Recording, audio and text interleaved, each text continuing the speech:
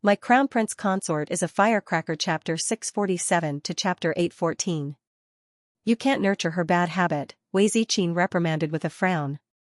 What kind of person is she if she's like this outside? We're in the capital right now, and everyone in our family has to fight for your honor when they go out. Mom, I'm very well behaved and well-mannered outside. Xiao Lin made a standard greeting and called out gently, "Greetings to the Crown Princess." Wei Ziqing and Arbor both laughed. This mischievous girl, Arbor poked her little head. Come, let sister take your pulse. Xiao Lin extended her wrist, and before long, Arbor had her switch hands. After taking her pulse, he nodded and said, "Your body is quite good." Her mystic energy surged powerfully, and her aura was dense and prolonged. Although she was only a mere level 4 mystic cultivator, the strength of her body's recuperation and the expansion of her mystic meridians were very good.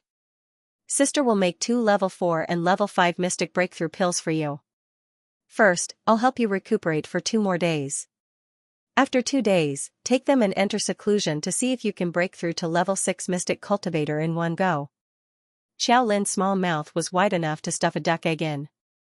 Sister? Sister? Xiao Lin was simply in disbelief. She was currently a level 4 mystic cultivator, but from Sister's words, it seemed like advancing to level 6 mystic cultivator overnight was an extremely simple matter. It's fine. Work hard. Even if you can't advance to level 6 in one go, it doesn't matter. You should be able to steadily advance to level 5 mystic cultivator. Arbor comforted his sister before turning around to take his mother's pulse. Mom's foundation is weak. Let me help you recuperate first. Don't be in a hurry to advance, lest your mystic meridians become chaotic and cause chi deviation if you forcefully advance, Arbor said. Mom is already so old. It's already a pleasant surprise to be able to become a mystic cultivator. How can I demand anything else? Only then did Wei Ziqing return to her senses. Her eyes were actually brimming with tears as she grasped Arbor's hands. She muttered to herself with an agitated expression, "Jojo, tell Mom, did you? Did you become an alchemist?" What his daughter was talking about just now should be pill refinement, Arbor nodded. He was a little surprised that his mother would be so emotional. He helplessly patted her hand and said, "Didn't you already know that I have some medical skills? That's different. How could that be the same? You've become an alchemist." Madame Wei continued to mutter, "Daughter, an alchemist is very different from a normal doctor. Alchemists are quite impressive." Yes, yes, yes. Arbor could only nod along with his excited mother. Mom, don't wake me up before dinner. I'll concoct a few pills for little Lin and the others. Okay. Go ahead. Mother and your younger sister won't hinder you. Wei Ziqing beamed from ear to ear as she nodded. She pulled her younger daughter towards the door as she muttered, No, this is such a good thing. You must tell your father and have him open the ancestral hall. I want to pay respects to the ancestors. This is the manifestation of our ancestors. Arbor, Mom, aren't you exaggerating a little too much? Because she didn't have a handy medicinal cauldron, Arbor still took out a very ordinary cooking stove to concoct her pills. If other alchemists were to see that this strange child had used this crappy little cauldron to concoct those high-grade pills with purple veins, they would probably vomit blood and faint from anger. Arbor washed her small hands clean and calmed her mind. She took out a few stalks of herbs for concocting a level 11 mystic breakthrough pill and began to carefully grind them. It was still because she didn't have a medicinal cauldron, so the little fellow could only make a porcelain jar on the small stove to make her pills. If those people from the Pill Alliance saw this scene, they would definitely slap her to the wall, making her unable to be pulled down. You freaking made a small jar for stewing tonics, and your sister stewed it there, and you actually made a purple-veined pill. Why don't you go to heaven? That was why it was more convenient for her to use a small jar to stew medicinal powders, ointments, and the like. It was also fine to make medicinal liquids, but refining pills was a little out of place. Who asked her to be so poor that she didn't even have a decent medicinal cauldron? However, her alchemy and medical skills were all made up by herself. Before eldest Qin told her about medicinal cauldrons, she didn't even think that there was such a thing as a medicinal cauldron. Perhaps that master of hers, who was rather capable in the medical field, also did it like this. Otherwise, why didn't she have any information about medicinal cauldrons in her mind? How would she know that her capable master basically didn't need to worry about refining pills in the later stages? He just needed to throw the medicinal ingredients in, and he didn't even need to control the heat, and it would form pills on its own, unlike her, who still had to bitterly watch the heat. So it took so long, and she could only refine 2 types of pills in a little over 2 hours. It really made her depressed. With this kind of refining speed, she didn't even have the face to tell others that she was an alchemist. That patient was about to die, and she still needed to refine pills for an hour. That person would have kicked the bucket long ago, sigh. A certain darling supported her chin with one hand as she squatted beside the small stove. From time to time, she would use mystic energy to adjust the heat and gently brush the lid of the porcelain jar. She had to think of a good idea to speed up. She still had to refine pills for Dad and the rest. This way, she wouldn't be able to finish even if the sky turned dark. When Emo Lian stealthily sneaked in, he saw his wife's small, bitter face as she fretted over a small pot of stew. He was simply a little stunned. His phoenix eyes suddenly widened. "This is? You won't tell me. You used this small stove and small white porcelain jar to stew your purple-veined pills? What do you think?" Darling Chow was already feeling a little hopeless from waiting. Therefore, after she learned how to concoct medicine, to be honest, she hadn't really concocted many pills. It was simply too slow, so slow that she wanted to sleep. "You?" Crown Prince Emo was simply at a loss for words as he looked at his eccentric wifey. "How many times have you succeeded in refining pills?" Emo Lian couldn't believe it. A certain baby rolled her eyes and gave him a look that said, "Nonsense." Student Emo felt that the bronze cauldron he used was already broken enough. It was simply a waste of his great talent in refining weapons. However, using such a broken cauldron, he could still make something like a level 15 spirit weapon. If this were to spread out, it would really shock the world. However, this time, he felt that those people who thought that he was enough to shock the world were definitely ignorant and inexperienced. They had not seen the weirdness of his little wife. This was the oddball girl of the entire alchemy world. "Jojo, where are the pills you refined?" "Here." Arbor's little mouth twitched as he showed him the few jade-white pills in the lid of the teacup. This time, Prince Emo couldn't help but slightly open his mouth. There were 4 small round pills in the lid of the teacup. Based on his experience, he had never seen anyone who could refine so many pills in one afternoon. "You actually refined 4 pills in one afternoon? What kind of pills are these? It smelled so good. Are you kidding me? If I can only refine 4 pills in an afternoon, then I don't want to live anymore." Arbor rolled his eyes and threw him a small porcelain bottle. "And this?" "Prince Mo.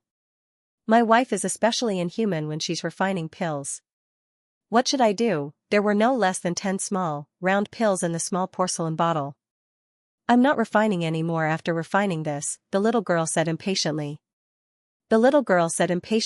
Refining 20-something pills in one afternoon, it's so slow. Prince Mo, if there were other alchemists present right now, they would definitely want to beat her to death. "These are all level 11 mystic breakthrough pills?" Prince Mo asked as he held the small bottle. "No, 10 level 11 mystic breakthrough pills and 6 stasis dispelling pills."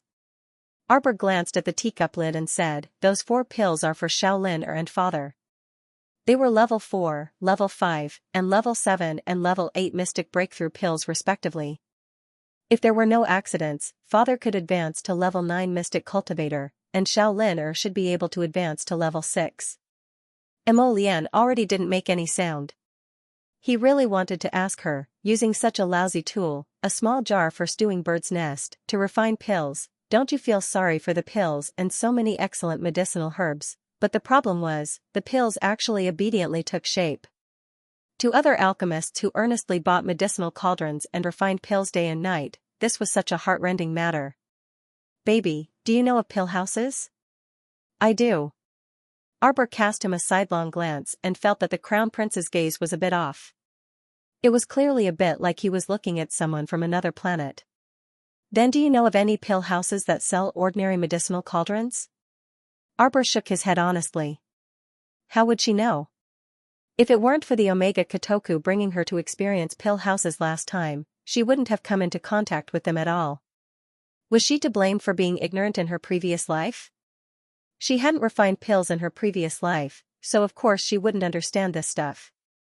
You spent the entire afternoon refining level 11 Mystic Breakthrough pills and blood stasis dispersing pills. You even refined Mystic Breakthrough pills for Shaolin and Father. How did you manage to concoct them in such a short time? The Crown Prince was extremely curious. Classmate Arbor looked at him as if he was looking at an idiot. He raised his hand and patted the small porcelain jar.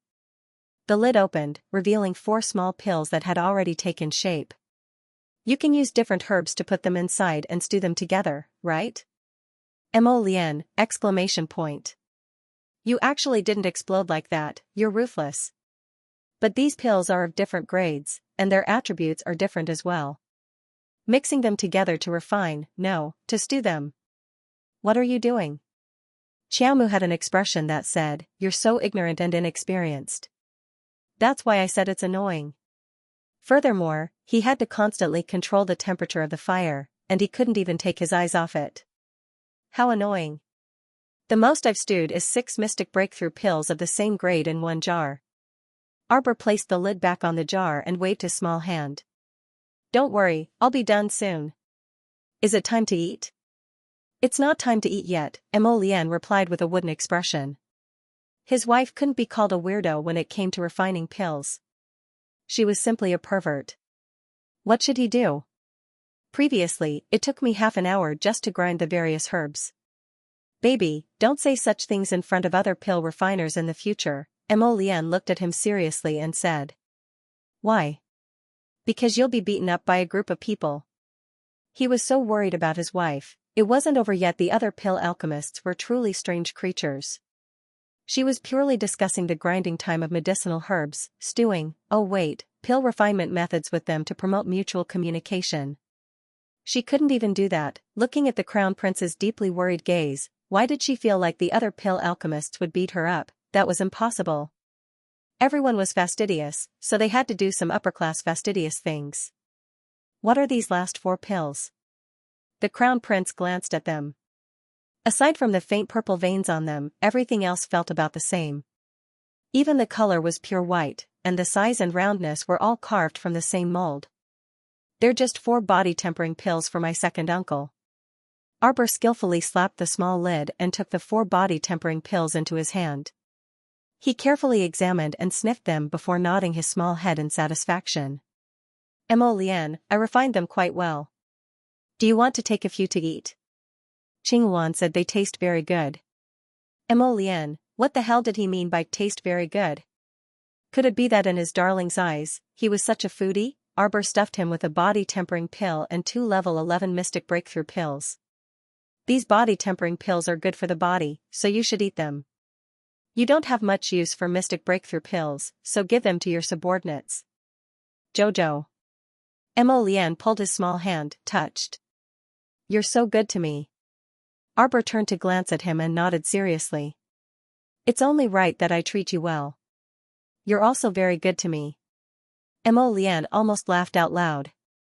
Look, his Jojo was such an honest darling. Mo-Lien reached out to cup her small chin with a grin. Just as he was about to plant a kiss on her lips, he heard hurried footsteps outside the door, and Duan Yu's killjoy voice drifted inside. Chow chow. Time to eat. Mo-Lien picked up that scalding pot of stew and threw it in Duan Yu's direction. Arbor immediately jumped up and shouted, Hey, catch. Don't break my medicine jar. Duan Yu originally wanted to kick it away, but when he heard Jojo's words, he quickly hugged the medicine jar to his chest and looked over in bewilderment. What is this thing? Aya, you 2 brothers, don't ruin it. If you want to fight, do it outside. I only have 1 pot that I can use to refine pills. If I break it, I'll have to find another pot. As she spoke, our dear Xiaomu took back her jar from Duan Yu's hands with a treasured expression and ran to wash it. Duan Yu looked in bafflement at Mo-Lien, who was walking over with her hands behind her back. What kind of mystic weapon is that jar? Look at how nervous Jojo is. Mo-Lien rolled his eyes at him. It's just an ordinary pot of medicinal stew that I bought from a street stall. What profound artifact.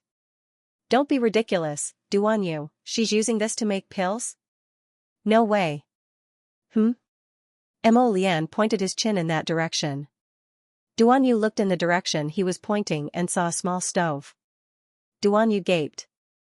Tools for refining pills? Arbor ran over after washing the jar. When she saw Duan Yu still standing at the door in a daze, she thought for a moment before taking out a body-tempering pill from her pocket and tossing it to him. This is for you. She gave the remaining 2 body-tempering pills to second uncle. Let's go eat. Arbor put away her set of tools for refining pills and was led out the door by Mo Lian. She even looked back curiously at the dazed Duan Yu. What's wrong with him?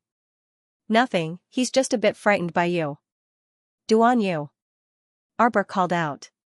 Duan Yu hastily followed her out the door. Duan Yu looked at Arbor incredulously the entire way. Jojo, I must obtain the 9 stars mirroring the moon cauldron for you tonight no matter what. His Jojo actually used a set of goods from a street stall to refine pills. This was too much of an insult to her skills. I've already prepared the pills that person wanted. The earlier we finish eating, the earlier we can leave and the earlier we can return. Hopefully, that person was a straightforward person. Arbor wasn't willing to waste his breath on others. Our dear Xiao Sen was brought back from the academy by a servant, but he still cowered and evaded his eldest sister when he saw her. The family ate a joyous and harmonious meal. Arbor took out the finished pills and gave them to father, second uncle, and Xiao Lin. The 3 of them were overjoyed, and they practically couldn't take their eyes off the pills in their hands. After we finish eating, we plan on going to Wuruan Pill House to see what exactly that medicinal cauldron that has been talked about looks like. Xiaomu said, I'll be back later. Just send someone to leave the door open. Wei Ziqi nodded and instructed, don't be too late. Meanwhile, Xiao Lin and Xiao Sen gazed at their sister eagerly, looking like they wanted to go with her. However, due to their mother's fierce expression, they didn't dare to speak. Mom. Children, don't go jumping around so late at night. Your eldest sister is a pill alchemist. Wei Ziqi spat out these 2 words especially gloriously, her face practically glowing. Eldest sister is going to the pill house to handle serious business. You 2 should behave yourselves and stay at home. Don't disturb your sister. Xiao Lin and Xiao Sen looked at each other and drooped their small heads. Mom, it's fine. It's almost the new year, so the streets should be quite lively. Anyway, it's early after eating, so I'll bring them out for a stroll. They won't be back too late. Xiao Lin and Xiao Sen quickly raised their heads again, their round and bright eyes brimming with hope as they looked at Wei Ziqi. Wei Ziqi didn't know whether to laugh or cry at their antics, and she glanced at them irritably. Don't cause trouble for your eldest sister when you go out. I know. Mother, I'm very obedient. The 2 siblings hurriedly agreed. When they were eating, they also put in a lot of effort. Their hearts were about to fly out of their homes. After hurriedly finishing their meal, Arbor and the 2 children boarded the Crown Prince's carriage and headed towards Wurundan. Xiaoya didn't follow them. She politely bowed to Wei Ziqi, Xiao Zhongbang, and then went back to Nanju Garden to pack her things. This child, Xiaoyao, is getting better and better. Wei Ziqi sighed with emotion. She turned her head and saw her nephew, Xiao Hu, staring blankly in the direction of the other party's departure. She couldn't help but burst out laughing. Silly boy, you haven't seen Xiaoyao for a long time. Why don't you talk to her more? Isn't that so? Look at how silly he is. Why aren't you going? Second Uncle Qiao reached out and slapped his son's head. Xiao Hu jumped up and left in a hurry. The carriage rolled along Minshun Avenue for a while at a moderate speed. Before they reached Wurundan House, they saw that the road was already congested. Moreover, the snowy road was difficult to travel on, so 2 carriages actually crashed into each other and were stuck in the middle of the road. The servants of the 2 families accused each other and argued loudly. Arbor lifted the curtain and peeked out to take a look. The road ahead is blocked. Let's get off the carriage and squeeze in. The transaction hasn't started yet. Let's go to the 3rd floor of that restaurant. When the time comes, we can just shout. Mo Lian couldn't bear to let his little fellow squeeze in with a bunch of stinky men, so he pulled her little hand and pointed forward. Time to sleep, Arbor raised her small head. This 3-story restaurant wasn't large, but it happened to be right next to the pill house, so it was already packed with people. How could there still be seats like this? This restaurant is actually still operating normally? What were they scheming? Arbor was a bit curious. Those who sold sesame seed cakes would sell sesame seed cakes because they wanted to barter with others for other daily necessities. But a restaurant was different. A restaurant would definitely have a rich variety of dishes and ample wine. Of course. Mo Lian smiled at her and held her small hand as they walked towards the restaurant. There are 5 inns and restaurants in the entire capital that are operating normally. Of course, their prices are a bit higher. They don't buy gold, silver, pearls, and jade, but all kinds of forging materials, medicinal herbs, and at the very least, mid and high-grade magnetite. Mo Lian leaned close to her and whispered, "This is a profitable business with little capital. That piece of supreme-grade blood-forged gold was bought from here." Darling Qiao's eyes suddenly bulged as she looked at the crown prince like he was an unscrupulous merchant. She lowered her voice and asked, "This restaurant is yours?" Mo Lian nodded rather smugly. "How is it? Hubby runs a good business, right?" When Duanyu heard this, he gave a disdainful harumph. "Using your power to bully others and plunder the people's wealth." Mo Lian cast him a sidelong glance and spat at him. What did a brat know? The night pavilion's intelligence-gathering work had to be carried out in restaurants and teahouses. All 5 inns and restaurants in the capital are yours? That's not it, there are only 3. As long as it's called Morning Cloud Restaurant, it's ours. Mo Lian led the little fellow inside. The innkeeper recognized the crown prince's identity at a glance, but he didn't dare to make a fuss. He only quickly welcomed them and respectfully escorted them to a private room on the 3rd floor. He arranged for a waiter to eagerly pour tea for them and then went to prepare the dishes. Mo Lian waved her hand and said, "Don't be busy. We just finished our meal and came over. Just some tea, pastries, and snacks will do." The innkeeper quickly agreed respectfully and quickly led people out to prepare. "Is business good here?" "This place is a little more remote, so the business isn't as good as the other 2 restaurants. However, due to the special circumstances of the past few days, the restaurant's business has improved a lot because of the pill house's auction. No wonder His Highness the Crown Prince is in such a hurry to cultivate a batch of edible vegetables. I reckon that if he continues to operate like this, his private stockpile of grain will be depleted." Duanyu harumphed. The 2 children didn't interrupt, but when they saw that the tea and snacks were served, they happily ate them. Arbor tilted his head and thought for a moment. "If it's just vegetables, fish, prawns, and fruits for the 3 restaurants, I can think of a way. But there are fewer meat birds." Her paradise planet's vegetables and fruits, especially the peaches, were almost unable to store them all. However, he could take out some to supply them. There were plenty of fish and prawns in the lake, so Chocho only needed to catch some casually. Even now, Paradise Planet was still not very willing to accept living creatures from the outside world. Therefore, it was very rare to put living animals from the outside world inside.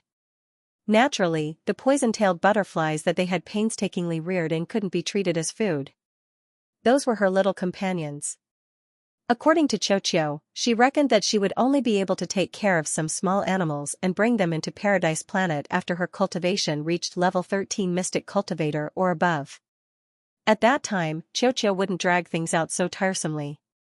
Arbor propped up his chin with one hand and looked back. He saw 2 youths looking at him, waiting for him to continue. Unfortunately, she couldn't invite them into Paradise Planet to take a look, and Darling Qiao was too lazy to explain so much. So, she looked at them and directly took out 2 peaches from Paradise Planet. "Try it. It's a bit tastier than before. I can supply this kind of peach for a long time in the restaurant. But it can only be exchanged with medicinal herbs." Mo Lian was long accustomed to the little fellow taking out peaches from time to time. Duanyu, on the other hand, was taken aback as he stared blankly at her. "This peach, is it the peach from the paradise we went to back then?" Duanyu clicked his tongue in wonder. When he took a bite, he felt that the moisture was extremely good and the texture was excellent. It practically melted in his mouth and even converged into a warm current that merged into his mystic meridians. This was a rare and excellent product. There was a mellow mystic energy hidden inside the peach. Although there wasn't much, it was very rich. Just a few drops merged into the mystic meridians and it could cause a ripple in one's mystic energy. If he could feel it eating with his cultivation, it would definitely imperceptibly increase the concentration of mystic energy in his body if he took it for a long time. However, when he took a bite, he glanced over and saw the two children staring at him eagerly as if their saliva was about to fall out. What should he do when he suddenly felt like he was bullying children? Sister. The two children turned their heads at the same time and looked at their sister eagerly. Arbor couldn't help but find it amusing, and she reached out to take out two ebony blue storage talismans. Here, I won't forget your share. She had already prepared them for her two younger siblings. There were over 1,000 peaches inside, as well as many other fruits and snacks, enough for them to eat for a long time. Don't be greedy and eat too much until you can't eat.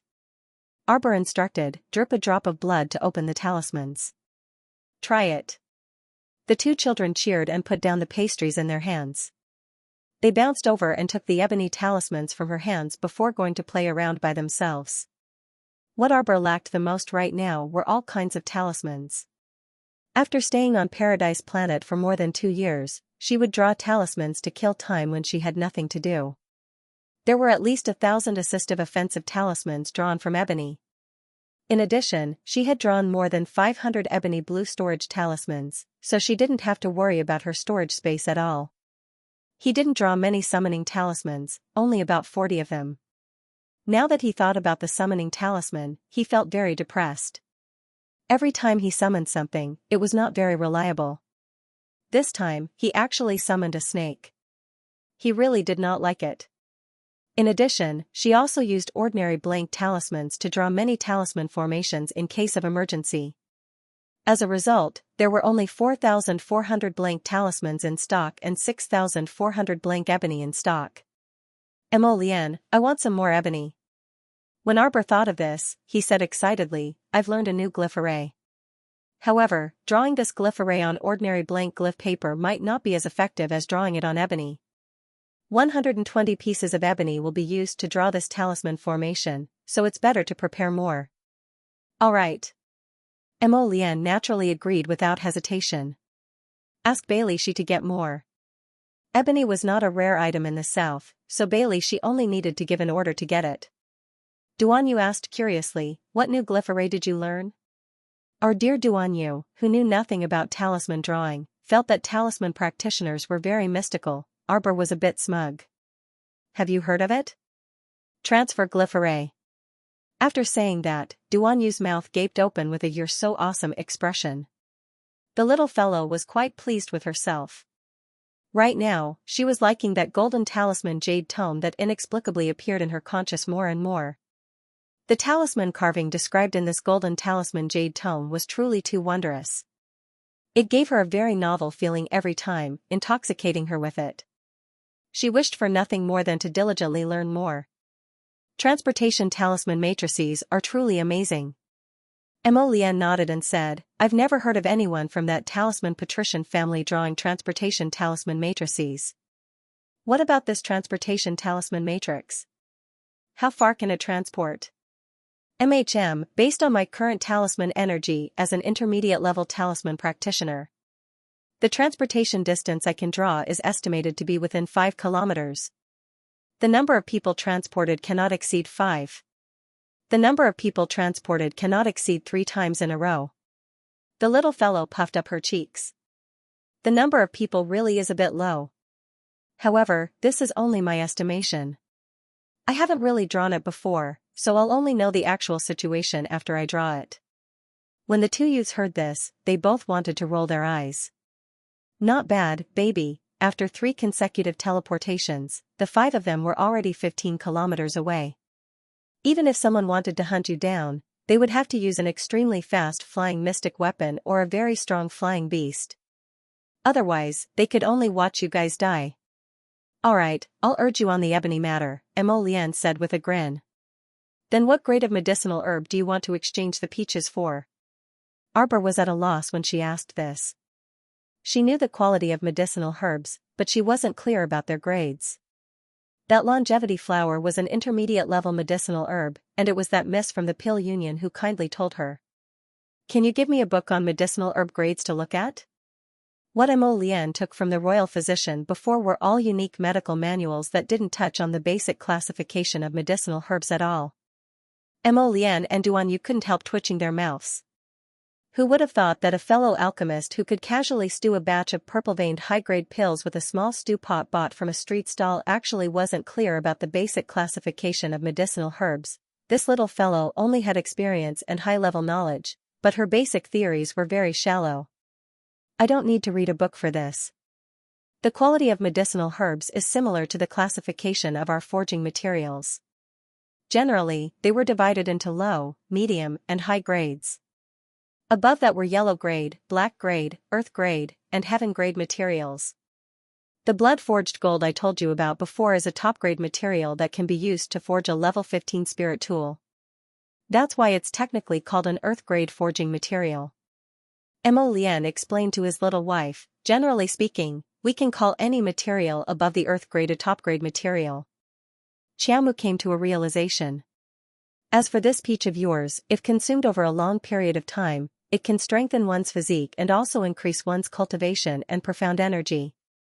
The profound energy contained within the peach is extremely dense and is not bad at all. I suggest that you at least exchange it with medicinal herbs of profound grade and above, so that you won't suffer a loss. Arbor nodded repeatedly. Then I'll leave it to you. Save me the trouble, Mo Lian naturally agreed with a smile. Arbor then gave her an ebony talisman that contained more than 1,000 peaches. When she turned around to look, she saw that guy, Duan Yu, looking at her eagerly. Thinking about how Duan Yu had helped her a lot, she couldn't favor one over the other, so she also tossed him an ebony blue storage talisman that contained a lot of peaches. She also gave him 2 empty storage talismans to store things. After a round of distribution, people were already shouting at the entrance of the pill house downstairs. Mo Lian, I have a lot of vegetables and grain. If the restaurant doesn't have enough to sell, you can look for me, Arbor said to Mo Lian. Paradise Planet's vegetable fields had already reached a certain scale. Now that Xiaoqiu was bored out of his mind, he started thinking about planting food. Presumably, it wouldn't be long before Xiaoqiu built 2 more granaries to store things. Fortunately, Paradise Planet's surface area was very large. It was comparable to 5 or 6 times Shijiao City's surface area, so it could do whatever it wanted. If there was an abundance of food production then, they might not be able to satisfy other needs, but they might at least be able to supply food to the capital first. Mo Lian smiled faintly and said, there aren't that many people in this restaurant usually. After all, the price is right there. How many people would be so extravagant as to spend so many magnetite just for a good meal? My stockpile of grain is enough for the time being. It'll be fine for at least a year or 2. Did you forget that when we raided Xianxia town, I also took a lot of grain? Arbor nodded. It was fine as long as there was no problem. Mo Lian, I have a batch of winter fruits in my stockpile. I can take them out. When the time comes, send someone to distribute them to the people in the shanty town on Shilua Street. There were many incidents of smashing and looting on Shilua Street. It was all because refugees from the outer city had gathered there. In the end, it was all because of the lack of food. Mo Lian was slightly taken aback.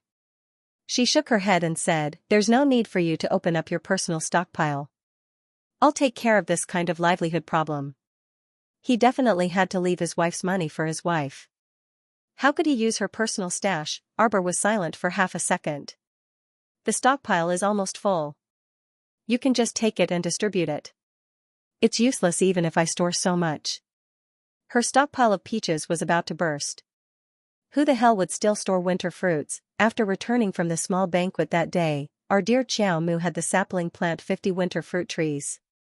Because this winter fruit could be planted even in a world of ice and snow, there were no suitable conditions for planting it. Planting it in a paradise was simply a waste of talent. In addition, Xiaoqiu had specially cultivated the little tree and used some unknown method to accelerate its growth. In less than 2 days, Xiaoqiu had actually harvested several batches of the 50 winter fruit trees. The fruits piled up to the height of a small hill on the ground. It was really annoying to look at. It's delicious. I'm not lying. Why don't you try it? Since she took it out to give to the victims, it was naturally something good. She would not cheat those poor civilians. The two men, cough, cough, cough. Duanyu drank a mouthful of tea to calm his nerves before grabbing a winter fruit in passing. Jojo, it's fine if you say that in front of us, but you mustn't say that to other people. Why? You'll be beaten to death. Everyone else is rushing about for food, but you're worrying that the storehouse can't hold the food anymore. How can you endure this? Arbor nodded honestly and asked casually, is it delicious? He saw his sister-in-law's two little heads nodding furiously. So bad, so bad. Sister. Give me some more. This winter fruit tasted completely different from other stores' winter fruits. It was sweet and refreshing, and the flesh was so crispy that one almost had to swallow their tongue. Arbor speechlessly glanced at the two foodies. Even something as ordinary as winter fruit was delicious. Helpless, he took out a lot more and had the two gluttonous little fellows store it in their storage talismans. Duanyu lamented with a smile, the taste is indeed not bad. Compared to ordinary winter fruits, it's sweet but not greasy, and the flesh is very crispy. That's good. I'll put these winter fruits into talismans for you later. Take them to Shilua Street's Shed District and distribute them, Arbor said to Emolian. Emolian's heart naturally softened. She only felt that her wifey was incredibly considerate. Who said that his wifey was fierce? Look at how soft and gentle her heart was. Of course, this matter still needed to be discussed with the Ministry of Revenue. Merely providing financial assistance wouldn't solve the fundamental problem. The main thing was to make the young and strong work and distribute according to their work so that they would get what they worked for. Emolian temporarily suppressed these chaotic state affairs and pointed outside the window. That person is the owner of the 9 stars mirroring the moon cauldron? Xiamu hastily raised her small head to look down the window. They were all sitting by the window, and Xiaosun even eagerly climbed onto the soft brocade on the windowsill. He propped up his chin and looked down. There's no cauldron, sister. Since that cauldron is unusual, it should be able to change in size, Arbor casually muttered. However, Duanyu scoffed. Don't be in such a hurry. Look, it can still change in size. It'll be out soon. Sure enough, it wasn't long before 3 to 5 burly men walked out, heaving a gigantic 3-legged copper cauldron that was more than 2 meters tall. Arbor, the cauldron's body was inscribed with a very imposing 9-star design, with a crescent moon hanging high in the middle. It looked quite authentic. But it was so big. It looked like a fake. Emolian's mouth also twitched. Are you sure this is the legendary 9 stars mirroring the moon cauldron? It couldn't be a knockoff, right? This person went to great lengths to take it out to sell every day. With so many witnesses, could it be that he still dares to take out a fake? Duanyu asked with wide eyes. Arbor pursed her lips. She felt that this cauldron was far from the exquisite and beautiful appearance she had in mind. This cauldron wasn't even as small and portable as her stew pot. Moreover, no one has subdued this cauldron before. If I can take it for my own use, who knows, I might be able to change its size at will. Duanyu harumphed. Emolian held her teacup and nodded. That makes sense. Get out of the way, get out of the way. A series of noises came from the entrance of the pill house. 2 rows of guards escorted the 3 of them over. Arbor recognized the person walking in the middle. It was the old-fashioned girl from the alchemy guild that he had met in front of the elixir house. He looked to be in his early 20s and had a tall and slender figure. However, his face had always been taut and was rather stern and old-fashioned. The 2 people next to him seemed to be over 40 years old. They should be important figures in the alchemy guild. Master Hong, this way please. The old-fashioned girl stretched out her hand and led a middle-aged man in his 40s to the red copper cauldron. Beside the red copper cauldron stood an old man. His back was slightly hunched, and his eyes were slightly sluggish as he looked at the middle-aged man. The middle-aged man, Master Hong, glanced at the old man before his gaze landed on the red copper cauldron. He carefully sized it up and even touched it a few times. He then sneered, "What kind of material is this cauldron made of? You actually dare to carelessly pass it off as some 9 stars mirroring the moon?" The old man's eyes instantly widened, and he rolled his eyes.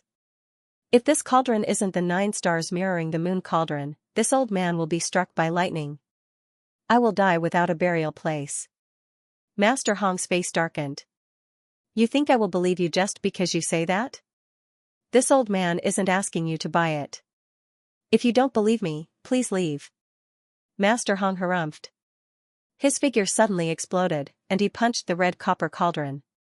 The old man's eyelids didn't even twitch, but the cauldron didn't move at all. Master Hong, on the other hand, was knocked back several steps by the recoil.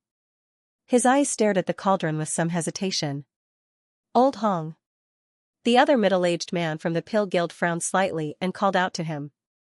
At this moment, a plain voice suddenly floated down from the 3rd floor of the Morning Cloud restaurant.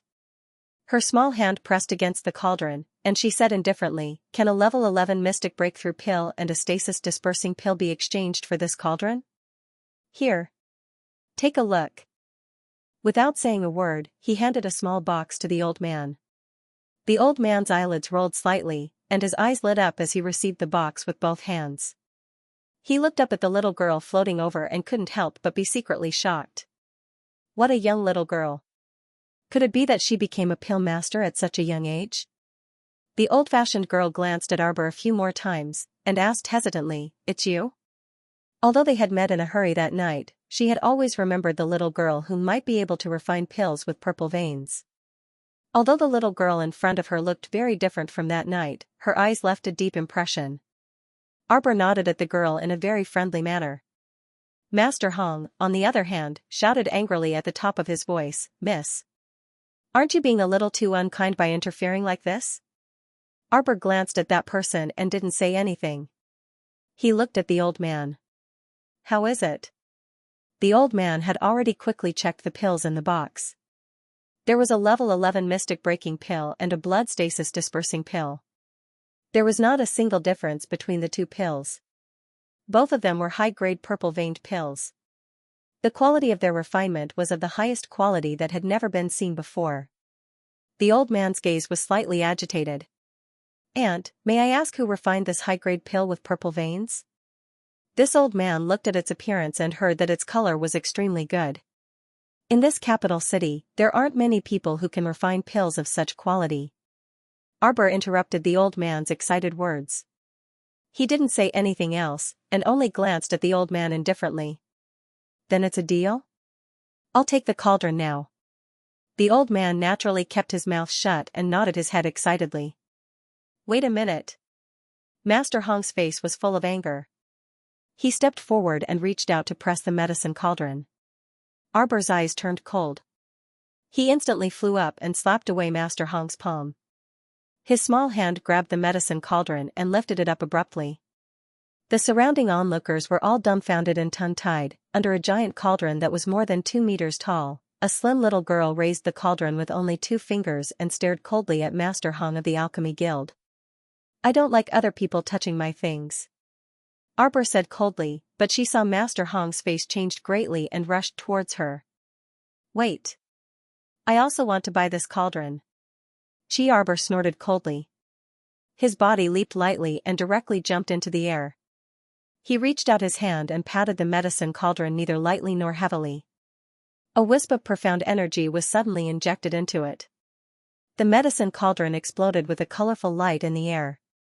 In just a moment, it disappeared in front of everyone. Master Hong was so angry that he almost vomited blood on the spot. "You. Time is fleeting. It's your lack of foresight that doesn't know how to grasp the present." Arbor coldly threw his words at him, making people feel stifled. She didn't even look at Master Hong and went straight back to the restaurant. "See you tomorrow." "Oh, I've adjusted the time to daytime."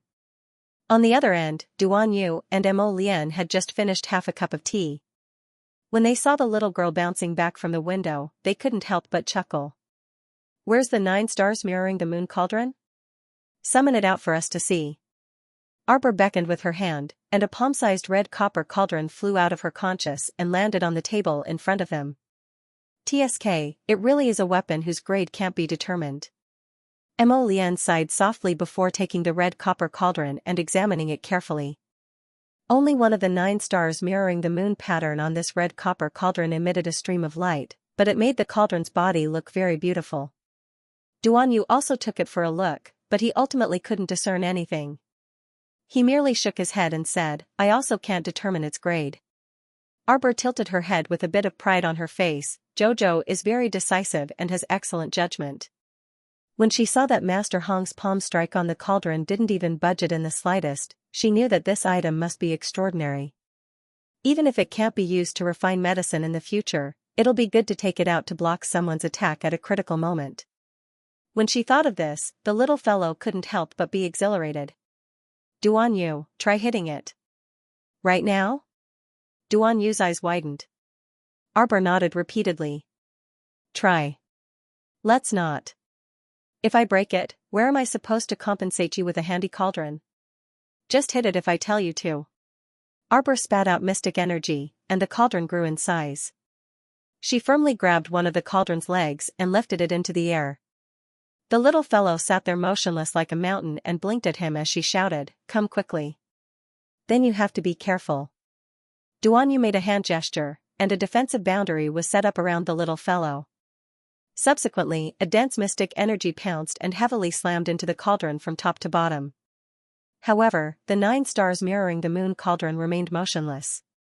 Arbor's small hand was slightly numb from the shock of Duan Yu's mystic energy. He quickly recalled the small cauldron into his conscious and massaged his aching wrist. When Mo Lian saw this, she quickly grabbed Duan Yu's petite hand and rubbed it. She grumpily glared at Duan Yu and reprimanded, You didn't know how to control your strength. Duan Yu was also anxious. He stood up and walked to Arbor's side. Jojo, did I hurt you? No. Arbor shook his head. It's just a little shaky. Duan Yu, how much mystic energy did you use earlier? I've already used 30% of my profound strength. He was wrong, he should have only used 10%. Arbor, get the hell out of here. The little fellow stretched out her little foot and stomped on Duan Yu's foot in a huff with a look of disdain. Scram scram, he had only used 30% of his profound energy and it was enough to make her wrist hurt. How infuriating, is Jojo mad at me? Duan Yu actually turned to look at Mo Lian, who was chuckling on the side. Mo Lian glanced at him as though she didn't see him. She then carried Arbor over and continued to massage her petite wrist. She even instigated, Don't be good friends with Duan Yu in the future. It's simply baffling, using 30% of your strength to hurt our Jojo. That was right. It was better not to have any friends. Arbor nodded. Duan Yu, Jojo. Duan Yu hastily expressed his stance and coughed lightly. Although I'm only slightly better than you in terms of cultivation, think about it. You know how to refine pills and draw talismans, but I'm completely clueless about both. So you're still the formidable one, right? Arbor glanced at him and pondered for a moment before nodding. She felt that Duan Yu was completely right. Mo Lian whispered into her ear, Darling, you might have really picked up a treasure this time. This medicinal cauldron could even block 30% of Duan Yu's attack without any fear, and the cauldron's body didn't even flinch. I reckon it's completely fine as a defensive shield in a critical moment. See, that was what she was thinking. Arbor reached out and patted Mo Lian's shoulder, giving her a great minds think alike expression. Her thoughts always coincided with Mo Lian's, making her feel that classmate Mo Lian was perhaps the person who understood her the most in the entire world. Even if this medicinal cauldron wasn't a vessel that could be used to refine medicine, it wasn't a loss for her to exchange 2 pills for a defensive shield. Seeing her adorable expression, Mo Lian couldn't resist pinching her ears. Before she could say anything, she heard the door to the room being kicked open with a bang. The door panel bounced back violently, almost hitting the person who kicked the door open in the face. The old-fashioned girl followed Master Hong in awkwardly and glanced at Arbor apologetically. Sorry for disturbing everyone. Old Hong. Another man in his 40s from the Pill Union frowned and looked at Master Hong, whose behavior was out of line, with disapproval. They had indeed rushed here to exchange for the 9 stars mirroring the moon cauldron after receiving Chen Huron's news. However, it was Old Hong who didn't believe in someone else's medicinal cauldron in the first place and lost the initiative, allowing the little girl to obtain it. There was no right or wrong in this matter. Old Hong appeared too overbearing by refusing to let go of the little girl like this. The old-fashioned girl, Chen Huiran, also looked at Master Hong in displeasure. Master Hong, quickly leave with us. Forcefully barging into someone else's room truly made her feel humiliated. No way. What use does a little girl like her have for that 9 stars mirroring the moon cauldron? Didn't she take it because she found the medicinal cauldron fun? Master Hong said unreasonably, moreover, we were the ones who took a fancy to that cauldron first. How can we let others benefit from it? Could it be that our pill union is afraid of a few mere youngsters? You? Chen Huiran's long, shapely eyebrows furrowed as her face tightened. She suddenly flung her sleeves and retreated to the side. Simply unreasonable. Grandmaster Hua, I won't interfere in this matter. Let him be. Bang. Master Hong took out a small box from his bosom and heavily placed it on the table. Here are 2 level 11 mystic breaking pills and 1 blood stasis dispersing pill. Take it as a bargain for you. Hand over the 9 stars mirroring the moon cauldron. Inside the room, Jolin and Jolin opened their mouths slightly. They looked at the middle-aged man who had suddenly barged into the room and spoke very impolitely. Mo Lian and Duan Yu continued to drink their tea. They merely glanced indifferently at that idiot who barged in but didn't say anything. A moment later, the people who were gathered in front of the pill house and discussing heatedly turned their heads to take a look when they heard the sound. Master Hong, who had just aggressively gone upstairs to pick a fight, was kicked out of the restaurant by someone. At this time, he was lying flat on the street.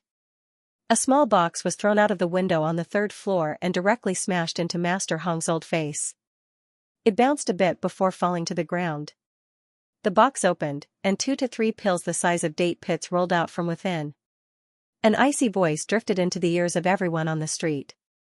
I would be embarrassed to even gift pills of this quality to a beggar. You should keep them for yourself to slowly eat. Little miss, you. Master Hua, who had followed Arbor's group from the 3rd floor to the 1st floor's lobby, was fuming. This was really not giving him any face at all. This girl directly threw one of their Pill Alliance's great masters out of the restaurant onto the street. She made their Pill Alliance's Master Hua fall on his back in full view of everyone, making a spectacularly humiliating fool of himself. Although Old Hong's actions were truly out of line, but that was their Pill Alliance. No one had ever disrespected their Pill Alliance like this. Arbor's group walked out of the restaurant without looking sideways and directly boarded the carriage. Mo Lian and Duan Yu glanced at the little fellow's displeased expression and silently stifled their laughter in their hearts. The 2 of them understood the little girl too well. The little girl was probably still quite angry right now. Someone had inexplicably forced her to buy and sell, so she would definitely be very unhappy. Was the little girl someone who lacked medicinal pills? She was too blind. Go to the Marquis's estate first. Mo Lian coughed lightly. The carriage driver immediately responded and flicked his whip, driving the carriage towards the Marquis of Jiayuan's estate. Master Hua still wanted to go up and reason with Arbor's group, but he was stopped by Chen Huiran. Huiran, why are you stopping me? I have to reason with that girl. Look at this, she's blowing up the matter. She's simply a newborn calf that isn't afraid of a tiger, completely disregarding our Pill Alliance. Master Hua was so angry that his face was flushed red. What do you want to reason with? Chen Huiran pulled a long face and bluntly said, the little girl obtained the 9 stars mirroring the moon cauldron with her own ability. Our Pill Alliance had to bully others and force a sale to snatch the medicinal cauldron back from the little girl's hands? Is this honorable if word of it gets out? Does it make the Pill Alliance proud? You. Master Hua was momentarily at a loss for words. He flung his sleeves and turned his head away with a huff. At this time, the 2 medicine apprentices from Wuruan Pill House had already helped the disgraced Master Hong up and walked to Chen Huiran and Duan Yu's side. Master Hong's old face flushed red. His lips trembled as he said resentfully, I will not let this matter go. Whether it was in his family or in the Alchemy Guild, Hongqing was a well-known figure. Who wouldn't salute him respectfully and call him Master Hong when they saw him outside? But it was such an unknown little girl who actually dared to talk nonsense to him and criticized his medicinal pills as worthless. He even said that even gifting it to a beggar was not good enough. It was simply infuriating. Chen Huiran sneered and said to Master Hua, I will return to the Alchemy Guild first. Hongqing angrily glared at Chen Huron's back as she left. He turned to Hua Feng and said, Master Hua, look at her attitude. You're just a mere mid-level alchemist in the Pill Alliance. How dare you be so rude to me, a high-level alchemist? Hua Feng persuaded Hongqing and pulled him back because he felt that many people were looking at them on the street right now, which made him feel even more humiliated. However, a seed of hatred was planted in Hongqing's heart. He felt that the stoic-faced little girl had trampled all over his dignity today. He would definitely seek revenge for such an insult in the future. After returning home from Arbor, she bid farewell to Mo Lian and Duan Yu and directly sent her 2 younger siblings back to their respective courts. She didn't take such a trivial matter to heart. After returning to Nanju Garden, she had long tossed that miscellaneous person beyond the highest heavens. When she woke up the next day, Xiaoyao walked in with a big smile on her face, holding a small box in her hand. Miss, Xiaoyi came by just now. He received Lord's orders and said he wanted to give you something. The little fellow had just finished washing up. Hearing this, she stretched out her hand and gave a small yawn. She nodded and said, What is it? Finish the porridge first and fill your stomach. You can have lunch later. Xiaoyao handed her a small bowl of red date porridge and said with a smile. Xiaoyao, you were guarding outside the whole night? Yes, Mississippi. Xiaoyao nodded her head and took a small box and placed it on the table. Don't guard tonight, go to sleep. What danger can there be in your own home? Arbor put down the bowl that she had eaten 2 mouthfuls of porridge and took the small box that Xiaoyao had placed on the table. Opening it, her eyes slightly flashed. Inside the small box, there was a vermilion pill that was neatly placed.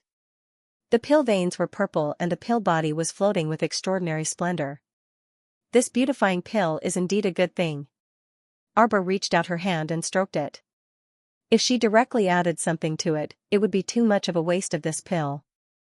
How about, Arbor pursed her lips and thought of another plan. With a paw sound, she closed the lid of the box and handed the small box back to Xiaoyao. Xiaoyao, give this beautifying pill to my mother for her to consume. Later, I'll make another one for myself. Originally, she wanted to directly tamper with this beautifying pill and then give it to that consort Xing to enjoy. But now, she changed her mind. Humph, such a good thing, naturally she couldn't let that woman take advantage of it. It was just right to show filial piety to her own mother. Yes, Mississippi. Xiaoyao will go now and be back soon. Xiaoyao chuckled, took the small box and quickly walked out the door. Arbor continued to drink a few mouthfuls of red date porridge.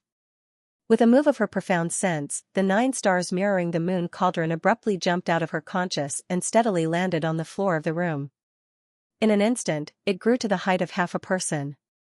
Arbor recited the names of a few more medicinal herbs and had Chocho deliver them to her. After she finished eating the porridge, she slowly began to process the few medicinal herbs on hand. After removing the dregs, only the essence of the herb was left. Arbor tossed it into the cauldron, and the cauldron immediately changed. The red cauldron flame ignited on its own, and the red copper cauldron instantly became transparent. The medicinal cauldron slowly rotated, and the star on the cauldron that was emitting a stream of light suddenly lit up. This beautifying pill that she had added a touch of the pure heat poison nether star seed should taste extremely good. Arbor supported his chin with one hand and glanced at the cauldron. He couldn't help but curl his lips in satisfaction. This cauldron normally looked very unremarkable, but unexpectedly, it was very beautiful when refining pills.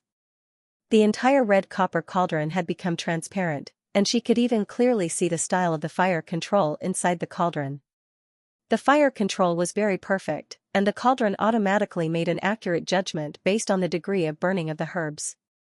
This meant that she didn't need to constantly watch from the side and constantly control the fire, saving her a lot of time and energy. Miss Chow was a bit happy. Sure enough, a good cauldron was twice the result with half the effort on the path of refining pills. With such a comparison, her set of lousy medicine refining tools could really be thrown to the back of her mind.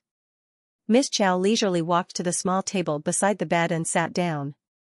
She took out a pure white jade communication tablet from her inner world and drew a few strokes on it with a talisman brush. In a flash, both the Hidden Pavilion and the Night Pavilion received a message from their mistress. Spread the news that Morning Sunlight Pavilion will publicly auction the exceptional beautifying pill in 3 days. Ding. A faint sound came from inside the cauldron. From the moment the herbs were put in to the moment the pill was formed, Arbor didn't even need to poke a finger. It was also because this beautifying pill was only a high-grade pill that Arbor didn't need to use mystic energy to increase the heat. In half a cup of tea's time, the pills were formed. This kind of speed made Miss Xiao very satisfied. With a sweep of her sleeve, a faint fragrance followed the 2 pills that jumped out of the cauldron, assailing her nostrils. As soon as Wei Ziqing stepped through the door, she took a deep breath of the fragrance. With a flushed face, she cried out in pleasant surprise, "Daughter! You're refining pills. Did Mother disturb you?" Arbor couldn't help but want to facepalm. She always felt that her mother was unusually happy that she could refine pills. "Mother, I've already finished refining." Arbor directly recalled the 9 stars mirroring the moon cauldron, which had extinguished its own cauldron fire, into her conscious. She put the 2 beautifying pills that had just come out of the cauldron and added ingredients into 2 exquisite wooden boxes. TSK, she only wanted to make 1 beautifying pill with added ingredients. She didn't expect the cauldron to make 2 for her. Wei Ziqing hurriedly jogged over and took one of the wooden boxes to look at it happily. Her mouth kept muttering, "Daughter, this pill is really well refined." Looking at this pill, it was sparkling white and translucent, small and exquisite. There was a faint purple pattern on the pill's body that flickered with light. As an amateur, she felt very happy looking at it. "Mother." Arbor helplessly helped her mother to sit down. In passing, she took the wooden box from her mother's hands and put it together with the other wooden box into her inner world, so as to prevent it from being carelessly placed and accidentally eaten. "Jojo, this beautifying pill that you gave Mother, why don't you keep it for yourself?" Wei Ziqing took out a small box from her pocket and said, "Mother is already so old, what need is there for beautifying?" "Mother, look, I can refine it myself. Those 2 pills just now were both beautifying pills. You can have as many as you want. This pill is for you to eat, so hurry and consume it. It's also beneficial to your body." Qiaomu poured a cup of tea while urging her mother to consume it. Wei Ziqing chuckled as she glanced at her daughter. Then, she complied and swallowed the beautifying pill. "Mother, the effect of this beautifying pill is somewhat similar to the gradual improvement of a person's appearance. The effect is not immediate. But slowly, after a month, 2 months, 3 months, you'll realize that your white hair is gone, and the fine wrinkles on your temples will also disappear. Your skin will become smoother, and your body will also have strength." Qiaomu held her mother's arm, and the mother and daughter pair chatted merrily for a while. Wei Ziqing laughed heartily at her daughter's teasing. She poked her daughter's forehead and said, "You mischievous girl, you just like to cajole your mother." When the mother and son were in a good mood. On the other side, in State Uncle Zheng's estate, Xianxia was currently throwing a fit at second manager Qi. "What are you doing? How did the meat that was about to be in our hands fly away?" A middle-aged man with a slightly pointed chin and a goatee wearing a cyan brocade robe paced back and forth in the living room with his hands clasped behind his back. Second manager Qi sprawled on the ground and said meekly and pitifully, "This subordinate also doesn't know how this happened. This subordinate just brought people to that merchant overnight, but they were all in vain. Later, when I asked around in the neighborhood, I found out that the merchant had already moved out overnight and even sold the beautifying pill to Morning Sunlight Pavilion." Jing Chao went up and gave second manager Qi a kick. "Useless dog slave. Tell me yourself, how are you going to explain this to Consort Jing?" This wretched servant, he didn't even settle the matter properly and was eager to claim credit in front of Consort Jing. Otherwise, there would still be room for negotiation. Second manager Qi hastily said with a bitter expression, "Her Majesty already knows about the beautifying pill. We must get the beautifying pill for her no matter what."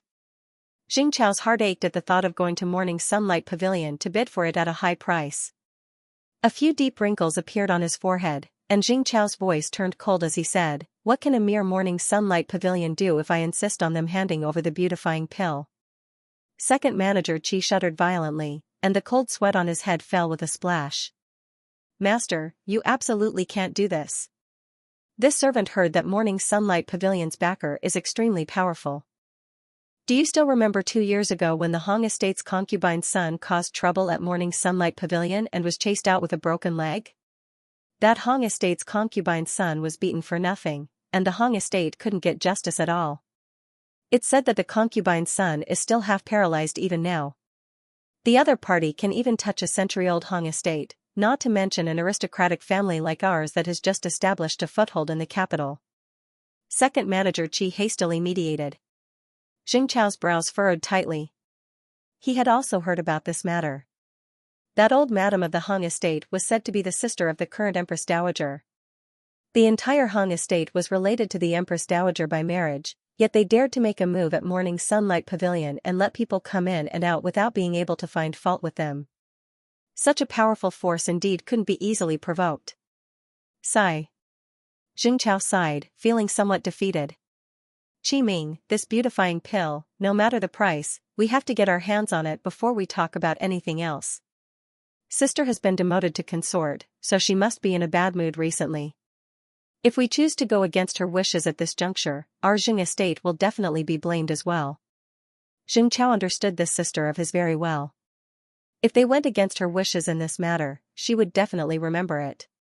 She was a scheming person, and who knew when she would be promoted to consort again. After all, the great king had doted on his sister greatly all these years. How could old feelings be broken so quickly? Let the manor calculate how many profound stones we can use. It's said that Morning Sunlight Pavilion also collects rare-colored glass gems.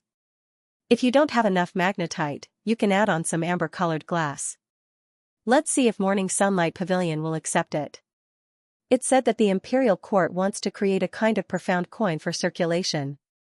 It's made from profound stone, so maybe it'll be more convenient for transactions in the future. Xianxiao sighed again. If you really can't do it, you can go to the rooms of the various young ladies and young masters and see if there are any profound armaments that you can sell to Morning Sunlight Pavilion at a discount. Hopefully, it won't come to that. A small beauty pill shouldn't have a sky-high price. He just hoped that the day of the auction would go smoothly and that there wouldn't be so many people fighting over this beauty pill with them. The more Xianxiao thought about it, the more upset he felt. He simply flung his sleeves and threw this matter to Second Manager Qi to handle while he went out to find his concubine to relieve his boredom. Qi Ming scowled miserably and ran to the senior manager to ask for money, only to be berated by the senior manager. The Jing estate's situation had been terrible for the past 2 years. Especially after the zombie outbreak, the estate's income was barely enough to make ends meet. Relying on the old master's meager salary from the imperial court, it was not enough to support the operation of the estate. In addition, there were many people in the Jing estate, including all sorts of concubine-born children. Other than sixth young master, all of them were gluttonous and lazy. It was over. Qi Ming followed the senior manager to the accounts room.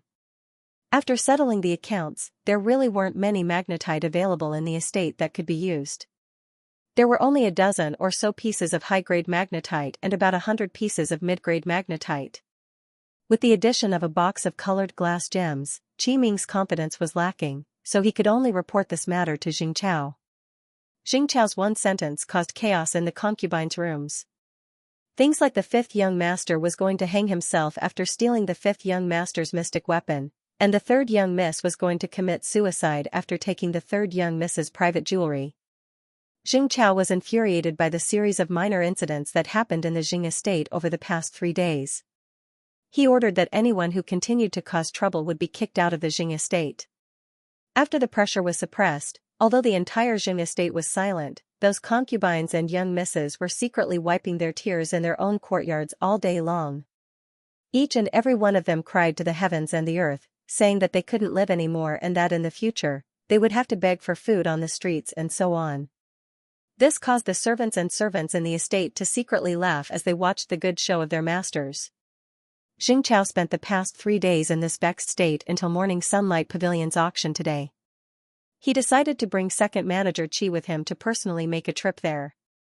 This was called cutting off all means of retreat and sinking all boats. He was determined to obtain the beautifying pill no matter what. He was already so miserable. If he still couldn't obtain the beautifying pill and curry favor with his sister, his future days would probably be even more miserable than they were now, Morning Sunlight Pavilion's auction date was always set at the beginning of the month. However, this time, it was a special auction for the precious beautifying pill, so the time was a bit arbitrary and it was set at noon. It had to be said that this beautifying pill was really quite popular.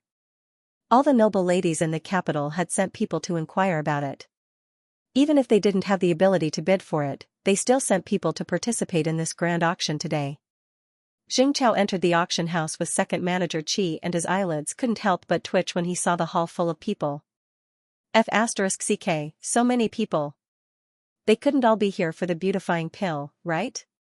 Inside the exclusive luxurious private room on the second floor, Arbor had already run over with his two younger siblings to occupy seats and watch the show. At this moment, the three siblings were chatting while munching on a small bag of melon seeds. Huifeng coughed lightly and said, "Crown Princess, the Jing clan's people have come." Arbor got up and walked to the window. He looked down and saw a middle-aged man with a goatee. He was wearing a green robe and had his hands behind his back as he walked up the stairs to the second floor. "Have him go to the main hall." Arbor waved his small hand and turned to glance at Huifeng. The corner of Huifeng's mouth twitched, and he hastily turned to leave the private room to handle matters. "Sister, why do you care where he sits?" Only the three siblings were left in the private room. Xiaolin muttered while cracking the sunflower seeds. "Let him sit in the box on the second floor." "How am I going to watch his expression change?" Arbor snorted. "Just wait and see. He's going to be so angry that he's going to vomit blood." The door to the private room suddenly opened, and Duan Yu and Mo Lian walked in one after another, followed by Situ Yi, who coughed lightly. Duan Yu raised his brows and asked with a chuckle, "Who was angered to the point of vomiting blood?" "Xianxia." Arbor pulled her two younger siblings to the side and gave up a seat for the three people. "Little junior sister, this is your true face." Situ Yi's praise immediately attracted Duan Yu's eye roll. "Brother Situ, you were most likely guessing at the Qin estate that day, right?" "Of course not. Little junior sister is so distinctive. Who wouldn't recognize her stoic face?" "Your senior brother Situ is spouting nonsense." Duan Yu turned to smile at Arbor. "He just guessed it." Situ Yi waved his hand. "Don't listen to Duan Yu's nonsense. Little junior sister, your expression has been the same for many years. I can see through it at a glance. Why would I need to guess?" Arbor reflexively touched his small face and thought, "Looks like I have to pay attention when I disguise myself next time. It's best if I can make an expressive face so that I won't be exposed immediately." Mo Lian couldn't help raising her brows when she saw the little fellow's pensive expression. "What are you thinking about with such a serious expression? You can't be thinking of making an expressive disguise face to fool me next time, right?" Duan Yu, Xiaomu immediately turned her head away guiltily and walked over to open the door and walk out on her own. The quarrel at the top of the stairs grew louder and louder. Xianxia was blocked on the stairs with his hands behind his back, so he was so angry that his face was turning green. The manager of Morning Sunlight Pavilion's capital branch was a middle-aged man in his 40s. He had a smooth and affable face and was quite eloquent in his speech. With just a few words, he made Xianxia, who was about to explode, gasp for breath. "All of the private rooms upstairs have already been reserved. Others have already reserved them 3 days ago, so our Morning Sunlight Pavilion can't not play by the rules, right? The Song Estate's second miss is also sitting in the main hall downstairs right now, so there's nothing we can do about it. It's just that too many people have come to participate in the auction this time." Xianxia angrily flicked his sleeve. "Let's go." Xianxia angrily led second manager Qi downstairs. He wished for nothing more than to immediately leave Morning Sunlight Pavilion and swagger away. They actually dared to make him, state Uncle Xing, sit in the main hall and fight over the beautifying pill with a bunch of commoners? When he, Xianxia, went to other auction houses, which one of them didn't deferentially wait on him and give him the best treatment? Unlike this Morning Sunlight Pavilion, who actually dared to treat him like this. It was simply preposterous. Second manager Qi was so anxious that he was about to cry. "Lord, if we leave now, what should we do about the beautifying pill?" Xianxia was taken aback before he angrily retorted, "Buy it elsewhere." But they're only selling it here." "Preposterous. Xing Chao's footsteps stiffened slightly. He stiffened his neck and mechanically turned around, following the bowing second manager Qi as he swallowed his anger and walked toward the front row of the lobby. Yo, State Uncle Xing, nice to meet you. A person in the front row suddenly stood up and bowed to him with a flattering expression.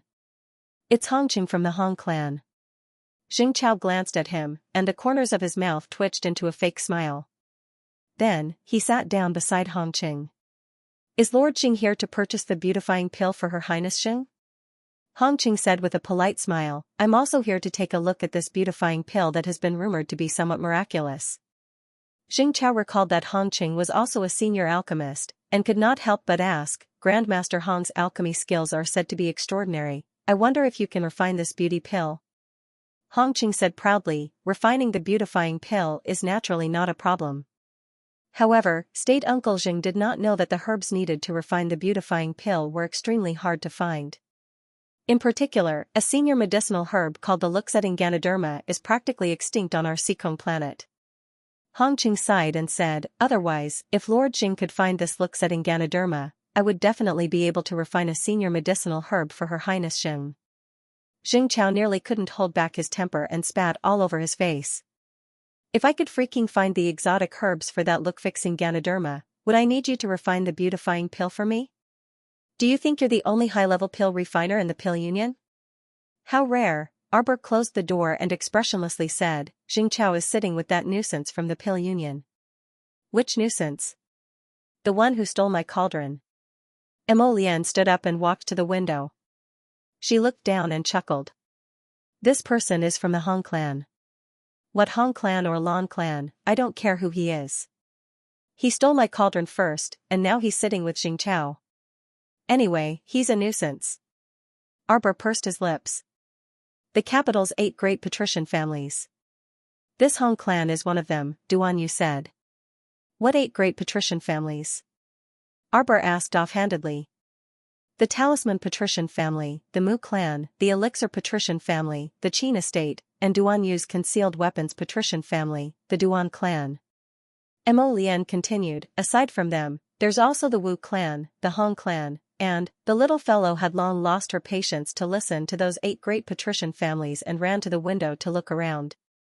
Mo Lian couldn't help but chuckle and shut her mouth. Forget it, it didn't matter if she remembered them or not. She would talk about it when she encountered them in the future. It's starting. When Huifeng came in, he had someone bring in some snacks for the 2 little foodies. He then changed the tea to a new round of hot tea before ordering everyone to withdraw. Everyone chatted as they ate while observing the auction below. Apart from the beautifying pill, there were naturally other mystic weapons, high-grade jewelry, and the like. The items that Xing Chao plundered from his concubine's children were also on the auction list.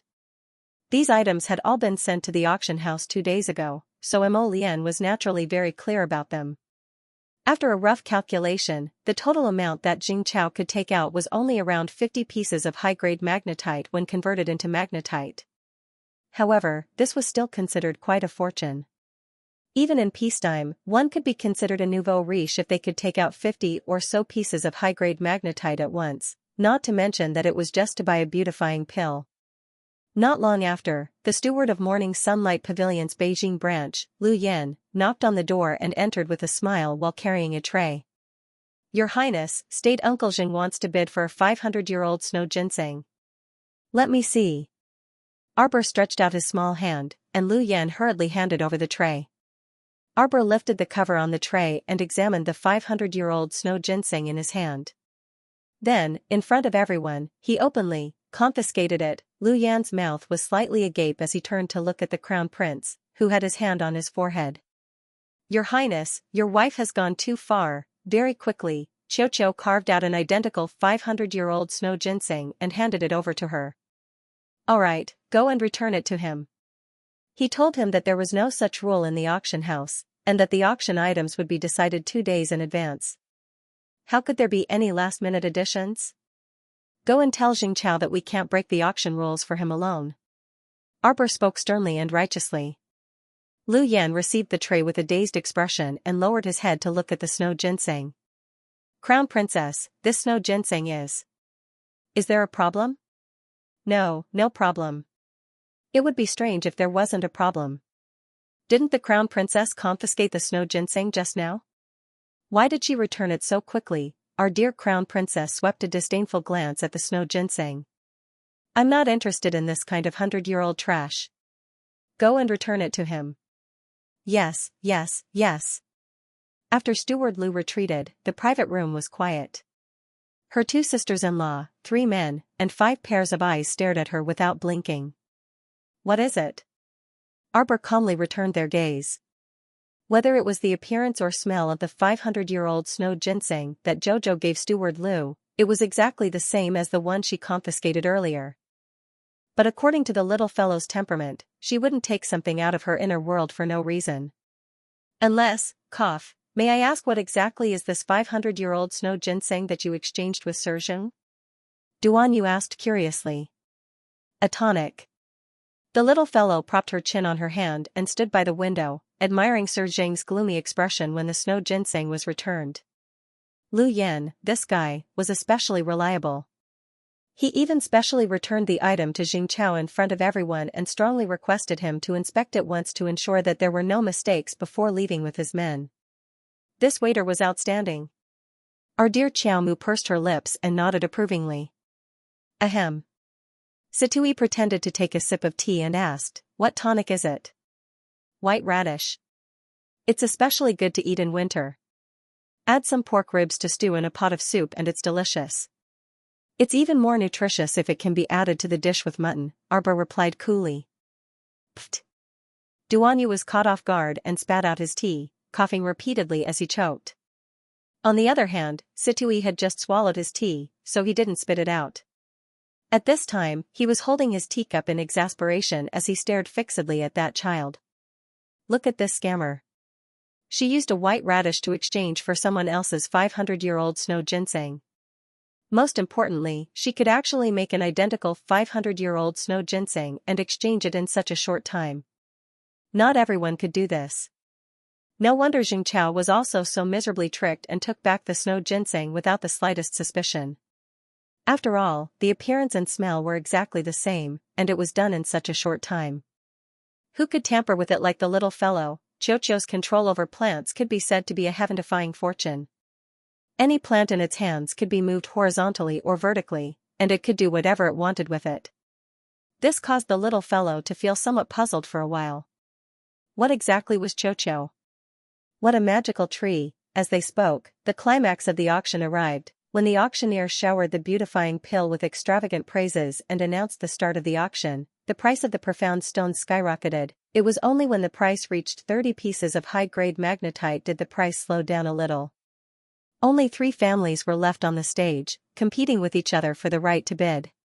One of them was Xianxia, the other was the family of the recently risen Hijiaoi, and the third was an old nanny sent by a wealthy family. The 3 of them were in a stalemate. Hijiaoi's family only announced that they would give up when the bidding price broke through 40 pieces of high-grade magnetite. However, the old granny sat there calmly and continued to raise the price.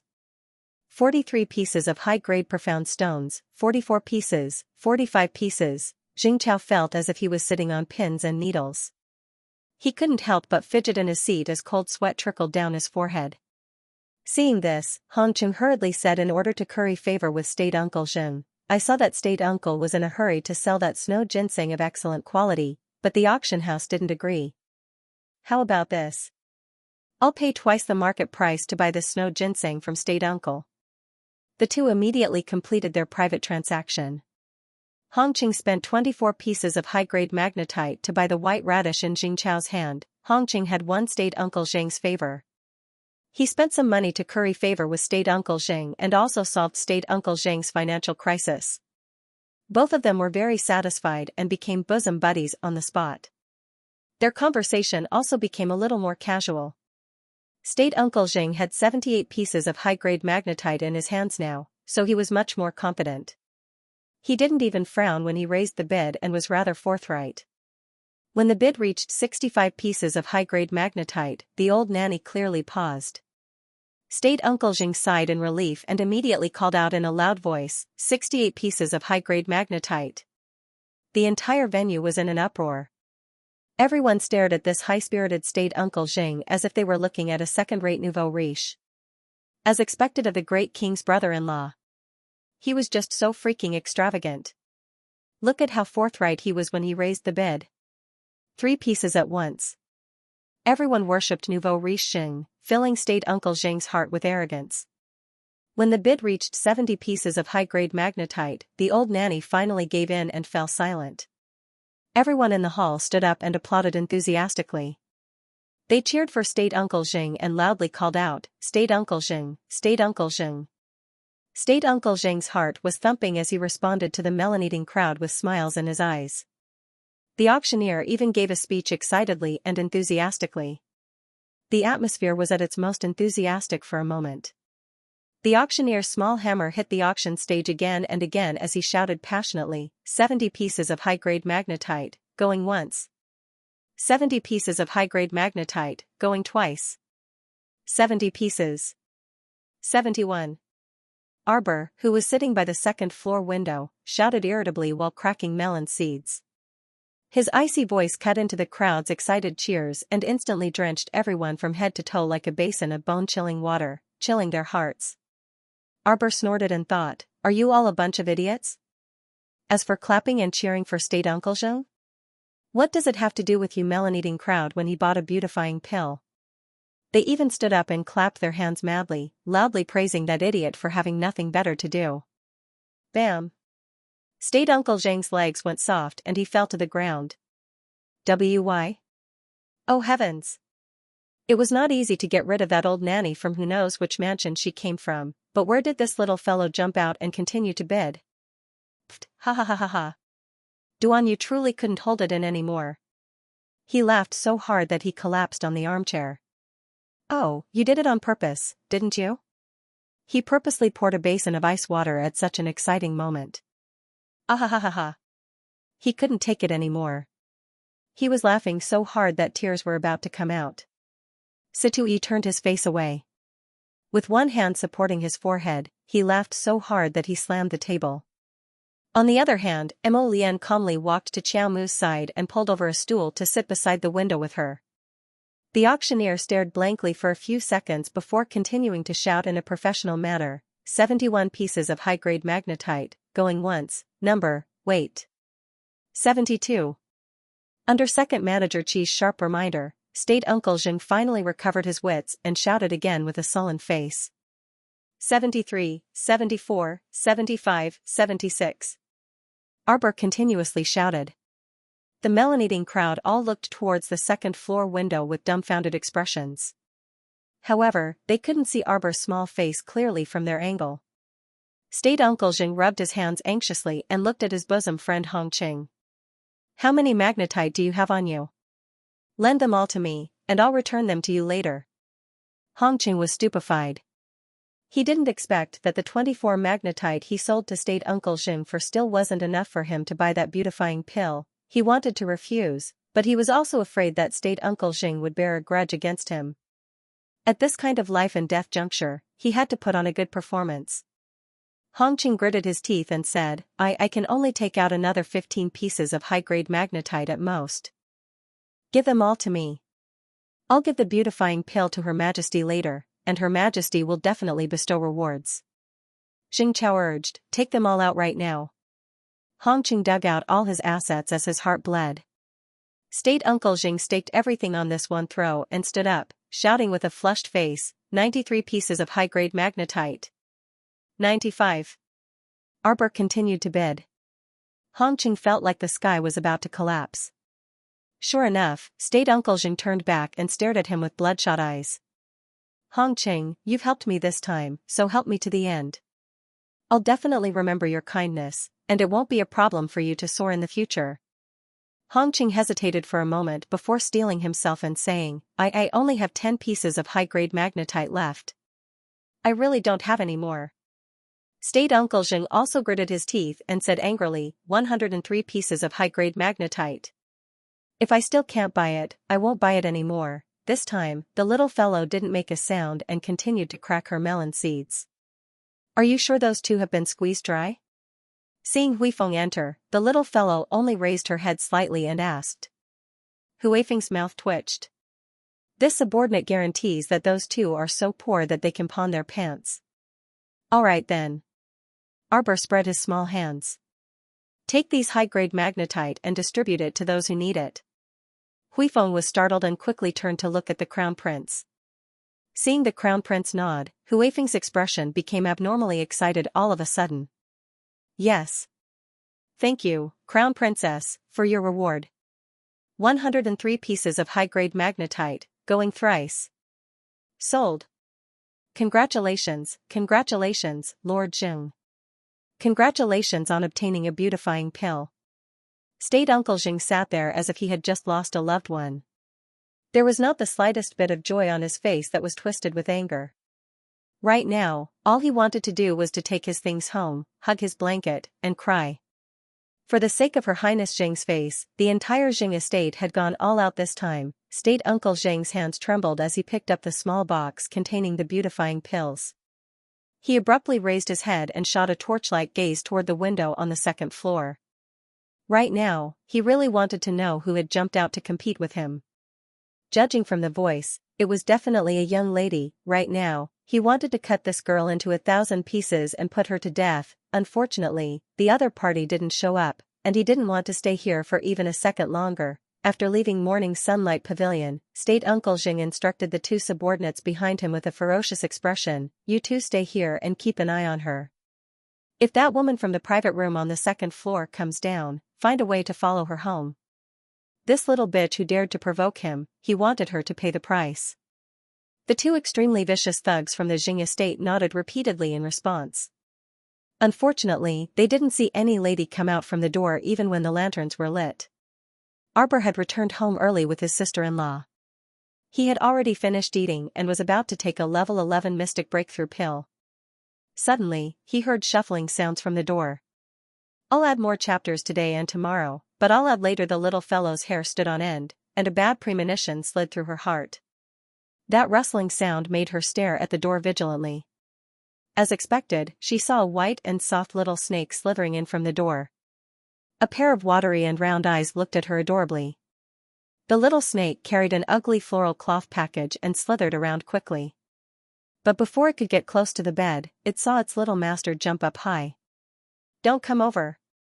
Arbor stood on the bed with a blanket draped over her, and her eyes stared at the restless white snake defensively. The little white snake hurriedly shook its body and threw the floral cloth package on the ground. Then, it retreated a few steps and coiled itself up like a piece of dung. It looked at its little master pitifully. Arbor sat down with the blanket wrapped around her, and her face was stern and serious. "You're not allowed to sneak into my room in the middle of the night." The snake nodded its head pitifully, and the little white snake used its thin tail to poke the package on the floor. Arbor inexplicably felt that this little fellow was a little cute. Then, she subconsciously reached out and rubbed the goosebumps on her little paws. "Cute your sister." She didn't even know if a cold snake was poisonous. How could it be cute? An illusion. It must be her own illusion. She mustn't be moved by that snake's pretending to be weak. "Move away a little." Arbor jumped off the bed and waved her little hand at the snake. The little white snake rolled itself into a ball of white dough and rolled under the corner of the table. It stuck its little head out and looked at its little master with watery eyes. Arbor tentatively took 2 steps forward. Seeing that it didn't move, she was relieved and boldly took a few steps forward. Then, she squatted down in front of the floral cloth package. This time, the little white snake used the Cosmos treasure pouch to bring over a lot of medicinal herbs. Previously, when its little master was in a good mood when collecting medicinal herbs, it had left a deep impression on it. The little snake preliminarily confirmed that compared to gold, silver, and jewelry, its master seemed to like medicinal herbs more. Arbor also felt a little strange. He didn't know where the little snake had gotten so many different types of spirit flowers and plants. A very rare medicinal ingredient used to refine the beautifying pill, the luxetting Ganoderma, was also found for her by this snake.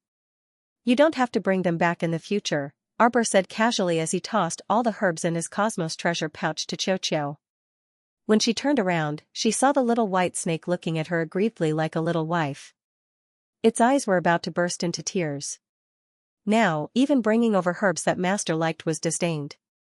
Sob sob sob, Arbor was baffled. He couldn't understand what little snake was trying to express with his resentful face. She only said calmly, I have enough herbs for now. I don't know where you plucked them from, but after plucking so many of them, no matter how good the land is, it will eventually dry up. Let them grow well. The little white snake's resentful expression immediately disappeared, and it looked at Arbor with its pair of big, cute eyes. So the little master didn't dislike its herbs. Wasn't this cold-blooded snake's facial expression a little too rich? After Arbor finished collecting the herbs, she climbed onto the bed and raised her hand to yawn. I'm going to rest. The little white snake rolled itself into an even smaller ball of dough and shrank under the cupboard. It had an I won't disturb your rest look on its face. Arbor glanced at the snake and thought for a bit before walking down. She took a small basket covered in cotton wool and walked to the corner of the table. Stay here and don't crawl around. You're not allowed to climb onto my bed. The little white snake nodded its head repeatedly and obediently moved its body. It curled up into a ball inside the small basket. Seeing that it was quite obedient, Arbor finally relaxed. She flipped onto the bed and pulled the covers over herself to sleep. The next morning, the first thing Arbor did when she woke up was to check on the snake. The little white snake obediently stayed in the small basket and didn't move at all. It was still in the same ball shape as yesterday.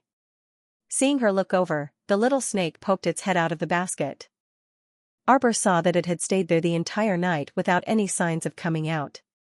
Her brows couldn't help but loosen a bit. This little snake wasn't as annoying as she had imagined. Mississippi Xiaoyao lifted the curtain and hurried in.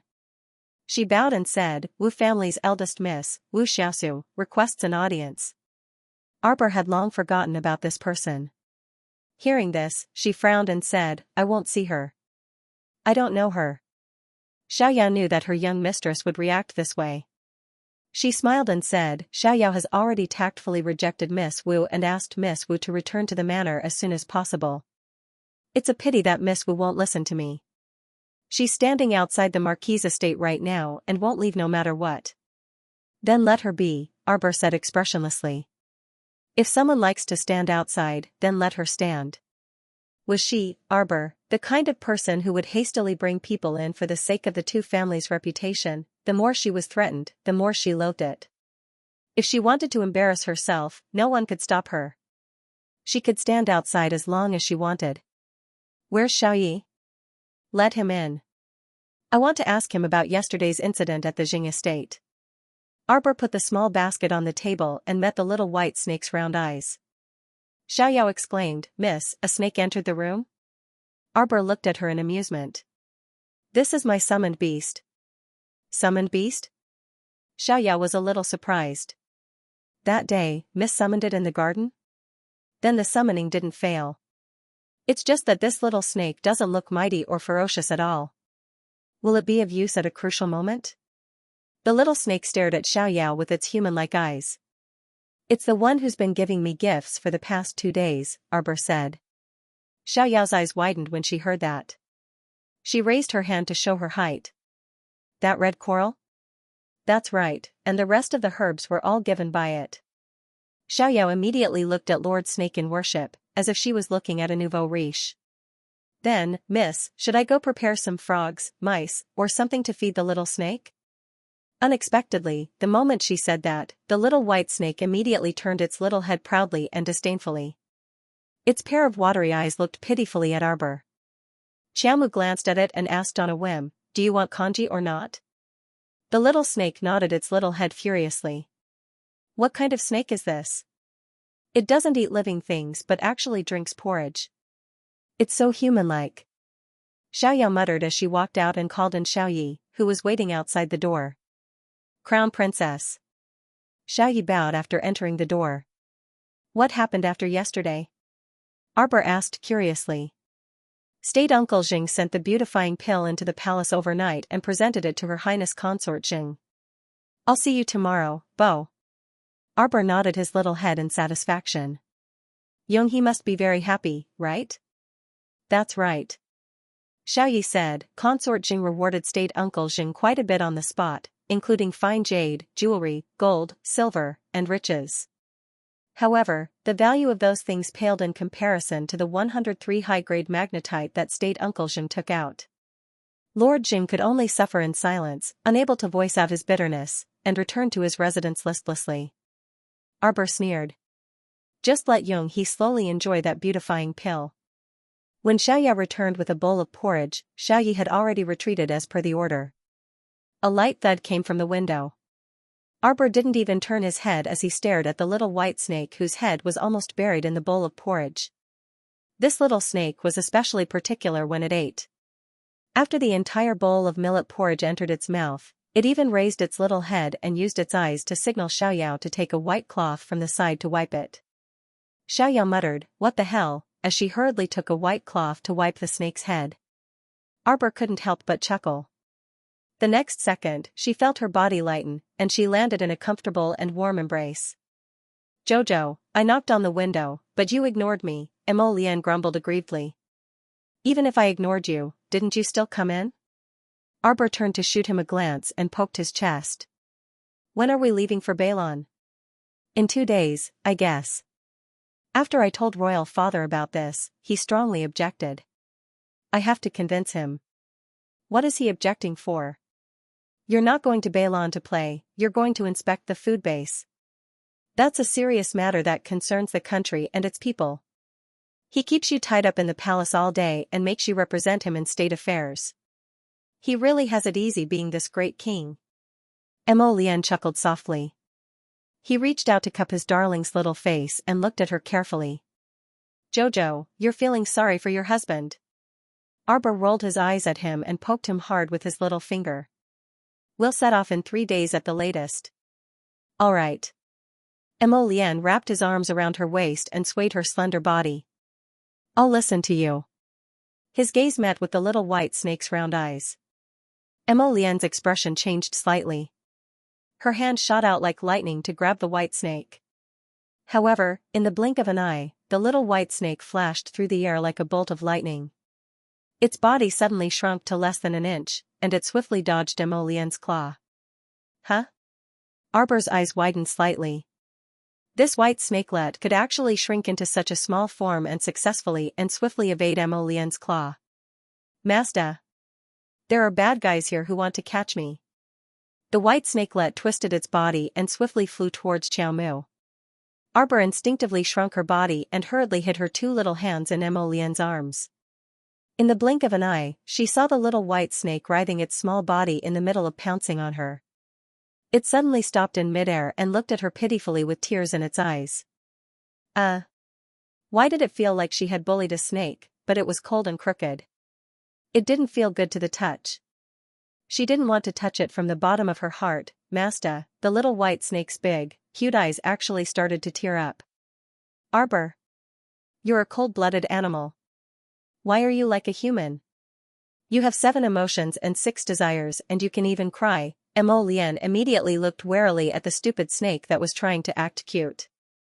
With a tap of her finger, a bewitching red light shot toward the cold-blooded animal. The light was about to hit the little white snake's skin. Xiao Mu abruptly jumped up. "Mo Lian, don't bully it." Xiao Mu abruptly jumped up and stretched out her small paws to hug that stupidly adorable white snake that had stiffened in midair. She watched as it froze in midair like an idiot and saw that Mo Lian's cluster of flames was about to pounce on its body. If it was roasted like this, it would turn into a crispy snake. "Mazda." The white snake's watery amber eyes revealed deep admiration. It twisted its body and was about to take advantage of the situation to burrow into Jojo's clothes. Mo Lian's eyes were sharp and her hands were fast. Taking advantage of the fact that the snake was unprepared, she clamped its head between her hands and casually flung it. With a whoosh, the white snake flew in a perfect arc in the air and was directly thrown out of the half-opened window by Mo Lian. Mo Lian's heart was stifled. Why did she have to guard against people and also beasts? Looking at the dazed look on the white snake's face, Mo Lian imagined it was obviously a lecherous snake. How could she leave it in her baby's room? Absolutely not. "What are you doing?" When Arbor saw that Mo Lian actually threw the pitiful white snake out of the window, she was speechless and helpless for a moment. Just as she was about to walk to the window, her little hand was pulled back by Mo Lian. "Jojo, it's a male snake." You can't hide it in your clothes. Especially not on your chest. Mo Lian said with a serious face. Arbor couldn't help but roll her eyes. I just wanted to take it and put it back in the basket. Now look, I don't know where you threw it. Mo Lian snorted and glanced at the door. It came back on its own. The white snakelet slithered up the table and gazed pitifully at Xiao Mu, tears dripping down from its large eyes. This thing pretending to be pitiful. Mo Lian was just about to pick it up and throw it away. Hence, Xiao Mu stretched out her hand to stop him. After glaring at him irritably, she lifted up that pitiful snakelet. What are you doing? Don't bully children. What little kid? He dared to bet with Duan Yu's head. This weak-looking little white snake was definitely an adult snake. Moreover, judging from the speed and strength it had hidden just now, one could tell that it was an exceptionally black-bellied fellow. Mo Lian's gaze coldly fell on the snake's head. Suddenly, the little white snake turned its head and fiercely glared at him. Damn, he was indeed a scheming snake. Hey, he was glaring at him behind his baby's back. Sigh. Boys were all brave and fierce. Even a man could fight with a male snake. Xiao Mu placed the little white snake into the basket and stroked its head. Suddenly, his fingers paused. She abruptly discovered that this little white snake didn't feel icy cold to the touch. Instead, it felt as smooth and warm as a piece of beautiful jade. She clearly remembered the first time the snake appeared beside her bed. That kind of soft, greasy, and cold rubbing sensation gave her goosebumps. But now, what was with this warm feeling? Master, the little white snake's head rubbed against Arbor's finger back and forth with great enjoyment. The more student Mo Lian looked, the angrier he got. Alright, stop stroking. The more she stroked, the more excited this D*MN snake got. Mo Lian hastily pulled Arbor's small hand back and held it in his own as he pulled her outside. Come, accompany me to greet father and mother. Mo Lian's finger moved slightly, and an ink-colored ring silently hovered above his finger. Arbor's eyes brightened slightly. He reached out to take the ring and put it on his finger. Once he activated his mystic energy, a transparent eggshell defensive barrier appeared around her. She could feel that the defensive power was much stronger than before. This defensive barrier had definitely been reinforced. Mo Lian. The little fellow tilted her head and reached out to hold his large palm. Mo Lian lowered his head slightly and lightly flicked her forehead. He lifted her up in an instant and looked deeply into her eyes with a smile. Do you want to return the favor? This husband will gladly accept it. Darling Qiao's little face was instantly dyed with a layer of red clouds, and she looked around with a guilty conscience. There's no one. Mo Lian laughed in spite of himself. Darling dislikes those annoying people who come in and out all day, so didn't Darling chase them all away? Only Xiaoyao was left, so she had far away long ago. That's right, she had already chased them out of Nanju Garden. She wasn't a particular person and didn't need others to take care of her daily needs. Then give me a kiss as a return gift. Mo Lian turned his head and was about to press down on the little fellow's lips. Daughter, Papa Qiao shouted. The two separated immediately upon contact. Prince Mo's hand trembled and he almost dropped the baby in guilt. Our dear Xiao Mu's face was as red as a tomato, and she couldn't help but lower her head. Prince Mo's heart felt even more stifled. My dear father. You really know how to pick the right time to come. Xiao Zhongbang strode in as if he was flying. He immediately saw Prince Mo and his daughter standing on the left and right, leaving quite a bit of space between them. As a father, he was very satisfied. He knew that the crown prince wasn't someone who would mess around. Look, he was doing a surprise inspection this time. Little Mo, this child, was standing beside his daughter in a cultured and refined manner. He even maintained a distance from her. What a considerate child, the more he looked at him, the more he liked him. At this time, Papa Qiao had completely forgotten that the crown prince didn't even enter through the front door. He directly touched the back window and barged into the boudoir. Crown prince, father, don't be so courteous. Xiao and I just happened to be going to greet you and mom, so let's talk on the way. Crown Prince Mo stealthily tugged at Xiao's small hand as he welcomed Xiao outside with a smile.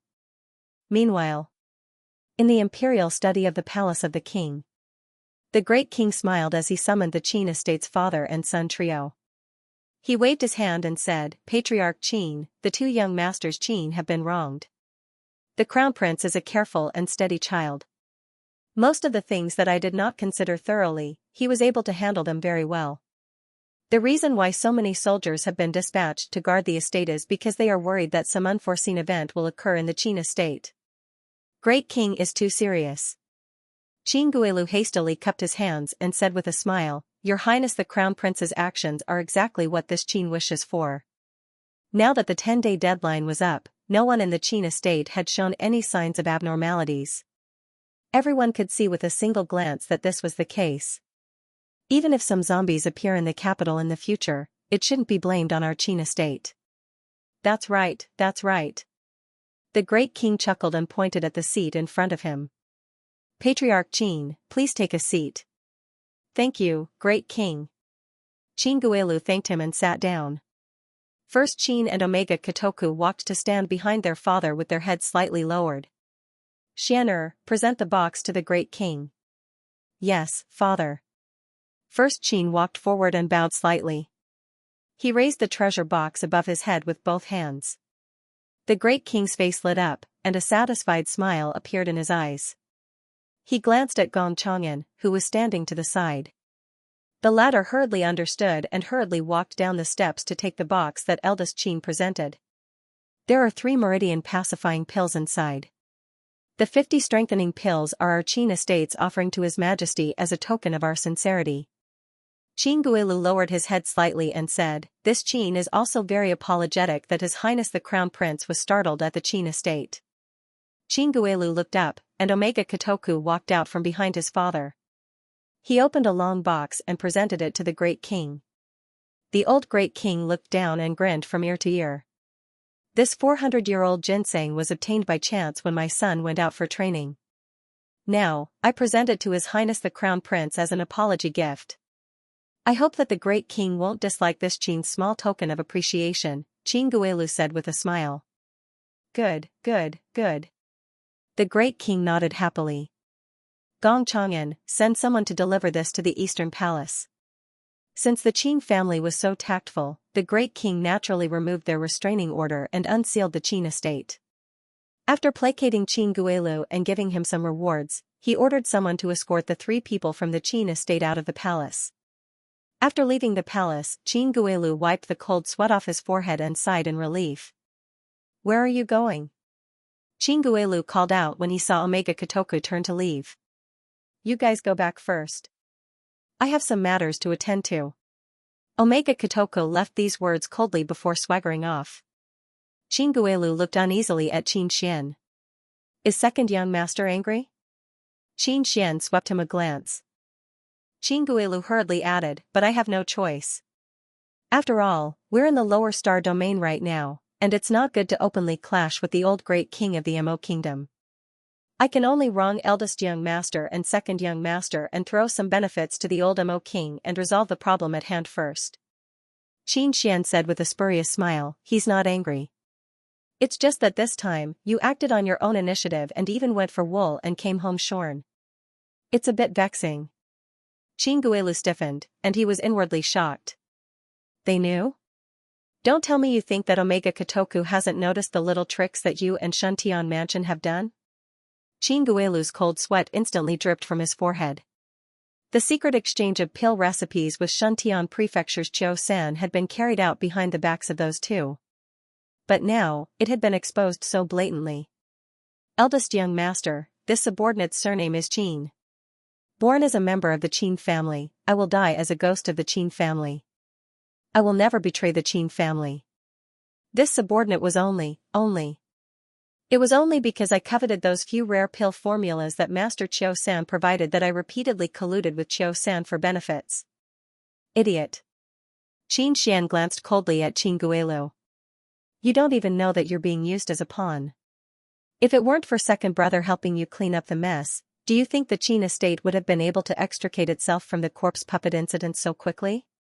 Qin Guilu's pupils contracted as he looked incredulously at eldest young Sir Qin. Eldest young sir, please speak frankly. Do you know how many people that person sent to infiltrate the Qin estate to search for evidence? If it weren't for second brother erasing all the secret letters and correspondence that you colluded with Shuntian Prefecture, you would have already been sent to prison. Heh, perhaps your head would have already fallen to the ground.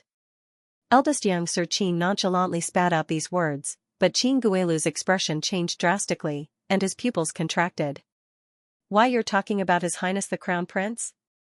Qin Guilu turned pale with fright. That man is vicious, merciless, and cold-hearted. Qin Xian sneered. Once he obtains evidence, the entire Qin estate won't be spared. Qin Guilu, be more careful in the future. You aren't his match. Eldest young Sir Qin chuckled and didn't say anything else. Leaving the dumbstruck Qin Guilu behind, he turned and floated away. Qin Guilu simply didn't expect that the two young sirs had already secretly exchanged blows with the crown prince.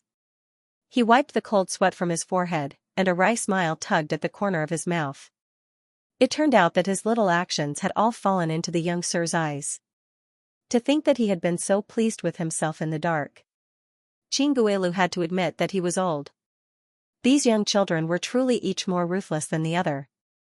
Omega Kotoku sat in a carriage and coldly recited the name of a place.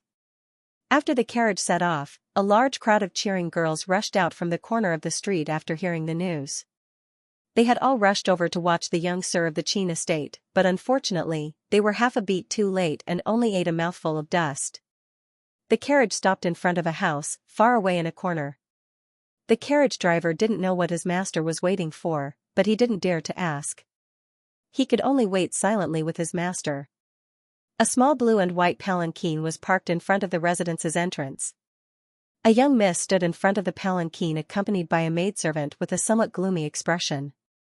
Omega Kotoku was silently waiting for something inside the carriage, and that young miss was also waiting at someone else's door.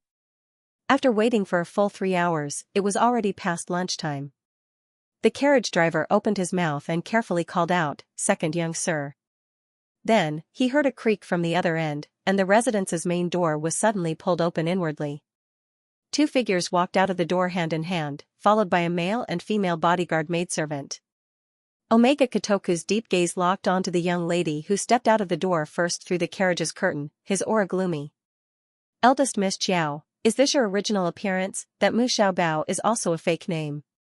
Young Sir Omega Kotoku's cold gaze landed on Miss Chiao's small hand that the crown prince was holding, and he instinctively felt uncomfortable. How could he let another man hold her soft and delicate hand? It felt like something in the depths of Xiao Chen's heart had been torn apart, making him feel somewhat uneasy. Omega Kotoku stared coldly at the two men. The glint and shadow of the sword in his eyes were almost tangible. So much so that, Arbor and Mo Lien both turned to look at the carriage. Separated by the thick curtain of the carriage, the two men's cold gazes met in a straight line. After a moment, Omega Kotoku clenched his fists. "Let's go home." For some reason, the coachman felt that the surrounding air seemed to have become a few degrees colder. It was already the 12th month of winter, so he couldn't help but sneeze several times. Rubbing his nose, he hurriedly got into the carriage and rushed back to the Qin estate. "Who's in the car?" Arbor asked curiously as he tugged at the prince's sleeve. "Irrelevant people." Mo Lien's gaze followed the carriage. After a moment, she retracted her gaze and lowered her head to look at Arbor. "No need to pay attention to them." Arbor didn't pursue the matter. After eating, the two planned to go out for a stroll. She had just given him 4 ebony storage talismans filled with winter fruits. Speaking of the 50 winter fruit trees, it was a bit funny. Xianxia was like an idiot, insisting on accelerating their growth and harvesting the winter fruits. After picking a few rounds of fruits, she wondered if something had gone wrong with the trees. Now that she was on the verge of death from Xianxia's torment, she reckoned that she would have to recuperate properly for a while. However, Xianxia had become increasingly spirited these past 2 days. Those unlucky winter fruit trees had been ruthlessly squeezed dry. A 12 cubic meter ebony blue storage talisman really couldn't store that many winter fruits. She had to store no less than 4 ebony talismans before she finally cleared out her overstock of winter fruits. The crown prince was also very astonished to obtain so many winter fruits to store, and he even hugged his Jojo and praised her. This time, Song Yuan of the Ministry of Revenue was going to be happy. Official Song, who originally came to him every day to complain about being poor, had already started repeatedly slandering him these past few days, instigating him to make an example of his father's harem and suggesting that the harem's expenses be reduced. This could also be considered a solution. Right now, the common people of the Mo Kingdom capital were almost unable to fill their stomachs, while the great king's harem were all exceedingly extravagant.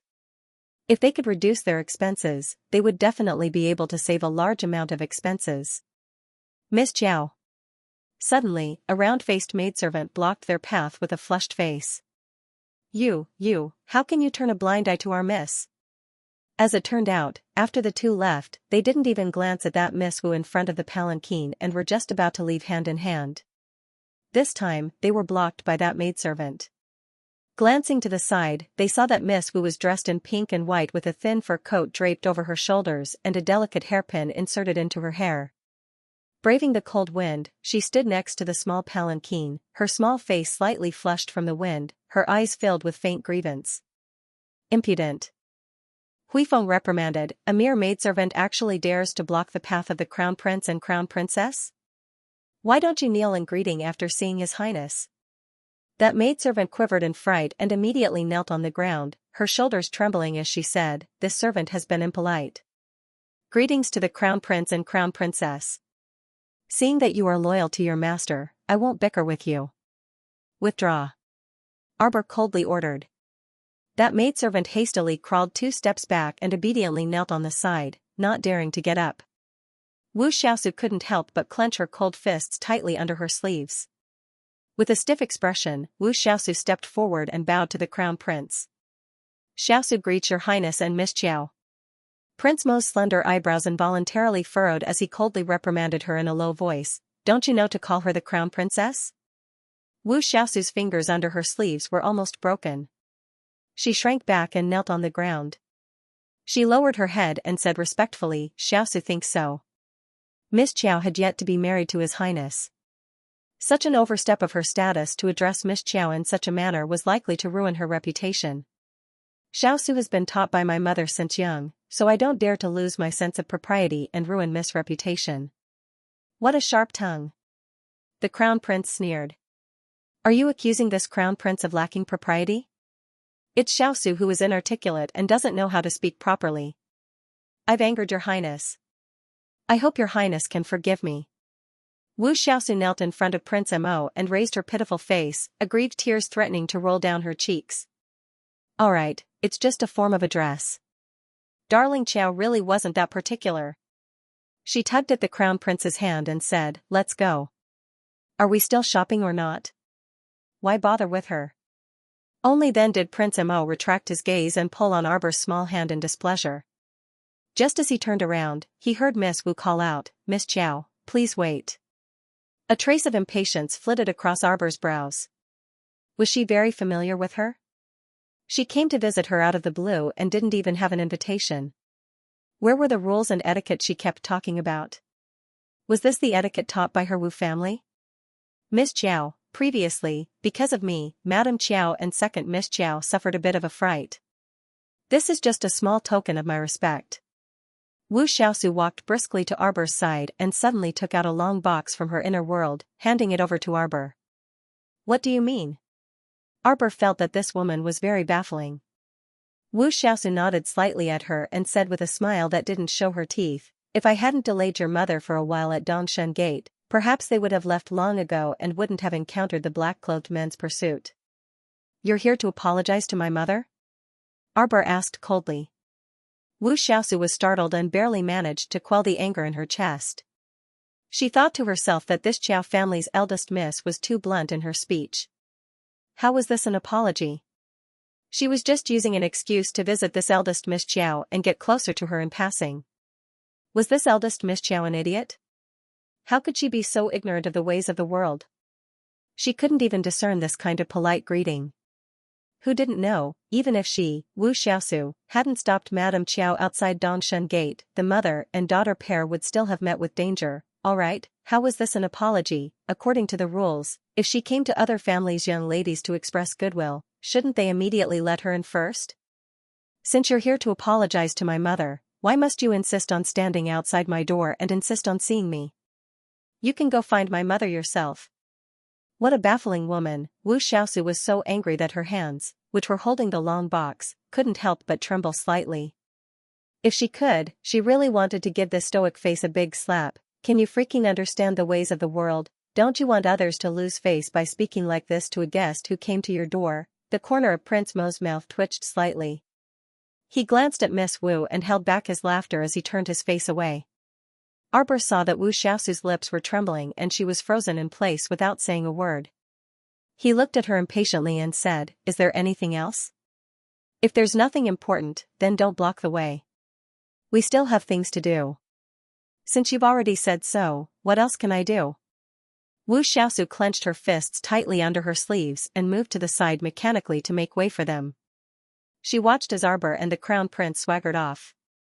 Her eyes seemed to be burning with fury. This was the result of her waiting from morning until afternoon.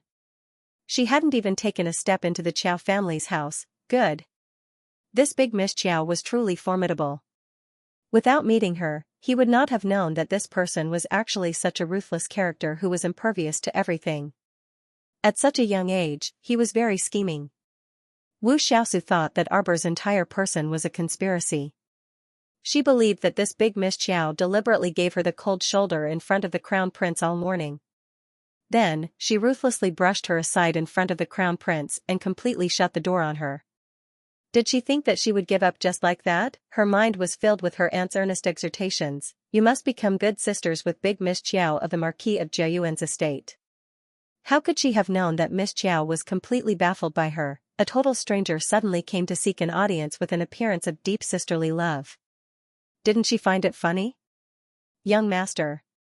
On the way, a ghost-like figure silently appeared in the carriage and bent down to salute. "Did you wipe it clean?" Omega Kotoku asked softly, her voice as cold as iron. "Yes."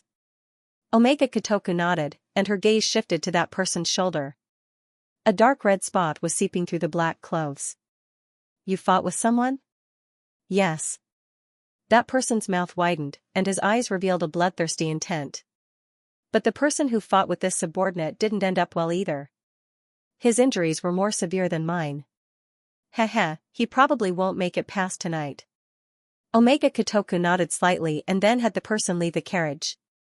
"Mu Xiaobao, you want to run away so irresponsibly after provoking this young master?" The teacup at Omega Kotoku's fingertips suddenly turned into powder. That was impossible. Arbor reached out to rub his slightly itchy nose. Mo Lian then grabbed his small hand and rubbed it. "Cold? What cold?"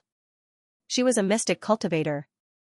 How could she be cold in such a chilly winter day? It didn't matter even if she wore an unlined garment, but if she really wore an unlined garment outside, not to mention the crown prince, her parents would be the first to nag at her nonstop.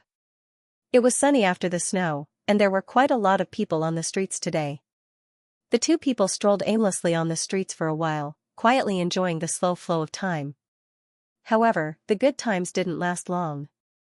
A wail broke the peace on the streets, and the pedestrians hastily dodged. The sound of shouting and whips, accompanied by a woman's cries and screams, quickly caused the streets to be in chaos. The crown prince lowered his head and took out a jade communication talisman from his sleeve. When he saw the small characters that appeared on it, his expression darkened. "Jojo, I need to return to the pavilion to take a look. I'll send you back first." "What's wrong?" "You got a bit injured." Arbor suddenly raised a brow. You got injured? Can I go with you?" The crown prince was slightly startled. Then, he smiled and said, "It's even better if you go with me. How could I forget that not only is my Jojo an alchemist, his medical skills are even better. Can you let me know the location of the pavilion?" Arbor blinked. "What are you talking about? I don't have any secrets in front of you. Just ask me directly if you want to know anything. Besides, you're the mistress of the Hidden Night Pavilion. You can go anywhere." The crown prince squeezed her hand. "Let's go." Xiaomu nodded. Just as the two of them were about to leave hand in hand, they saw a sobbing woman running toward them while hugging a child. Seeing that she was about to fall headfirst into Xiaomu's body, The crown prince hastily caught his darling by the waist and dodged to avoid that impetuous woman. As a result, the woman, who was carrying a child, fell heavily to the ground with a thud. The child in her arms groaned a couple of times and burst into tears. "You you still dare to run." The man's angry curses were mixed with the sound of a whip slicing through the air, instantly landing on the woman's head. Smack! When the whip landed diagonally on the woman's back, the man's hand clearly stiffened, as if he didn't expect this whip to land so easily. The woman grimaced in pain as she hugged the child. She rolled towards the crown prince's feet. This miss, please be kind and help us mother and son." According to the routine, the rich miss would definitely sympathize with the mother and son's misfortune. Who would have expected that the little stoic, the 8th watch ended today? "Beat!" Arbor ordered. Huifeng's mouth twitched, and he immediately reflexively slapped the man holding the whip. "Pa!" With a slap, the unlucky man holding the whip fell to the ground with a thud. "Thank you, miss, for saving me." Thank you. This commoner is..." The woman holding the baby wept as she knelt in front of the crown prince and repeatedly thanked him. Continue. Xiaomu was unable to move her limbs from being hugged by the crown prince, so she turned her head to say to Huifeng, "Hit." Both man and woman. The onlookers, who were originally watching the drama of a beauty saving the weak mother and child, were instantly thrown into disarray. What was going on with this eldest miss? Wasn't she saving someone? Why did she want to beat the injured woman as well? Why was the brain circuit of a rich family's daughter so different from that of a normal person? Arbor patted the crown prince's chest and had him put him down. He snatched the whip from the man's hand and threw it to Huifeng. "Beat. 50 lashes each." Everyone, even if the county magistrate was handling a case, he wouldn't give each person 50 lashes. Where did this monster come from? The crown prince couldn't help but facepalm. The scene was a bit tragic for a moment. The woman and man both screamed miserably on the street and rolled on the ground in pain under Huifeng's whips. They crawled and wailed, clutching their heads and trying to flee like rats. Xiaomu didn't even bat an eyelid as she accepted the child that Xiaoyao carried over. She reached out to check his pulse, lifted up the child's eyelids to take a look, and then fished out a pill for him to consume. At the same time, he flicked his fingertips, and 2 talismans instantly turned into 2 streaks of light that pounced on the man and woman. "Who sent you?" Arbor coldly looked at the sobbing woman and curled his lips in mockery. Don't beat, miss, don't beat." The woman had only wailed 2 sentences in her sobbing state before her entire body quivered, and she answered Xiaomu's question in full detail like beans from a bamboo tube. When the dictum talisman was activated, there was almost no need for any reaction time for it to take effect. "It was a girl who gave us a liter of rice and asked us to put on this show. That girl said that Miss is kind-hearted. When you see me being chased and beaten by my husband, you will definitely save me. She also asked me to beg you to take me in." "What does that girl look like?" "How old are you?" Arbor asked coldly. The onlookers at the side were already dumbfounded. They didn't expect that this woman had teamed up with her husband to put on a show to deceive this rich young lady. "She's pretty, just like a flower. She looks about 18 or 19 years old and is wearing a light pink fur coat. Her body looks a little frail," the woman replied honestly. "Apart from rice, what else did I give you?" Yes. The woman lowered her head and fished out a thumb-sized golden cicada from her waist pouch. She respectfully presented it to Arbor. Arbor swept a glance over and his expression changed slightly. He sneered, "What did she tell you? Tell me word by word." Yes. The woman didn't hide anything and told Arbor everything that the girl told her. A trace of anger flitted across the crown prince's eyes. "We'll go do our business first," Arbor said in a flash and handed the child in his arms to Xiaoyao. "You send him home." The onlookers who were watching the show were all confused and couldn't figure out what was going on. Xiaoyao couldn't help but be amused by their stupidity. She rested one hand on her waist and held the boy's hand with the other as she scolded, "Look at your foolish faces. Did you all think that our miss was randomly beating people up on the streets? This little boy was clearly abducted. Have you ever seen a mother use her own son as a cushion when she falls down? This child was fed a delirious poison, and it was our miss who gave him the antidote. Xiaoyao grumpily rebuked the passers-by. The onlookers were rendered speechless, and they all smiled sheepishly as they apologized profusely.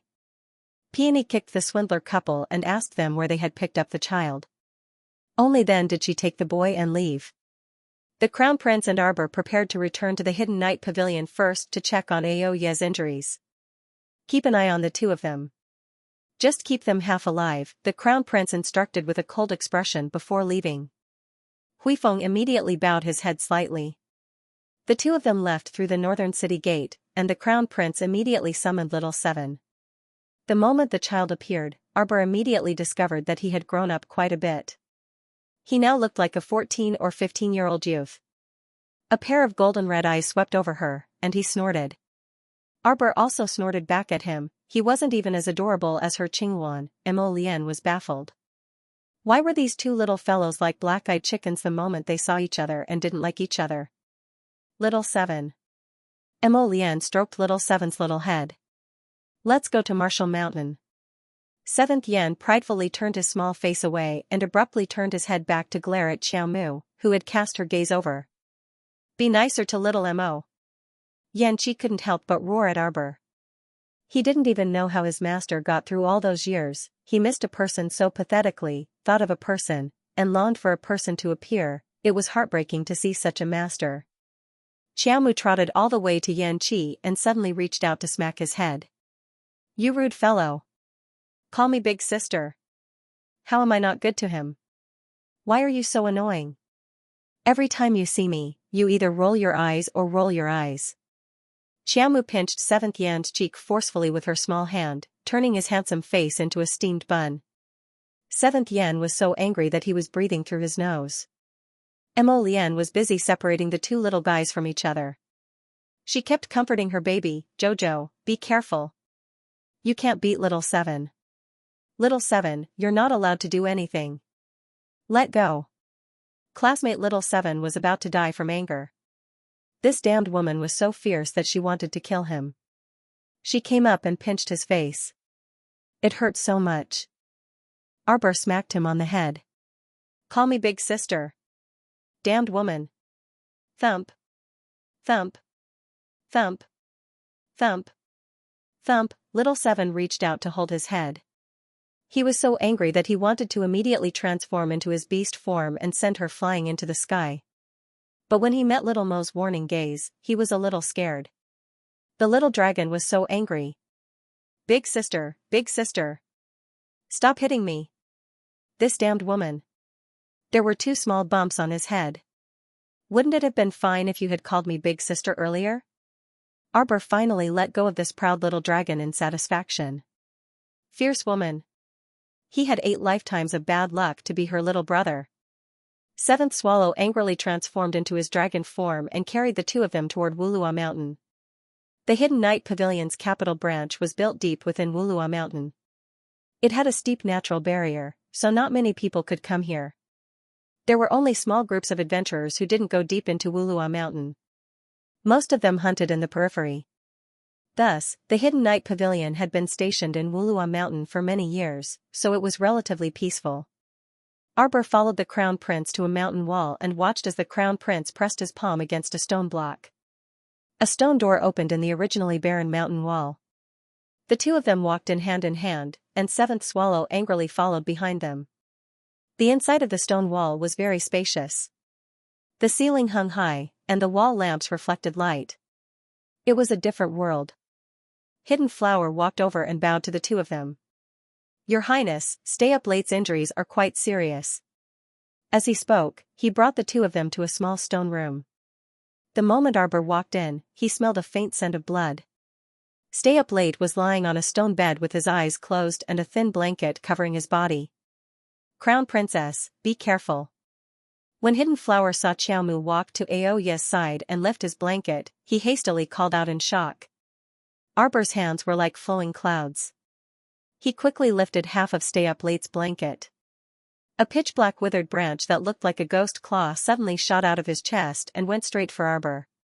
Xiao Mu harumphed coldly, and a jade-green tree branch abruptly shot out from her sleeve, ruthlessly lashing at those 5 ghost claws upon contact. Every time it struck, the ghost claw would twist a little, and the pitch-black withered branch would emit black smoke. Not long after, it was smashed into pieces by the emerald-green branch, falling to the ground piece by piece. Xiao, what the hell is this? Arbor actually didn't know what had come out of Stay Up Late's chest. Thus, he communicated with it telepathically. Xiao said disdainfully, Master, this is an evil plant called the ghost claw vine. It looks like a ghost claw and attacks very quickly. But, if he meets Xiao, isn't it a piece of cake? Arbor had long since gotten used to the smelly Xiao's style of praising himself every 3 sentences. Prince walked over and looked down at the wound on Stay Up Late's chest. Jojo, how are you? It's okay, I'll give him an injection. The ghost-clawed vine in his body has also been removed. He will recover. Hidden Flower heaved a sigh of relief. The Crown Prince crushed half of the vine on the ground. I didn't expect that the Qin estate was still hiding a demonic cultivator. I really underestimated them. Arbor took out his needle bag. His hands paused for a moment. Qin estate? Aoyu was injured by someone from the Qin estate? That's right. The Crown Prince sneered and said, this time, we were 1 step behind. The people of the Qin estate were 1 step ahead of us in erasing all traces of their collusion with the Shuntian prefecture. It's really disappointing that we couldn't convict them. Moreover, even Aoyu was heavily injured by the Qin estate's people. In this confrontation, the Crown Prince had suffered a hidden loss. The Qin estate had only lost an insignificant batch of pills. Speaking of which, he had lost this round. The 2 people from the Qin estate were indeed very smart. They were really 2 difficult bones to chew. Arbor seriously finished giving Aoyu the injection and fed him 2 healing pills. Send someone to take good care of him for the next 2 days. He needs to rest for about 7 days. Hidden Flower nodded and sent the 2 people out of the stone room, bidding them farewell respectfully. Wu residence eldest master, eldest madam, it's bad, it's bad. The manservant guarding the door frantically ran in and shouted, the Supreme Court has come to arrest eldest Mississippi what? The teacup in Master Wu's hand fell to the ground with a clang. He jumped up from his seat and angrily glared. What nonsense are you spouting? When did Xiaosu commit a crime to trouble the Supreme Court's people to come arrest her? As he spoke, 2 officers from the Supreme Court had already walked through the door and cupped their hands towards Master Wu. These lowly officers greet Sir Wu. Eldest Master Wu was precisely Princess Anam Wu Hongma's direct elder brother. This person had been ignorant and incompetent since young. If it weren't for relying on his brother-in-law, the vassal king of Annan, and desperately begging for an idle 7th-rank official position, he would probably still be a nobody right now. The Wu family was used to having smooth sailing days. Although the old master's official position wasn't high, with the vassal king of Annan as his brother-in-law, who dared to be disrespectful to the Wu family. This was the first time that the Supreme Court had sent people to challenge them. Apologies, Sir Wu. These lowly officers are under orders to arrest eldest Miss Wu. Please cooperate, sir. The 2 officers said with a fake smile. Impudent. Senior Madam Wu put on airs and angrily rebuked, what right do you have to arrest her? Our family Xiaosu is a pure and innocent maiden, so how could she follow you to the Supreme Court? We have an arrest warrant. Someone brought out evidence to say that your family's eldest miss committed attempted swindling. With both the witness and material evidence, eldest miss can't deny it. Will Madam please not wantonly obstruct the Supreme Court from handling the case? Otherwise, you won't be able to explain yourself in front of the great king. Senior Madam Wu was so angry that she fell onto her stool. She looked at the 2 officers with reddened eyes before hastily turning to eldest Master Wu and calling out, Master. Master Wu's lips also trembled, but he couldn't speak. Those 2 officers shook the arrest warrant in their hands and sneered, if eldest master doesn't hand her over, then this lowly officer can't return to report on our mission. We can only go in and arrest her ourselves. A moment later, the pale-faced Wu Xiaosu was called to the main hall.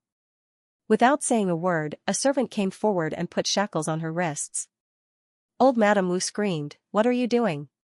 What did my daughter do? What right do you have to put her in chains? I'm sorry, Madam Wu. Young Miss Wu's attempted swindle was absolutely true. he was definitely going to jail. If you don't believe me, you can follow us to the Supreme Court. The Wu family's seal was carved into the corner of the rice bag. The servant impatiently pushed aside Senior Madam Wu, who had pounced forward. Eldest Miss is a mystic cultivator. In order to prevent her from escaping, I'm sorry, but I could only put on special shackles for mystic cultivators. Take him away. Mother. Father. Wu Xiaosu's face was filled with fear and panic as she was dragged out by the two servants without any trace of politeness. Old Madame Wu almost fainted on the ground. She hurriedly grabbed the maidservant's hand and said in a trembling voice, prepare the carriage immediately. Go to the vassal king of Annan's estate. At dusk, the news of Princess Annam and Wu Hongma bringing Senior Madame Wu into the palace to tearfully complain to Her Majesty the Queen, accusing the crown princess of abusing her power to bully others, had spread like wildfire in the palace. When the queen sent someone to the Qiao estate to invite the little girl had just returned to the estate for less than a quarter of an hour. When she heard the news, she didn't even lift her eyelids and only coldly instructed Xiao Yao, go call the steward over. After Chang Zai hurried over, he greeted Eldest Miss with trepidation. Although this Eldest Miss was young, her aura was very frightening. Every time Chang Zai was in front of Eldest Miss, he didn't even dare to breathe loudly.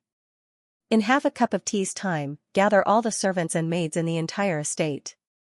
Arbor coldly said, bring me all the indenture contracts.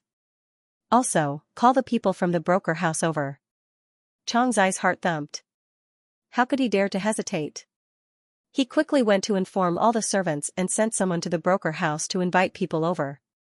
In the quiet courtyard, Arbor had someone bring a chair to sit in front of her. In front of her was a small table with a list of personnel. Chunying and Shayun were the first to arrive. They ran all the way over, their foreheads covered in sweat. When they saw Eldest Miss sitting there and flipping through the list of personnel, they didn't dare to speak and just stood there obediently. Soon, half a cup of tea's time passed. Aside from Chunying and Shayun, there was only the gardener Old Bai, the sweeping nanny Sun Yang, 2 maids from the outer courtyard, and 2 servants. The 8 people lined up in 2 rows and looked at each other in dismay. Arbor didn't say anything and ordered Xiao Yao to light an incense stick on the table. Her fingers lightly flipped through the list of personnel, occasionally raising her head to look at the people present. When the 2 incense sticks burned out, the last 2 servants who arrived late yawned and rushed over. Seeing many people standing in the courtyard, the 2 servants hurriedly squeezed behind the crowd.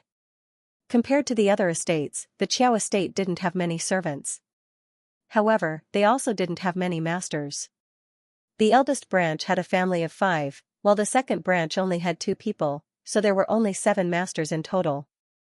Moreover, Qiaomu wasn't home all year round. Speaking of which, 15 to 16 servants were enough to serve 6 masters.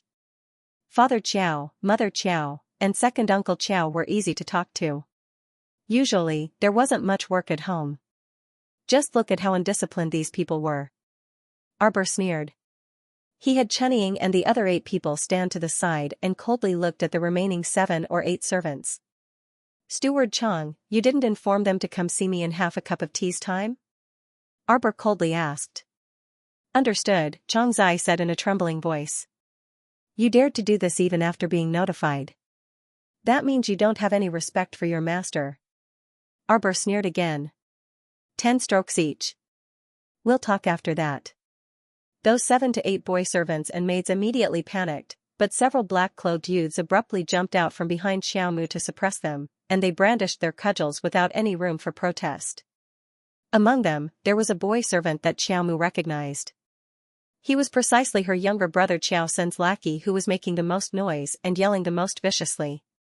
After each of them hit 10 times without missing a beat, the black-clothed youths retreated behind Arbor in a well-trained manner. Arbor coldly glanced at the crowd. If you still dare to howl, I'll hit you 20 more times. In an instant, there was complete silence in the front courtyard. I've summoned all of you here today because I want all of you to honestly answer a question of mine.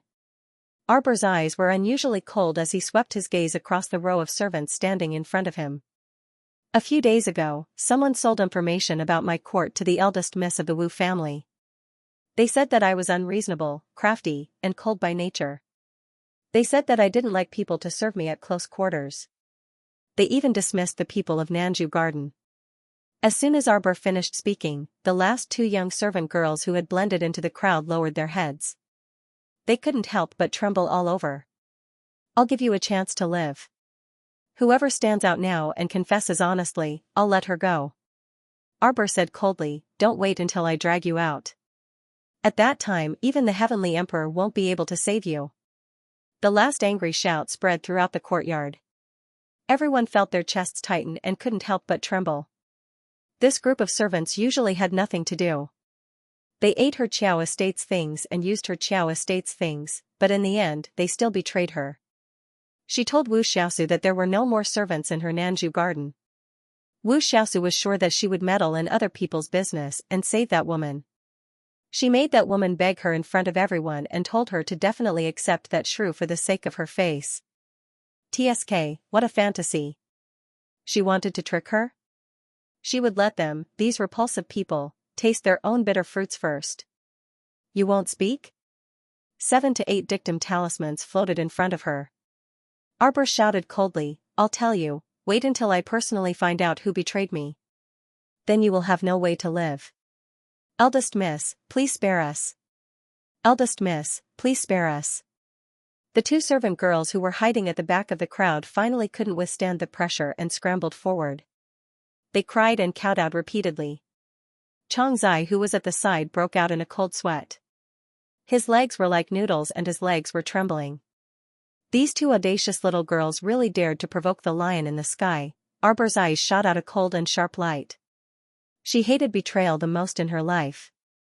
Although these two servant girls' betrayal didn't cause her any real loss, this didn't mean that she would easily forgive them. She didn't fall into their trap because she was meticulous and saw through people. It could also be said that she had suffered in her previous life and accumulated experience. It wasn't because they were merciful. Originally, there was no grudge between them. However, for a small profit, Xiaochen threw away his bottom line as a person. "Don't talk so much in the future. Let them eat it." Arbor threw out 2 pills, and the 2 black-cloaked youths immediately understood. They took the pills and stepped forward, grabbed the 2 frightened and trembling servant girls, and forced them to swallow the pills. The 2 of them became mutes on the spot, unable to speak. 2 pairs of frightened eyes, with a trace of resentment, stared at Arbor. "You're not convinced? Then I've changed my mind." Arbor looked coldly at the 2 girls who were glaring at him with hatred. "Kill them." The 2 maidservants' pupils suddenly shrank. They opened their mouths but found that they couldn't make a sound. In the next second, 2 cold lights flashed past their necks, and a red liquid sprayed out. Everyone felt as if their hearts were being gripped tightly by something, and they didn't even dare to breathe loudly. In the future, if anyone dares to reveal any of the trivial matters of my Nanju garden to unrelated people, they will be punished. That's the outcome. If you can't control your mouth, then don't ask for another mouth in the future. Chunnying. Chunnying knelt on the ground with a plop, and said with fear and trepidation, "Eldest Mississippi. This servant will scrupulously abide by her duties and won't dare to blabber nonsense." Arbor shook his head, looked at her, and said, "From now on, I'll give you the right to manage the household. Xiayun, you'll replace Chunnying and serve my mother. The 8 of you, starting from this month, your monthly allowance will be doubled." Arbor's words stunned the 8 maidservants who had arrived first. "As for the rest of you." Arbor looked coldly at the servants who had arrived late. "Putting on airs to the heavens, putting on airs even more than your masters. My Qiao estate can't afford to support you. Sell them all." When the servants heard this, they felt as if the sky was about to collapse. They had been eating and living well in the Qiao estate for the past 2 years, and they were used to living a good life. Now that the Qiao estate had been promoted to a marquis estate, their lives were even more prosperous. Compared to the children of other poor families, they were all as comfortable as young masters and misses. Now, eldest Miss actually wanted to drive them out with just one sentence. This time, everyone panicked, and they only hated that they had offended eldest Miss, this ancestor. This ancestor wasn't as easy to talk to as the other members of the Qiao family. She would poison them to mute them, kill them to kill them. Her swift and decisive methods were completely unlike the other people in the Qiao estate who were soft and docile. The servants all cried and begged for mercy. But how could Arbor care about them? She had given them a chance, but unfortunately, only half of them grasped it. Since that was the case, she didn't need to be polite with them. It's so noisy, so annoying. Drive them all out. Arbor threw the name list on the table and beckoned to Chunying. Chunying hurriedly ran over and respectfully bowed to pick up the name list on the table. Cross out the names of the people who were driven out today. Also, check if there are enough people in the estate to clean. If there aren't enough, pick 2 or 3 honest people from the broker house. It doesn't matter if they are men or women, as long as they are willing to work hard. Yes, Mississippi Chunying was someone who could read. These 2 years, she had always been by Madam's side, helping to manage the household, so she naturally had some skills as a housekeeper. Arbor nodded. It will be the new year in 10 days. Tomorrow, go find a few people from the clothing workshop and buy 2 sets of winter clothes for the new year for each of the servants and boys. Calculate how much cloth is needed and report to me when the time comes. There is no harm in having more, but don't shortchange anyone. Chunying's mouth was slightly agape.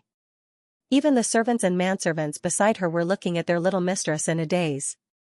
Their master, who was still furious just now, was now softly talking about giving them more clothes for their monthly allowance, so that they could happily celebrate the new year. Yes, Mississippi Chunying curtsied, her face beaming with joy as she agreed. Xiaoyao pursed her lips and smiled. Actually, her young miss was the easiest to get along with. As long as everyone did their jobs well and didn't cause trouble, her young miss wouldn't care what they did for the rest of their time. Standing to the side, Xianxia, whose legs were still trembling, suddenly knelt down with a thud and weakly called out, "Eldest Mississippi." At this time, Arbor's anger had already dissipated by half. When he turned to look at Xianxia, his expression was a little better. You didn't manage your family well, and there were many incidents in your family. Do you know your crime? Eldest young miss, this old servant knows his wrongs. I beg eldest young miss not to chase this old servant out. Xianxia trembled as he spoke. The gardener, Old Bai, who was on good terms with Xianxia, also fell to his knees. He cowed out and stammered, "Young miss, I can't double the monthly allowance. I beg young miss, don't kick big brother Cheng out." They were all ordinary people, and Xianxia was already over 50 years old. If he was kicked out, he definitely wouldn't be able to find work. When the time came, there really wouldn't be any way to make a living. Sun Yang and the 2 of them were the first to enter the residence, so their friendship was naturally different. When she heard this, she also quickly knelt down and pleaded with Arbor. Xiaomu looked at them expressionlessly, causing the trio's hearts to beat like a drum, feeling very uneasy. Xianxia was deeply afraid of implicating the 2 old fellows and hurriedly cried, "Eldest miss, please don't be angry at Old Bai and Sun Yang. This matter has nothing to do with them. I'll just leave." After saying this, he turned to leave with a hunched back. Arbor coldly called out, "Stop right there."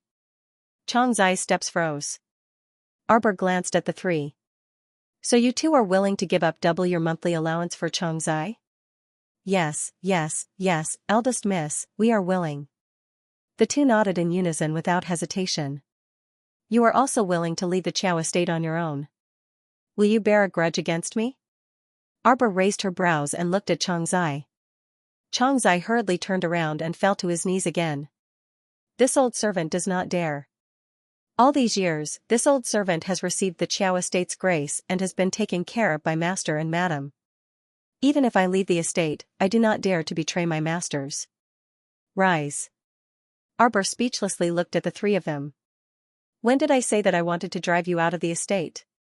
Xianxia, Old Bai, and Sun Yang were all startled and carefully thought back. That's right, when Miss had been angry just now, she had not said a single word about driving Xianxia out. At most, she had ignored Steward Chang. "I removed you from your position as the steward only because I felt that you weren't too suited for the position of steward." Xiaomu sighed as she explained, "Although you are indecisive in handling matters, you are a loyal and righteous person. You have followed my parents for so many years. Even if you have not performed meritorious deeds, you have still worked hard. How could I drive you out? Could it be that in your eyes, I, your miss, am so unreasonable?" Xianxia hurriedly said that he did not dare. Old Bai and Sun Yang were not good with words and could only follow Chang Zai's lead and say that they did not dare. Alright, all of you rise. Arbor moved her fingers and took out 2 small pouches. Xiaoyao pursed her lips and smiled. She knowingly took 2 small bags and walked over to Old Bai and Sun Yang. She handed them to them. Here, this is a gift from Mississippi. Take it and calm your nerves. The 2 of them got up from the ground in a daze, each of them stupidly hugged a small bag and peeked inside. There were 2 pieces of ham inside. These days, meat was much more expensive than rice. This was a bountiful reward. Old Bai and Sun Yang both stared blankly at their little master. Chang Zai, you have 2 very good friends. At this time, Chang Zai already knew that the young miss would not chase him out of the house, and his nerves were no longer as tense. Hearing this, he smiled from the bottom of his heart and nodded repeatedly. From now on, you can work at my parents' Lijing garden. Arbor said faintly, you're getting old. You can just ask me to do some trivial things.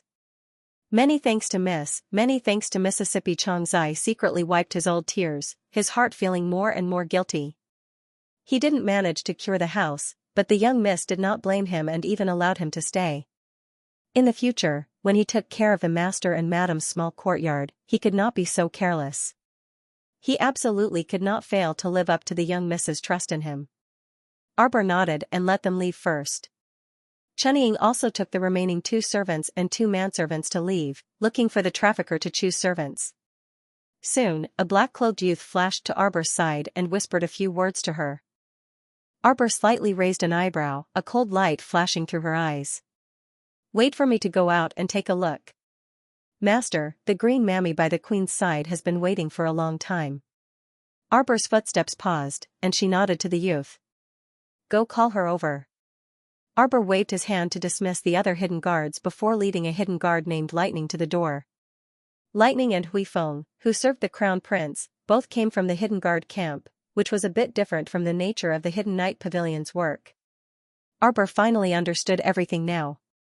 Those with the word hidden in their names, such as Hidden Flower and Hidden Current, were all members of the hidden pavilion and specialized in assassinations. However, when those idiots were idle, they liked to visit the night pavilion to cause trouble. As for those with the word Yi in their names, such as Charming Night and Midnight Supper, they were all members of the night pavilion. Their main job was to travel to various large cities and towns to gather intelligence. Sometimes, they might even have to travel to faraway countries to gather all kinds of intelligence. The hidden guards from the hidden guard camp were usually the crown prince's bodyguards. Of course, when the hidden night pavilion was very busy, the hidden guards might have to lend a hand or something. The crown prince's hidden night pavilion's hidden guard camp had been established for who knew how many years. Its scale was already very large, so it was quite easy for Arbor to use it directly. Especially the hidden guard camp. It was said that the great king's father, the old Grand King, had directly passed it down to the crown prince when he was still alive. There were also some extraordinary people that Arbor had never seen before.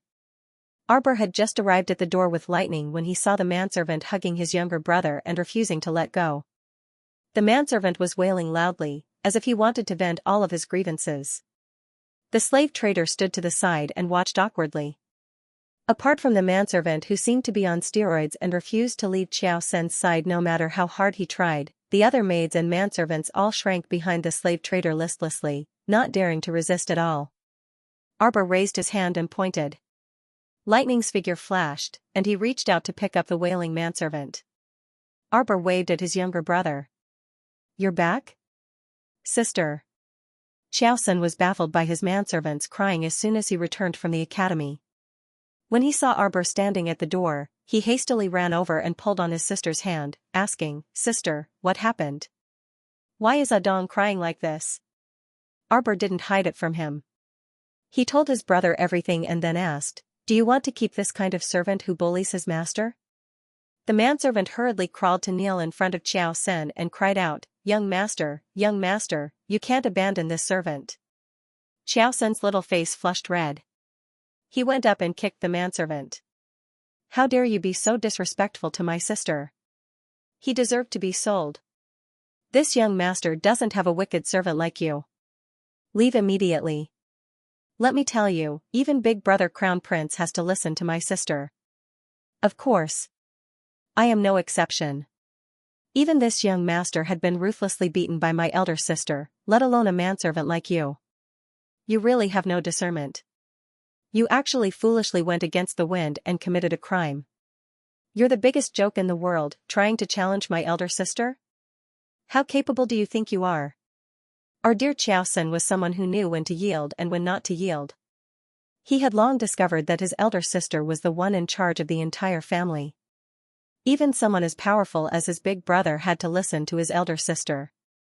What kind of thing does a manservant like you think you are? How dare you climb all over his elder sister? You deserve to be scolded. Our dear Xiaoxia hurriedly drew a clear line between himself and the manservant, indicating that he wasn't on the same side as him. He pulled his sister towards the door. This child had been raised by the old madam's side since he was young and had been spoiled to the point of being out of control. Fortunately, he was a little fearful of his older sister now, so she could still control him. Otherwise, it would be harder to teach him in the future.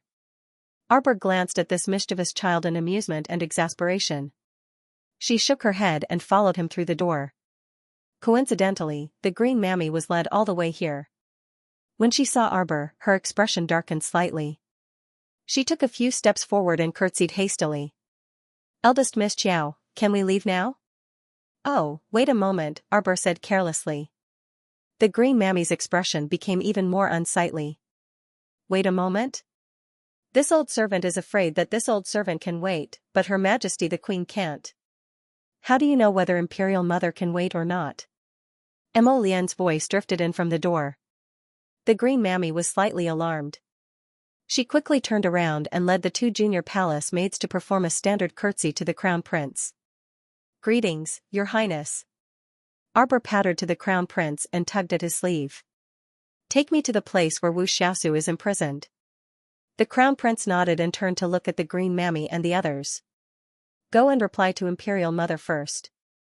Just tell her that we will come over in an hour." The green mammy's eyes narrowed slightly, and she hastily said, "Your Highness," but the crown prince's cold gaze shot over and landed on the green mammy. "You don't understand?" The green mammy was so frightened that cold sweat dripped down. She hastily knelt on the ground with a thud and pressed her head firmly as she repeatedly said, "Yes, yes, this old servant understands." The crown prince held Arbor's small hand and walked out. Before they left, Arbor glanced at the kneeling green mammy, who was secretly peeking at her from the corner of her eye. Her lips curled in a cold smile. Wu Xiaosu had been imprisoned in the Supreme Court's prison for nearly 4 hours. The two people's carriage went straight to that place. When they arrived at the Supreme Court, the Shaoqing had already received the news and came out to welcome them. He led the two people to the prison. The cell door opened, and a long flight of stairs appeared under everyone's feet. Arbor glanced at the crown prince and tugged at his sleeve. The crown prince looked at her in amusement and whispered, "You're going down alone?" Arbor nodded. The crown prince looked at her helplessly. "What, are you still whispering to each other?" As he spoke, he turned to the vice-chancellor of the Supreme Court and said, "Let's stay here. Let the jailer open the door for the crown princess." "Yes, yes."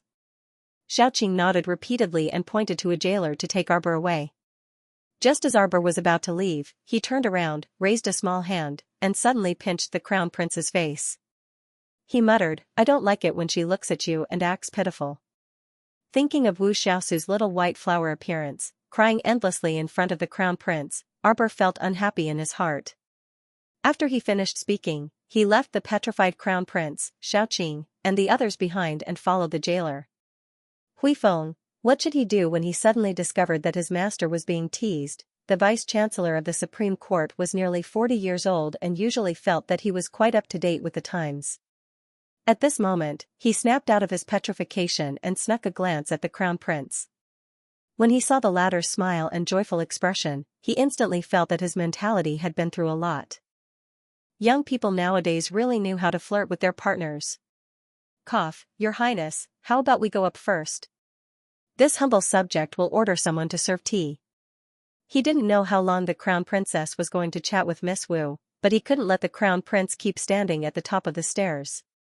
Crown Prince the Great. After calling him 3 times, the Crown Prince still didn't have much of a reaction and only kept smiling. On the side, Hu Weifeng's mouth twitched, and he coughed lightly. Xiaoqing, go and prepare first. His Highness will be there in a moment. Yes, yes.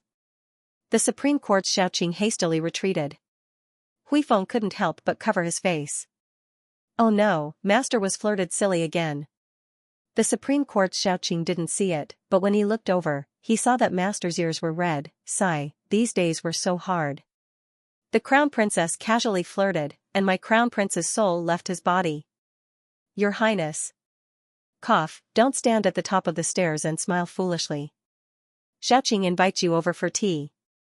Huifeng helplessly poked the Crown Prince. Mo Lian returned to her senses and blinked her phoenix eyes. Where's Jojo? Huifeng almost missed a step and rolled down the stairs. The Crown Princess, who ran off after flirting, had no idea that she had flirted a man silly with one sentence. Under the jailer's lead, they arrived at the door of an independent prison cell. This type of prison cell used to imprison mystic cultivators was of a higher level, and there was an additional confinement talisman matrix on the cell door. Normal mystic cultivators couldn't escape from this prison filled with confinement talisman matrices if they wore specially made shackles and handcuffs. However, it was said that Ding Ting Ding escaping from prison was a common occurrence. Even if you had 17 or 18 talisman matrices, escaping from prison was a matter of minutes for him. The prison cells on both sides were empty, and Wu Xiaosu was being held in this one. The jailer brought Arbor to the door of the prison cell. Under Arbor's signal, he opened the door for her and tactfully retreated far away. Arbor stepped through the door, and her gaze landed on Wu Xiaosu, who was huddled in the corner. Wu Xiaosu looked up when she heard footsteps. When she saw that the person walking against the light was Arbor, her eyes abruptly widened, and she pounced at Arbor like a hungry tiger pouncing on its prey. However, when she was several steps away from Arbor, her figure was abruptly pulled to a stop by 2 iron chains. Her arms were firmly bound by 2 iron chains on the wall. She could only bare her fangs and brandish her claws at Arbor, but she could never reach her. Arbor stood in front of Wu Xiaosu and looked at her indifferently. I couldn't figure out why you kept trying to get close to our Qiao family. Later, the Crown Prince secretly told her that the palace maid who poisoned her at the banquet had a brief contact with Princess Anam. This goal was already very clear. Princess Anam wanted to avenge her good daughter, Commandery Princess Huiyin. The vassal king consort of Annan, Wu Hongma, is your aunt, right? Wu Hongma had been plotting against her since the day of the banquet. What a whimsical woman. He wanted to give her a slow-acting poison so that she would eventually die unknowingly. That way, the Crown Prince wouldn't be suspicious. This method of poisoning was simple and crude. It could be said that if she succeeded, it would be a good plan. Unfortunately, no matter how much she calculated, she overlooked the fact that Qiao Mu was also well-versed in the study of poison and had read thousands upon thousands of poison scriptures. This kind of concealed slow-acting poison might be quite stealthy and undetectable to other people, but to Qiao Mu, it was truly too common. Wu Xiaosu was ordered by Wu Hongma to pretend to get close to the Qiao family so that she could enter the family and find an opportunity to continue poisoning Arbor with slow-acting poison. Unfortunately, second Miss Qiao didn't like her from the start. Eldest Miss Qiao was as cold as ice and unapproachable, so she didn't have a chance. As a result, she found someone to put on a show to trick Arbor. If the trick succeeded, Arbor would take pity on that shrew and bring her back.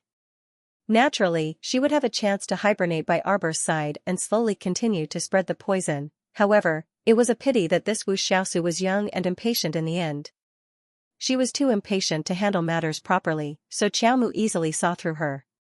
Arbor flipped his hand and a small golden cicada appeared in front of Wu Xiaosu's eyes. When she saw the golden cicada, panic flitted across her eyes. Her entire body shook as she held, Arbor, what are you doing? I want to see Her Majesty the Queen. I want to see the Empress Dowager. I've been wrongly accused. Your so-called witnesses and evidence are just rumors and rumors. I didn't engrave the Wu family's seal on the inside of the rice bag. This was a blatant attempt to frame him. Arbor slightly curled his lips and didn't answer. Instead, he moved his finger and a body immobilization talisman floated out. You. Wu Xiaosu's entire body was cold. She opened her mouth in shock, but suddenly felt that her entire body couldn't move. With a slight flick of Arbor's finger, that small golden cicada flew into Wu Xiaosu's mouth and slid down her throat. Wu Xiaosu's eyes were filled with horror. If her entire body wasn't frozen, she would have already collapsed to the ground, trembling. Arbor's lips curled into a cold smile.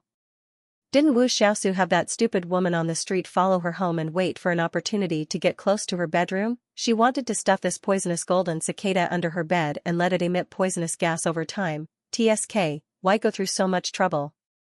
Just directly feed it to Wu Xiaosu and let it play its role in Wu Xiaosu's stomach. After Arbor finished dealing with Wu Xiaosu, he left her frozen like this. He didn't even help her resolve her predicament and leisurely left. When the two entered the palace hand in hand to see the queen, eldest Madame Wu's eyes were swollen from crying. Princess Anam even held back a bellyful of anger and drank tea for 4 hours. Without waiting for Princess Anam to make a fuss, the crown prince ordered people to bring the witnesses and material evidence to the queen and state the facts. Seeing the queen's silence, Senior Madame Wu became anxious. Xiaosu is still a virgin and is the princess consort's niece. Wouldn't it be a disgrace to the Wang clan if they were imprisoned like this? Besides, she was just a child and had accidentally offended the crown princess. The crown princess hasn't suffered any losses yet, so why can't she just take a step back? A country has its laws, and a family has its rules. Are you looking down on the law? The crown prince said indifferently, 3 months in prison is already a light punishment. Could it be that eldest Madame Wu wants your daughter to be beheaded for the crime of disrespect? I hope that after Miss Wu is released from prison this time, the Wu family will properly control her words and actions. Don't make any more mistakes, otherwise, we won't let her off easily. The next day, the queen still wanted to persuade her son to let Miss Wu go. After all, girls were prideful. Wouldn't it make people laugh to death if she came out of prison after 3 months? In the end, she received news that her son had left the capital early in the morning with his wife for Bailon. It was already the new year, yet they were still going out. Queen Zhao was so angry that she cursed her for raising a fake son. At this time, the young couple was already in the suburbs and had ridden on the same horse for some distance. From afar, they saw a small team of 7 to 8 people running toward the city gate in a fluster. Behind them was a large group of zombies that were running crookedly. There were at least 30 to 40 zombies. Although their running speed wasn't slow, they were all missing arms and legs, and their postures were twisted. However, this batch of zombies moved at the same speed as a normal person. If there were no mishaps, it should be a batch of level 3 zombies. The squad of 7 to 8 people fled in a panic. From afar, they saw the crown prince and Arbor foolishly standing still with their horses in front of them. In their panic, they glanced at the two of them and silently criticized them. They felt that they were 2 young people who had been scared silly. Otherwise, why didn't they run when they saw such a large batch of zombies? They even foolishly placed their horses in the middle of the road. Why are there so many zombies? The little girl asked crisply. Arbor really hadn't seen so many zombies moving together in a long time. In the area around Guanlan City, there were basically mystic cultivator squads going out on missions every day to purge the nearby zombies. It was already good enough to occasionally see 1 or 2 zombies on the road, so it was truly surprising to see such a small batch of zombies. These people's luck was really good. Seeing the 7 to 8 people running closer and closer, Arbor stared at the tall, plump, middle-aged uncle in the lead with a slightly strange gaze. "Captain!" A fierce scream came from behind him. The tall fatty turned around and saw a tall zombie missing an arm already close to the back of his head. 2 protruding fangs appeared in its huge mouth, looking especially cold and eerie. F***CK. Without any explanation, the tall fatty raised the fire tongs in his hand and firmly smacked the pouncing zombie's face. The zombie's eyeball immediately flew out of its left eye socket. "Hurry and run, little girl." A chubby auntie beside the tall fatty was also doing her best to run. The moment she opened her mouth, she spat at Arbor and Mo Lian, gesturing for them to quickly turn around and run into the city. Although the chubby auntie was wide and fat, she was very agile and abnormally fast. She was a speed-type superpower user. Seeing them running over in a hurry, Arbor's beautiful eyes scanned the faces of the 8 people in the squad. The more he looked, the more radiant his eyes became. "What are you looking at?" Mo Lian reached out and pulled the little fellow's face back. This child was staring at her without blinking. Was he really that good-looking? The team consisted of 8 people, young and old, men and women, all of whom looked ordinary. He really didn't know why his Jojo couldn't take his eyes off him. "Come over quickly." Xiaomu waved her hand at Fatty Gao and company. "Hurry, hurry." Fatty Gao's mouth twitched. "Little girl, run. Don't just stand there. We really can't handle these dozens of level 3 corpse puppets. Get down, all of you." The little guy waved his hand forcefully. Everyone looked at her in confusion, only to see the fair and tender little girl take out a round thing from her sleeve. Mo Lian's eyebrows twitched slightly. She was just about to grab the little fellow's little hand. The round core ravaging thunder had already been thrown out by her and landed in the midst of the zombie horde. Boom! A huge explosion shook the earth and the mountains. The 8 people in the squad rolled on the ground with stupefied expressions. They hugged their heads and lay on the ground, looking up at the little girl who was leaving. "Huge bear squad, wait for me to come back. See you." The little girl hugged the youth's waist and turned to wave at the group of people lying on the ground. Who dares to be so impudent at Guanlan City's north gate? Several angry rebukes were mixed with several fierce figures flying out of the city gate. The 8 members of Huge Bear Squad continued to lie there motionlessly, holding their heads as they stared ahead in a daze. The core ravaging thunder had blasted a huge crater in front of them, and none of the 30-odd zombies were spared. All of them were blown to smithereens. Several mystic experts stationed at Guanlan City's north gate flew out of the city and were stunned when they saw this scene. The members of Huge Bear Squad slowly crawled up from the ground after a long while. Everyone looked at each other in bewilderment. "Captain, our Huge Bear Squad is so famous now? Even a random little girl passing by can call out our Huge Bear Squad's name?" 2 lumps of red appeared on a young team member's face in excitement. Huge Bear Squad's captain, Gao Xing, irritably slapped the back of that team member's head. "What nonsense are you spouting? It must be because she saw the badges we're wearing on our chests." Everyone looked down. The huge bear badge wasn't very obvious, and the bear carved on the badge wasn't mighty. To be honest, could that girl really tell that this badge was a huge bear? What exactly happened here? A mystic guarding the city solemnly looked at Captain Gao Xing. Gao Xing smiled foolishly and rubbed the back of his head. "It's just that just now, our squad accidentally attracted a group of zombies to chase after us. An expert passed by and helped us take care of the zombies." "Ah, right, we're the Huge Bear Squad that went to the north slope to dig up wild vegetables. Now that the mission is complete, we plan to return to the city." The mystic guarding the city looked at the badges on their chests and nodded. "According to the rules, you guys will first stay in the tent area outside the city for a few days. You can only enter the city when it's about time." Okay. Everyone understood the rules, so Gao Xing nodded without objection. Only then did he lead his teammates to the tent area at the North City Gate.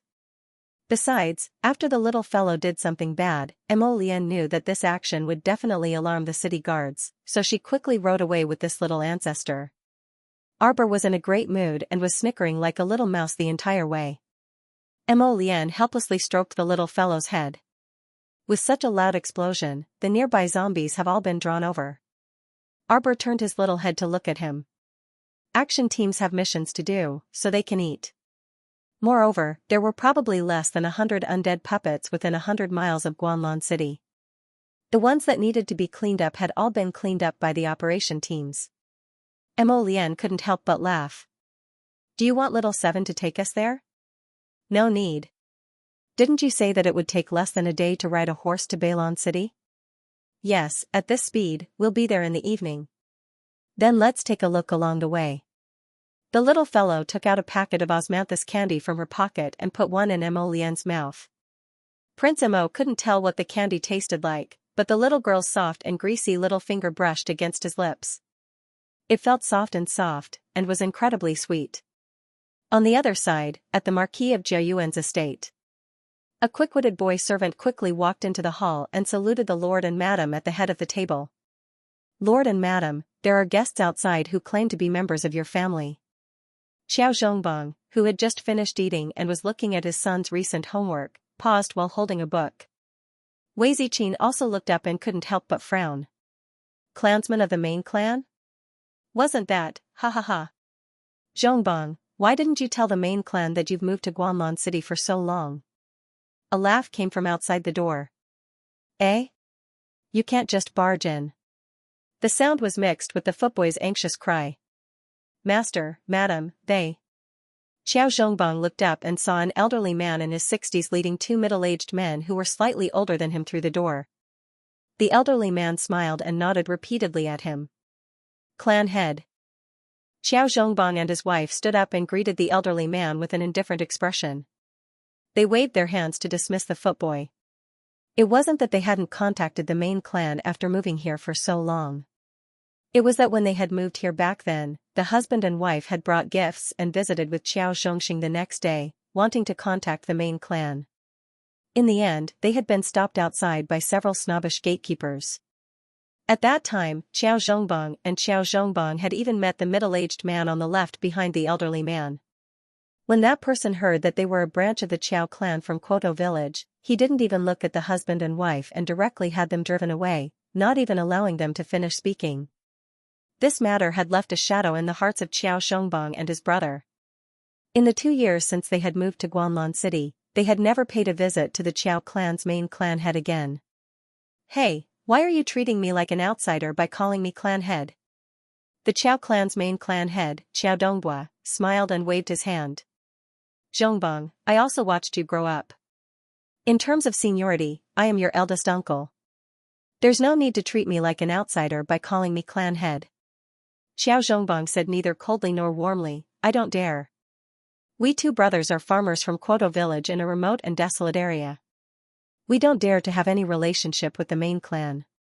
If there's nothing else, please leave. Clan head Xiao Dongbua's old face stiffened. The two middle-aged men behind him were furious, especially the man on the left. When he heard Xiao Zhongbang's voice, he realized that he had met this person 2 years ago. However, at that time, Xiao Zhongbang and his wife were dressed very plainly. At first glance, one could tell that they were country bumpkins from the countryside. Unlike now, they were dressed in silk and satin. Zhongbang, we are all clansmen of the same clan. There is no need to be so calculative. Clan head Xiao Dongbua said with a calm face, what happened 2 years ago, it's all because of that little servant boy who was guarding the door. He didn't understand the ways of the world. Don't worry, I'll deal with them as soon as we get back. No need. Xiao Zhongbang waved his hand, turned around, and pulled his wife into the inner hall. I'm sorry, I have something to discuss with my wife, so I won't see you off. This old man still dared to bring up the incident from 2 years ago in front of them, which meant that he already knew about it. However, at that time, Xiao Zhongbang and his brother were only good-for-nothings in the main clan's eyes. How could the main clan ever care about them? Xiao Dongbua was so angry that his mouth crooked, and he brought his 2 sons out of the marquis's estate with his tail between his legs. Xiao Zhongda immediately cursed, Dad. He's only a good-for-nothing who obtained the marquis title because he sold his daughter for glory. Does our Qiao family still need to rely on him? A good-for-nothing, a good-for-nothing. A good-for-nothing is about to break through to the peak of level 7 mystic cultivator realm. What about you?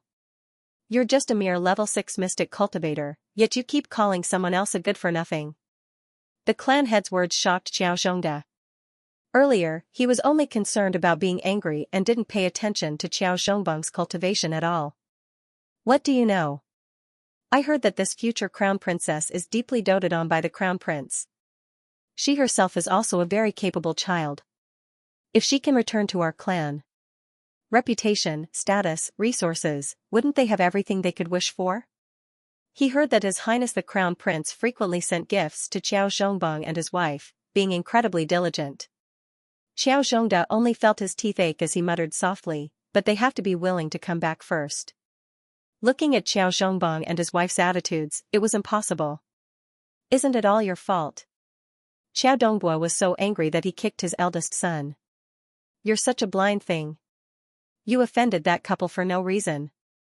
I'm telling you, you have to think of a way for me. No matter how you beg, you have to invite that couple back to the main family. I want to see that child Arbor's figure in the Xiao family competition after the Lantern Festival. A strange glint flashed through Xiao Dongbo's eyes. This crown prince's section break, clatter clatter clatter. The little white horse galloped happily, galloping up the slope with the young couple on its back. When it was close to noon, the young couple had already galloped the entire way. With the crown prince carrying her in his arms, Arbor's hair and clothes were clean, neat, and elegant, without the slightest speck of dust. Moreover, she was jolting on the horse, already wanting to sleep. Not long after descending the slope, the two people stopped at the entrance of a small village. There should already be no one in this village. After all, the people nearby had either moved to Bailon fortifications or definitely moved to the nearby Mo kingdom capital. Who would stay in such a withered, small, and dilapidated village? Moreover, there were hidden dangers in terms of safety. Who could guarantee that zombies wouldn't suddenly break through the window in the middle of the night, pass through this village? Mo Lian lowered her head to look at the sleepy little fellow who was nodding incessantly, and she couldn't help but find it funny. Arbor reluctantly glanced at this village. From here, the village was very dilapidated, with broken walls and dilapidated walls, and there weren't many intact houses inside. Isn't it closer if we go from here? It should be, Mo Lian nodded, but this village looks a little spooky, don't be afraid. How am I scared? Arbor snorted and looked down at the little white snake that poked its little head out of his waist pocket. She had mentally prepared herself for half a day before she finally made up her mind to bring the little white snake along. There was no other reason. She had to work hard to get rid of the psychological shadow of the past. She couldn't just run away in fear when someone threw out a Xian beast snake when she was fighting with someone in the future. This was too king cowardly. He had to overcome it. In addition, the little white snake kept looking at her with a pitiful gaze that said, "Please don't give up." Xiaomu felt a little helpless. Along the way, the little white snake was very obedient. It curled up in her waist pocket and poked its little head out to look at the scenery. It didn't make a single sound. Arbor subconsciously reached out and stroked the little snake's round head. The little white snake immediately rubbed its head against her small hand excitedly. At this time, Prince Mo had already urged his horse into the village. As soon as the two entered the village, they thoroughly sensed the desolation of this place. Let alone people, it was impossible to even have a single bird in this kind of place. To put it bluntly, even a mouse would probably starve to death if it took root here. Arbor's large eyes darted back and forth, blinking nimbly. Suddenly, she heard a faint sound. The two of them turned their heads and instantly saw a bony claw reaching out from the crack in the wall. The claw was black and thin, covered in blue veins, and looked especially frightening. If a normal person saw it, they would fall off their horse in fright. But the young couple only looked at each other, then continued to watch the hand slowly reach out from the crack in the wall. Then came half a head covered in dust and dirt, and half a body so thin that it was all skin and bones. A pitiful man with a somewhat deformed head and a body as thin as a bean sprout crawled out from the corner of the earth. When his gaze met the young couple's, he was clearly stunned, and his entire body froze on the spot. There was actually someone here. Arbor carefully looked at the person, and after examining him, he confirmed that this was a person and not a corpse puppet. Although he looked a little deformed, he was most likely skinny from hunger. His eyes were strong, and his limbs were agile, so he was clearly not a corpse puppet. Mo Lian reached out and grabbed, and the man who was so thin that he was almost out of shape was brought up in front of him. "Who are you? Why are you hiding there so sneakily?" That person called out "Ba twice, and his face revealed a slightly frightened expression. He repeatedly kowtowed to the two of them and begged for mercy. He was actually a mute. A mute hiding in this shabby village and still being able to live for so long. It was really unknown how he spent his days to become so thin. Mo Lian flipped off his horse and walked over to the crack in the wall that the mute had crawled out from to look. There seemed to be a cellar down there, and the mute probably slept in that cellar every day. "I'll go down and take a look, Jojo." Mo Lian pointed down. Arbor nodded, and retracted his gaze to look suspiciously at the mute. "Are you really a mute?" The mute made two short ah sounds, and his voice was also very hoarse. Arbor flipped his finger, and suddenly threw a body-securing talisman at him. Suddenly, the mute nimbly dodged to the side, and fiercely dodged the talisman. He flipped his hand and threw a handful of dust at Arbor. Arbor's lips curled into a sinister smile. With a light swipe of his fingertips, several streams of water rushed out, directly washing away all the dust that Mute had scattered over. Mute was clearly taken aback, and his huge pupils contracted slightly. Water spirit? Impossible. How could such a young girl be a spirit master? That deformed Mute suddenly opened his mouth, and a snake's forked tongue abruptly darted out of his mouth. It wriggled and darted straight for Xiaomu's small face. Arbor didn't expect the Mute in front of him to do such a disgusting thing. The snake's tongue was thick and fat, red with a tinge of black. It suddenly swept towards her face. In the blink of an eye, Arbor's finger trembled slightly and his mystic energy seeped into the defensive ring on his fingertip, opening the eggshell in an instant. Thud. The snake's forked tongue hit the defensive barrier and made a soft sound. The serpent man retracted his tongue in pain, turned around, and ran away. Arbor let out a sigh of relief, only feeling that she had been disgusted. A white light flashed, and the little snake suddenly jumped out of Arbor's waist pocket. It passed through the defensive barrier without any hindrance, and directly bit the back of Mute's neck. Ah ah ah. Mute let out a low, hoarse cry, and suddenly threw himself onto the ground. He slithered forward like a snake, struggling in his death throes. The little white snake's bite was very fierce, and in a flash, black smoke came out of Mute's body. Mute's body was like a sieve. Small holes appeared all over his body, all of which were emitting black smoke. This black smoke came from his body. Gradually, he was enveloped by this thick black smoke, and his figure couldn't be seen clearly. When Emo Lian jumped up from the cellar, she saw the scene and jumped in fright. She quickly rushed to Arbor and pulled her into her arms. What's going on? What could happen to me? Arbor pouted and pointed at Mute. He's the one who's in trouble.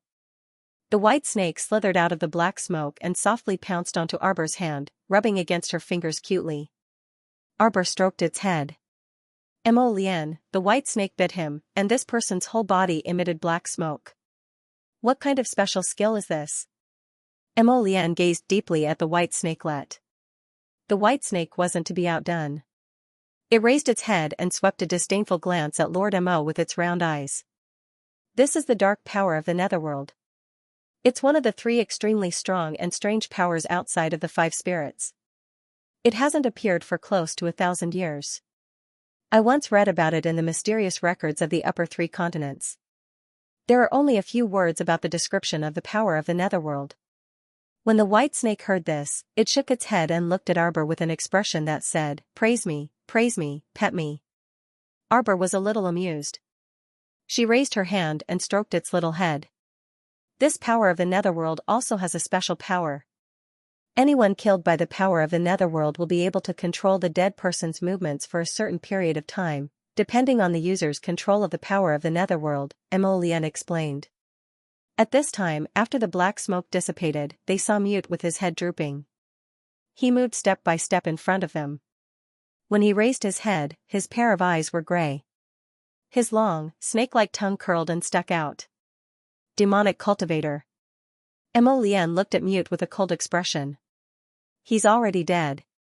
Jojo, should we leave now or go down and take a look? Let's go down and take a look. We can let this person lead the way. Arbor's eyes lit up. Emo Lian nodded. The cellar is connected to other places, but it seems to be connected in all directions. Without a guide, we may have to take a lot of detours. Then what are we waiting for? Let's go. Arbor was curious about the underground world. The 2 of them let Mute lead the way down the cellar. When they were brought to a rather large underground village, they couldn't help but be stunned.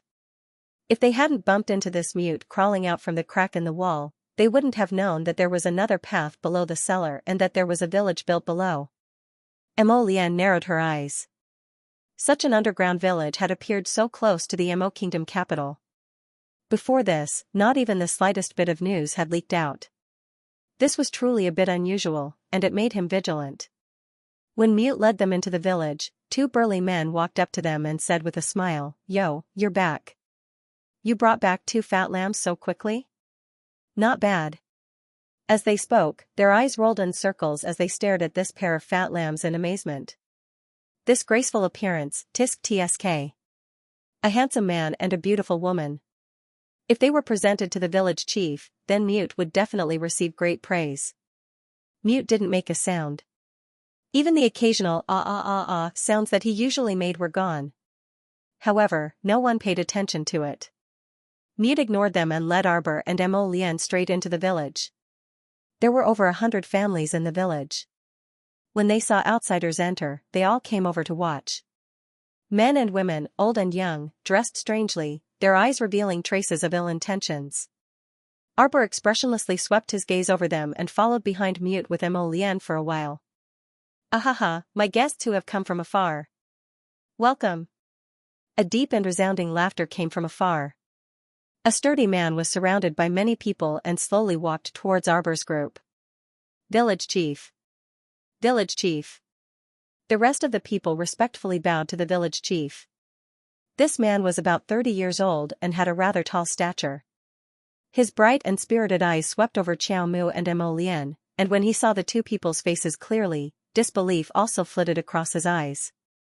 Such graceful and elegant people, they didn't look simple at all. How could they be so easily caught by Mute?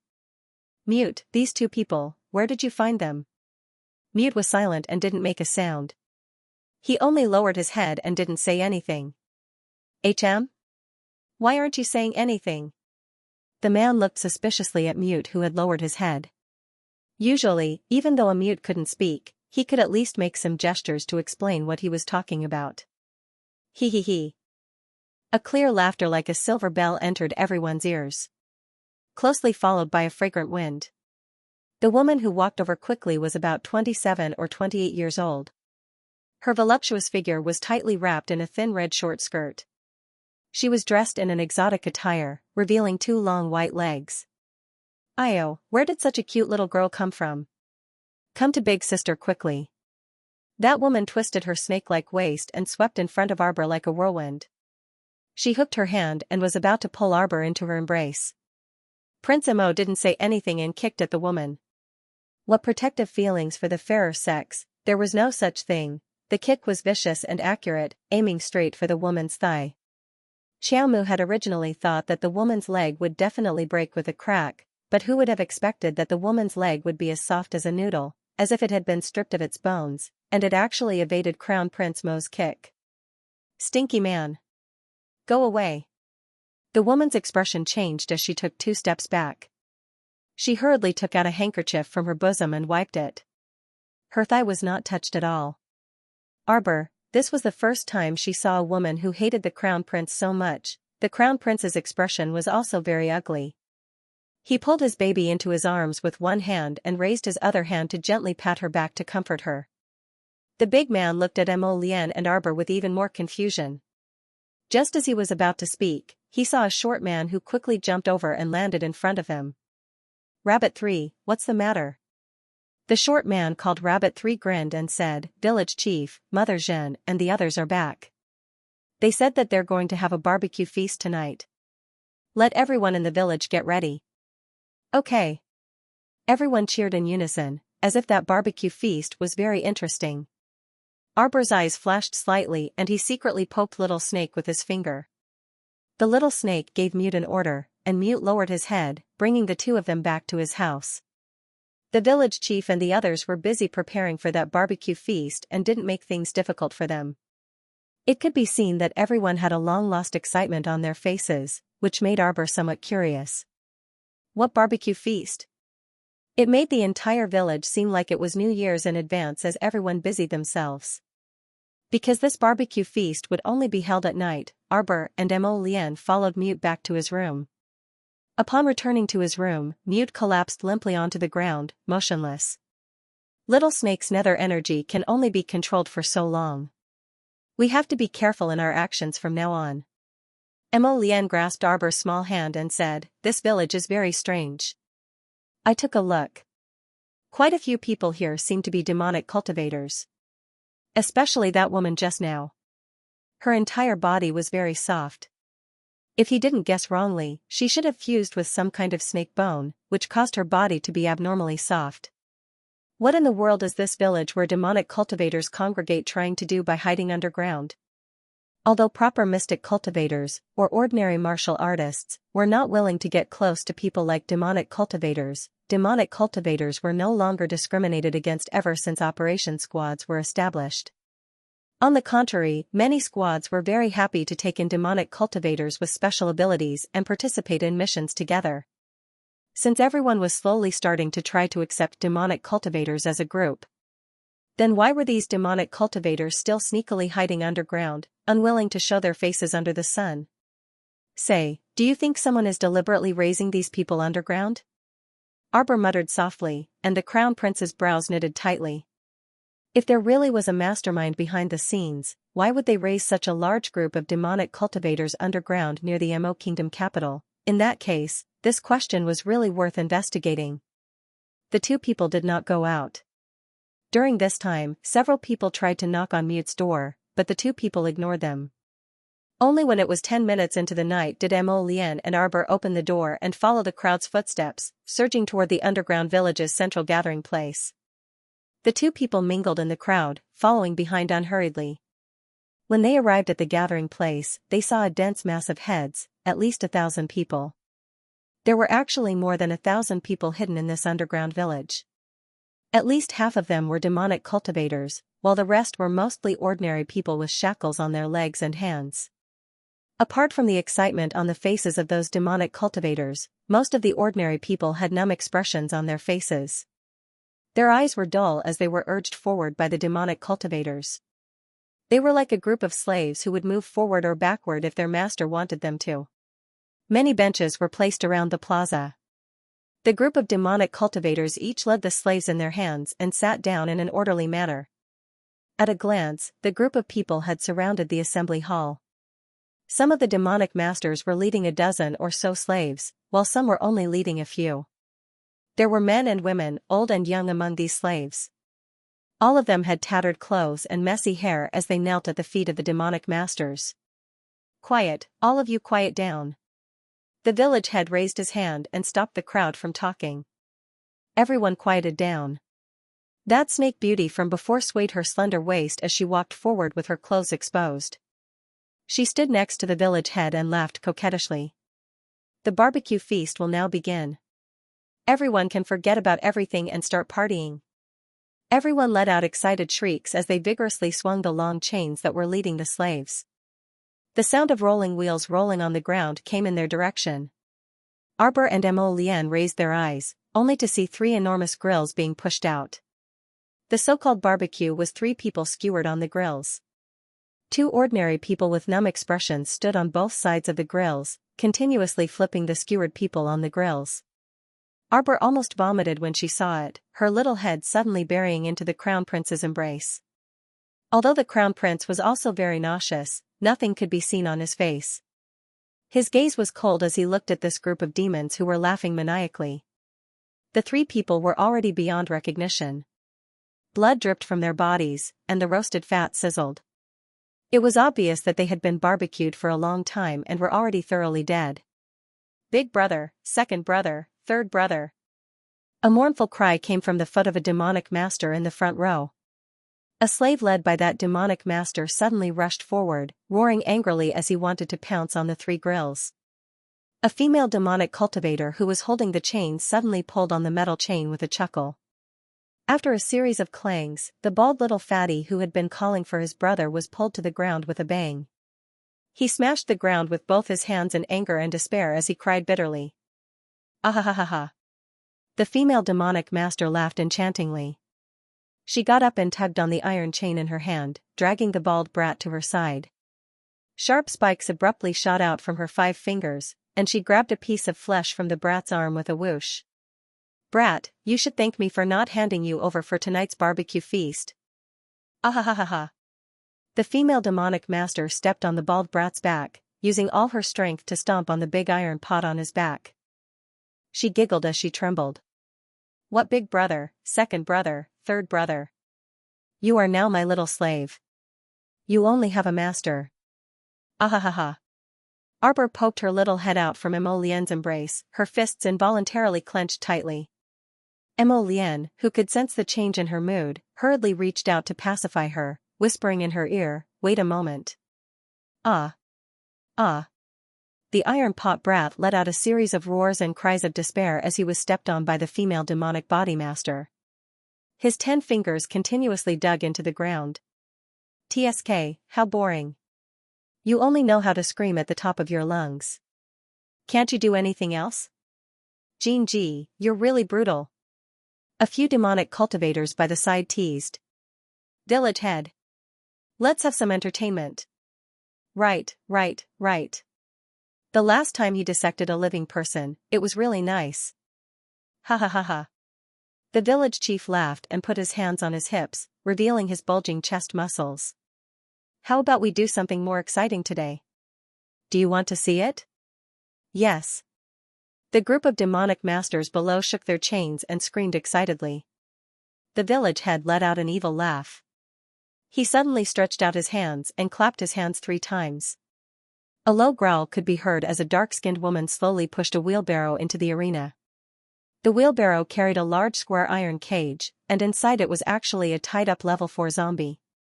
The level 4 zombie opened its mouth, revealing 2 terrifying fangs.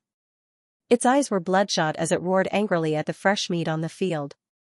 "Ha ha ha ha ha." Everyone laughed maniacally in excitement. This is a level 4 zombie that absorbed all the power of a level 6 mystic cultivator. Its current ability is equivalent to a level 4 mystic cultivator. The skinny dark woman tugged on the chain in her hand. After a series of rattling noises, the level 4 zombie in the cage threw itself against the iron cage, smashing against the pillar as it roared angrily. A group of demonic cultivators stood up with excitement in their eyes, raising their hands one after another as they shouted, "Me, me, me. Let me do it, let me do it. Why don't I see Mute? Where's the little sister that Mute brought back?" The snake beauty walked over from the center of the plaza, twisting her slender waist as her gaze slowly swept over everyone. When her gaze fell on Arbor, her eyes clearly brightened. But when she saw Emolien sitting beside Arbor, her brows involuntarily furrowed. She had a premonition that this man didn't look simple. "Where's your master?" The snake beauty twisted her enchanting slender waist as she approached Arbor and Emolien step by step. According to the rules of their village, whoever picked up someone would be that person's slave. Of course, if you wanted to present it to the village chief, that was also fine. If it was some good prey, presenting it to the village chief would make him happy, and perhaps even exchange it for better treatment. "Where's that Mute?" The snake beauty looked at the 2 of them suspiciously. She raised a slender finger, tilted her neck, and lightly tapped her fair chin. "There's no way that Mute would let the 2 of you come here alone. What's going on?" Arbor didn't pay attention to the snake beauty's thin screeching. Her gaze was fixed on the face of the skinny dark woman behind the wheelbarrow. A faint ripple appeared in the depths of her cold eyes. Although that woman had slimmed down quite a bit and tanned quite a bit, Xiaomu still recognized her with a glance. The skinny dark woman gestured for the 2 of them to come forward and drag the level 4 zombie out of the cage. That level 4 zombie shook its 2 arms with all its might, vainly trying to break free from its bindings. Its 2 tightly bound claws were twisting and scratching randomly. The 2 demonic cultivators wore iron wrist guards on their arms, so they weren't afraid of the level 4 zombie's touch, but their faces still carried a bit of disgust. "Haha." The female demonic cultivator by the name of Xianxia pulled a rolling and crawling bald little fatty forward. "Let this little slave of mine test the waters first." "Xianxia, how can you be so shameless? It's not your little slave's turn." Me. Let my slaves come." The demonic cultivators screamed excitedly, their hands gripping the iron chains and swinging them. On the other hand, the numb faces of the many ordinary people who were being held by them finally showed a trace of fear. If they were allowed to go up and fight with this level 4 zombie puppet, they would undoubtedly become food in the zombie's mouth. It would definitely be a dead end. "Xianxia, go down. According to the rules, we have to draw lots." The village chief raised his hand and glanced at the female demonic cultivator, Xianxia. He then lowered his head and looked at the iron walk brat who was lying on the ground, panting like a dog. Hee hee, are you sure you want him to go up? That's right, village chief. Xianxia raised her chin high. I've helped Mother Zhen catch many lambs these past few days. Even if there's no merit, there's still hard work. Can't you agree to such a small request? The skinny dark woman by the name of Mother Zhen didn't even bat an eyelid. She only pulled the iron chain in her hand. Anyone is fine. But if your slave is eaten by the corpse puppet within minutes, you will also be punished. Mother Zhen says with a sneer. That's right. The crowd of demonic cultivators below churns and screams, we want to watch an exciting match. That's right, that's right. If there's nothing to watch, you will also be punished. Go down, Xianxia. Don't talk about a minute, I think your little slave won't even be able to hold on for a second. Facing such a strong level 4 corpse puppet, how can the bald little fatty be its opponent? Hearing that, Xianxia is very angry. She heavily kicks the bald little fatty. You better buck up. Go up. If you dare to lose within a minute, I will skin you alive. The bald little fatty groans and slowly climbs up from the ground. He shakes the chains on his hands, and his eyes emit a crimson cold light as he stares fixedly at Xianxia. That's right, it's this kind of warlike gaze. Xianxia smiles enchantingly. She stretches out her hand and pats the little fatty's chubby face. She giggles and says, I think highly of you, little fatty Gidge. You can definitely do it. Bah. The bald little fatty spits at her. Everyone bursts into laughter. Xianxia's face instantly turns green. Without thinking, she swings a slap towards the little fatty's face. Slap. The little fatty straightens his neck and gnashes his teeth as he stares fixedly at Xianxia. Right now, the depths of his heart is filled with hatred, this group of filthy, perverted, and twisted bugs. They killed 3 of his brothers. He hated that he couldn't drink their blood and eat their flesh. He wanted to grind all of their bones and scatter their ashes. Let the little fatty go. Let the little fatty go. Ha ha ha. This group of neurotic demonic cultivators start to shout again. They excitedly clap their hands and vigorously cheer for the bald little fatty.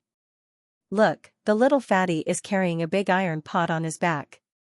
He should be a chef, ha ha ha ha ha. Arbor's gaze falls on the bald little fatty. She has also met this little fatty once. It was that day when she made up her mind to leave Paradise Planet. As he descended from the snowy peak, he saw the little fatty Xianxia and a few of his brothers. At that time, the 4 of them wanted to go to the snow-capped peak to dig something. For a moment, she wanted to kill them, but then she let them go. It was only because this Xianxia had a history with the Holy Water sect when he was young. But they didn't expect that the world would play tricks on them. They were allowed to live, but they still couldn't escape the fate of being slaughtered by the strong. At this moment, only the little fatty Xianxia was left in the 4-man adventurer team. His 3 brothers had all become food on the disgusting grill. These deranged demonic cultivators simply could not be called human. Activate the defensive barrier. At the village chief's command, 4 level 6 mystic cultivators wielding defensive mystic weapons walked forward. At the same time, they injected a wisp of mystic energy into the defensive mystic weapons. Faint rays of light crisscrossed in all directions and propped up a defensive barrier in the center of the plaza. The village chief crossed his arms and looked at the little fatty in amusement. Old rules, if you can survive this game, then we'll let you leave this place. Oh, oh, oh. The demonic cultivators below all let out excited shrieks. This sideshow truly made people so excited that their blood was boiling. Little girl, are you also mute? The snake beauty glanced at Arbor and Mo Lian with a strange gaze. She shot a glance over, and one of the ordinary people mixed in with the crowd received her instructions and quietly went into hiding. Arbor slightly hooked up the corner of her lips. Stupid woman, even if they killed someone, they wouldn't let the mute's corpse lie in his own house for nothing.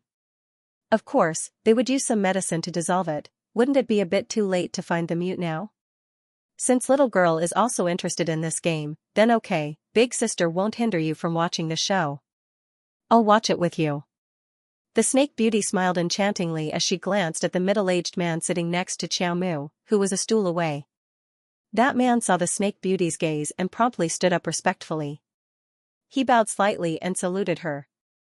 Vice Hall Master, please sit here. Vice Hall Master? Arbor and Mo Lien glanced at the snake beauty without batting an eyelid. This form of address was a bit interesting. It didn't seem like a form of address for a villager.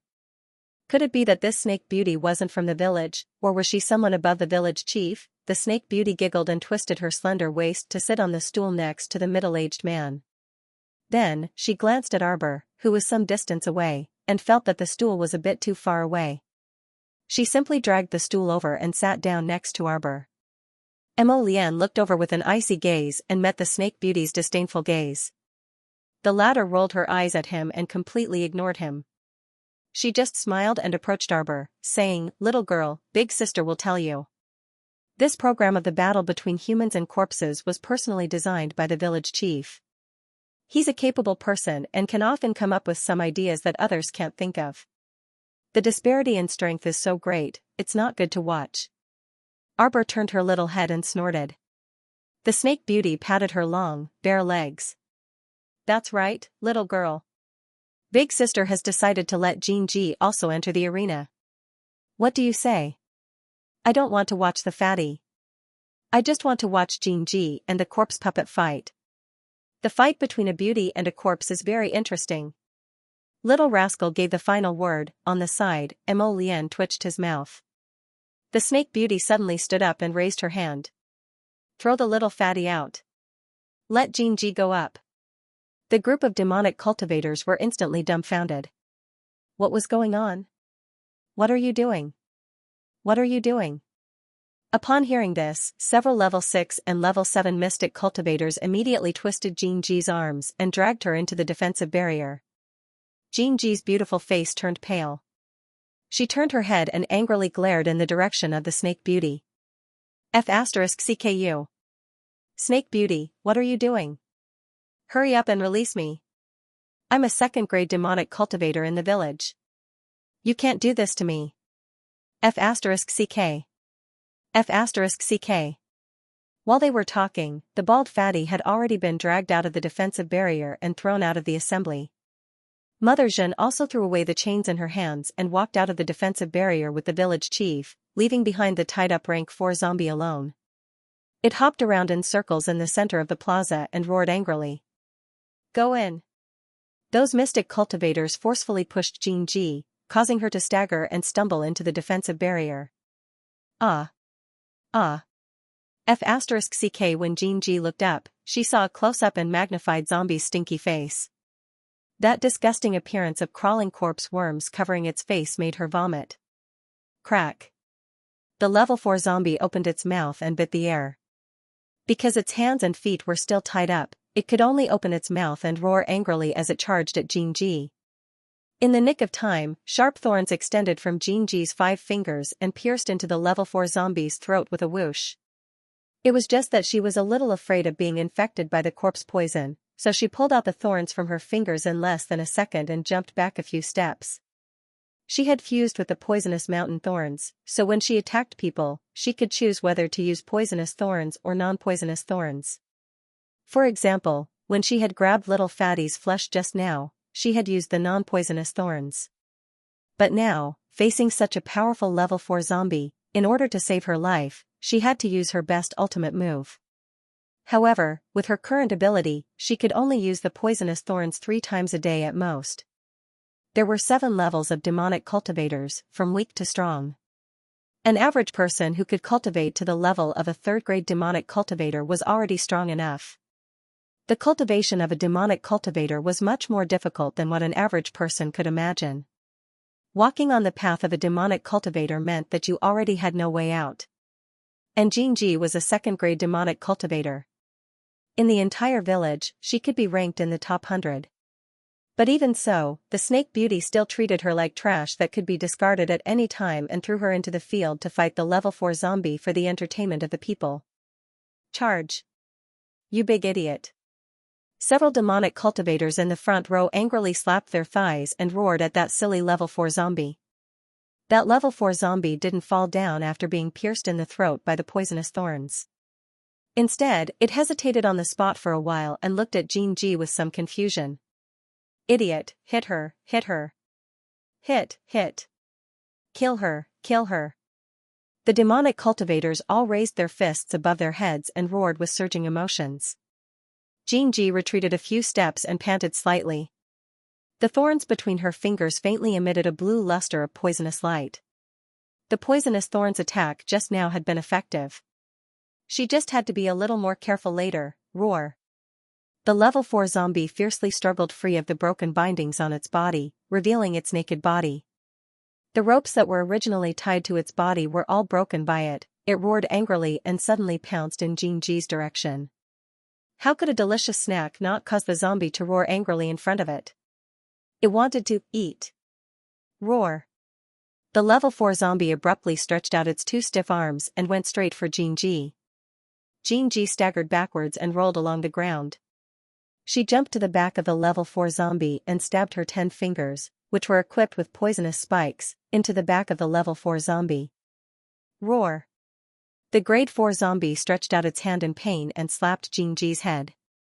Xianxia only felt a huge force hit her, making her dizzy. She spat out a mouthful of blood and fell heavily backwards. Good. Good. All right. The demonic masters cheered crazily. Some of them even stood up excitedly and applauded heavily. Their faces were filled with bloody smiles. Kill her, kill her, kill her. The snake beauty covered her small mouth and giggled. She turned her head to look at Arbor and couldn't help but twitch the corner of her mouth. What's wrong with this little girl? She was watching such an intense match with an expressionless face. Facial paralysis was really an illness. It had to be treated properly. Little girl, isn't the match exciting? Why don't you smile at all? The snake beauty really wanted to tease this little guy to talk. The stoic face turned around and coldly glanced at her. Is it very funny? The snake beauty, it was originally very funny, but as soon as I saw your expressionless little face, I suddenly didn't want to freaking laugh anymore. At this time, the level 4 zombie shook its head. Because its back had suffered a heavy blow, it swayed its body in place, feeling a bit dizzy. When it turned its head and saw Xianxia lying on the ground, it pounced at her with a roar. Fierce shouts erupted from the audience. Every neurotic demonic cultivator couldn't sit still. The people in the back even stepped on the long bench, waving their fists to encourage the zombie. Tear her apart, ahahaha. Tear her apart, tear her apart. Oh, okay. Ha ha ha ha. It's time to eat, ha ha ha ha. Arbor swept a glance over the large group of lunatics behind him. Were these people all sick in the head? Little girl, don't look at us like we're lunatics. The snake beauty cutely pouted her small mouth and called out softly, we're not lunatics. It's just that life is too boring. If we don't find some entertainment for ourselves, then wouldn't we have no goals in life at all? Arbor snorted disdainfully. Your goal in life is to stay in this underground world in decadence and kill for fun every day. The level 4 zombie finally got its wish and pounced on Xianxia's body. It opened its huge mouth, and its sharp fangs tore open a piece of flesh on Xianxia's chin. Xianxia only had one last chance to use her poison stinger today. She knew she was dead for sure. Even if she didn't die for the time being, she had already been infected by this level 4 zombie. In a few days, she would also become a monster like him. Her 10 fingers, which had turned into highly toxic poison, were already aimed at the level 4 zombie's head. Even if she died, she had to avenge herself first. But at this time, her line of sight suddenly froze. A copper ring strung together by a rotten rope suddenly fell out from the pile of rotten flesh on the zombie's neck and swayed back and forth in front of Xianxia's eyes. Xianxia's eyes widened in horror, and she stared fixedly at the level 4 zombie in front of her just like that. Its face, which was full of rotten flesh, suddenly transformed into the face of a man with a silly smile. Wife, I bought this copper ring from a street stall. I think it looks pretty good. The boy next door also bought one for his wife. I can't let my wife down. The guy next door is wearing a low-level defensive ring. Do you know anything about defensive rings? Buy me a knockoff. Wife, when I have money, I'll buy you a better defensive ring than the one next door. Ah, why is it you? Why? Xianxia's eyes were filled with tears, and the poisonous thorns on her 10 fingers gradually retracted. She could feel her body being gnawed away by the zombie. The physical pain was nothing, but the pain in her heart was indescribable. Her tears fell onto the head of the level 4 zombie puppet. The level 4 zombie glanced at Xianxia in confusion. Although it had gained some intelligence, it was not enough for it to recognize that the woman in front of it was once his wife. The undead hag only continued to bite at its food out of instinct. It's just food. Husband, are you hungry?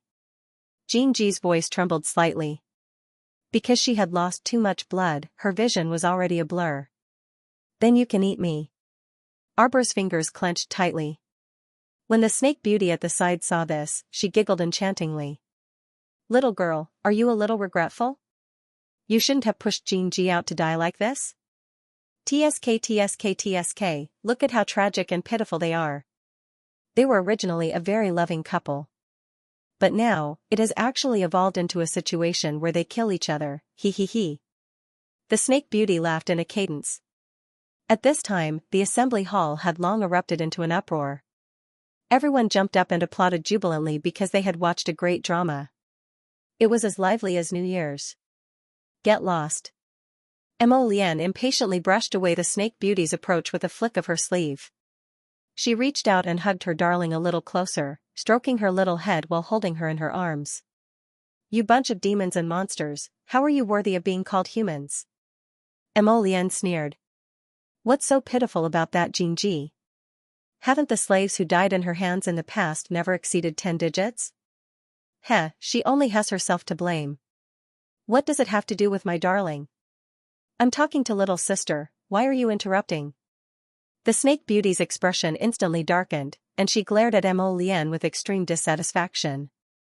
Get lost, I don't want to talk to you, Arbor said coldly. Snake beauty. Can you give me a little face, little sister? Arbor didn't want to say a single word right now, nor was she in the mood to deal with the snake beauty beside her. She sincerely hoped that she could get lost far away. At least for the time being, she didn't want to talk to anyone here.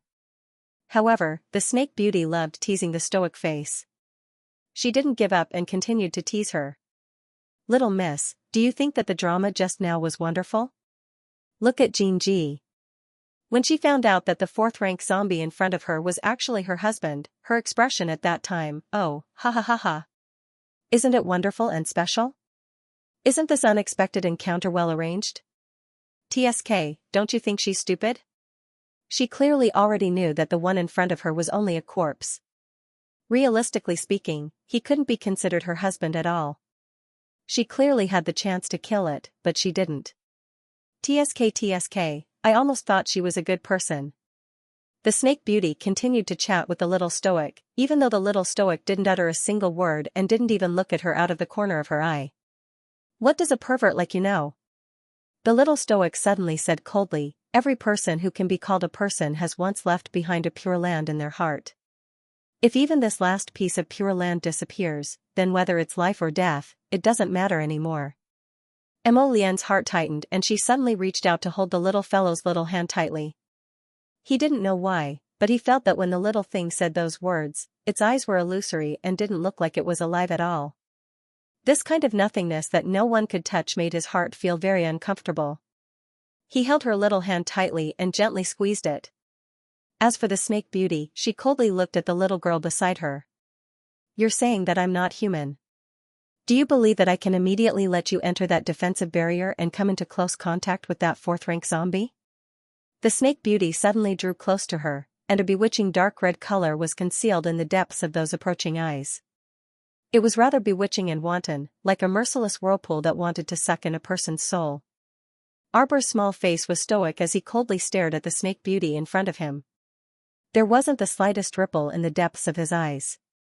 It truly made one feel a sense of defeat. The snake beauty's expression instantly changed dramatically, and she said with a grin, how about you call me good sister, and I'll spare you from fighting with the level 4 zombie. How about it? She looked at the little stoic with a chuckle with a very good deal, right, expression on her face. Arbor sneered and turned his small head away, disinclined to look at her again. How infuriating. Why was the stoic face like this, so impervious to everything? This made her very angry. The snake beauty abruptly stood up and shouted with a fierce face, what is everyone waiting for? Pick the next person right now and let this level 4 zombie continue to feed. I don't think it's full yet. When the group of sickly demonic cultivators heard this, they all excitedly screamed and stomped the ground, letting out excited howls. The snake beauty crossed her arms and swept a provocative glance at Arbor. How about it? Did you change your mind? Arbor didn't say a word. He turned around and leaned close to the crown prince, whispering a few words to him. The snake beauty's expression became increasingly gloomy. In the next match, what's the point of fighting with a zombie? Arbor's icy gaze landed next to the village chief. He expressionlessly stood up and pointed at Mother Xian next to the village chief. You. Do you dare to have a match with me? Wow. This was great. That group of neurotic demonic cultivators were so excited that they stuttered. They all jumped up on the spot and waved their hands and feet, shouting excitedly, "Someone wants to challenge Mother Xian. Challenge Mother Xian." A haze flitted across Mother Xian's dark and thin face. Her pair of old eyes, filled with the vicissitudes of life, coldly watched the little girl in front of her. Why did she feel that the girl in front of her looked a bit familiar? The snake beauty was startled and immediately reached out to pull her, but the latter dodged her small hand and evaded her. You don't know what's good for you. A faint anger flitted through the depths of the snake beauty's eyes. Do you know who Mother Xian is? She's a third-rank demonic cultivator. Moreover, she's a speed ability user. You're no match for her. She is fused with the power of a bear's paw. With one slap, even if you don't die, you'll lose a layer of skin. The snake beauty sneered. A person should know their limits. He could tell that the little girl in front of him was only a level 6 mystic cultivator. Don't joke around. A little level 6 mystic cultivator wanted to escape alive from the hands of a third-level demonic cultivator and an acceleration ability? Wishful thinking. Arbor ignored her and walked out of the crowd, slowly walking towards the defensive barrier. How about it? Do you dare or not? Arbor rubbed her small hands and looked at Mother Xian with cold eyes. Mother Xian angrily snorted, "You're simply courting death." Mo Lian curled his lips into a sneer. Just now, the little fellow had whispered a few words into his ear, and one of them was, "Wu Yanjin's life is mine today." That was right. The little guy recognized Mother Xian as soon as they met. She was precisely the anti-Wu that Prince Mo had sent to Black City to do hard labor back then. It was unknown why anti-Wu would escape from Black City, and the little fellow didn't want to find out too clearly either. She only knew that Wu Yanjin would undoubtedly die today. There was no need for this filthy underground village to continue existing. After all, it had already been 7 to 8 years, so Wu Yanjin only felt that the little stoic's face was familiar. In reality, it was naturally impossible for Wu Yanjin to recognize the 7-year-old Arbor and the soon-to-be 15-year-old Arbor at a glance. It was also because her stoic expression didn't change much that Wu Yanjin only felt that she looked familiar. The little fellow was used to sticking an aura-straining talisman on herself when she went out. This kind of aura-straining talisman was drawn when she first learned how to draw talismans. They were all beginner-level talismans that could lower one's cultivation by 5 levels. So right now, she looked especially sincere, like a tiny level 6 mystic cultivator. A level 6 mystic cultivator actually wanted to challenge Mother Xian in public. This time, it really stirred up the emotions of all the demonic cultivators. The snake beauty's expression was very unsightly, and she turned to glare at Mo Lian. You actually didn't stop her? Would it work if I stopped her? Mo Lian swept her a glance with a sneer. If I stopped her, wouldn't you have let her go up and fight with a level 4 zombie? The snake beauty curled her lips and crossed her arms in front of her chest. A bit interesting. Mo Lian coldly cast her gaze aside. Who exactly are you people? The snake beauty asked with a smile. I had people go to Mute's house to check, but there weren't any traces. Don't tell me Mute was annihilated by you guys? But it doesn't matter. The snake beauty chuckled, her smile somewhat cold. Mute was originally one of the few people at the bottom of this village. He already hasn't found any prey for nearly half a month. So look at him. He's so skinny because there's no meat to eat. If Mute died, then he died. It's just that I want to know what your purpose in coming here is. A small, sharp dagger appeared between the snake beauty's fingers, and it deftly slid and flipped between her fingers. On the other side, the neurotic demonic cultivator's emotions had already been completely ignited by Arbor. Everyone stood up and shouted agitatedly, their emotions exploding and boiling.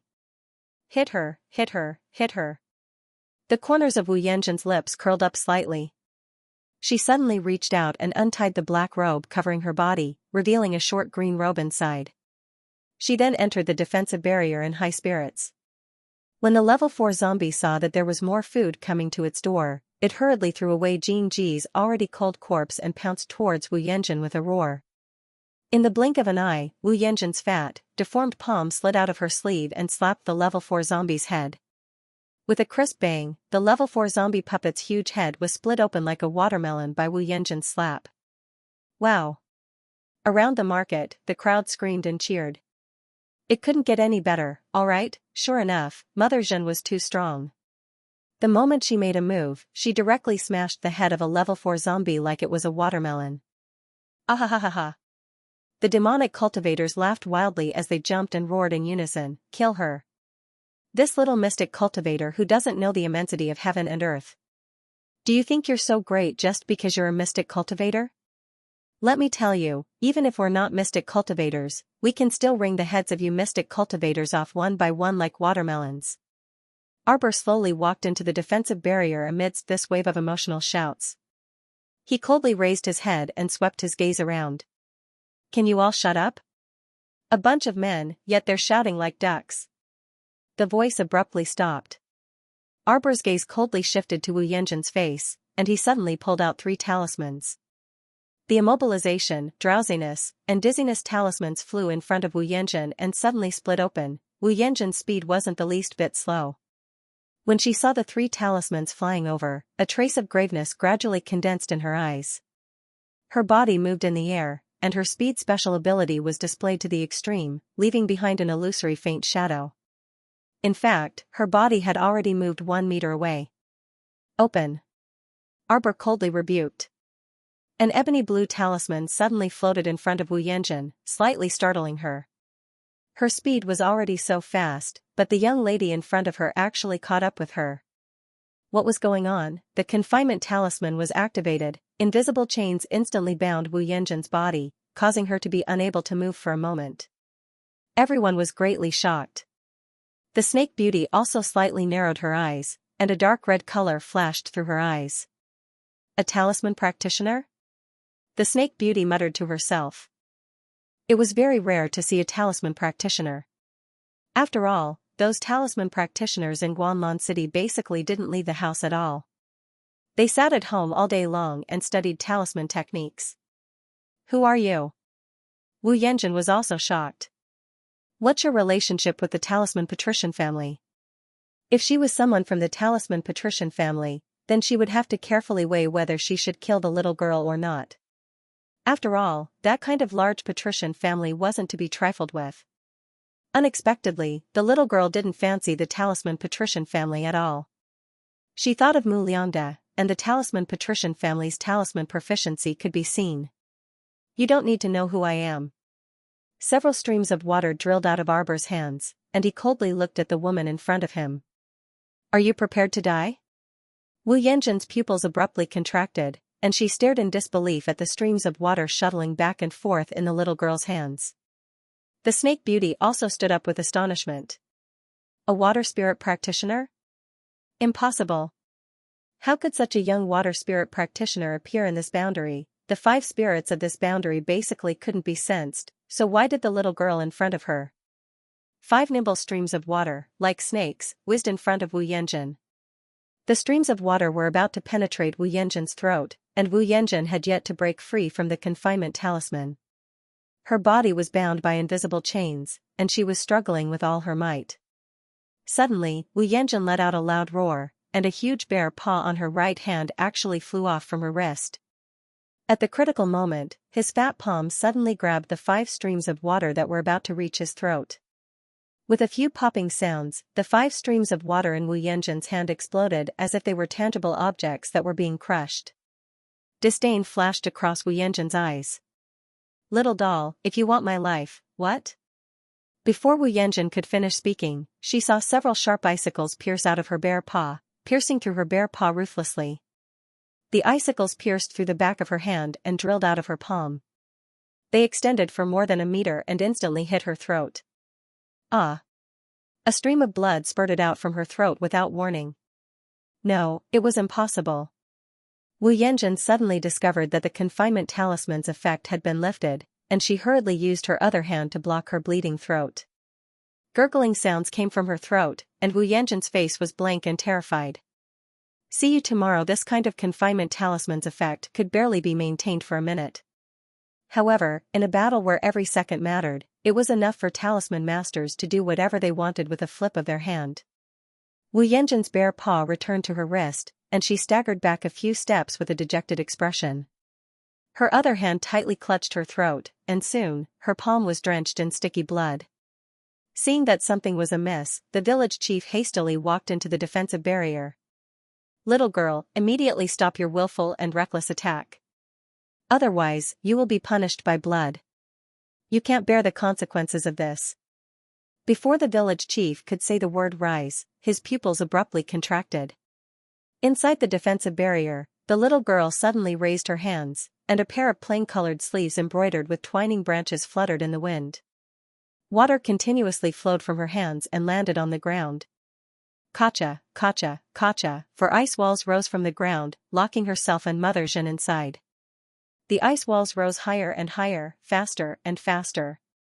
Just as the village chief and his subordinates wanted to scuttle into the defensive barrier, they were firmly held down by an extremely thick and terrifying aura. That aura was like a mountain pressing down on the village chief and the others. They had all tried to barge into the defensive barrier and stop Arbor from building the ice walls. But now, they were pinned to the ground by that aura, and cold sweat broke out on their foreheads. When the entire ice wall sealed off all directions, the ice wall began to move.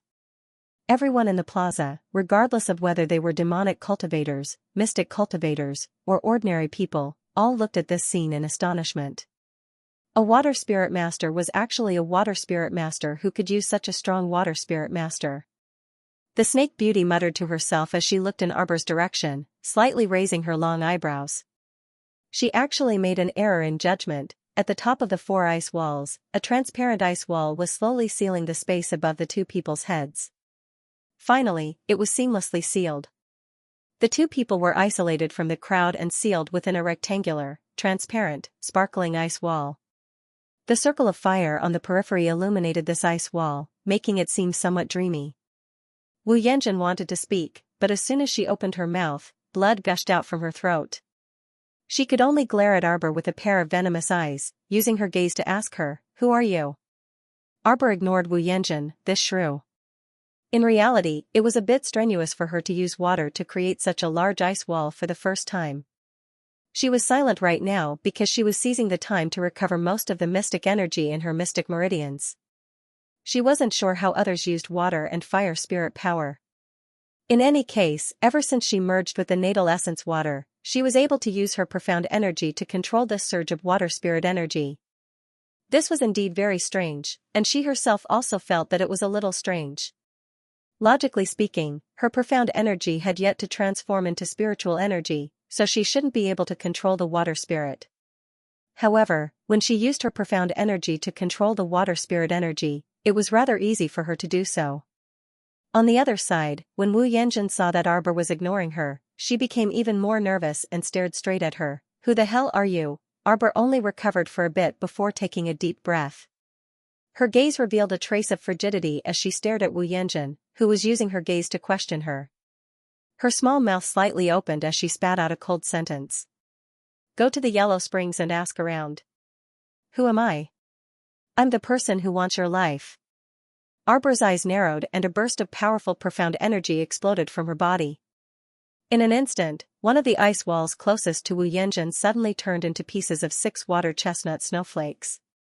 Wu Yanjun clutched her neck and stiffly turned her head around, only to see pieces of snow flying up. This scene was truly a little frightening. What kind of water spirit control was this? Arbor gently raised a small hand and pushed her palm forward slightly. All the 6 water chestnut snowflakes fluttered and spun in the air like fairies singing and dancing. In an instant, they uniformly surrounded Wu Yanjun's direction. Walala, a large mass of snowflakes whooshed around Wu Yanjin's body, cutting her up and down. Outsiders simply couldn't see the situation of Mother Zhen, who was surrounded by snowflakes. They could only see her figure moving back and forth within the ice walls. Her speed was extremely fast, but the speed of the snowflakes surrounding her was even faster. Wu Yanjin's body expanded by more than 3 times in an instant, turning into a war bear. She let out a weak, miserable howl, mixed with the gurgling sound of death coming from her throat. Everyone finally got a clear look at her current sorry state.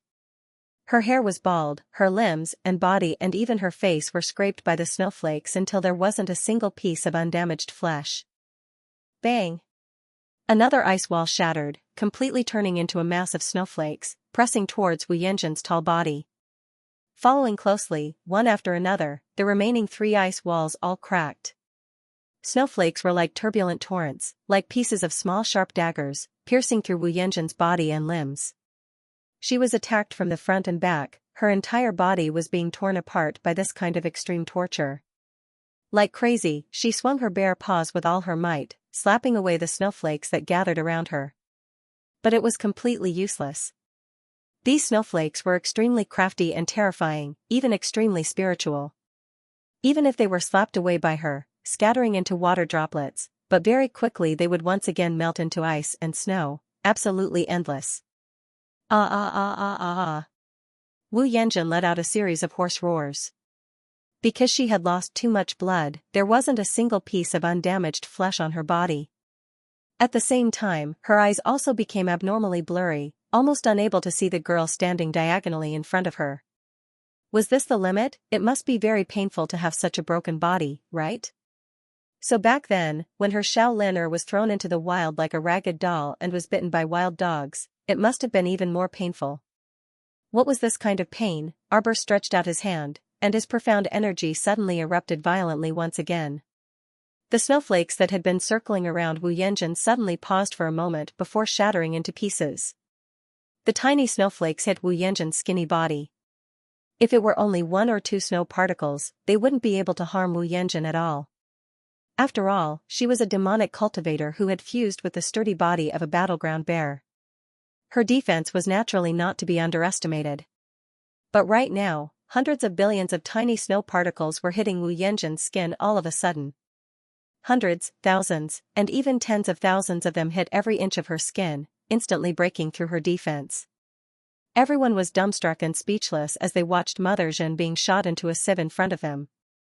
Countless tiny snow particles hit back and forth on her 4 limbs, smashing fiercely with whooshing sounds. In the blink of an eye, all of Mother Zhen's bones, flesh, and blood were crushed into fine powder by the dense shooting snowflakes. Her body was like a puddle of mud, loosely and softly falling down. With a crash, she broke into a pile of minced meat. The Snake Beauty's pupils abruptly contracted, and she reflexively looked at the little stoic standing far away. The little fellow's stoic little face was apathetic, cold, and solemn, completely devoid of any expression. Under the swirling snowflakes, the little girl in a plain pink dress was like a naturally formed sculpture in a world of ice and snow. The eyes of the merciless queen who controlled ice and snow contained endless desolation and loneliness.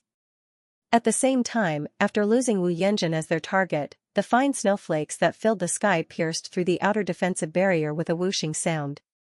This caused the 4 level 6 mystic cultivators who were increasing their power to throw away the shattered defensive mystic weapons in their hands in fright and to flee to the back of the assembly hall.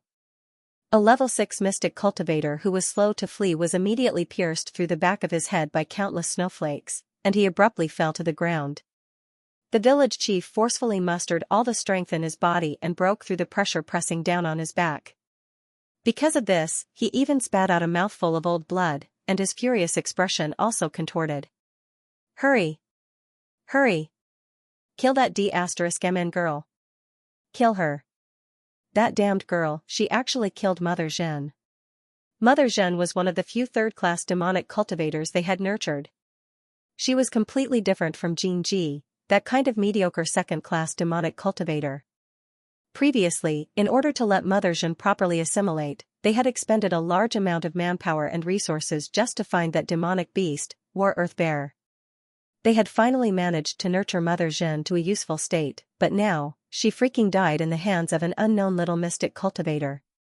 Even the village chief felt heartache at sacrificing a third-class demonic cultivator for no reason. After receiving the village chief's order, the demonic cultivators all rushed toward Arbor with crazed expressions on their faces. Emolienne sneered. As soon as she moved, she was surrounded by a large group of demonic cultivators summoned by the Snake Beauty. Get out of the way if you don't want to die. A whip condensed from a line of fire, burning with raging purple flames, drew an S-shaped crack on the ground, sweeping across with an unstoppable strike. The bodies of the demonic cultivators who were touched by the purple flames suddenly ignited with a trace of purple flames.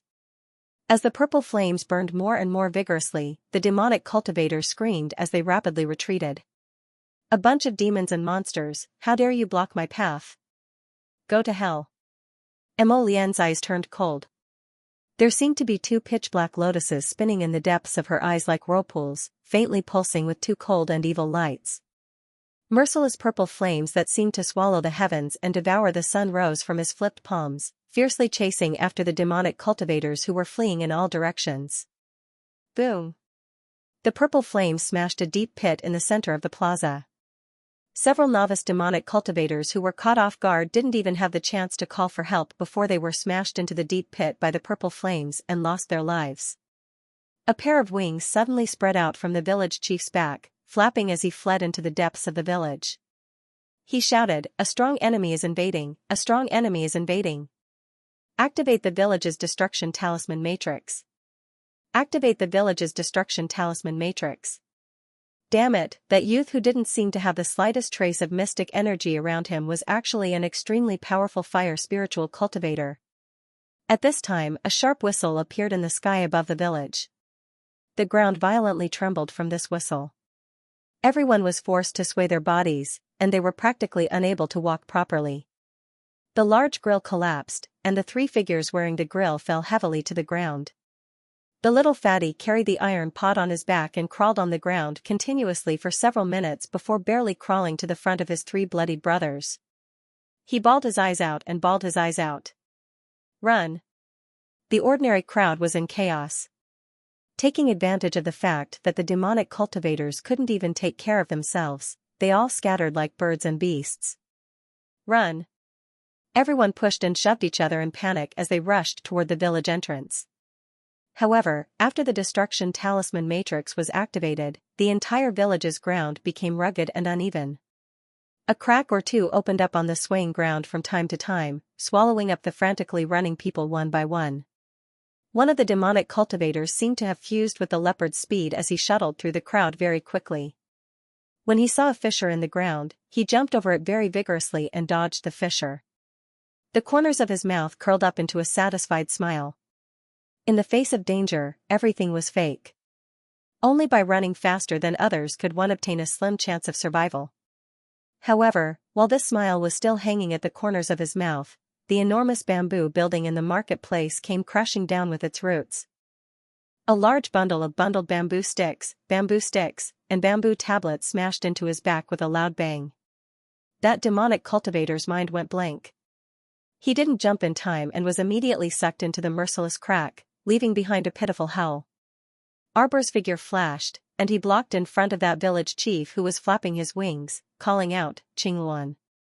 He threw out several talismans in succession, and his entire body leaped up, landing steadily on Qingluan's back. Qingluan let out a shrill cry and spewed out a large mouthful of icy mist, which swept in the village chief's direction. The village chief was shocked, and he stared at Arbor in disbelief as he roared, "You're not a level 6 mystic cultivator, you're not a level 6 mystic cultivator. You're making a fuss over nothing and made yourselves miss it. Confinement talisman. Open." Arbor gazed coldly at the village chief and didn't answer his question. Instead, he used the confinement talisman right away. She wanted it. Capture them alive. 5 confinement talismans sealed village chief's escape route. Qingluan was above him, completely blocking village chief's escape route. The village chief's pupils constricted. As the invisible chains climbed up his body and tightly bound him, he let out a shrill cry. "Little girl, you've got guts. My master won't let you off." Don't even think about getting anything out of me. Oh? Arbor coldly spat out a word and threw out 2 more dictum talismans. Tell me, who built this underground village? Arbor's voice was cold as if it had been fished out from the cold night. Ah. Ah. The village chief hammered his head hard, and his eyes instantly became bloodshot. Arbor's heart skipped a beat. He knew something was wrong and retreated. The village chief screamed crazily, "Master will not let you off."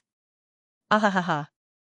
Abruptly, the village chief self-detonated, directly shattering those invisible confinement chains around him. Although Arbor had long been on guard against this person, the force of the self-detonation at close range was truly too great, and she and Qingyuan were abruptly slapped to the ground. Jojo. After burning several demonic cultivators who had surrounded him to death with his purple flames, Mo Lian looked up and saw his Xiao being sent flying by the burly village chief's self-detonation, sliding straight into a bottomless crevice in the ground. Mo Lian was so frightened that her heart trembled. She bounced up and swiftly darted to Arbor's side. Jojo.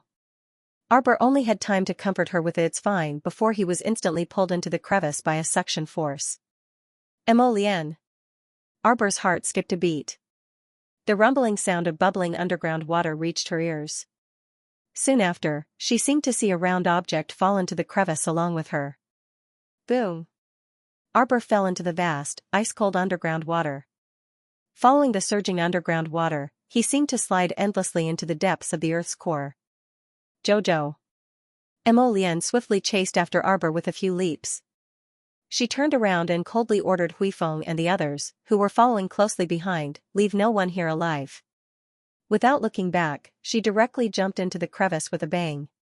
Mo Lian was also quickly swept down by the surging underground water. "Your Highness." Huifeng turned pale with fright. He turned around and said to his subordinates, "You guys stay here and clean up." After saying that, he also jumped into the crevice after Mo Lian. The remaining several dozen nimble black-clothed youths immediately spread out and hunted down the demonic cultivators like wolves and tigers. The demonic cultivators were exhausted from running for their lives. How could they have expected that a small group of ominous stars would suddenly appear in the village and attack them without a second word? The ground kept shaking and cracking, and several demonic cultivators were sucked into the crevice due to a moment of carelessness. The youths of the Hidden Night Pavilion were carrying out a mechanical extermination in the dark night. On the other side, Arbor, who had fallen into a crack in the ground and was flowing down along with the rumbling underground water, only felt a little uncomfortable from the resistance of the water flow. He couldn't help but circulate his mystic energy to protect his body. "Master, don't worry. These water currents won't hurt you. Try to merge with them instead of resisting them." "Try it, Master." The water baby's soft and cute voice suddenly rang in her mind. "Assimilate?" The water baby's words gave Arbor a hint of inspiration. She was originally an intelligent person and understood with just a hint. Immediately, she silently circulated her profound energy and tried to merge it with the surrounding water. In this way, she only felt that the water around her flowed happily. Clusters of water were like naughty elves, gently caressing her skin. The resistance quietly vanished. She was someone who had fused with her life essence water, so she should have a greater affinity with the water spirit than anyone else. The gushing water formed a circle around her body. Arbor reached out a finger and lightly touched it. The ice-cold water flowed along her finger and unwittingly formed a transparent membrane around her body. This water membrane adhered closely to her body and freely shrunk and enlarged as she stretched and moved her limbs. This was a water spirit barrier, right? She had roughly glanced through the usage of the water spirit in the technique chapter of the Spirit Division record. However, she could only control 1 or 2 small streams at that time, so she didn't look at this technique in detail. Who would have thought that by chance, she would inexplicably have an epiphany in the rapids? It was different from the defensive barriers produced by external mystic artifacts, which required a large amount of mystic energy to activate. For example, in the assembly hall earlier, in order to expand the range of the defensive barrier, 4 mystic cultivators were required to use defensive mystic artifacts at the same time. The water spiritual barrier that Arbor comprehended now didn't require the help of any external objects. As long as one had sufficient spiritual energy, the water spiritual barrier's range could be large or small, and it only required a little spiritual energy to maintain the barrier for a long time. Compared to a large-scale defensive barrier, this was naturally more flexible, and less energy-consuming. Of course, if one encountered someone as powerful as Mo Lian, then it didn't matter and didn't care about the energy consumption. The technique chapter also specifically stated that very few people could comprehend this kind of full-body defensive spiritual barrier. Most people could only achieve a localized defense, such as a spiritual shield, a spiritual wall, or a spiritual armor that could produce a spiritual energy bracer, chest, and helmet. However, the little fellow felt that producing a spiritual armor was more impressive. She was currently wrapped in a thin water membrane. No matter how she looked at it, it was strange. The layer of water surrounding his body was as soft as a mutated eggshell. She poked it with a finger, and the water membrane softly protruded out a finger's length. Feeling cool, she couldn't escape the fate of being an egg. She was still disdainful, completely unaware of how strange it was for a little mystic cultivator to create a water spiritual barrier. Arbor floated downstream. Aside from worrying that Mo Lian would be anxious, she wasn't afraid at all. She simply sat inside the water spiritual barrier and swayed along with the current. Coo!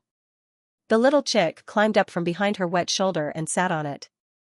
This underground water was too turbulent. If it hadn't been for the quick thinking of grabbing a strand of its master's hair, it would have been swept to who knew where.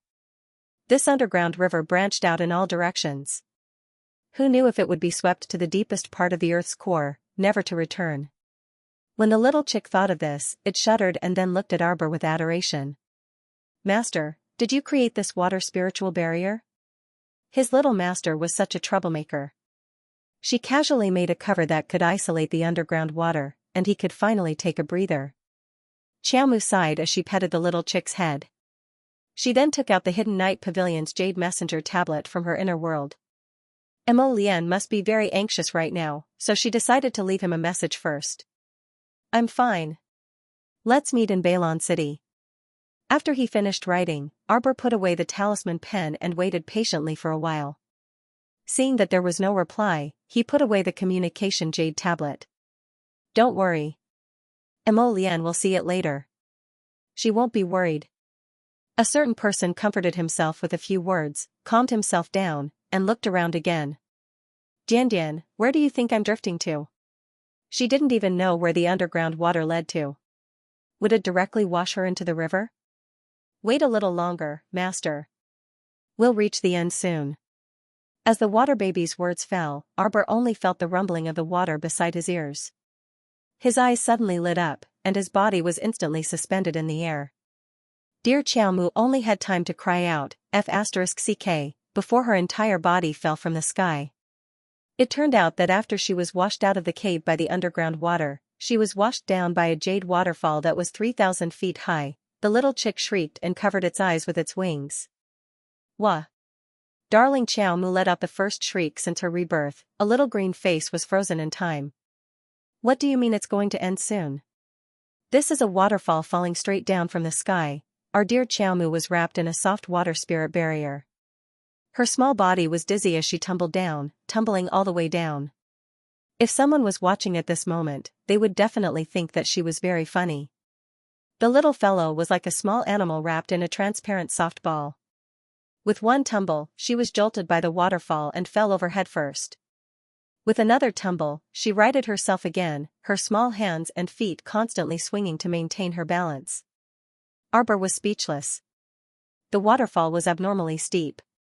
Arbor fell from the sky in a straight line to the lake below with a bang. It was only a matter of seconds. Her heart went through a hair-raising roller coaster ride. When her entire body fell into the lake, she couldn't react for a long time. Her body kept sinking in the lake water. Pfft. After a moment, a certain Xiaomu's small head finally emerged from the lake. She spat out a bead of saliva and wiped her small face with her hand. Coo! The little chick lay on her messy bird's nest hair.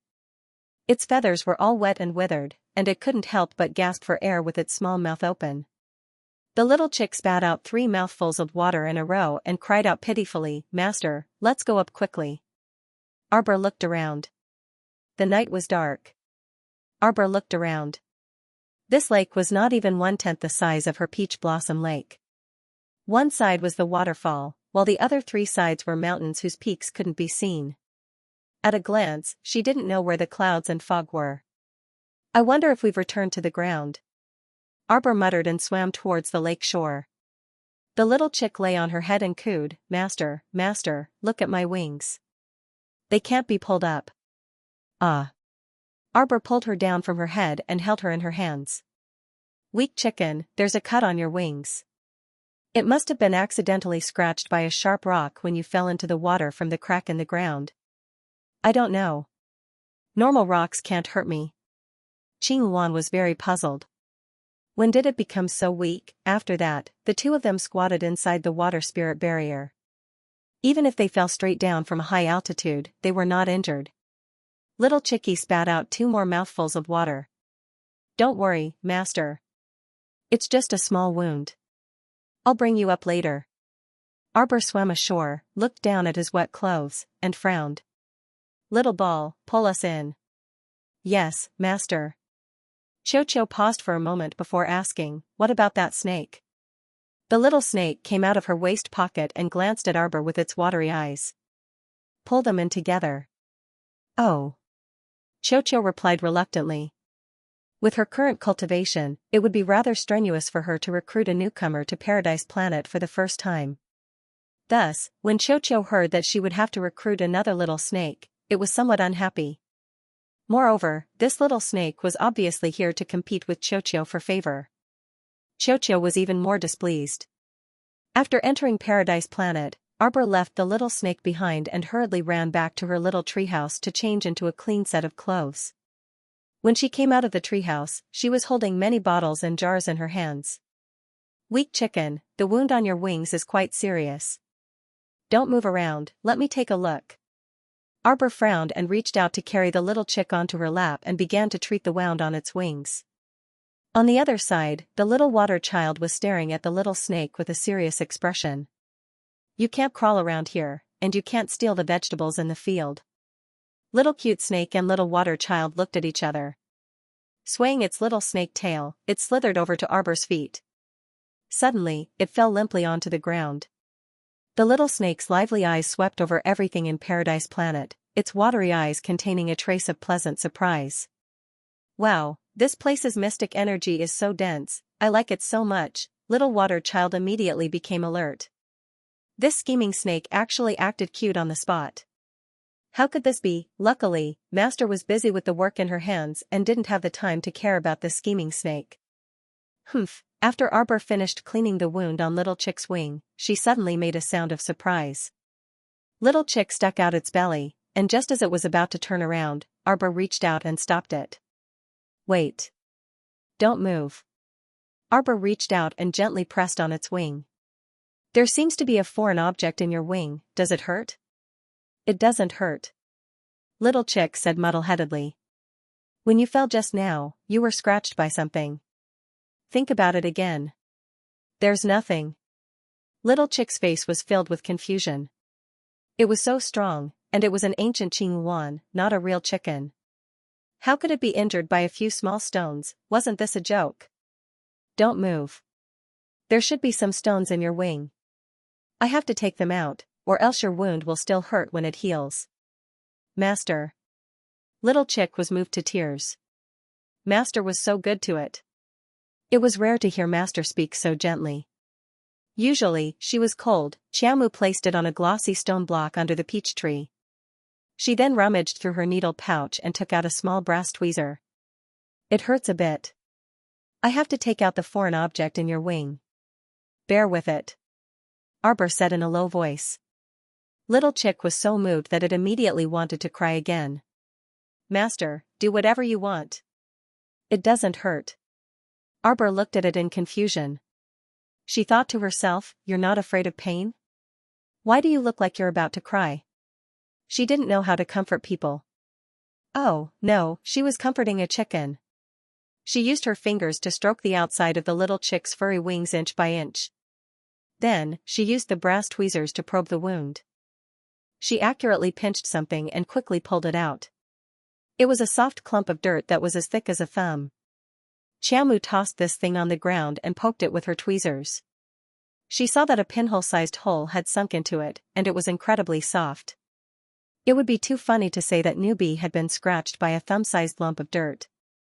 Newbie didn't believe it, and neither did she. All right.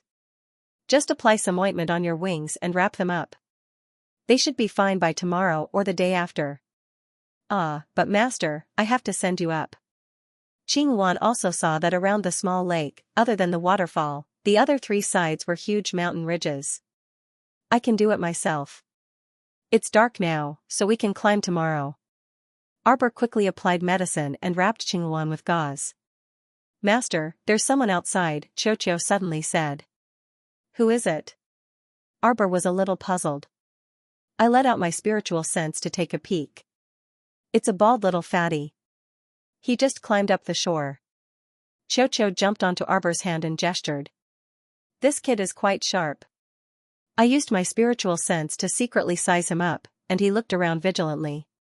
Arbor frowned slightly. Then how do I get out? If she were to appear openly, wouldn't it raise suspicions? After all, what would people think if a person jumped out of nowhere? She didn't want to expose the secret of Paradise Planet in front of strangers. Why don't we wait for the little fatty to climb up before going out? Qiuqiu suggested. That's the only way. Arbor nodded. She got up, and just as she took a step, she felt that she stepped on a piece of rotten mud. Squeak. Xiaomu even inexplicably felt that the clump of dirt under her feet seemed to tremble slightly. She hurriedly lifted her little foot and rubbed it against the peach blossom tree next to her, rubbing that small piece of soft mud down and dropping it under the peach blossom tree. What the hell was that? Arbor deliberately squatted down and looked at it carefully for a while. It was just a small lump of mud that couldn't be more ordinary. Let's go to sleep first. We'll go out tomorrow morning and think of a way to climb the mountain. Qingwan's wings were injured, so it was better to let it rest for 2 days first. She wasn't a particular person. It wasn't difficult for her to climb a mountain with her hands and feet. 1 big and 4 small, twisting their small bodies, all ran back to their small residences.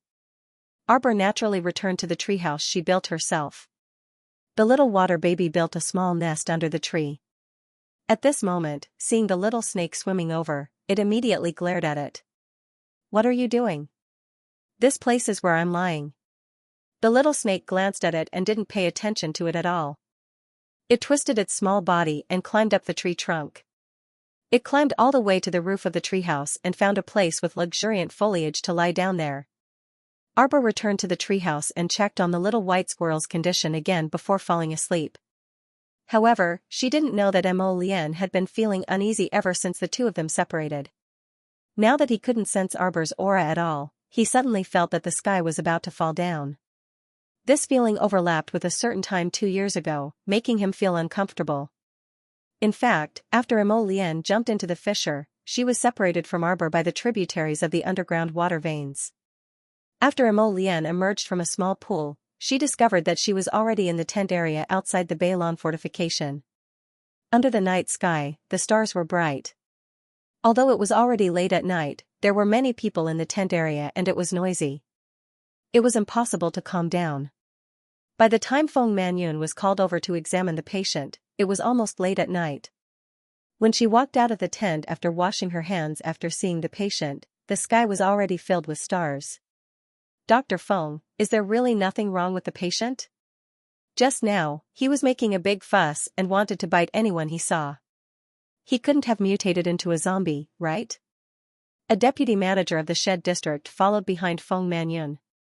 Zombie transformation? It's not like he's dead. Feng Manyun glided ahead as she swept the manager an indifferent glance. What problem can there be? You don't believe in my medical skills? A young maidservant who was following closely behind Feng Manyun was holding a medicine chest with her sleeves rolled up. Upon hearing this, she scoffed, Deputy Manager, you can set your mind at ease. Our miss is one of the top 50 physicians in Celestial Medicine Valley. If she says there's no problem, then there's naturally no problem. That's good, that's good. How could the Deputy Manager dare to offend this great god of Celestial Medicine Valley? He naturally lowered his head and bowed as he repeatedly flattered her respectfully. The main reason was that there were many people in the shed district. If something happened and they couldn't control it, the consequences would be unthinkable. Suddenly, Feng Manyun paused in her footsteps, and her gaze fixated ahead. She saw a slender and elegant figure quickly walking past her. Under the illumination of the moon, the young sir was truly as elegant as jade, unparalleled in his elegance. Speaking of which, did you guys draw a prize? How's the little fatty doing now? The next day, Arbor woke up early, ate some porridge, and planned to leave Paradise Planet.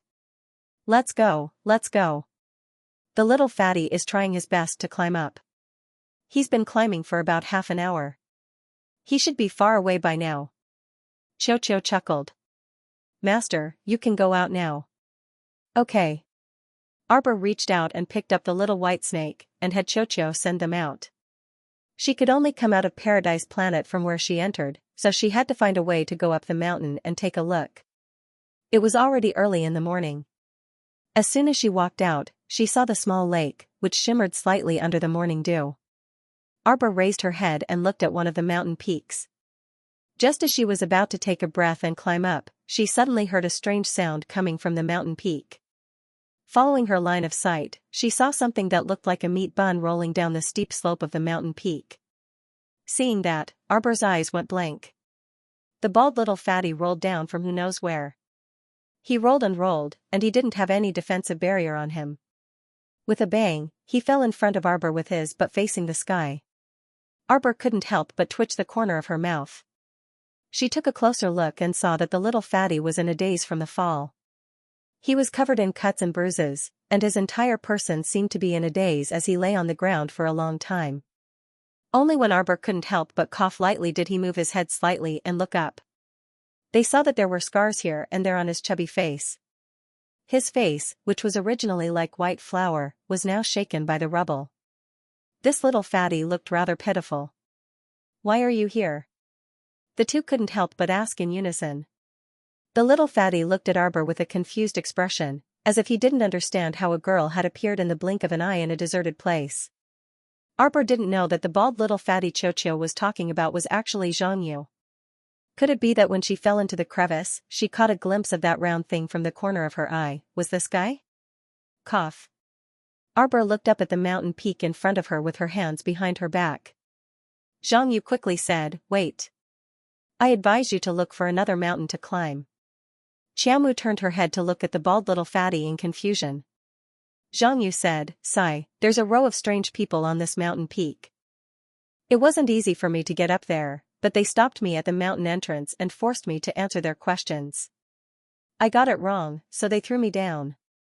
Little fatty thought that the young lady in front of him would definitely burst into laughter after hearing what he said. Who would have thought that the little girl would be expressionless and calm as if she had been paralyzed for 1,000 years? She only used a pair of black eyes to stare at him without blinking. Xianxia was a little embarrassed by her gaze, and he couldn't help but grin, revealing his white teeth. "Where's your pot?" "Walk? What pot?" Little fatty didn't expect this girl to ask such a strange question, so he subconsciously followed up with a question. As soon as he answered, he knew that something was wrong. Sure enough, in the next second, the girl's hand glowed with a cold light, and a handful of shooting stars flew towards him, aiming for his upper, middle, and lower acupoints. F***CK. Little fatty jumped in fright, and immediately dodged to the side nimbly. He cried out in alarm, "Oh my god, the little girl killed someone, the little girl killed someone." Arbor waved her hand, and Debao suddenly appeared. Arbor did not need to make a sound as Debao's body flickered with an ink-colored light. It was telepathic with its master. Debao did not need to hear Debao's order and immediately threw a punch at Debao's face. If Debao's punch landed, even if Debao did not die, Debao would be half dead. TSK, what a little fiend, little devil, little monster. Little fatty teased as he quickly dodged to the side. Debao did not waste any time with him. Debao immediately tangled with Debao and threw a flurry of punches at him. Debao had been completely modified by Mo Lian. It now possessed the strength of a 5th-level body cultivator. Although it was just a mechanical puppet, its limbs were very flexible. It was almost no different from a real person. After Debao and Debao had exchanged more than 100 blows, Debao became more and more amazed at how talented the person who created this mechanical puppet was. If it were not for the metallic texture on Debao's face and body, Debao would have thought that it was a real person. Debao's moves were smooth. Its attacks and defenses were as smooth as flowing water. Debao did not even see Debao thinking. It could almost block his attacks in an instant. After such a fight, Debao's heart was bitter. He cursed in his heart. When he looked up, he saw that the little girl's nimble figure was already halfway up the mountain. F***ck. This girl is not a human. Debao panicked and wanted to rush up the mountain. However, Debao had already seen through his movements. Debao jumped up a few steps behind him and reached out to grab his left shoulder. Get down. Debao did a backflip and kicked Debao. Debao did not expect Debao to rush over and take his kick. Debao gave Debao a bear hug and threw Debao onto the mountain. Bam! Debao felt that his doughy face was about to be crushed. He really wanted to turn around and give Debao a big slap in the face. Is this the way you hug a man? Debao and Debao were still fighting at the foot of the mountain. Arbor had already climbed to the top of the mountain. She paused and suddenly activated an invisibility talisman on herself. Then, she calmly continued to climb up. When she was about 3 or 4 steps away from the peak, she suddenly saw a big red morning glory standing on the edge of the peak, facing the wind. Arbor stealthily made his way over. The big morning glory seemed to have sensed something and turned towards Arbor's hiding place. The big blooming morning glory spat out a continuous stream of poison. Then, as if a little puzzled, Venom gurgled back. There was no one, this damned little fatty, he still wanted to deceive her. He knew that there was definitely something extraordinary on this mountain peak. Just now, little fatty must have been caught off guard and was hit by the poisonous morning glory's venom. He had dodged in a hurry and rolled down the mountain peak. Arbor hurriedly swallowed 2 antidote pills and rubbed his little hands subconsciously. He excitedly touched the back of the morning glory and revealed 2 white little teeth to the morning glory. Cho, did it take a lot of effort to bring it into Paradise Planet? Master, it doesn't take a lot of effort to collect plants. Cho immediately extended 2 small branches and whipped the big morning glory with lightning speed. Debao then effortlessly dragged it into Paradise Planet. Cho, you're awesome. Arbor gave Cho a rare compliment before using her spiritual sense to take a look. She saw that Cho was currently violently beating up the poisonous morning glory until it was completely docile. If Cho could even beat up holy water, what else couldn't it beat up? This morning glory's scientific name was the Xianxia poisonous flower. It was one of the most poisonous poisons in the world, and it had a lot of practical value when stored on Paradise Planet. If one came into contact with even a tiny bit of its yang poison, their skin would feel as if it had been severely scalded. It would blister, rot, and heal continuously. In the end, the person would be tortured to death by this pain. This process wasn't the least bit pleasant. If she had added this Xianxia poisonous flower to the beautifying pill back then, it would have been even better. Consort Jing would have been in so much pain that she wanted to die. In comparison, the nether star seed that she had added wasn't as poisonous as the Xianxia poisonous flower. Arbor was in a great mood after taking care of the Xianxia poisonous flower. Her footsteps moved slightly, but she suddenly stopped. She raised her small foot and lowered her head to pick up a seed. Cho, what is this? Everything was related to plants, so asking Cho was always the right choice. As expected, Cho cried out excitedly when it saw the seed in Arbor's hands. Master, you've hit the jackpot. This is the seed of a longevity tree. Heavens, I haven't seen a longevity tree in a very, very long time. I didn't expect this Xianxia poisonous flower to be guarding a longevity tree seed on a cliff. Oh, my longevity tree. Longevity tree? Could it be that it was being refined? Arbor was thinking to this point when she suddenly heard a huge tremor from the bottom of the mountain. Her heart tightened, and she hurriedly handed the seed to Cho to bring back. She was already flying down the mountain. Her Debao had just been repaired, so she hoped that something didn't happen again. Arbor quickly flew down the mountain and saw Debao lying on top of the little fatty. The 2 of them were stacked on top of each other by the lakeside. The loud tremor just now was probably caused by the two of them falling down from the mountain peak and landing heavily on the ground. Debao shook his butt and got up from little Fatty's body. He turned around and ran towards her while shouting, "Little master, Debao is going to be beaten to death by this person." Arbor's lips trembled. He hurriedly dodged and avoided Debao's hug. With a thought, a short, glowing ferrule appeared in her hand. The ferrule suddenly elongated, and Xiaomu swiftly dashed to the little fatty's front. Without a second word, she smacked the little fatty's head with a devastating strike. F***ck, you fierce woman. Little fatty's pupils suddenly shrank. He quickly rolled and crawled towards the lakeside. Then, he suddenly stood up like a carp. However, just as he was about to stabilize himself, Arbor waved her hand, and a stream of water flew up along her small hand. By the time it reached little fatty's neck, it had already completely condensed into a sharp ice spike, stabbing straight towards his throat. This was really too savage. She never wasted words with you, nor did she explain anything to you. She just F***king directly attacked you. Stop, stop, stop, stop. I admit defeat. I'll return to my original form, okay? Little Fatty's voice suddenly became thin, long, and gentle. A chubby face that looked like a round dough abruptly slimmed down, and all the bones in his body returned to their original positions. Soon, a smiling face appeared in front of Xiaomu. See you tomorrow. Arbor swung her little hand and directly rewarded her with a handful of small nails. I'll go. The woman's slender waist swayed slightly, and in an instant, she changed her position and swiftly jumped to the side, glaring angrily. Little girl, you're really vicious enough. I've already returned to my original state, what else do you want? The woman in front of her had the appearance of 27 or 28 years old, and her figure was very voluptuous.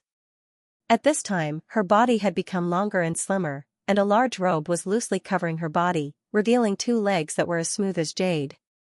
Wasn't this the snake beauty that they had bumped into in the underground village earlier? Her bare feet gracefully walked a few steps towards Arbor's side, and asked in a negotiating tone, "Little girl, our top priority right now is to leave this damned place. If there's anything, how about we talk about it after we get out?" Arbor glanced at her with an unpleasant expression, then turned her head and quickly climbed up the mountain peak. The snake beauty was so angry that her face was crooked, and she also climbed up the mountain peak. That damned brat, his tone was so stubborn that it was really annoying to look at. When the snake beauty reached the peak, she couldn't help but let out a sharp cry. Arbor turned her head to look at her, only to see the woman reach out to cover her small mouth, looking at her with a shocked expression. Hey, little girl, where's that man-eating flower? What man-eating flower? It was just a 6-yang poisonous flower. Arbor wasn't willing to talk to an illiterate with shallow knowledge, so she proudly turned her pink and tender little face away. The snake beauty actually giggled enchantingly. With a sway of her slender waist, the snake beauty walked towards Arbor's side. Her pair of beautiful eyes looked around the peak, only to see pine trees planted on it. Apart from that, there was nothing else on the mountain peak. Arbor had already released her spiritual sense to search the vicinity. The nearby terrain was a bit strange. After going over this mountain peak, the ground seemed to have sunk in, and there was a large pit in front of them, one after another. The mountain path was rugged and uneven, so it would naturally be difficult for ordinary people to walk on it. Arbor and the snake beauty, on the other hand, were moving exceptionally fast. They followed a muddy mountain path and ran down from the back of the mountain peak. In front of him was an endless pit, as if it was a natural trap. If he missed a step at any time, he would completely fall into the pit. Little girl, quickly release your golem to scout the way, the snake beauty said hurriedly. Arbor glanced at the snake beauty. You go and scout. The snake beauty grinned and pursed her lips into a smile. You're really stingy. The golem won't die even if it falls into a pit. We can just pull it out again. Arbor chuckled. The snake beauty couldn't help but twitch the corner of her mouth. Miss, you'd better not laugh. That strange way of simulating laughter with your expressionless face is unbearable to look at. Arbor picked up a branch from the ground and threw it into a pit in front of him. Gulp. The wooden branch fell down and disappeared. It's over, Mississippi. There are so many potholes in front of us. It's impossible for us to walk through them on foot. Why don't you summon that flying mystic beast of yours? The snake beauty was naturally clear now that the little fellow wasn't some level 6 mystic cultivator. This little lass was too good at tricking people. Summon yours, Arbor said indifferently. Little sister, you're so stingy. How can people get along with you happily? Then scram. The snake beauty was about to choke to death. How could there be such a loathsome girl in this world? Would it kill you to say something nice? Telling her to scram at the slightest provocation, where could she scram to? It was truly infuriating. Arbor ignored her and took another rotten branch and threw it into the air. After a soft poochy sound, the branch was quickly squeezed by an external force and shattered into pieces that rustled and fell to the ground. The snake beauty reached out to touch her nose and subconsciously looked at the little girl. As expected, she was still expressionless. These days, it wasn't easy to deceive little children. If Arbor had listened to the snake beauty's words and let Blue Luan carry her through this area, she reckoned that she would have suffered injuries on top of injuries right now. The sky above this crater area was filled with strong profound energy. If a bird touched this layer of strong profound energy, it would be bounced off. If it tried to attack, it would be mercilessly obliterated, just like that rotten branch just now. Arbor injected a faint trace of profound energy into the branch. As a result, it fell to pieces. That vast and mighty rebounding force faintly made Arbor's wrist feel somewhat numb. With her cultivation, wanting to break through this layer of strong profound energy in one strike was simply a fantasy. She secretly opened her profound eye and raised her head to take a look. She only saw traces of profound energy filling the air above this crater area, intertwining with each other. If she wanted to break through by force, it would simply be a dream. The only way was through the crater in front of her. You go first. Arbor coldly said. The snake beauty immediately shook her head like a rattledrum. I don't want to. I'm not going to walk in front of you. If by any chance you push me from behind, wouldn't I die unjustly? Then don't go. Arbor suddenly scattered a handful of poison powder. The snake beauty was caught off guard and inhaled a mouthful of poison powder. She choked and coughed repeatedly, her delicate little face completely distorted.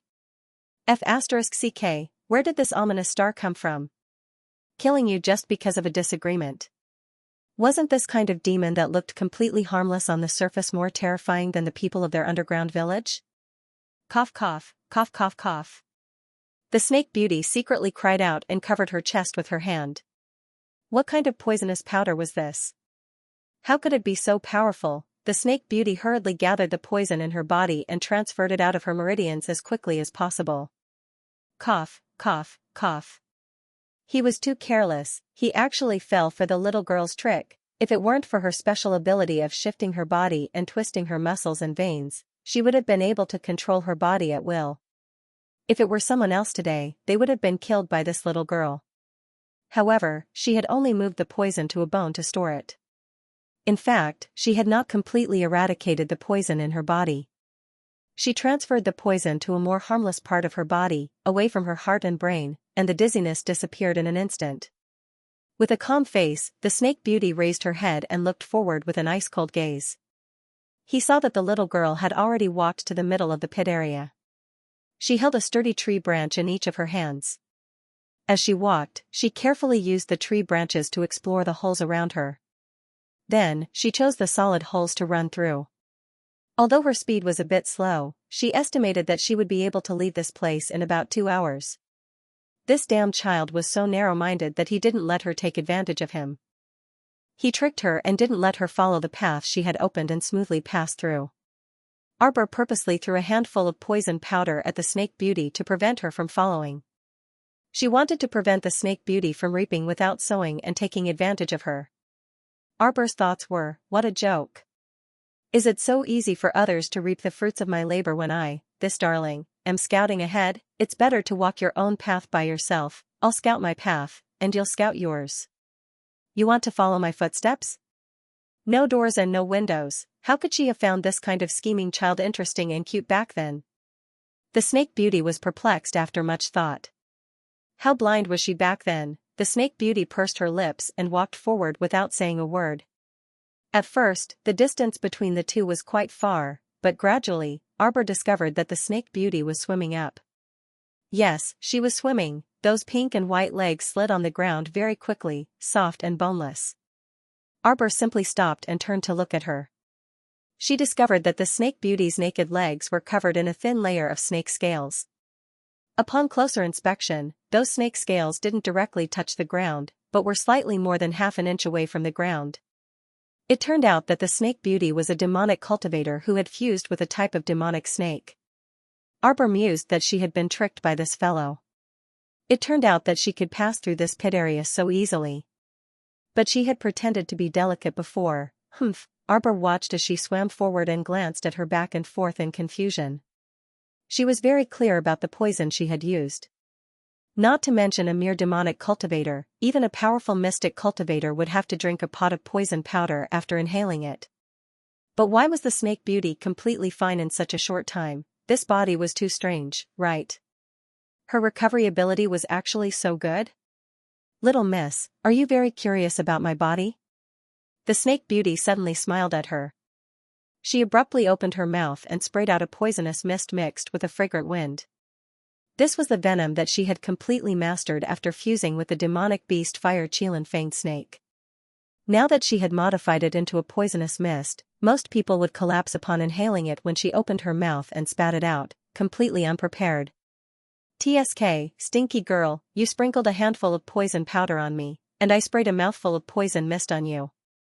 Let's call it even. The snake beauty smiled wickedly at Arbor and stretched out her soft arms, intending to catch Arbor's body. Swoosh. A silver needle dipped in poison shot towards the snake beauty's eyes at close range. Startled, the snake beauty hurriedly bent her delicate waist, her entire body almost sticking to the mud, avoiding the silver needle that brushed past the tip of her nose.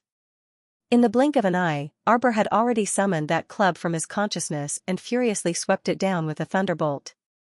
Dang! A pair of short swords appeared on top of the snake beauty's head, and they crossed each other above her head. After blocking Arbor's ferocious attack, his body sank into the crater. Arbor flew up and bombarded the snake beauty's body 3 times in succession. Clang, clang, clang, clang. He actually knocked half of the snake beauty's body into the crater. The snake beauty angrily glared at him. Little fellow, you didn't kill me when you sprinkled poison powder on me before. This time, you neutralized my poison mist, so we're even.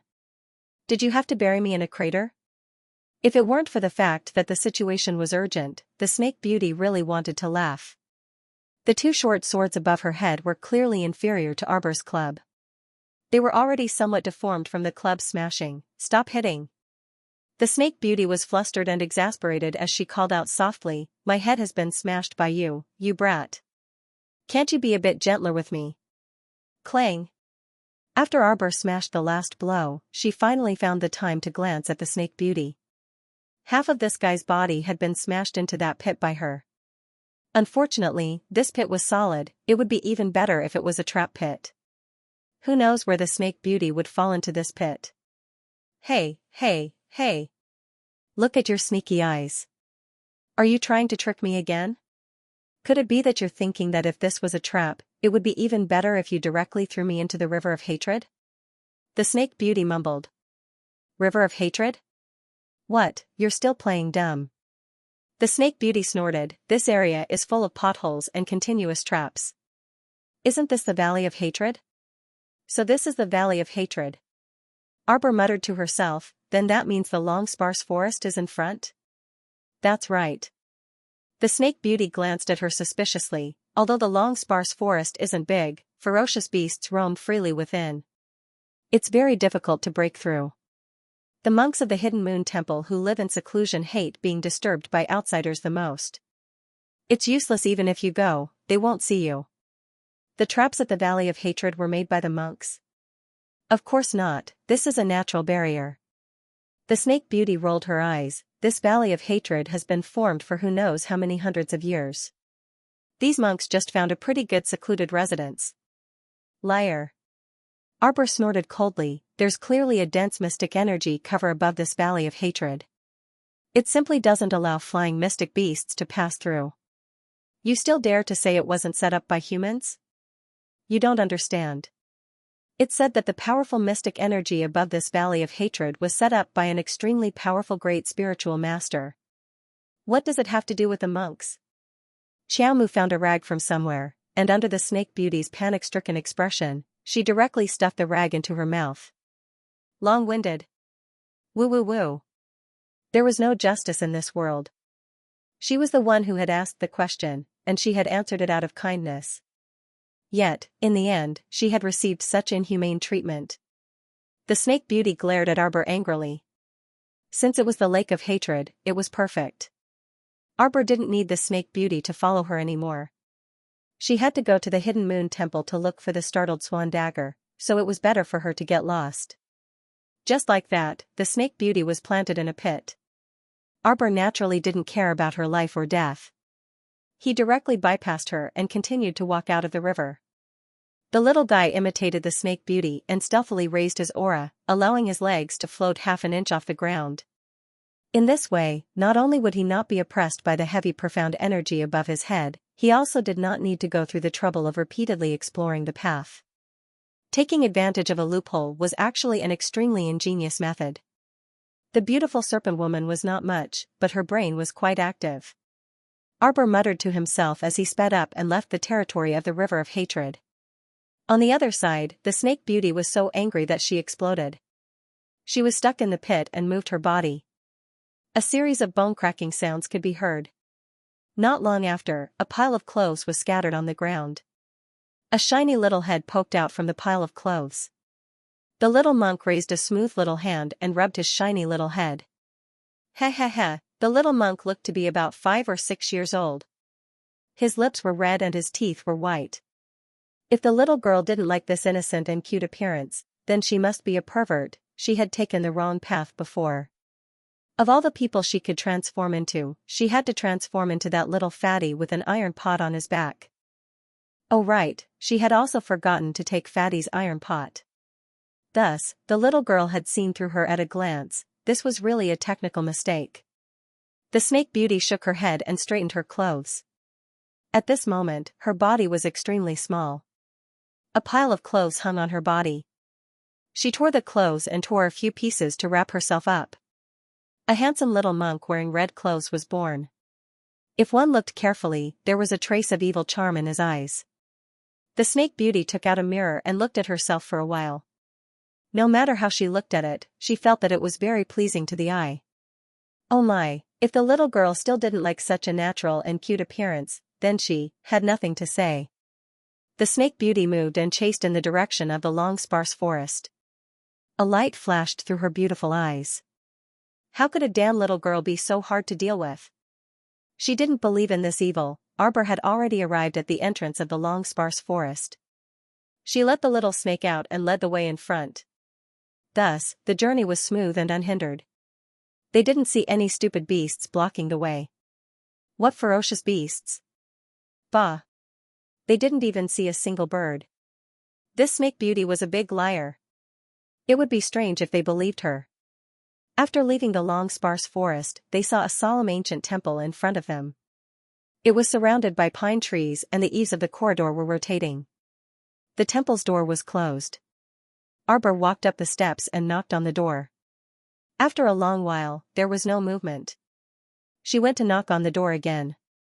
Just when she was about to impatiently climb over the wall, the ancient temple's door opened with a creak. The first to come out was an old monk. He looked to be in his 60s. His body was very thin and his eyes were full of wisdom. When he saw Arbor standing outside the door, he was clearly stunned. For a moment, he stared blankly. Arbor also glanced at him, then lowered his head to look at the little monk who was following behind the old monk and tugging at the corner of the old monk's clothes. This little monk was about 4 years old. His small face was as white as jade, and his chin was round and bulging. He looked very cute. The little monk was very shy when he saw strangers. He shrunk behind the old monk's waist and only revealed his small bald head, curiously looking at Arbor. At this moment, the old monk had already regained his senses and asked, "Benefactress, this small temple has been abandoned for many years. It has already been a long time since we received any visitors." Arbor flipped his small hand, took out the jade talisman and handed it to the old monk. When the old monk saw the jade talisman, he was stunned. He looked at Arbor in a daze and then stepped aside to make a path. "Benefactress, please come in." The scale of this ancient temple was only average. The old monk said that the temple had been abandoned for many years, but the interior was still neat and tidy, clean and refreshing. "I am Kongyin, the abbot of this small temple." As the old monk spoke, he invited Arbor into a meditation room. "I wonder where Benefactress got this jade talisman. I got it by chance in a deserted small town. I wonder why Great Master would ask this," Arbor said lightly. The old monk held the jade talisman and seemed to be emotional. "This sound transmission jade talisman is indeed an old friend's item. This old monk hasn't seen it for more than 10 years. The old monk sighed emotionally, then nodded at Arbor. "Please wait for a moment, Benefactress." Then he walked to the side of the meditation room and took out a pitch-black box from a row of teak drawers. Reaching out his sleeve to stroke the box, the old monk held the box and stared at it blankly for a while. The little monk was wearing a small gray monk robe, kneeling on a small futon next to Arbor, his watery eyes constantly sizing up this foreign guest. The old monk held the black box and turned to face Arbor. After sitting down, he handed the box in his hand to Arbor. "Benefactress, this is yours." "Jinghong?" Arbor didn't expect this trip to go so smoothly. There was no need for any handover procedures, and the old monk handed Jinghong to her as soon as he saw the sound transmission jade talisman. Wasn't this a little too shocking? The old monk nodded, and sighed deeply. This old monk has waited here for a full 14 years. From now on, I can finally resolve this obsession, and I have to thank this young benefactress for her help. Arbor asked curiously, "What is obsession?" The old monk stared at Arbor in a daze, and muttered to himself, like, even the question he asked was exactly the same. Like what? The old monk didn't say anything, but Xiaomu was completely baffled by his words. She looked at the old monk and said, "If you had experienced life and death and faced the most unbearable past, perhaps you would know that obsession and whatnot are all nothingness. Only when you can't get what you want will you have obsession. If you don't want anything, isn't it fine?" Arbor said, and couldn't help but laugh. It's easy to say, how can a person not want anything? Like her, no matter how much she wanted nothing else, praying for the safety of her family was also a request. Arbor said softly, "As a person, do things, and stay true to your heart. Why do you have to care so much about what the world thinks?" She didn't even realize that she had relaxed her mind in front of an old monk whom she had just met. She smiled inexplicably. It was as if the old monk was an old friend that she had not seen for a long time. In front of the old monk, she did not need to set up any defenses. The old monk looked at Arbor in a daze for a long time, and then he laughed. "Yes, but no. Good child, you are much more carefree than her, ha ha ha ha." With such a joyful laugh, the two of them became less restrained and their conversation became more natural. The little monk was stupefied as he watched from the side. He had never seen his master treat anyone so cordially before. In the past, many of the guests who came to his door were like this benefactress in front of him. They were dressed in brocade and were obviously high officials and nobles. However, his master had never been polite to them. "Child, this is a remote village in the mountains. It's not easy for you to come here. Stay here for a couple of days before you leave. Thank you for your kindness, Grandmaster. However, I still have important matters to attend to, so I can't stay here any longer." "Thank you for your kind intentions, Grandmaster," Arbor hurriedly said. She had to hurry to Bailon fortification immediately. She was worried that Mo Lian would be anxious. "Since that's the case, then you must have a vegetarian meal before you leave," the old monk quickly said. Arbor nodded. Deference is no substitute for obedience. The old monk nodded with a face full of smiles. "Take a look at this graceful sword first. I will go prepare the vegetarian dishes." "Thank you for your trouble." Arbor nodded. After watching the great master leave, she raised her hand and touched the pitch-black box. From the outside, this box was as warm as jade, without the slightest peculiarity. However, after opening it, a strong murderous aura accompanied by the spiritual energy of heaven and earth gushed out. Only then did Arbor realize that this seemingly ordinary box was actually able to completely lock the aura of a divine weapon inside, not letting the slightest bit of it leak out. Spiritual light surged into the sky. Even though it was only for a split second, the commotion was enough to startle the surroundings. Arbor was startled and hurriedly raised her head to look.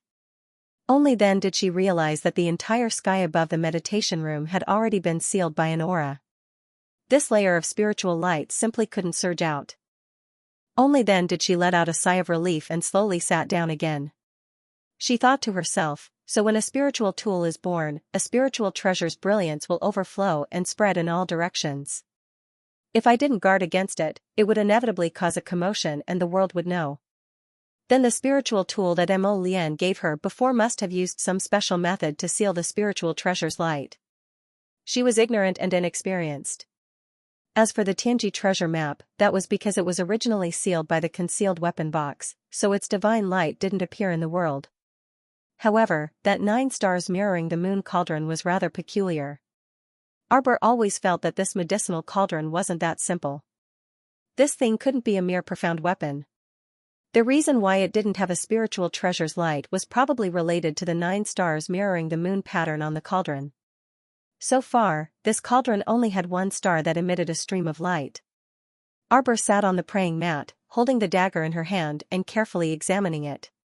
She saw that it was snow white and flawless, with a layer of light silver spiritual light floating on it. It was a bit longer than the palm of her hand and was quite easy to hold.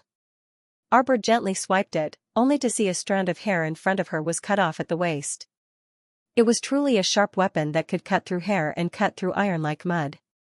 She held it in her hand and couldn't bear to part with it as she turned it over and over again. The profound energy in her hand slightly spat out, but with a whoosh, the startled swan dagger was instantly sucked into her consciousness. Her consciousness was now in a liquefied state. When he directed his spiritual sense into it, he saw a stream that looked like a jade belt slowly flowing in his conscious.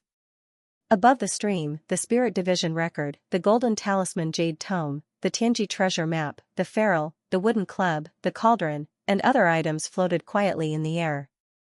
Now that the startled swan dagger had been sucked into his consciousness, it found an empty space on its own and stayed there quietly without any strange movements.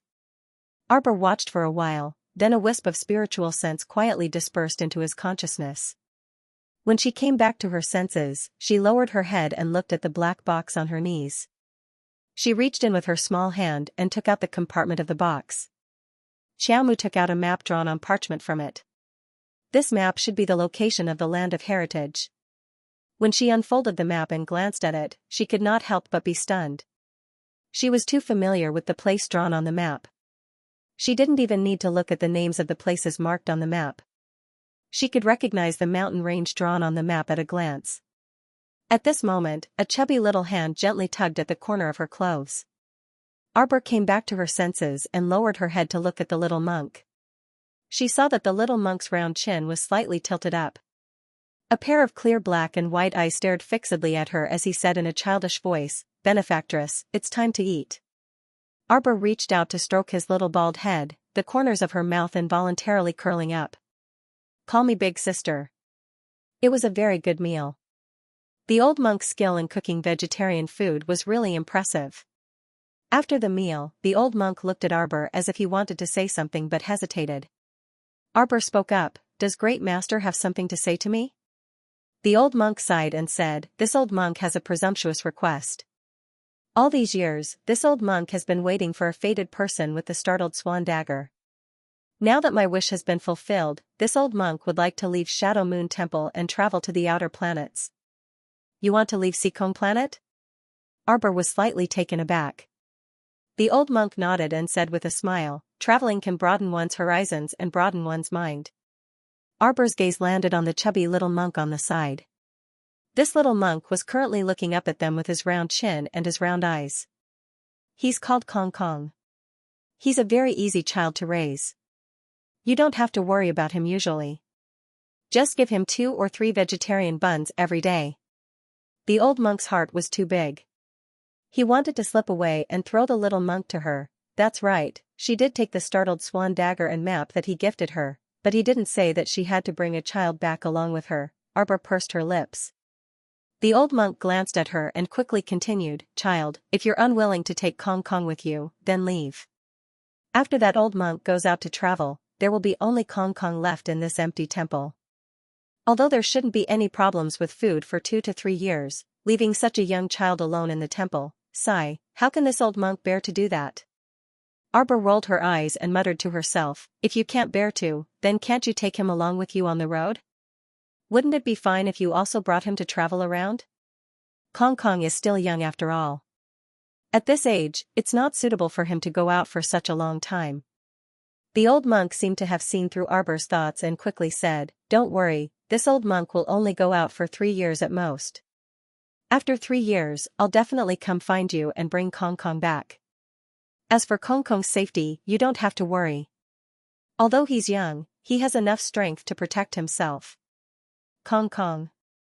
The old monk called out.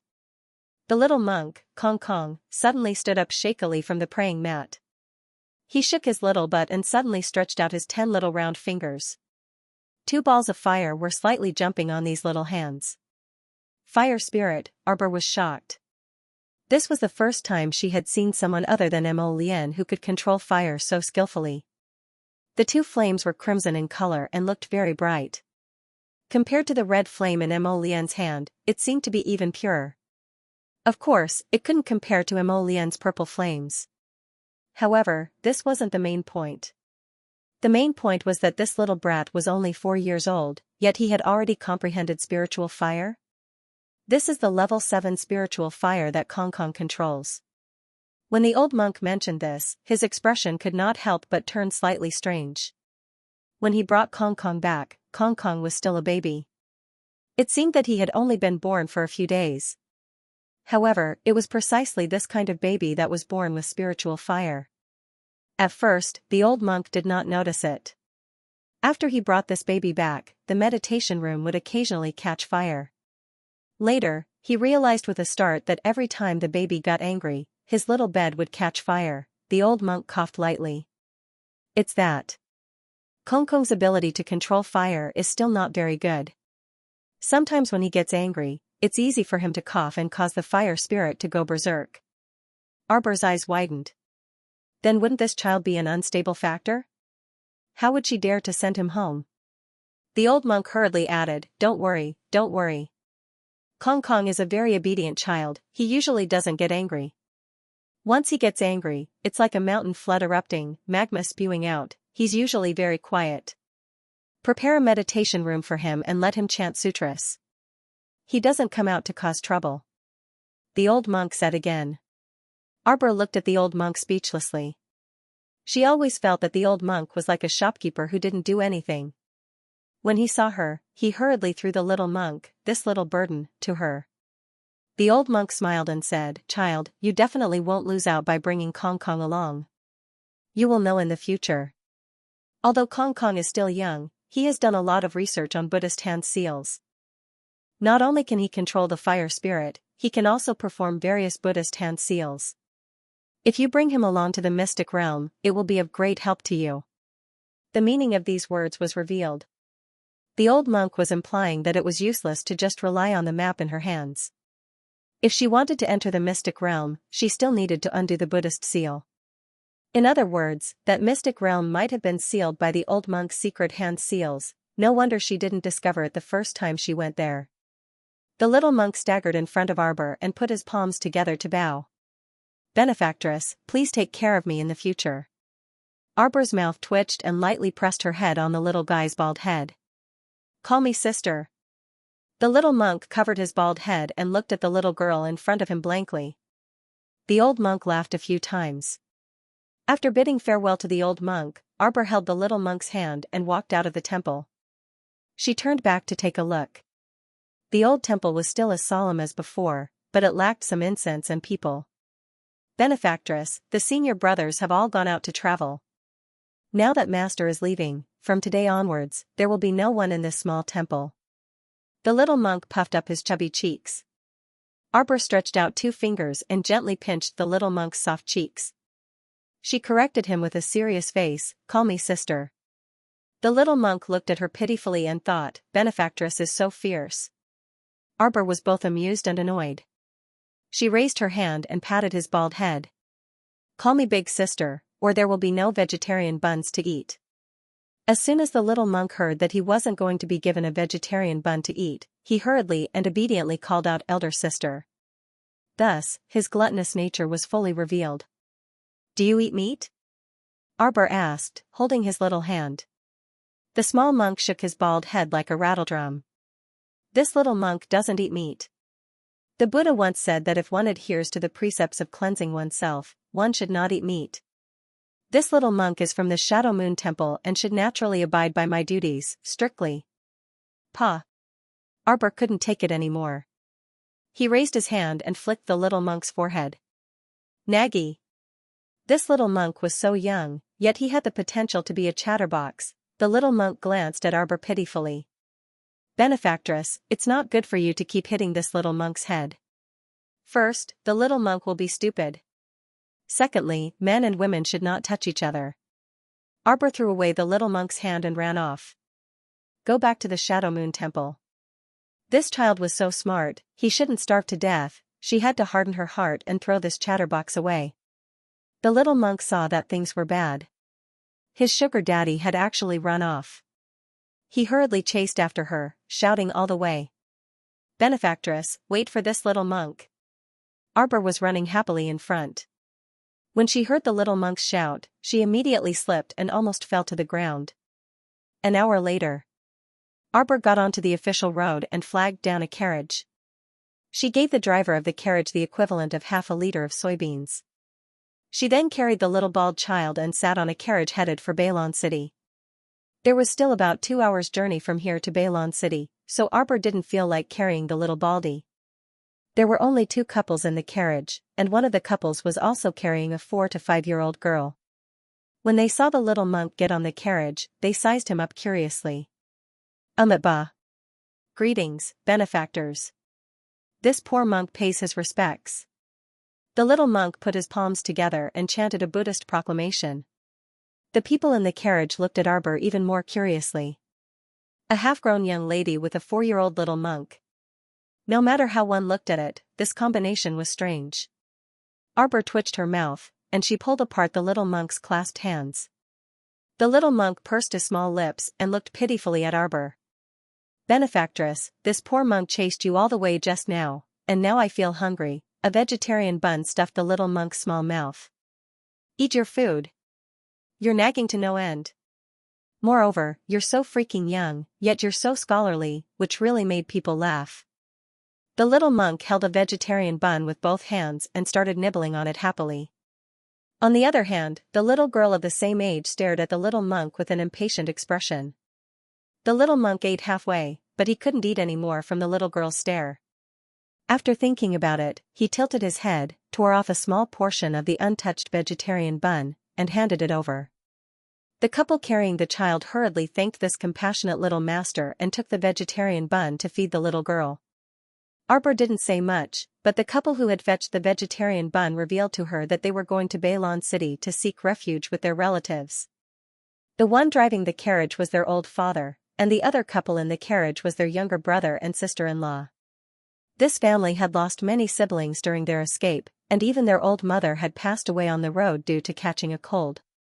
Now, the large family of more than a dozen people was left with only a family of 6. Speaking of this, they couldn't help but sigh endlessly. However, Xiaomu only listened attentively. At least this family had a carriage that could shelter them from the wind and rain. They could be considered to be quite well off. Many people lost their entire family during their exile. This was not an exception. The closer they got to Bailon City, the greater the flow of people, and the carriage also gradually slowed down. Her father, who was driving the carriage, shouted from outside, "Miss, the road ahead is blocked. Please wait for a moment." "Yeah, I'm fine," Arbor said faintly. She lifted a corner of the curtain and saw the passage outside. Sure enough, it was blocked by large and small carriages and people. He couldn't help but frown slightly as he thought to himself, if it really doesn't work, then I'll just sneak in through the night. That way, I won't have to stay outside the city to catch the wind. Benefactress, I want to pee. Arbor, He really wanted to send this little baldy flying with a slap. Not only was he nagging all the way, he also had all kinds of bad habits, but when she turned around to look, she saw that the child's fair and tender face was red. He looked at her pitifully, and her heart inexplicably softened a little. Pfft, the woman with the child couldn't help but laugh out loud. "Miss, how about I take this little master to relieve himself?" Without waiting for Arbor to express her opinion, the little baldy shook his head like a rattledrum. "No. I want benefactress to take me there." That woman then smiled and didn't say anything else. Arbor pulled the little baldy down the carriage and sized up the surroundings. However, she saw a sea of people congested on the path. Fortunately, there was a circle of underbrush that was half a person's height, which was just enough for the little monk to enter and relieve himself. In any case, the little monk was only 4 years old, so there was nothing to be ashamed of even if other people saw him. "Benefactress, you aren't going to sneak away, right?"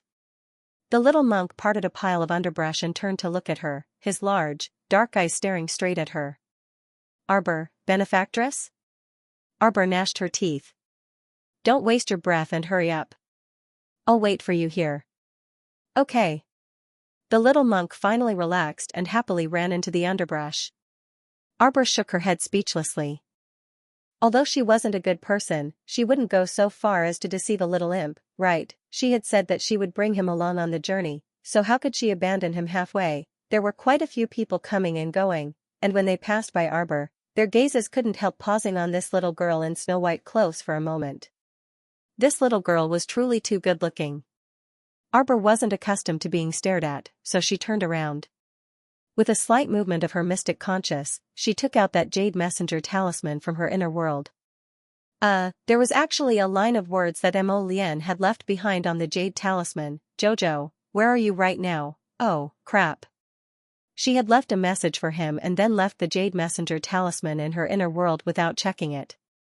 Mo Lian should be worried to death, right? The little fellow lightly patted his head and hastily took out a talisman pen, hastily leaving a message on the jade messenger talisman. "I'm outside Bailon City and will enter the city soon. Don't be anxious."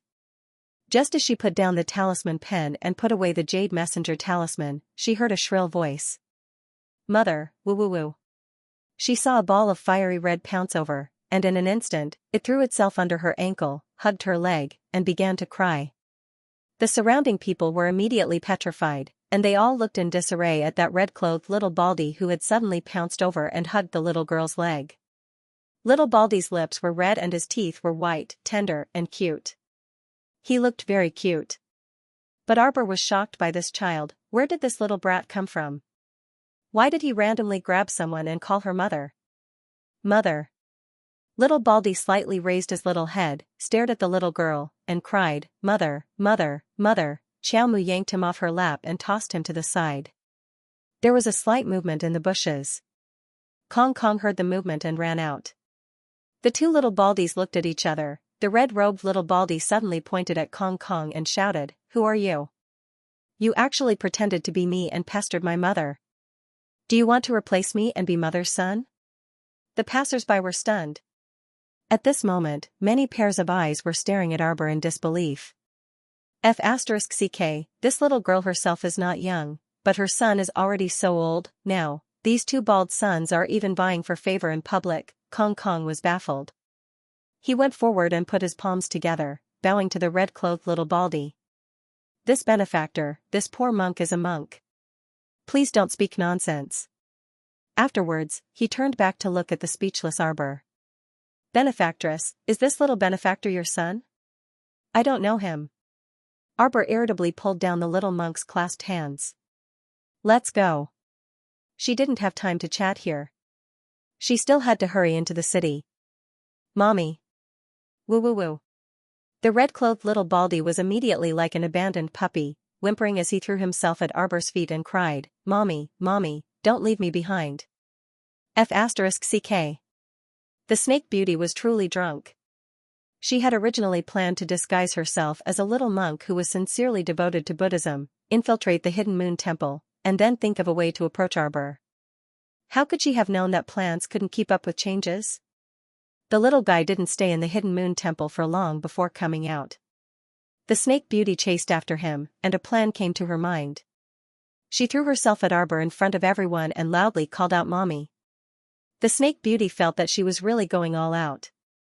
At this moment, she was following Arbor with an adorable expression, crying all the way, "Mommy, don't leave me behind." Arbor's head was about to explode from his shouting, and she hated that she couldn't grab a ball of mud and directly stuff his mouth with it. At this moment, a tent flap suddenly opened. When the woman saw Arbor, she was slightly startled. It was as if she hadn't expected that she would suddenly encounter an unimaginably beautiful woman in the tent district. Afterwards, she saw a red-clothed little baldy chasing after the cold-faced woman, repeatedly calling her "Mommy." A look of disdain flashed across her face.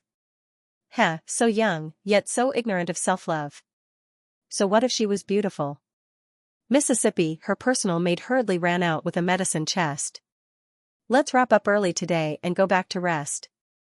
The woman reached out and brushed the hair on her temples. She swept her gaze across Arbor's face, leaving a faint light in her eyes.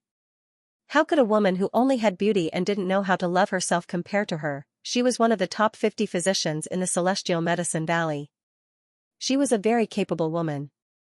Of course, the capable here wasn't referring to her cultivation, but rather her exceptional medical skills. She was very confident in the medical skills of the Celestial Medicine Valley. For a top 50 physician like her, she would definitely have exceptional strength if she went out. In terms of medical skills, there weren't many who could compare to her in the entire Balon fortifications. "Mommy." The snake beauty pounced and hung onto Arbor's leg. As Chamu strode forward, she felt uncomfortable from head to toe with a burden on her foot. "Go away." This was ridiculous. Which family did this brat come from? Why didn't anyone come out to discipline him? "Young madam, what you're doing is wrong. Although the world is tough, children are our family's treasures. How can we just abandon them?" A middle-aged woman shook her head, her face full of disdain. Arbor was expressionless. "Mother." The snake beauty secretly ground her teeth. Why was this stubborn child so hard to deal with? She was so hot and cute. Would it kill her to hug her? Arbor pulled away the snake beauty's small hand and stretched out his small foot, kicking her away with neither light nor heavy force. "I'm not your mother." F***ck, where's your love? The snake beauty raised her head. When she met Arbor's cold gaze, she couldn't help but shiver. F***ck, it can't be. Did the little girl recognize her? Benefactress, this isn't right. Just as the little monk was about to speak, Arbor pinched his soft cheeks. Creak. At this moment, Balon City's city gate suddenly opened. 2 rows of soldiers with solemn expressions rushed out, rudely parting the crowd. A tall white figure appeared at the city gate. The young maidservant excitedly tugged at the miss of the Celestial Medicine Valley. "Miss, the young sir has come to pick you up. Happy New Year, everyone. Eat, drink, and have fun. See you next year, wax." A black jade belt bound the man's black hair up high. His thin lips were tightly pursed, and it was hard to tell whether he was happy or angry. His phoenix eyes were awe-inspiring without being angry. It just so happened that the sun was setting, and the sky was blanketed in red clouds. The wind was blowing and the clouds were undulating, and the chill seeped in. Mo Lian strolled out of the city gate, and he caught sight of the little fellow in a plain gown among the crowd at first glance. His eyes narrowed slightly as he stared intently at the little thing.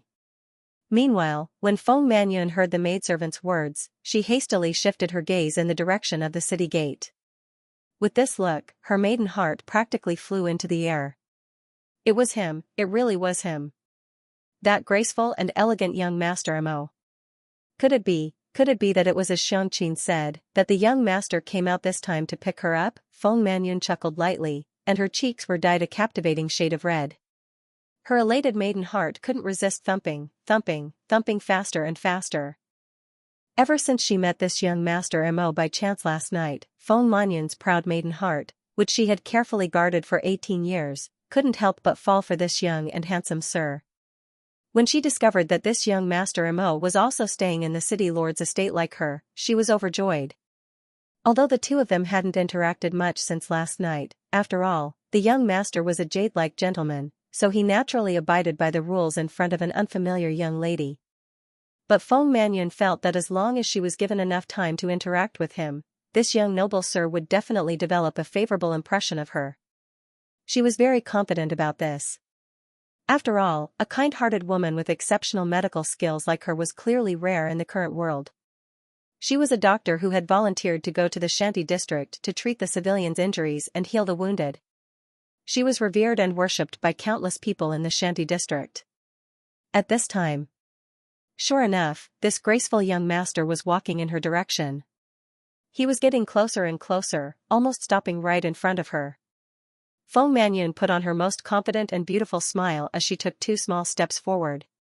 She had just curtsied halfway when she murmured, "Young Master Mo." Prince Mo then drifted past her, not even sparing her a glance out of the corner of his eye. When Feng Manyun discovered that Prince Mo had directly dashed past her, the beautiful smile on her face instantly froze, as if it had been glued to her face. Feng Manyun's pitch-black pupils seemed to be whirling rapidly, and she only felt her neck turn abnormally stiff. Slowly, she turned her head around. Then, his pupils contracted and gradually enlarged. She saw that the noble young master, who had always been modest and arrogant in front of her, flew like a gust of wind in front of the cold and beautiful young lady. Under the watchful eyes of the crowd, the young master suddenly stretched out his arms and pulled the little girl into his embrace.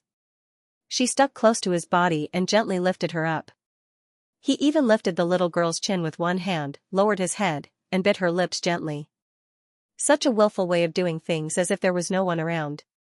Feng Manyun only felt like the sky had collapsed in front of her. How could this be? This was poles apart from the image of the noble young master in her mind. This young master didn't have the slightest bit of a gentleman's style right now. He was simply a living rogue. Feng Manyun's lifeless gaze was fixed on the 2 people, as if she had been struck by lightning. Mo Lian? Xiaomu was caught off guard and was bitten by him, and her eyes abruptly widened. He bit her. He bit her in front of everyone. Arbor's little face was full of vigilance. This guy couldn't be thinking of beating her up, right? Why are you here? Before Xiaomu could finish speaking, she saw the man pick her up by the waist with a cold expression and stride toward the city gate. What are you doing? Arbor moved her little hand, but he suddenly pressed it down. Arbor keenly sensed that the man was very angry. Yes, he looked very, very angry, but why? Our dear Xiaomu lowered her little head and racked her brains, but she couldn't figure it out. Logically speaking, she should have been very obedient and sent him a message. What reason did this guy have to be angry? Moreover, they had only not seen each other for 2 nights. It wasn't like she wanted to fall into the crevice. If there was someone to blame, it could only be the underground village chief's fault. Benefactress. When the little monk saw that his patron was actually carried away by a fierce and domineering man, how could he tolerate it? He hurriedly took small steps and ran over to their side. Benefactress, what you're doing is wrong. Hurry and let go of my benefactress. Don't act recklessly. The little monk raised his round little chin and stretched out 2 chubby little fingers, pointing forcefully at Mo Lian, who was much taller than him. His appearance was so adorable that the surrounding people broke out into laughter. Mo Lian's eyes darkened, and she muttered to the little monk, "Your benefactress?" That's right. The little monk didn't know that he was about to die. He still stretched out 2 fingers and raised them towards the sky, pointing them at Mo Lian. Hurry and let go of my benefactress. Let this little monk tell you, karma exists in this world. We should have a clear conscience when dealing with people, and we can't force anyone. You have to know that the cycle of karma is not about to end, it's just that it's not time yet.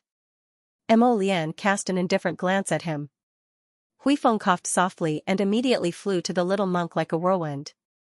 Before the little monk could finish chanting, he picked him up and grabbed him in his hand. Let go, let go. The little monk shouted. There was no anger in his voice, but he still stretched out 2 fat fingers and muttered cutely, how can you use violence and power? This method was wrong. Quickly let go. Benefactor, turn back and be saved. Don't make a single mistake that will lead to a series of mistakes. When the time comes, there will be no turning back. The corner of Huifeng's mouth twitched. Under Prince Mo's gaze, he tore off a corner of his robe and directly stuffed the little monk's mouth. Where did this little brat come from? He was so small, yet he was able to preach clearly and logically. Yes, the world was finally peaceful again. Even Arbor felt that it was a good idea to stuff the little monk's mouth. Otherwise, it would be too noisy. Mo Lian didn't say anything else and directly turned around to leave with Arbor in her arms. However, she hadn't taken a few steps when Feng Manyun, who had plucked up her courage, stopped her. Young Master Mo Feng Manyun gave Mo Lian a standard ladylike curtsy before looking up. Her watery eyes gazed deeply at Mo Lian. Young Master Mo, you have been deceived by this woman. She isn't a young lady from a good family at all. Everyone here saw it just now. She has a son. Feng Manyun abruptly pointed at Arbor with widened eyes. She's so young, yet she's already fooling around with people everywhere. She even shamelessly had illicit sexual relations with others and gave birth to a son. And what was with the son? Mo Lian simply didn't notice the snake beauty's appearance at all. That was to be expected. As a crafty person like the snake beauty, when she saw Mo Lian appear, she was very clear that she had already lost the best opportunity to stick to the little lady. She had to leave quickly. Moreover, the little lady's stern gaze just now might have actually meant that she had long seen through her identity as the snake beauty. But, was that possible? This wasn't some simple disguise technique. This was a very rare special ability. She was probably the only person in the entire Seacone planet who could shift one's appearance, alter one's bones, and distort one's meridians. This special ability to change a person's bones, appearance, and even meridians at will wasn't something that other cats or dogs could possess. Her red-clothed little Baldy's appearance was worlds apart from the Iron Walk brat from before, be it in terms of appearance or figure. If this little girl was able to recognize her at a glance, then there was really no justice in this world. Mo Lian lowered her head to glance at the little lady and saw that the little lady was currently staring at Feng Manyun. Feng Manyun felt uncomfortable all over from the little lady's gaze. The little lady's watery eyes were like two icy pools, and when she stared at someone, it made them feel very oppressed. Who did you say had a son with someone? Miss Chow was an especially sensitive person. She could discern that the young lady before her clearly harbored a very strong enmity towards her with a single glance. Feng Manyun forcefully suppressed the anger in her heart as she gazed coldly at Arbor and said, "Could it not be?" Just now, there was a bald child in red. Feng Manyun turned around, but her pupils suddenly contracted. Where was that child? Where did that D*MN little baldy in red run off to? Just now, there was clearly a little baldy in red who kept calling you Mom. Granny. Arbor suddenly called out, interrupting Feng Manyun's words. What? Feng Manyun's gaze suddenly froze as she stared at the little lady in front of her in disbelief. Although her face wasn't as rosy and exquisite as the little lady's, and she was also slightly older than the little lady, she was still a charming 18-year-old young lady in the end. If it weren't for the contrast of the little lady in front of her, Feng Manyun would also be a great beauty that everyone praised. But now? Just listen to what this wretched lass called me. Granny? Granny? Granny. Arbor didn't even raise his head, merely raising his eyebrows coldly. Without waiting for the infuriated Feng Manyun to retort, he continued to say with a stoic face, "Could it be that you really are my granny if I call you granny? I'll only be 15 after the new year. That little brat looks like he's 5 or 6 years old." You've all seen it. Arbor said expressionlessly, "Do you think I could have given birth to such a big son 5 or 6 years ago?" Heh. Arbor's lips curled up in mockery as he cast Feng Manyun a disdainful glance from the corner of his eyes. You still claim to be a doctor. Isn't such a simple medical theory something that can be discerned at a glance? Doctor, huh? The two consecutive ha-s caused Feng Manyun's charming face to swell with a myriad of colors, turning it into a purplish red hue. You. Feng Manyun was rendered speechless by Arbor's rebuke. She wanted to say something, but she was tongue-tied and couldn't retort. You scolded me very viciously just now. Apologize to me immediately. Otherwise, I'll make sure that you won't be able to utter another word from now on, Arbor said apathetically. The relatives at home hadn't left yet. Speaking of which, your family is also kicking up a fuss, right? Ha ha ha. In reality, ever since her rebirth, Arbor had been consciously or unconsciously recuperating her body. Her period started around the age of 13 in her previous life, so it was indeed late in this life. However, she had checked her pulse before, and her body was much better than in her previous life, so she wasn't too worried. According to her calculations, it should be within the next 2 months. That was why Feng Manyun's insults towards her just now were truly extremely laughable. Feng Manyun's face flushed red from embarrassment, and she stammered, You? This D*MN lass actually wanted her to apologize to her in public? Impossible. Feng Manyun's face flushed so red that it was about to flush blood. Just now was merely a misunderstanding. I misunderstood Mississippi. Feng Manyun's lips trembled, and she couldn't resist speaking softly. What misunderstanding? Could it be that you're this kind of person? That you go around fooling around and casually having a son with someone else? Arbor coldly interrupted her, throwing Feng Manyun's previous words back at her. After all, if your body is dirty, everyone you look at is dirty. From the looks of it, you've given birth to more than one, right? Everyone. This little lady's mouth was truly venomous. Others said that she had given birth to a son, yet she wanted to accuse others of giving birth to several sons. Look at how Physician Feng was so infuriated that her face flushed red, and tears streamed down her cheeks. She really was pitiful. Arbor scoffed and turned his small face away, no longer looking at Feng Manyun. They simply weren't on the same level of fighting strength, so he didn't want to waste his breath on her. You're already shedding tears after saying a few words. What use are tears? Can they be eaten or drunk? Young Master Mo, this miss is babbling nonsense. Don't listen to her. Before Feng Manyun could finish speaking while wiping her tears, Mo Lian directly strode past her with Arbor in her arms, not even sparing her a glance out of the corner of her eye. Feng Manyun's entire body stiffened. He actually didn't even want to waste time listening to her explanation. It turned out that this humble noble young master only showed his rascal side in front of that little girl. He completely turned a blind eye to everyone else. It wasn't that young master who maintained the etiquette of a gentleman and maintained his poise and distance from unfamiliar girls. Instead, this young master simply couldn't be bothered to pay attention to a strange girl. His coldness that kept people 1,000 miles away came from the depths of his bones.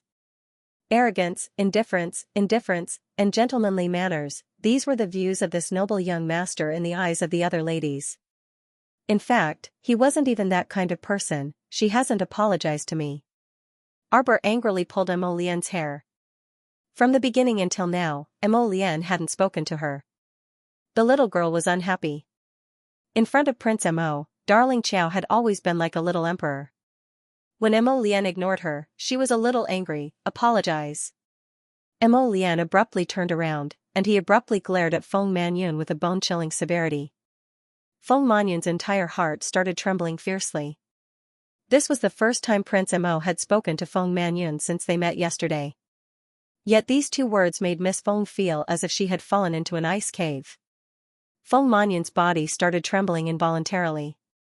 She stubbornly pressed her tongue against her teeth, unwilling to utter a single word. Bang! An intense pressure forced her knees to give way, and she abruptly knelt on the ground. Ah! Feng Manyun only felt that pressure crushing her from head to toe, and her bones were about to shatter. How could she resist it? Saliva and snot flowed out of her nose and mouth. She only felt that she was battered and exhausted in front of everyone, and her image as a fairy physician from Celestial Medicine Valley didn't exist at all. No. How could she kneel in front of that girl in such a lowly and contemptible manner? Her neck was nearly crushed, and she heavily knocked her head against the ground, unable to lift it up at all. He actually treated her like this? Intense hatred welled up in Feng Manyun's heart. At this moment, the tender feelings of a young girl that filled her heart all transformed into bone-deep hatred. Hate. This icily arrogant and heartless man actually trampled on her, Feng Manyun's, feelings like this. Right now, she couldn't tell if she was feeling regret or resentment, or perhaps it was even more hatred. If she didn't take revenge, she wasn't a gentleman. She would definitely avenge this grudge. Arbor tugged at Mo Lian's sleeve and puffed up her cheeks. She just didn't like that woman scolding her like this and wanted that woman to apologize for her tongue. She wouldn't go so far as to insist on killing her over a few words. Her original intention was only to have Feng Manyun apologize. Shouldn't she apologize for using malicious and untrue words to scold someone in front of them? She kept feeling that this man had nowhere to vent his anger and just so happened to bump into the unlucky Feng Manyun herself. Speaking of which, although Prince Mo always looked gentle and amiable, giving off a refreshing feeling, he was actually more ruthless and decisive than anyone else in the world. Mo Lian pressed her lips tightly together, and her face was as cold as snow. Her pair of phoenix eyes were dyed with ruthlessness, and she raised her hand apathetically. Your Highness! Your Highness! Bailon City Lord, Lin Yongyi, who had rushed over after hearing the news, hastily stepped forward and knelt on one knee in salute. Your Highness, please quell your anger. Your Highness, please show mercy. Lin Yongyi's eyes contracted slightly. As a level 13 mystic cultivator, City Lord Lin could see more clearly than anyone else present that His Highness's move clearly carried killing intent. His Highness wanted to execute this Miss Feng on the spot. What should they do? Miss Feng came from the Celestial Medical Valley. Even if he didn't give face to the monk, he still had to give face to the Buddha. The Celestial Medicine Valley had always lived in seclusion and never asked about worldly affairs. The people in the Celestial Medicine Valley would often come out to travel around and treat people. They had indeed treated many people who were on the verge of death and saved many people's lives. It was definitely an excellent sect that was praised by tens of thousands of people and praised by everyone. If His Highness rashly killed a doctor from the Celestial Medicine Valley, not to mention whether he would become enemies with the Celestial Medicine Valley, even if it was for the sake of his reputation, he absolutely couldn't do it on the surface. His capricious Highness really made all the officials worry about him. Your Highness, Your Highness! Miss Feng made a mistake and should naturally be handed over to the people of the Celestial Medicine Valley to deal with. Your Highness, please. Slowly withdrawing the pressure all over her body, Mo Lian coldly glanced at City Lord Lin, turned around, picked up the little fellow, and floated away. Woo woo. Ugh. The little monk kicked his two little legs and angrily glared at Huifeng, who was carrying him. With a tap of his foot, Huifeng picked up the little monk and swiftly followed after the crown prince and his wife. Ha, ha. Cough cough, ha. Feng Manyun's entire body went limp, and she sprawled on the ground like a dead dog, shuddering all over. The maidservant Xianxia hastily helped her up with tears in her eyes. However, she was small and weak, so even after supporting her twice, she only made Feng Manyun half kneel on the ground limply, unable to get up even after a long time. Mississippi Xianxia wiped her tears and called out pitifully. City Lord Lin gave the two maidservants on his left a look, and those two hastily ran up to help Feng Manyun up. At this time, Feng Manyun was already in an extremely sorry state. Her dress was covered in sand and mud, and her face was also extremely filthy from snot and tears. City Lord Lin sighed. Miss Feng, let's have someone send you back to rest first. This Miss Feng just had to provoke the willful His Highness the Crown Prince out of all people. Such poor eyesight. How could he endure this? After Feng Manyun was helped up, she kept silent the entire time. Her eyes merely emitted a chilly glint, and the corners of her mouth were tightly upturned. Miss, let's go. Xianxia forcefully wiped her tears in indignation. This place is too much of a bully. Let's return to Celestial Medicine Valley and never come here again. City Lord Lin waved his hand at those two maidservants, and those two quickly helped support Feng Manyun to the carriage parked on the side. It wasn't until they got on the carriage and lowered the curtain that Feng Manyun's bone-deep trembling finally stopped slightly. Just now, those people outside were all looking at her with disdain and schadenfreude. These people, just how dark and terrifying were their hearts. If she had known earlier, she wouldn't have saved them, Why would she be a healer who saved the dying and healed the injured? She saved people in order to enjoy everyone's respectful attitude and loving gazes. She wanted everyone to know that she, Feng Manyun, was an incredible physician who could pull a dying person back from the gates of hell with a single silver needle. Yet at this moment, not only did she not receive heartfelt respect and adoration, she even completely lost face in front of a crowd of commoners, making them see her, great physician Feng, as a joke. She wanted to kill them, she wanted to kill these people who dared to mock her. Feng Manyan's body convulsed and spasmed from time to time, and her limbs trembled uncoordinated. After the carriage left, everyone sighed and gathered together to whisper, "Dr. Feng has been wronged this time, we have to think of a way to visit her in the city lord's mansion. That young master just now was so powerful. When he was angry, I didn't even dare to make a sound. Dr. Feng is really pitiful. Encountering such a powerful young master, we can't help at all. But just now, Dr. Feng, she spoke without thinking and insulted a young lady. She was an innocent young lady, and her reputation was almost ruined by her. This isn't too good. Sigh, maybe it was a misunderstanding. Dr. Feng didn't do it on purpose." The crowd dispersed as they chatted. They didn't know that the Dr. Feng they spoke of had a twisted mind. Now, she wished she could kill all of these people who had seen her in such a sorry state. Crown Prince Mo wordlessly carried darling Xiao back to the city lord's estate and headed for his residence inside the city lord's estate. The little emperor baby was unhappy. "Why aren't you talking?" Arbor angrily moved his little hands and feet.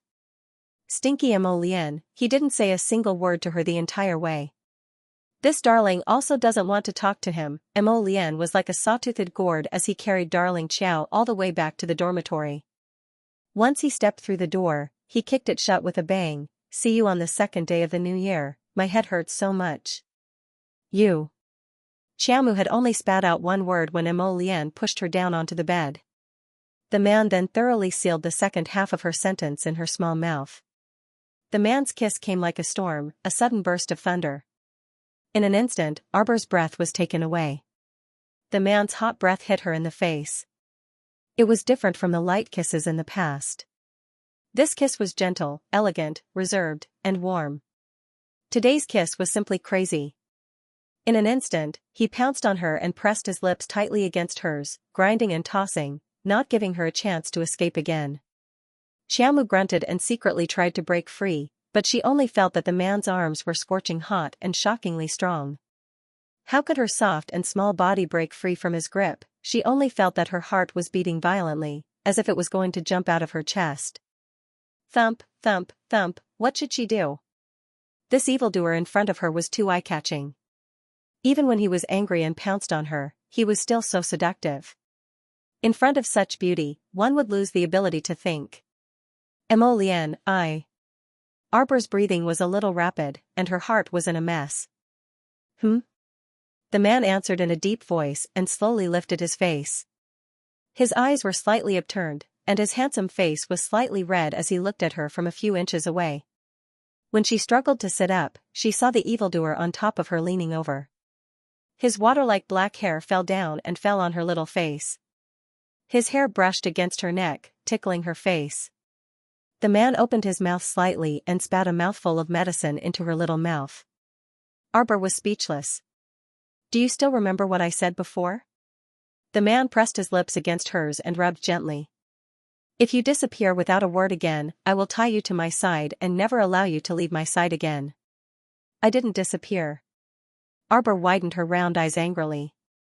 Now, other than her head and mouth, she couldn't move her body and limbs, she was so angry.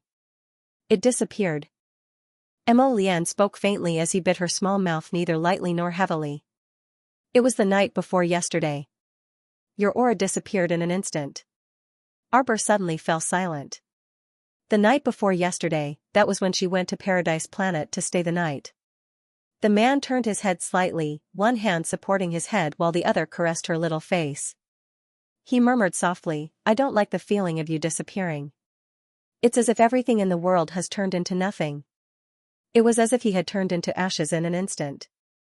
Mo Lien's slender fingers caressed her tender cheeks inch by inch as he gazed at her with a slightly dazed gaze.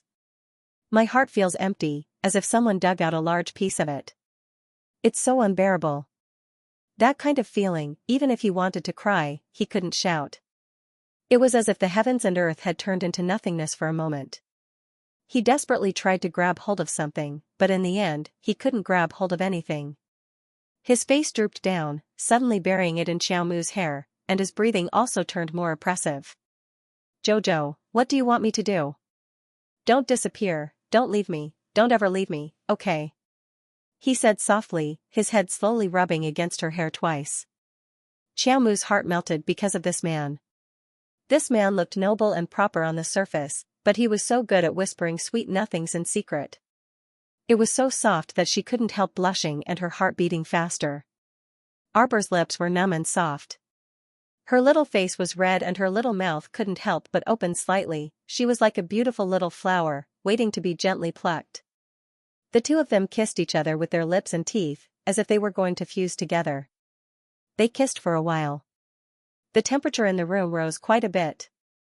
Arbor suddenly realized that her little hands and feet could move. She couldn't help but let out a sigh of relief. She gently raised her hand and touched the man's furry head. "Emolienne." Arbor called out softly. The man raised his head slightly. His gaze was so deep that it was as if he could see through her. His gaze was so deep that it almost sucked her into the abyss. "Baby." He gently rubbed his lips on her little face and reached out to hold her face. He looked straight into her eyes. "Have me in your eyes, okay?" He was most afraid that he wouldn't be able to imprint his figure in those beautiful eyes. He wanted her eyes to have him, to have his reflection, to have his existence, even if at this moment, this baby's heart might not be like his, loving so intensely and deeply that he couldn't extricate himself. It didn't matter. He had the patience to integrate into her life bit by bit. Like the spring wind and rain, he seeped into her world and her life. He firmly grasped her heart and took it for himself. He wouldn't let her escape even half an inch. Arbor gave a muffled She subconsciously reached out and secretly touched her heart. What was going on? Her heart kept pounding nonstop. It was beating so fast that she was in a mess. She kept feeling that the current her didn't seem like herself anymore. "I'm sleepy." Xiaomu abruptly pulled over the bedding beside her and covered her head with it, blocking his scorching gaze. His gaze was too burning. It burned her whole body and made her cheeks unbearably hot. The little fellow wrapped herself up like a little cicada pupa. Her neck and head were all buried in the blanket. It wasn't until Emolienne tugged lightly that he dug her small head out from the thick blankets. "Why are you wrapped so tightly?" Emolienne sighed softly and stuffed her two small hands into the blankets. He pulled the blankets up to her neck and leaned over to plant a kiss on her forehead. "Go to sleep." Just as he got up half an inch, a soft hissing sound came from his mouth. It turned out that a strand of her hair had been caught by the button on her clothes. Arbor lowered his head. His little fingers moved slightly as he silently untied the strand of hair. When he raised his head, his eyes met with the boy's watery eyes. "Jojo." He called out to her in a low voice. His eyes were filled with love, as if he wanted to melt her whole body. Arbor felt his heart skip a beat. He cried out in alarm and pulled the blanket up like an ostrich, covering his head with it. Emolienne giggled and hugged the blanket wrapped around the doll. Her mood was lifted. It seemed like his little fellow still had feelings for him. Looking at her shy little face, it really melted his heart. He reached out and pulled her little head out from under the blankets. Then, he lifted her blankets and shamelessly lay down. He reached out and hugged her tightly. "All right, it's late. Let's sleep," Emolienne said as he rubbed against her soft little body. "It's freezing outside." Xiaomu's eyes abruptly turned round. This guy wasn't going to leave today, him? Was this guy, acting coquettishly with her just now? Arbor's little hand naturally reached over and patted Emolienne's head. Then she rolled onto the bed, as if she wanted to wrap herself into a cocoon again. Emolienne realized that this little fellow's sleeping habit seemed to be that she liked to wrap herself into a cocoon. He reached out and pulled her to his side. He hugged her and patted her. "You're cold." "Eh?" Arbor blinked and lifted her head from his embrace. "Time to sleep." Time to sleep." Emolienne hugged her and rubbed her little hand. "Are you cold?" "No." Now that there was another person beside her, it wasn't good for her to continue wrapping herself in the blanket. Moreover, Emolienne's body was pressed against hers. It felt like there was a small stove beside her. Emolienne's body was so warm. He was a man, so his body temperature was higher than hers. Moreover, he cultivated the fire spirit, so he was naturally like a little sun, emitting warmth all over. With this person pressed against her, she was enveloped in a unique masculine scent. How could she fall asleep? Instead, she felt more and more awake. I can't sleep. Emolian was still talking to her. He patted her back gently. Do you want to get up and eat something? Eating a midnight snack? Xiaomu asked and even rubbed her small belly. It seemed a little flat, but supper was not bad. Emolian's eyebrows twitched. Suddenly, there was a sound from the window. A voice rang out softly from outside. Master, supper is here. Do you have any orders? Arbor was speechless. Why did their master always come up with such ridiculous names? Emolian coughed lightly. If there's nothing else, you can leave. Oh. Student Xiaoyi scratched his head and hid his figure in confusion. Emolian chuckled. Our subordinate is very honest. Arbor curled his lips speechlessly. Let them all rest. It was already so late at night. What could possibly be happening? Furthermore, he was standing guard by the window, popping his head out from time to time. It was really creepy, all right. Emolian didn't say much. She carried the little fellow and sat down by the bed. She ordered the servants to prepare some food. Not long after, a box of piping hot pastries and 2 bowls of wontons was brought in. After eating 5 to 6 small wontons, Xiaomu couldn't eat any more, so she pushed the rest to Emolian. Meanwhile, she picked up a small piece of glutinous rice cake and nibbled on it. Tomorrow morning, I'm going to follow Lin Yongyi to see the field that can grow crops. Emolian stretched out her finger and wiped away the pastry crumbs on the little fellow's lips. Do you want to go together? Arbor thought for a moment before shaking his head. He took out a level 11 mystic breakthrough pill from his bag. I'll take this tomorrow and enter closed-door cultivation to advance first, okay? She had long wanted to take this level 11 mystic breakthrough pill, but it had been delayed until now by a bunch of things.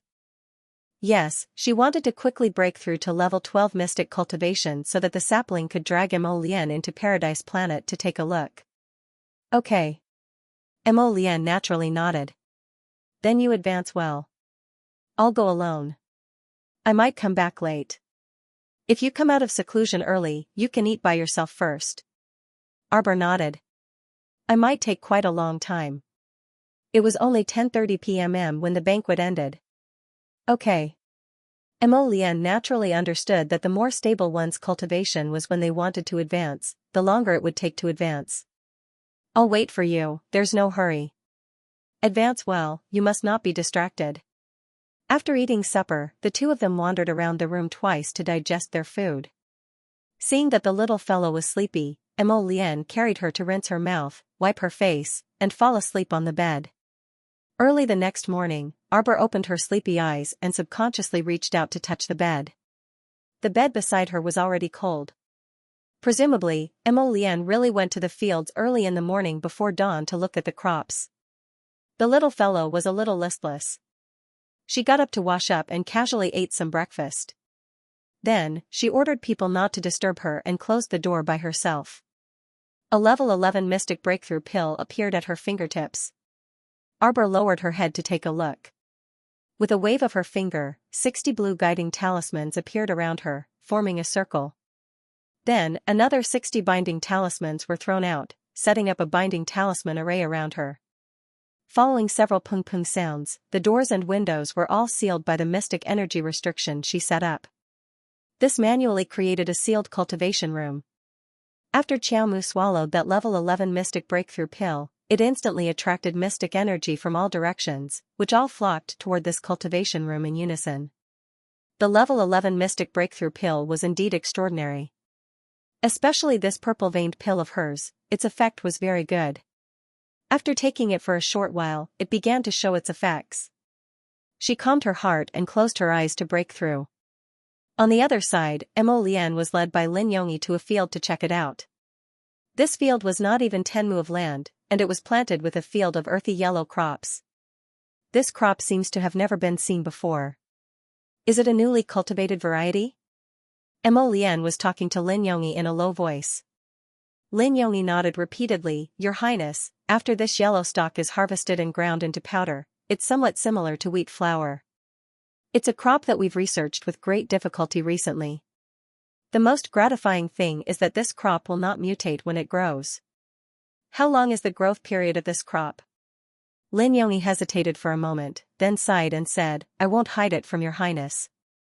This kind of yellow shaft takes too long to grow. It needs 1.5 years to harvest. But rest assured, your highness, we are also working hard to shorten its growth cycle. Mo Lian nodded with a heavy expression. A harvest period of 1.5 years was a little too long. If there was enough food to sustain the lives of the common people, then their lives would get better and better. City Lord, City Lord. As they were speaking, a dark-skinned steward from the City Lord's estate hurriedly ran over with sweat all over his forehead. He hurriedly greeted Mo Lian and the City Lord, greetings to your highness the Crown Prince and the City Lord. Old son, if you have something to say it quickly. The City Lord saw his anxious expression and his heart couldn't help but tighten a little. City Lord, that apothecary Hong suddenly decided to quit. Old son was burning with anxiety and couldn't help but curse loudly, that son of a bitch, how could he do this? He's too inconsiderate. The City Lord had given him such preferential treatment and had even sent someone to serve him with food and drink. How could he quit just like that? What? Lin Yongyi was greatly shocked. Apothecary Hong is quitting? But he's the main researcher on the yellow shaft's accelerated growth period. How could he? Did he say why he's quitting? That son of a bitch, he didn't say anything. Old man Sun was so angry that he stomped his feet and scolded. He threw away his tools just now and even dragged a few of the commissioners with him. Then hurry up and stop him. Lin Yongyi also jumped up anxiously. The research on the yellow shaft's harvest hadn't been completed yet, so how could Apothecary Hong just leave like that? These days, thanks to Apothecary Hong's special cultivation of the yellow shaft with special herbs, they would be able to harvest in 2 or 3 months. How could he just leave like that? Old man Sun hurriedly shouted, I've already sent people to stop them. They should be at the gate of the courtyard now. Then let's hurry over and take a look. The City Lord hurriedly turned and bowed to Prince Mo. Your Highness, this humble subject has been impolite. There are some urgent matters here that need to be dealt with immediately. Prince Mo nodded. I'll go with you to take a look. Yes, yes. City Lord Lin hurriedly nodded and hurried to the gate with Old Man Sunday. This piece of land was behind a farmhouse. Ever since this piece of land was able to grow crops like the yellow stock, it had been growing for a long time.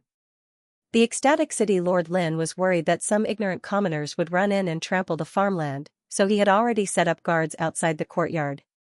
Therefore, when Apothecary Hong and the others wanted to go out, the soldiers who received the order would definitely stop them. At this time, Hong Yaowei was holding his nose to the sky and crossing his arms. He coldly looked disdainfully at the soldiers blocking their way. All of you, get out of my way. Apologies, Apothecary Hong. The City Lord has ordered you to wait for a moment. The soldiers guarding the farmhouse's courtyard said to him in a manner that was neither servile nor overbearing. This Hong Yaowei's character really wasn't very good. Usually, because he was one of the most important commissioners who mainly studied the yellow shaft's growth period, the City Lord and the others were very courteous to him and were in fear and trepidation. This Hong Yaowei was a bit arrogant. Wherever he went, he looked down on people, causing the farmhouse's soldiers and servants to look down on him. However, due to the City Lord's order, he had no choice but to be courteous to Hong Yaowei. When the mayor and Prince Mo arrived at the entrance of the farmhouse, they saw Hong Yaowei angrily scolding the guards. The City Lord hurriedly ran forward and comforted him with an apologetic smile. Alchemist Hong, please calm down. I wonder what the servants have done to displease Alchemist Hong. Why did Alchemist Hong suddenly propose to leave this place? Hong Yaowei snorted coldly. City Lord Lin, everyone knows what you've done. Don't play dumb with me. City Lord Lin was confused. He really didn't understand how he had offended this Apothecary Hong. Apothecary Hong, I really don't know what made Apothecary Hong unhappy. Why don't Apothecary Hong tell me? Hong Yaowei burst into laughter. How could you forget what you did to my junior sister at the city gate last night after only one night? Junior sister? Lin Yongyi's heart skipped a beat. In an instant, it was as clear as a mirror. That's right, this Hung Yaowei was also an apothecary who had walked out of Celestial Medicine Valley. Moreover, he was Feng Manyan's senior and junior sister. Feng Manyan's matter must have agitated this Lord Hong. Hung Yaowei's heart ached for his good junior sister, and in a fit of rage, he abandoned his job and came to avenge her. Apothecary Hong, Apothecary Hong. City Lord Lin persuaded this Lord Hong with a distressed expression, please quell your anger. You really can't just quit on the matter of the yellow shaft. Mo Lian, who was standing silently on the side, had long understood the sequence of events, and she couldn't help but sneer at that Apothecary Hong. City Lord Lin's heart immediately sank along with Prince Mo's sneer. Who in the imperial court hadn't heard of His Highness the Crown Prince's various willful deeds? This was a lord who did as he pleased. City Lord Lin cursed Hung Yaowei inside out, but on the surface, he still had to smile. Apothecary Hong, how about you reconsider? We have already signed an agreement. You have to help me cultivate the yellow stem and shorten its growth period. If we were to take out the agreement to do things, wouldn't that be a bit unsightly? You dare to threaten me? Hung Yaowei rolled up his sleeves, looking like he was about to immediately pick a fight with City Lord Lin. Do you know who I am? I am a member of the Hong family. A member of the capital's Hong family. Hung Yaowei shouted coldly. Not only that, but I am also a member of the Celestial Medicine Valley. Hung Yaowei said angrily, you actually dare to treat a member of the Celestial Medicine Valley like this? Aren't you afraid of being drowned by the saliva of everyone in the world? My junior sister came to your Bailon city as a traveling doctor out of the goodness of her heart. She didn't collect any treatment fees, only the fee for medicinal materials. She saved so many of your people. Hung Yaowei became more and more spirited as he spoke, berating repeatedly, what about you? You people, not only don't you respect her, you even crushed her face into the ground in public. I'm telling you, Lin Yongyi. Today, I'm leaving for sure. Not only am I leaving. These people are also leaving with me. Let's go. Miss Feng's diehard fans clenched their fists as they berated loudly. After hearing Hung Yaowei talk about Miss Feng, each and every one of them cried injustice for her, and their hearts ached terribly. Miss Feng was such a fairy-like person, how could someone be so ruthless to her? As soon as Hung Yaowei said that he was going to quit, several of Miss Feng's diehard fans responded at the same time. They immediately threw down their hoes and seeds and followed Hung Yaowei to leave. Humph, what a joke. Did they think that Bailon City's treatment was very good? For people like them, who were able to research and grow a crop like Yellowstock, they would be able to make a living wherever they went. He could even negotiate with the city lords of other cities. Maybe he could get better treatment. Prince Mo narrowed his eyes and sneered, men. Surround him. Fight. Hit him hard. As soon as he finished speaking, almost 20 young men in black swarmed over from all directions like phantoms. Holding heavy sticks in their hands, they surrounded Hung Yaowei and the 7 commissioners who came with him and pressed their sticks forward without saying a word. Grabbing their arms, they waved their sticks brutally and hit them hard. Bang! Bang! Bang! On the side, City Lord Lin was hopping about as he watched, and his eyelids rolled back repeatedly. He could only murmur in persuasion, Your Highness, Your Highness. Go fetch that agreement you were talking about. Mo Lian harumphed angrily, shooting a severe gaze at Lin Yongyi. Is this how you indulge these people? No wonder there hasn't been any progress or efficiency after so long. Lin Yongyi's heart thumped heavily, and he only felt that his bad luck was pressing down on him. End of 6 p.m, see you tomorrow. Preposterous. Hung Yaowei panted heavily as he cursed with a flushed face. At this moment, his arms were lifted up with wooden sticks and he was being beaten by several black-cloaked youths. His back was bruised by the sticks, and it hurt and itched, making him anxious and angry. You, who are you? Hung Yaowei shouted angrily. He felt that these people were fierce and unreasonable.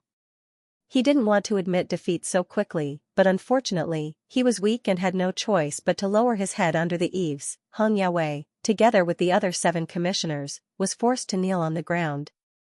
No matter how they roared, their arrogance was greatly diminished after the collision of the sticks. The crowd parted slightly to the sides, making a path for the crown prince to pass through. Prince Mo coldly reached out and took the agreement that old man's son respectfully presented. He only glanced at it briefly before throwing it heavily at Hong Yaowei's face. He sneered and said, "Within 10 days, I want to see significant results in this farmland. Otherwise, there's no use for you to keep it.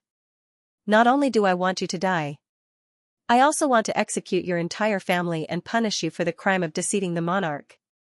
All of you, take care of yourselves." Mo Lian's phoenix eyes narrowed as he coldly threw down these words. He turned around and gently raised his hand. The youths of the Hidden Night Pavilion respectfully bowed to receive the order. "Watch them. Today is also counted as one of the 10 days. Whoever dares to incite rebellion will be killed." Prince Mo coldly glanced back. In an instant, everyone in the farmhouse held their breaths, not daring to say another word. Lin Yongyi slightly lowered his head and cupped his hands in salute, not daring to raise his head. Prince Mo's cold gaze shifted to City Lord Lin as he said indifferently, "You, come here." "Yes." Lin Yongyi's heart skipped a beat. His head was still lowered as he quickly moved to keep up with Prince Mo's pace. Seeing that terrifying man leave, Hong Yaowei was about to open his mouth and shout when a commissioner beside him couldn't help but curse, "What are you doing? You people? How dare you treat us like this? How dare you use this method to force us to study the cultivation of the yellow stock? We will not yield." A silver light flashed across that man's neck. In the next second, a round head fell off from that guy's neck and rolled on the ground before landing beside Hong Yaowei's feet. "Ah!" Hong Yaowei collapsed to the ground in fear. He screamed in a hoarse voice and kicked his legs, trying to move his butt backward. Xiao Yi raised his hand and stopped the young man who was about to make a move. He said coldly, "By His Highness' order, anyone who disagrees will be executed without mercy." Hong Yaowei and the remaining 6 commissioners became obedient. They trembled like quails and shrank into a corner, looking at the dozen young men of the Hidden Night Pavilion in fear. On the other side, when they arrived at the city lord's estate study, Mo Lian wordlessly sat down on the seat of honor. Hu Weifeng's hands were clasped behind his back as he stood upright behind the crown prince. Lin Yongyi hastily knelt in front of the desk and buried his head, smiling wryly on the inside. It was a pity that he, a man in his 40s, was so intimidated by a young man in his early 20s that he didn't even dare to breathe loudly. It could be seen that the crown prince was so powerful that ordinary people didn't dare to look him in the eye. "Hand over your city lord's token," Mo Lian said coldly. Lin Yongyi shuddered all over. He hastily reached into his pocket and took out the city lord token, respectfully holding it above his head. "City lord." Old Man Sun knelt behind City Lord Lin. He was about to speak when City Lord Lin glared at him. Huifeng flashed in front of Lin Yongyi and took the City Lord token before returning to the desk. After gently placing the City Lord token in front of the Crown Prince, Huifeng silently returned to stand behind the Crown Prince. "Lin Yongyi. This humble subject is here. We know. You are a benevolent and righteous good city lord. All these years, Bailon's fortifications have been well managed by you, and the people have been living and working in peace and contentment. For this reason, the great king's heart is also greatly comforted. Your Highness praises me too much. The great king favors me greatly." Lin Yongyi lowered his head and said softly, "These are all things that should be done as a subject. You should also be credited with the discovery of the yellow pole. If this crop can be mass-produced in the future, it can supply most people's food supplies. You absolutely cannot go unnoticed." Mo Lian pointed at him as he stared at the kneeling Lin Yongyi in front of him, his icy voice softening slightly. "This humble subject dares not claim credit." Lin Yongyi hurriedly prostrated himself on the ground. Mo Lian waved her hand at him. "It's your credit, so it's naturally yours. No need to be so modest with us. It's not good to be overly modest. We like people who speak the truth." "Yes, yes, yes." Sweat was about to seep out of Lin Yongyi's forehead. "However, the fact that Hong Yaowei dared to rebel today is also related to your usual indulgence." Mo Lian's expression turned solemn again as he picked up the city lord token that Lin Yongyi had presented to him. "What we want is someone who can do practical things for the country and the people. We don't care whether Hong Yaowei is from the Hong family or whether he has some celestial medicine valley backing him. If this person is disobedient, you can punish him accordingly and not blindly indulge him. This resulted in today's consequences. Mo Lian paused. Holding City Lord Lin's City Lord token, she leaned forward slightly and said coldly, "This solitude wants you to know. Behind you, Lin Yongyi, are this Gu, the Great King, the entire Great Mo Kingdom, tens of thousands of mystic cultivator troops, and millions of brave soldiers as your backing. You, Lin Yongyi, aren't weaker than anyone else. I don't need you to be a yes man." Mo Lian's fingertips lightly tapped the desk surface as she icily said, "You can tell Heng Yaowei, or anyone else, that if they don't succeed today, and if they don't do it beautifully enough, they can forget about leaving Bailon City. Because you are Bailon City's lord. Under the Great King and under this solitude, Bailon City is under your command. What Celestial Medical Valley or Hong Clan? If they are not convinced, they can come and find me. Do you understand?" Lin Yongyi and Old Man Sun abruptly looked up, spellbound as they gazed at this Crown Prince Mo, who was leaning forward to gaze at them. He only felt that the young man's body seemed to be radiating with boundless radiance, extremely dazzling. Yes. Lin Yongyi heavily kowtowed to the ground. He couldn't help but feel the blood in his heart boil, and his voice contained a trace of agitation as he said, "This lowly official was foolish and ignorant, this lowly official was incompetent. Will your highness please punish me?" Mo Lian lightly tossed that City Lord token into Lin Yongyi's hands. "Get up. For the time being, I will remember your merits and demerits. Properly supervise that batch of people. Within 10 days, we want to see results. These aren't empty words. This lowly official will solemnly obey your highness's verbal instructions." Lin Yongyi nodded heavily. Miss. It's bad." Xianxia tossed aside the kettle in her hand and stumbled inside. Feng Manyun, who was currently concocting some medicine on the table while wrapping herself in a quilt, abruptly raised her head, and her limbs convulsed in an uncoordinated manner. "Miss." Xianxia ran up and hastily helped tidy up the medicine on the table. "Miss, when I passed by the kitchen just now, I overheard the other maidservants saying that the city lord has already ordered us to be evicted from the city lord's estate and sent to live on a farm. It's the farm that your senior brother Heng is at." Feng Manyun's pupils contracted, and her limbs convulsed uncontrollably again. She shrieked uncontrollably, "Lin Yongyi actually dared to treat us like this. I am Celestial Medicine Valley's top 50 physician Feng. He actually dared. He actually dared." Feng Manyun was so infuriated that she nearly shattered her silver teeth from clenching them. Her entire body convulsed in the quilt, and she looked almost a bit neurotic. "Miss, I heard that senior brother Heng failed to cause a ruckus with his people this morning, and City Lord Lin has also restrained him. Miss, what should we do?" Xianxia was a bit scared. The young miss and her were just ordinary people who did not have the strength to truss a chicken. The city lord only needed to send a few strong and powerful soldiers to throw the two of them out of the manor. Xianxia was a bit regretful now that she couldn't stop Miss from sending a message to senior brother Heng. Originally, they could at least recuperate peacefully in the city lord's estate for a while. But now, with Miss in this state, how were they going to survive after being chased to a farm? Move aside, all of you move aside." A bang came from outside the door. The door to the room was rudely kicked open, and several burly soldiers from the city lord's estate strode inside. Amidst the master and servant pair's uncontrollable screams, they were dragged out of the room.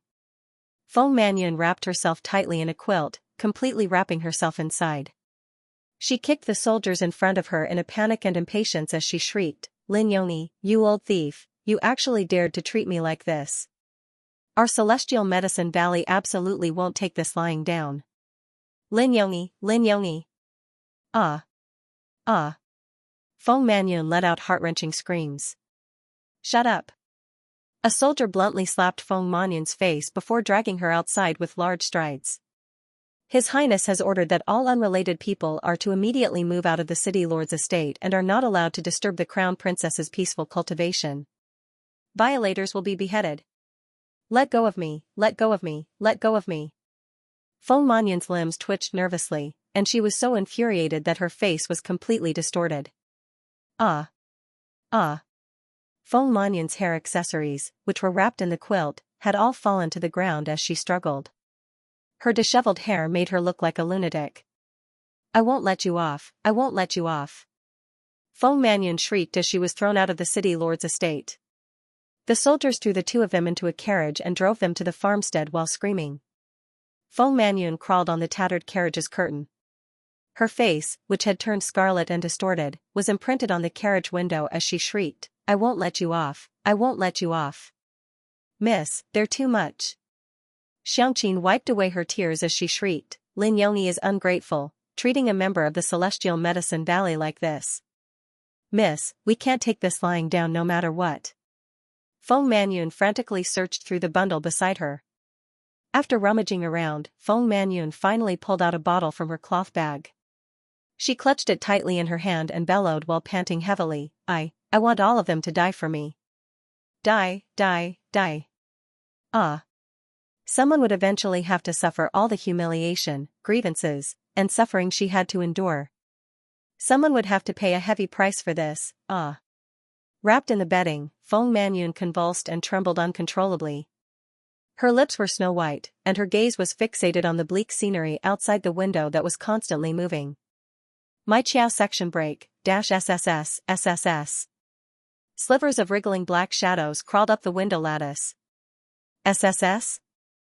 The white snakelet inside Arbor's waist pocket suddenly stuck out its small head, and its watery eyes vigilantly surveyed its surroundings. SSS, SSS. The small black snakes that had burrowed into the room were firmly bound by the binding talisman matrix. No matter how they wriggled, they couldn't break free from the binding talisman matrix. The white snakelet's head was raised high, and its pair of watery eyes turned icy as it stared at those black snakes that had burrowed into the room. Suddenly, a black figure burrowed out from the floor of the room. This person seemed to have burrowed out of thin air, and his figure was abnormally short. If Arbor could open his eyes right now, he would definitely discover that this person looked exactly the same as the pygmy who had tamed the poison-tailed butterflies that she had killed back then. He had a triangular head, different-sized eyes, and one eyebrow was high while the other was low. It was an extremely irritating sight. The pygmy's head and hands were covered with many wriggling small black snakes, and he was even emitting snake hissing sounds to lure the snakes to attack the talisman matrix. He was a snake exorcist, and just like his brother who tamed the poison-tailed butterflies, he also had the ability to drive and tame snakes. Actually, these pygmies were triplets who had followed Shuntian Prefecture's Lu Yizhi for many years. The one Arbor had killed in the abandoned house back then was the youngest among them, their third brother. This dwarf was the second of the three brothers. The second dwarf's ability was to drive snakes, and he also had a special ability to drill into the ground. The triplets had their own telepathy. The moment their third brother died, the eldest and the second dwarf received their brother's miserable state before he died without using any special external objects such as life lanterns. They also saw their enemy's face clearly. However, Shuntian Prefecture had been suppressed by Lu Yizhi during this period of time, so they weren't able to lead Bailon fortifications to avenge their brothers. However, they had already engraved the appearance of the little demoness who had killed their brother in their hearts. Furthermore, as long as this little demon girl appeared within a radius of 100 miles, the two brothers would be able to sense her exact location. As a result, the moment Arbor set foot in Bailon City, the first and second pygmy triplets had actually already sensed this little witch's existence. They had been secretly observing the situation and had only made their move now. What he wanted was this perfect opportunity. The little demoness was actually in closed-door cultivation to advance her cultivation. Ha ha ha ha ha, the heavens were truly helping him. This time, the little demoness aura would be in disorder and she would suffer from chi deviation, even exploding and dying. It wasn't that Arbor, who was currently at the critical juncture of her advancement, didn't know what was happening in the outside world, but she definitely couldn't be distracted. At the same time, the group of people who were standing guard outside her room, led by Hidden Guard Lightning, had already sensed that something was amiss. With a whistle, everyone drilled out from their hiding places and pounced over with grave expressions, dealing with the snakes that were continuously flooding into the room as quickly as possible. Lightning and the others did not dare to make too much noise, fearing that they would disturb the crown princess who was cultivating in seclusion. However, the number of snakes was too dense. Lightning made a gesture and everyone spread out, quickly clearing the snakes. Hiss. A fierce look emerged from the white snake's cute eyes as it coldly stared at second dwarf brother's figure that had emerged from the corner. Second dwarf brother moved his feet, a cold smile on his lips as he approached the binding glyph array step by step. Bang! His figure suddenly burrowed into the ground under the watchful eyes of the little white snake.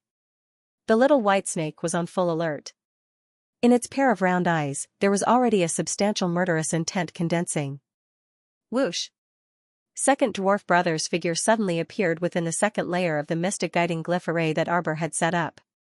At this moment, the mystic guiding glyph array had already lost its effectiveness due to the passage of time. Second dwarf brother used his special ability to directly avoid coming into contact with the binding glyph array and appeared beside Arbor. His pair of cold old eyes were filled with killing intent. He raised the heavy hammer in his right hand high up and was about to smash it down on Arbor's little head. Second dwarf brother cracked open his mouth and laughed. Little bastard, let's see if you still have half a life left if you don't die this time. Ha ha ha ha ha. Outside, lightning leaped into the air and let out a shrill cry. With a whistle, hundreds of black shadows gathered from all directions and surged toward the room. Several hidden guards had already heard the noise from inside the room. One by one, they flipped over the window and entered the room. Only to hear a hiss roar coming from inside the house. The roar rolled, and a huge snake as thick as 10 people hugging it opened its huge mouth, swallowing and spitting out black fog.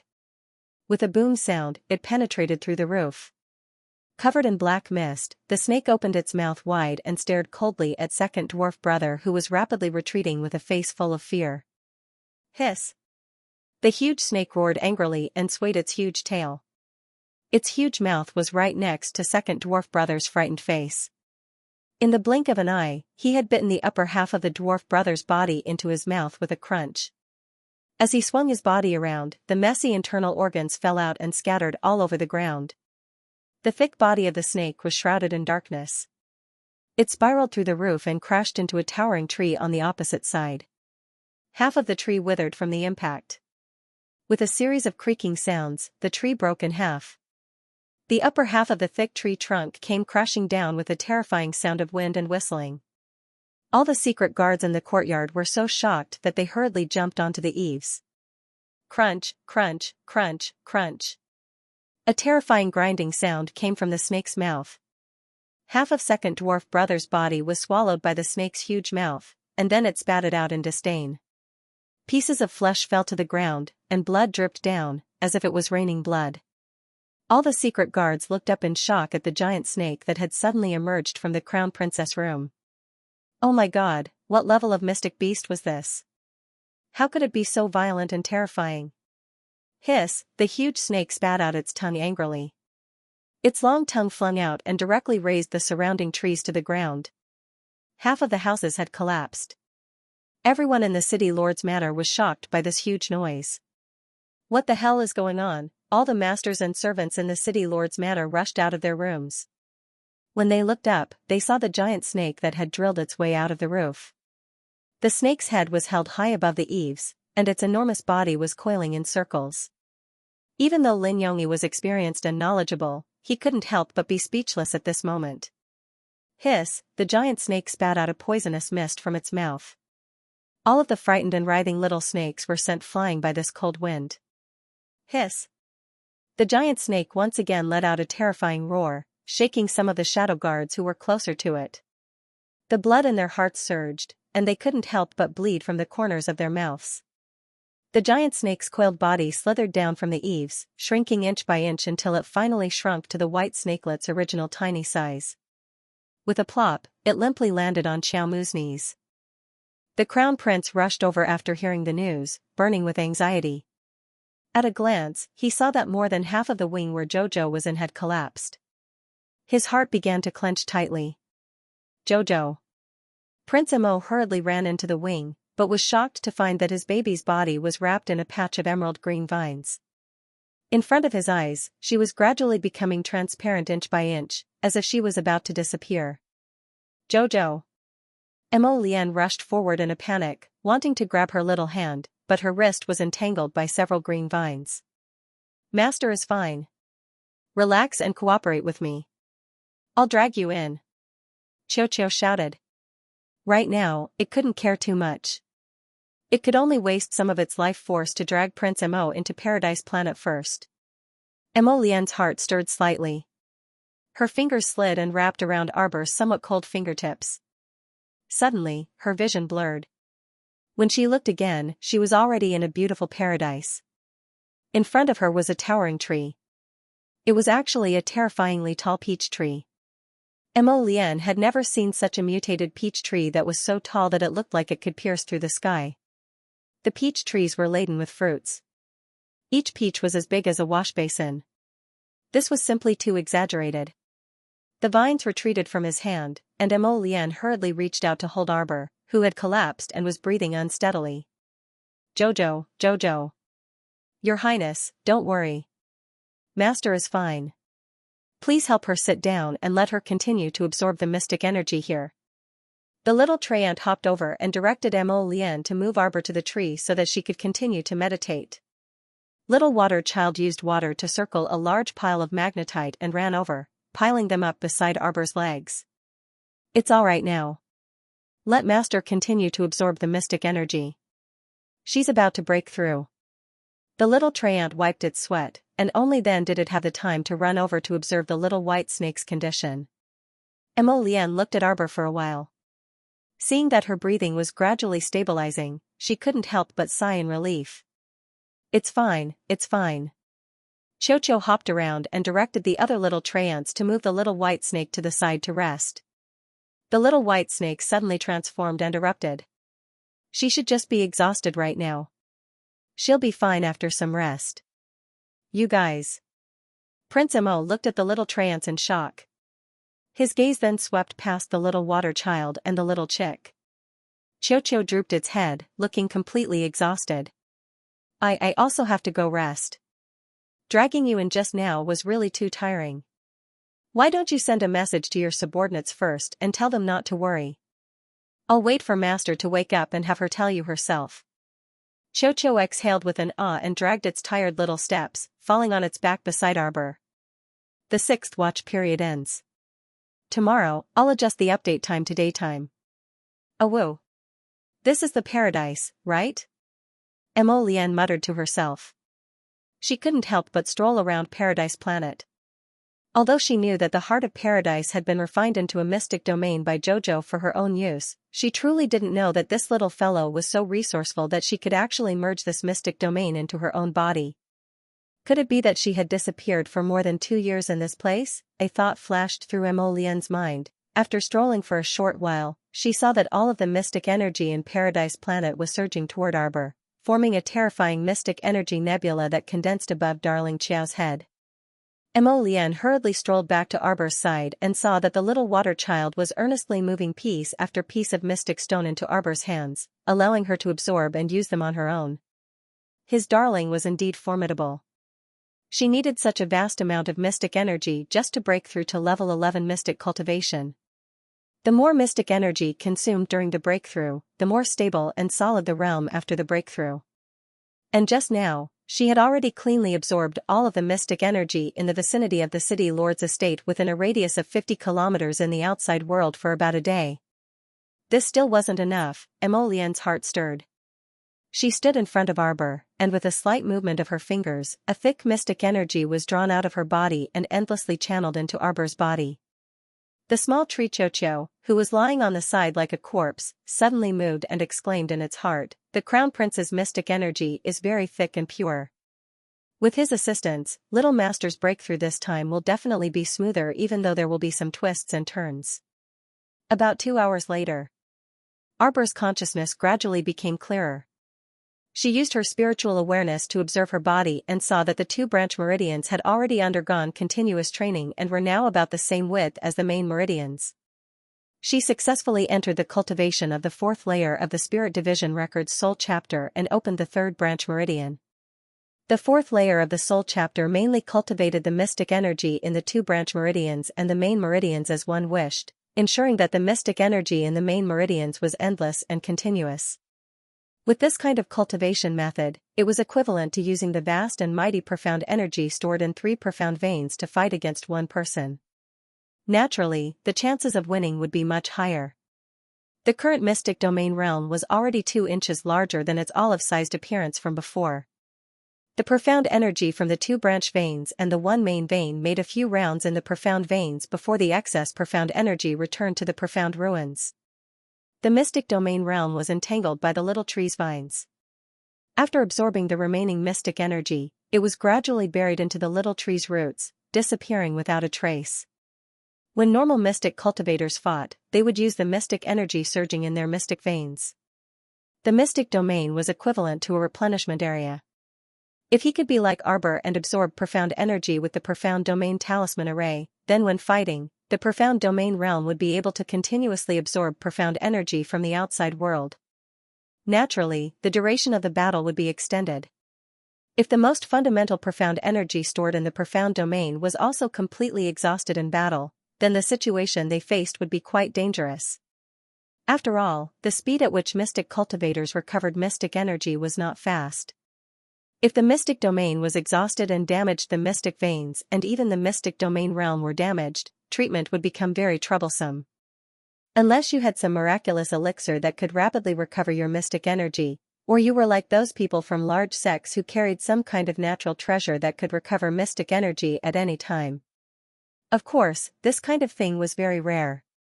After the mystic domain realm disappeared, Arbor felt that the vast and mighty mystic energy in his body had already successfully broken through the barrier of level 11 mystic cultivator. Level 12 mystic cultivator, entry level. Sure enough, this level 11 mystic breakthrough pill was out of the ordinary. It helped her break through the 4 minor realms of level 11 mystic cultivator: gradual accomplishment, initial accomplishment, phenomenal accomplishment, and peak, in one fell swoop, successfully entering the threshold realm of level 12 mystic cultivator. However, this was also thanks to her usual cultivation realm suppression and accumulation. Arbor slowly opened her eyes, and there seemed to be star fragments swirling and gathering in her clear and cold eyes. As soon as she opened her eyes, she saw Mo Lian's tall and straight figure imprinted itself into her eyes. That man in white, who was as slender and exquisite as jade bamboo, was currently standing under the towering peach blossom tree beside her and gazing at her with a grin. Arbor immediately crawled up from the ground. She rubbed her eyes and abruptly reached out to pounce at Mo Lian. The man's chuckle deepened. He reached out and caught the little fellow in his arms, pressing her down and stealing a kiss without any explanation. Jojo. Mo Lian. Arbor's little head squirmed in his arms, and she looked up at him. I advanced. MHM, my Jojo is awesome. Mo Lian reached out to hug her, his eyes turning into crescents as he smiled. Jojo, Jojo. Arbor turned to look around and suddenly seemed to have discovered something. Her gaze landed on the towering peach blossom tree behind the two of them, and she exclaimed in shock, Chocho, Chocho. This tree. Master. Chocho stood up stiffly from under the tree like a corpse coming back to life. It straddled its 2 short legs and wailed as it wriggled over to Arbor's side. Its 2 forked arms hugged Arbor's thighs and hung on her skirt. Chocho wailed, Master. I actually wanted to tell you yesterday. I don't know if our family's peach blossom tree ate the wrong thing, but it feels like it's grown a bit perverted. Arbor, oh right, where's the little white snake? How is it? What could have happened to little white snake? It just used too much force and now needs to rest and recover. Although Arbor had sealed his 5 senses at that time, his telegnosis could still see the scene of the little white snake biting through the dwarf's second brother. At that time, if it wasn't for the little white snake's attack, his situation would have been very bad. Xiaomu first went to the peach tree to check on the white snakelet that was paralyzed and recuperating there with its eyes closed.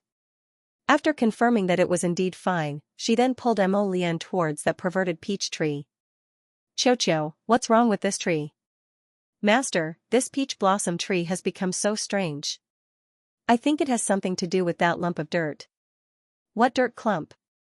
Master Silver, go take a look. Do you still remember? The lump of dirt that you took out from the blue Luan's wing.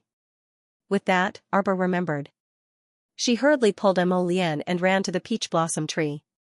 Was it that day, she took out that soft lump of dirt from the blue Luan's wound and threw it on the ground. Before she left, she stepped on it and it stuck to the bottom of her shoe. She then casually raised her foot and rubbed it against a peach blossom tree, rubbing the soft lump of dirt under the peach blossom tree. It can't be? Arbor hurriedly squatted under the peach blossom tree and pulled out a thin and soft peach blossom petal under the tree.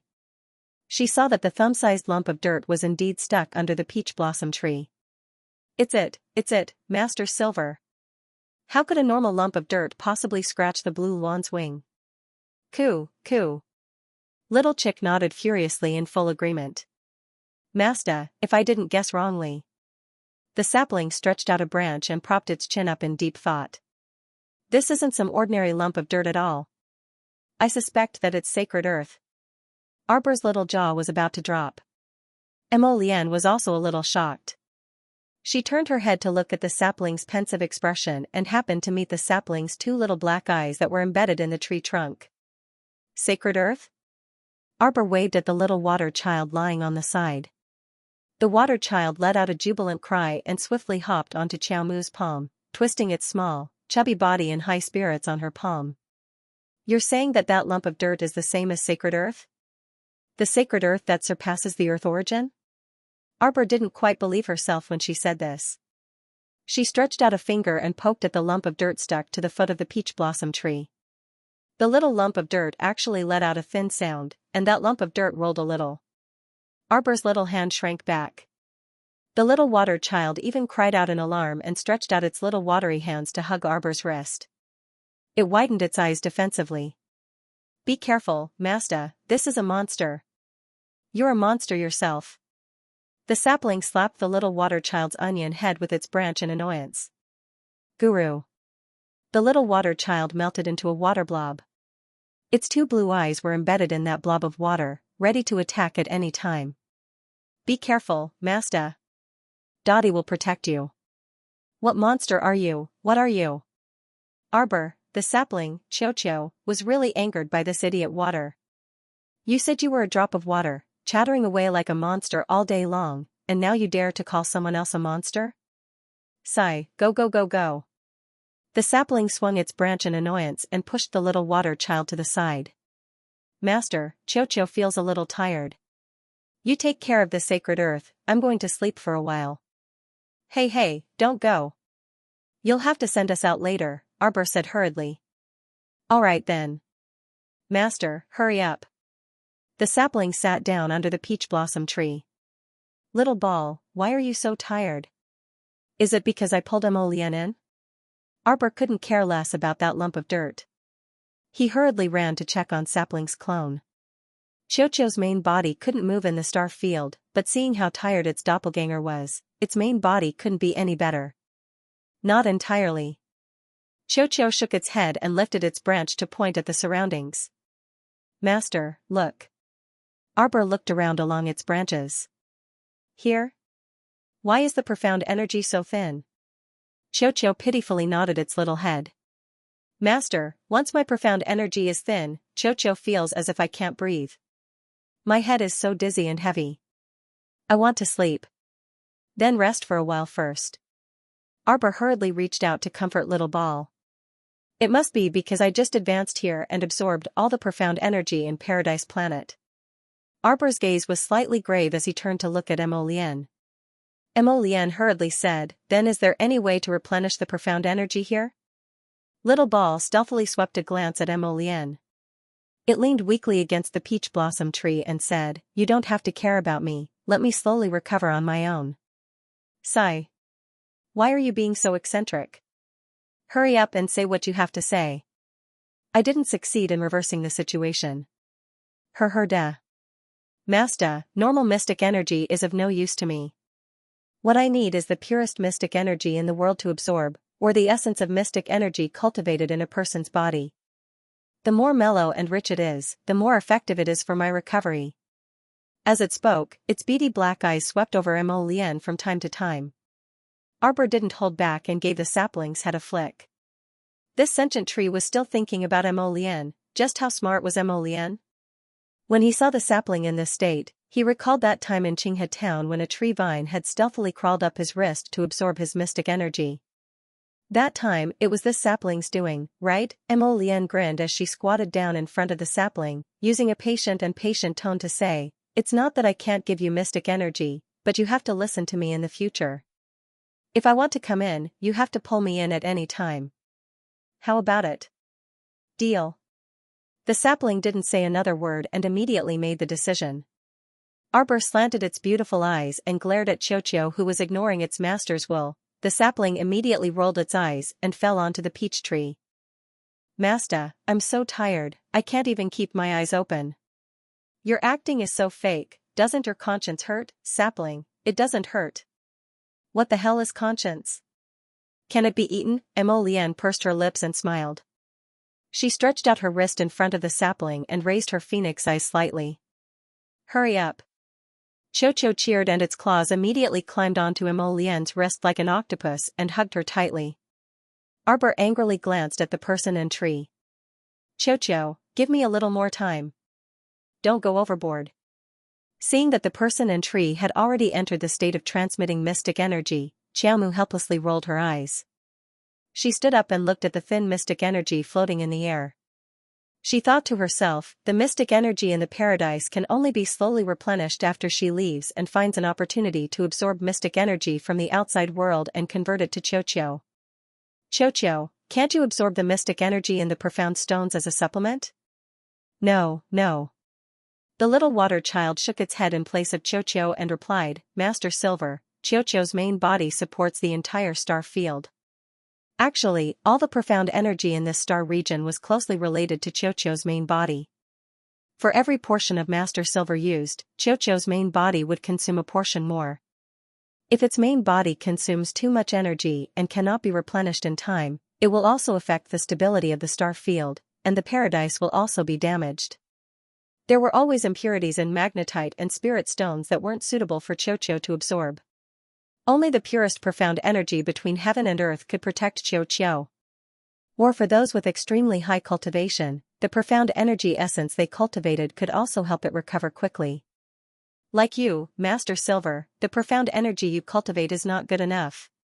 The moment the little water child finished speaking, he felt that there was something wrong with what he said. Something was wrong. Before the round water ball could even jump, Arbor reached out and gave it a heavy knock on the head. "What you mean is that the Xian energy in Master Silver's body is not good enough for the Xian energy in Master Silver's body. Eh?" He let it slip. The water ball hurriedly rolled to remedy the situation. "No, no, Master Silver, Dian doesn't have the slightest intention of despising Master Silver." "Heh." The corner of Arbor's mouth twitched and he glanced at the little water ball. "Other than the two supplements you mentioned, there are no other ways?" "And there's also an extremely rare heavenly treasure called the Black Spirit Jade.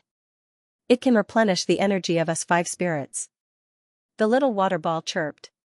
"However, Master Silver, the Black Spirit Jade is very hard to find.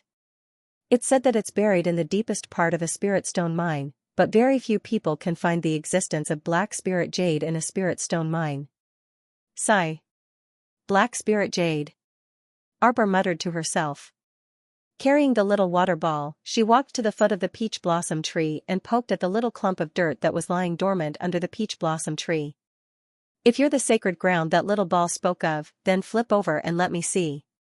The little water ball widened its eyes and stared nervously at the little clump of dirt.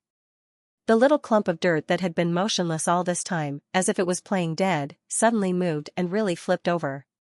It moved from under the peach blossom tree to Arbor's feet with a gurgling sound. Arbor lowered her head and met the little water ball's eyes. Both of them cried out in their hearts at the same time, "It really is a clump of dirt that has become a spirit. This peach blossom tree of mine is your doing, isn't it?" A green vine quietly crept out from under Arbor's sleeve and whipped at the clump of dirt on the ground. "Hurry up and show yourself." The little clump of dirt that was as thick as a thumb jumped and jumped, hiding behind the tree. After a long while, under Arbor's scolding, it stuck its head out from behind the tree. Arbor took a closer look and was almost angered to the point of laughing.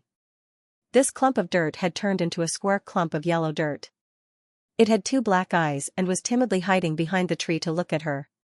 "Come here." Arbor rolled up her little sleeves and used the vine in her hand to draw a bright mark on the ground. Masta, let me go catch it. The little water ball immediately helped the tyrant and stretched out its evil claws towards its brother. It spat out a rapidly spinning wave of water from its mouth. Like a water dragon, it bypassed the towering peach blossom tree and suddenly wrapped around the yellow soil block. When the clump of dirt saw the flood of water, it almost peed in fright. It hurriedly squatted down and completely buried itself under the peach blossom tree's roots, shrinking until there was no trace of it. Thus, the little water ball's mighty wave of water rushed all over the peach blossom tree with a splash. Mo Lian and Little Ball, who were under the tree, were drenched from head to toe. Arbor, cough cough cough.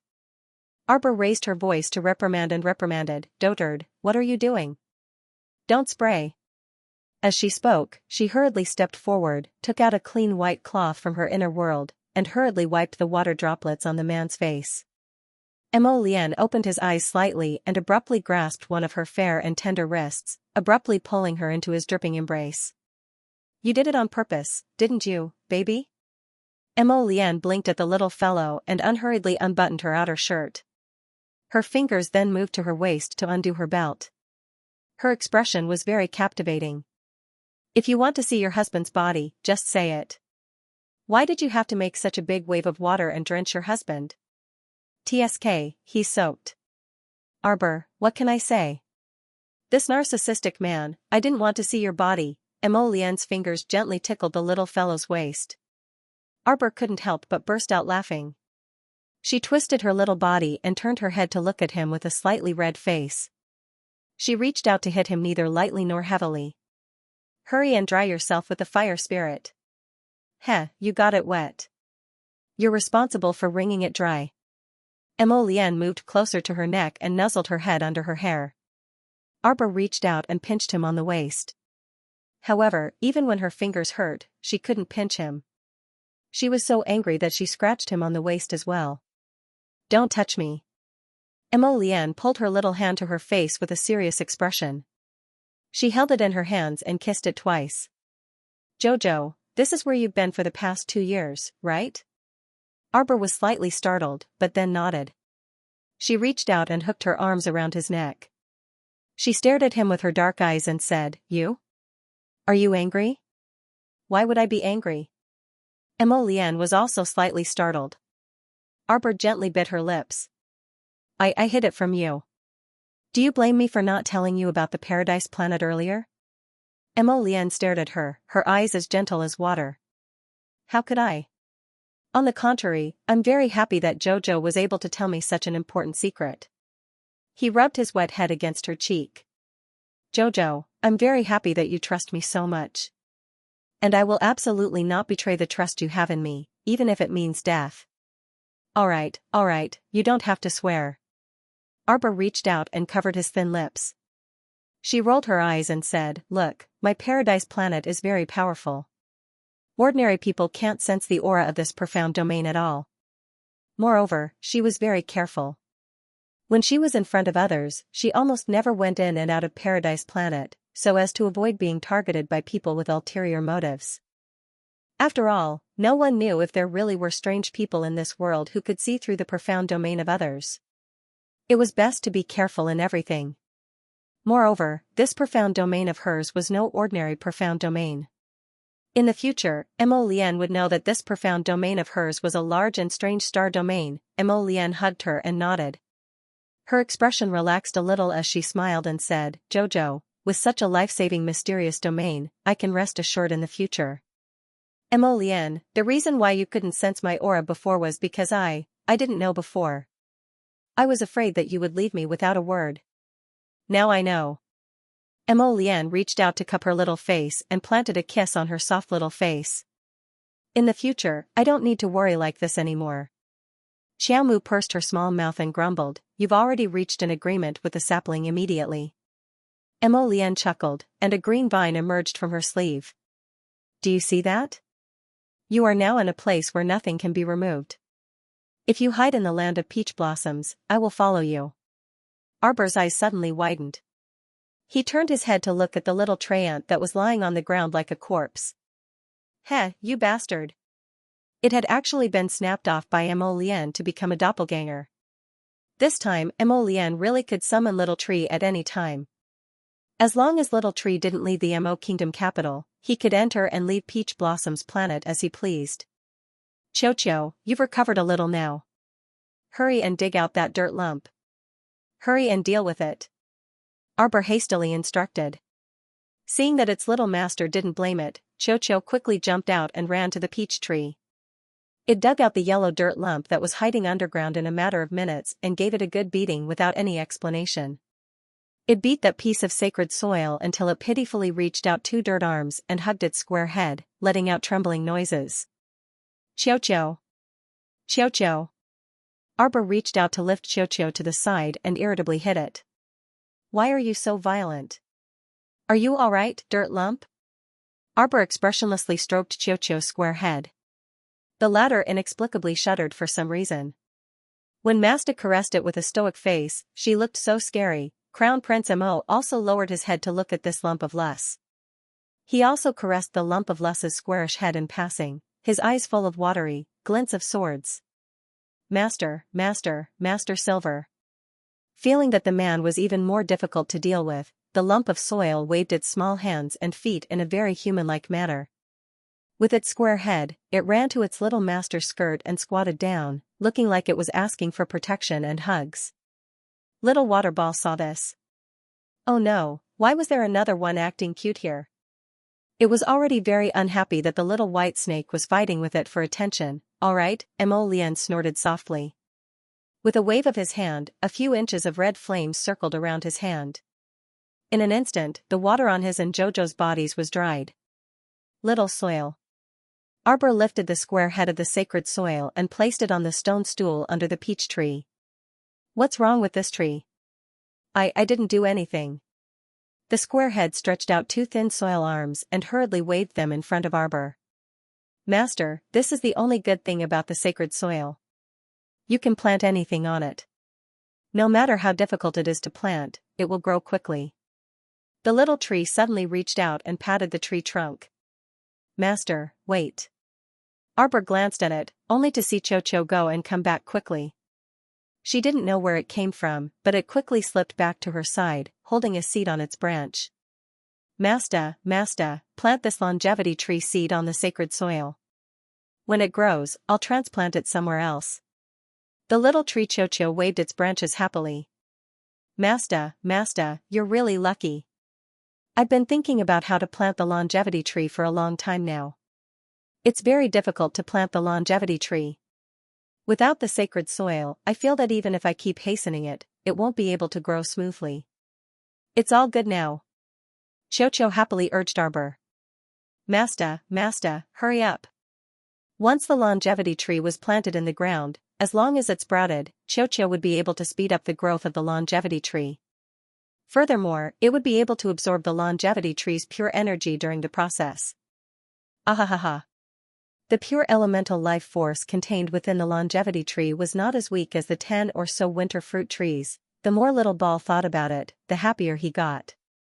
As long as it absorbed a portion of the longevity tree's life force, it would definitely be able to immediately recover to its original state and recover all the profound energy in this paradise. Little Ball was really the best. Arbor didn't know what the spirit tree was thinking, but when he glanced at it, he felt that Xiao was too enthusiastic. Master Silver, quickly plant it. Xiao hurriedly urged again. Arbor glanced at the lump of dirt. You? Ah. The cube of soil immediately lay flat and turned into a clump of earthy yellow soil. It rolled over very spiritually. Arbor was holding that longevity tree seed. When she was burying it in the sacred soil, her fingertip was accidentally pricked by the seed. A drop of red blood was buried in the sacred soil along with the seed. Mo Lian swiftly pulled Arbor up and reached out to wipe her injured finger. At that moment, the sacred soil in front of them emitted a faint yellow luster. An earth particle instantly left the sacred soil and flew towards Arbor. Xiao shouted, Masta, catch this essence earth. Arbor's heart stirred. The life essence earth was the same as Little Water's life essence water. It could increase her cultivation. She did not have time to think further. With Chocho's assistance, the life essence earth entered her body in a flash. It was quickly wrapped around by the little tree's branches and sucked into the mystic domain that suddenly opened up. At the same time, Arbor and Mo Lian felt at the same time that the paradise star they were standing on trembled slightly. Arbor could see that the entire star field had lit up for a moment. In the vast and boundless star field, a fist-sized main star was suspended high up in the center of the star field. 4 stars of different colors slowly revolved around the main star. Suddenly, they dimmed again. Little Water Child shook its body at the side, countless drops of water falling onto the sacred ground. In a few seconds, a thin sapling of the longevity tree broke out of the ground, burrowing out of the sacred ground and stretching its thin and weak body. Mo Lian and Xiaomu both focused their eyes, and they subconsciously clasped their hands together. Then, they slowly moved their feet and slowly retreated backwards. Chocho was excitedly stimulating the growth of the longevity tree at the side, absorbing the vigorous life force of the longevity tree at the same time. Its little tree face was filled with joy. In front of them, the longevity tree sapling that had burrowed out of the sacred ground was gradually growing longer and thicker, its branches and leaves growing upwards. Countless emerald green leaves grew out of the tree trunk, until a flower bud quietly bloomed on the branch. The ball-shaped flowers released their buds one by one, releasing multicolored rays of light. Xiaomu tilted her head up slightly, her gaze fixated on that longevity tree. The flowers of the longevity tree were actually so colorful. How could they be so beautiful? When those ball-shaped flowers bloomed, it was like countless fireworks were exploding in front of her eyes.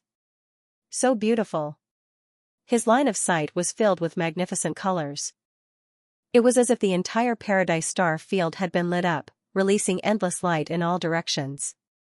Under the longevity tree, there were clusters of flowers.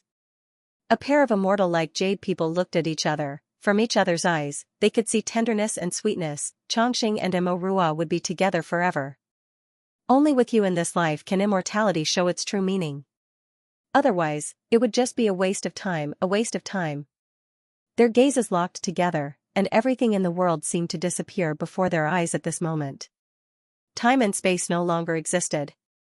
Even the longevity tree that emitted a flourishing light was not as beautiful as the person in each other's hearts. Chocho landed on the ground with a thud and lay at the foot of the longevity tree, panting heavily. Wow, the longevity tree's life force was indeed tenacious. Even after absorbing so much life force, it was still able to bloom flowers. Chocho, what's wrong? Arbor's gaze shifted from Mo Lian's face to Chocho, who was as bright as 3,000 candles. I'm fine, I'm fine.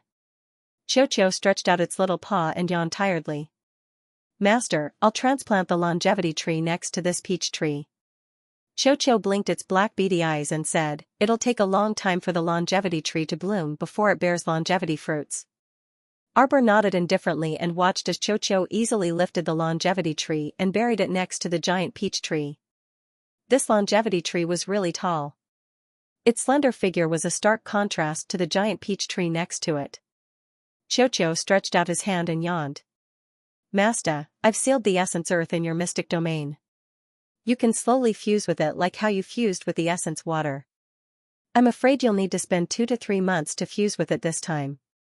Are you also going into closed-door cultivation to prepare to advance? Arbor's brows twitched as he immediately sensed something. Chocho nodded. I'm not the only one who's going into closed-door cultivation. Lady Holy Water and this dirt lump are also going into closed-door cultivation.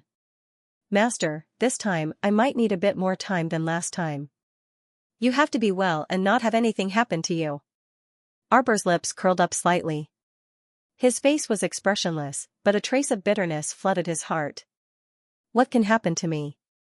You also said the same thing last time, but didn't something still happen in the end? And it was a major matter. The Holy Water sect was completely uprooted. Arbor's eyes gradually turned icy, and he spat out a string of cold words. That kind of thing will never happen again. The people who hurt her would eventually pay with their blood. Chocho sighed and said earnestly, Master, I can't drag you into Paradise Planet in these 3 to 4 months, and you can't come in yourself either. You have to be extra careful. You mustn't get injured again and make me worry. Arbor walked up and picked up the little trayant. He rubbed its small head that had 4 to 5 tender leaves. Don't worry. This time, no one can hurt me again. Xiaoqiu nodded cutely. MHM. Then you can bring the little white snake out. Arbor shook his head. Let it rest properly here. It doesn't look like it's waking up at all. Perhaps it used up too much energy from before. Caw, caw. The little chick flapped its wings and flew onto Arbor's shoulder. It held its head high and puffed out its chest, looking disdainfully at the world. See? At crucial moments, you still have to rely on your Lord Qingluan. Xiaoqiu sleepily shook its head. Alright, then you can bring Qingluan out. Be more careful, Master. Master, you have to be good. The little water baby strode forward with its short little legs, tugged at the corner of Arbor's skirt, raised its head and called out cutely. Don't worry, I'll keep an eye on Jojo. Nothing can happen. Mo Lian jumped down from the stone block at the side, glanced at the little Treant and the little water baby, and stepped forward to hold Arbor's little hand. Xiaomu turned her head to meet his eyes. Xiaoqiu nodded repeatedly. Master, if I can successfully advance to the late stage of the infant stage and step into the growth stage this time, then I'll be able to do so. Who knows, maybe we'll be able to open the other stars in the starfield. Really? Arbor was delighted. Perhaps, but at the very least, I need to enter the growth stage before I can open the other powerful stars. Xiaoqiu fell down from the longevity tree in exhaustion. Master, let me send you out. Be careful and don't let Xiaoqiu worry. Xiaoqiu, I brought Xiaoqiu out with me. These few months, I left it alone in the treehouse without anyone to take care of it. I'm worried. Okay. Xiaoqiu, I'm not in a hurry to open the stars. Take care of yourself, don't be greedy when you advance. Arbor's lips moved slightly, and he raised his hand to pat the little tree's head. I'll wait for you to come out. Xiaoqiu nodded, shook its 2 branches, and sent the 2 of them out together with Qingluan and the little white squirrel. As soon as the 2 of them came out, they choked on a mouthful of dust. With a flick of their sleeves, they swept away the hazy gray air in front of them and lightly coughed twice. The perfectly fine wing room in the city lord's estate had now become a wasteland.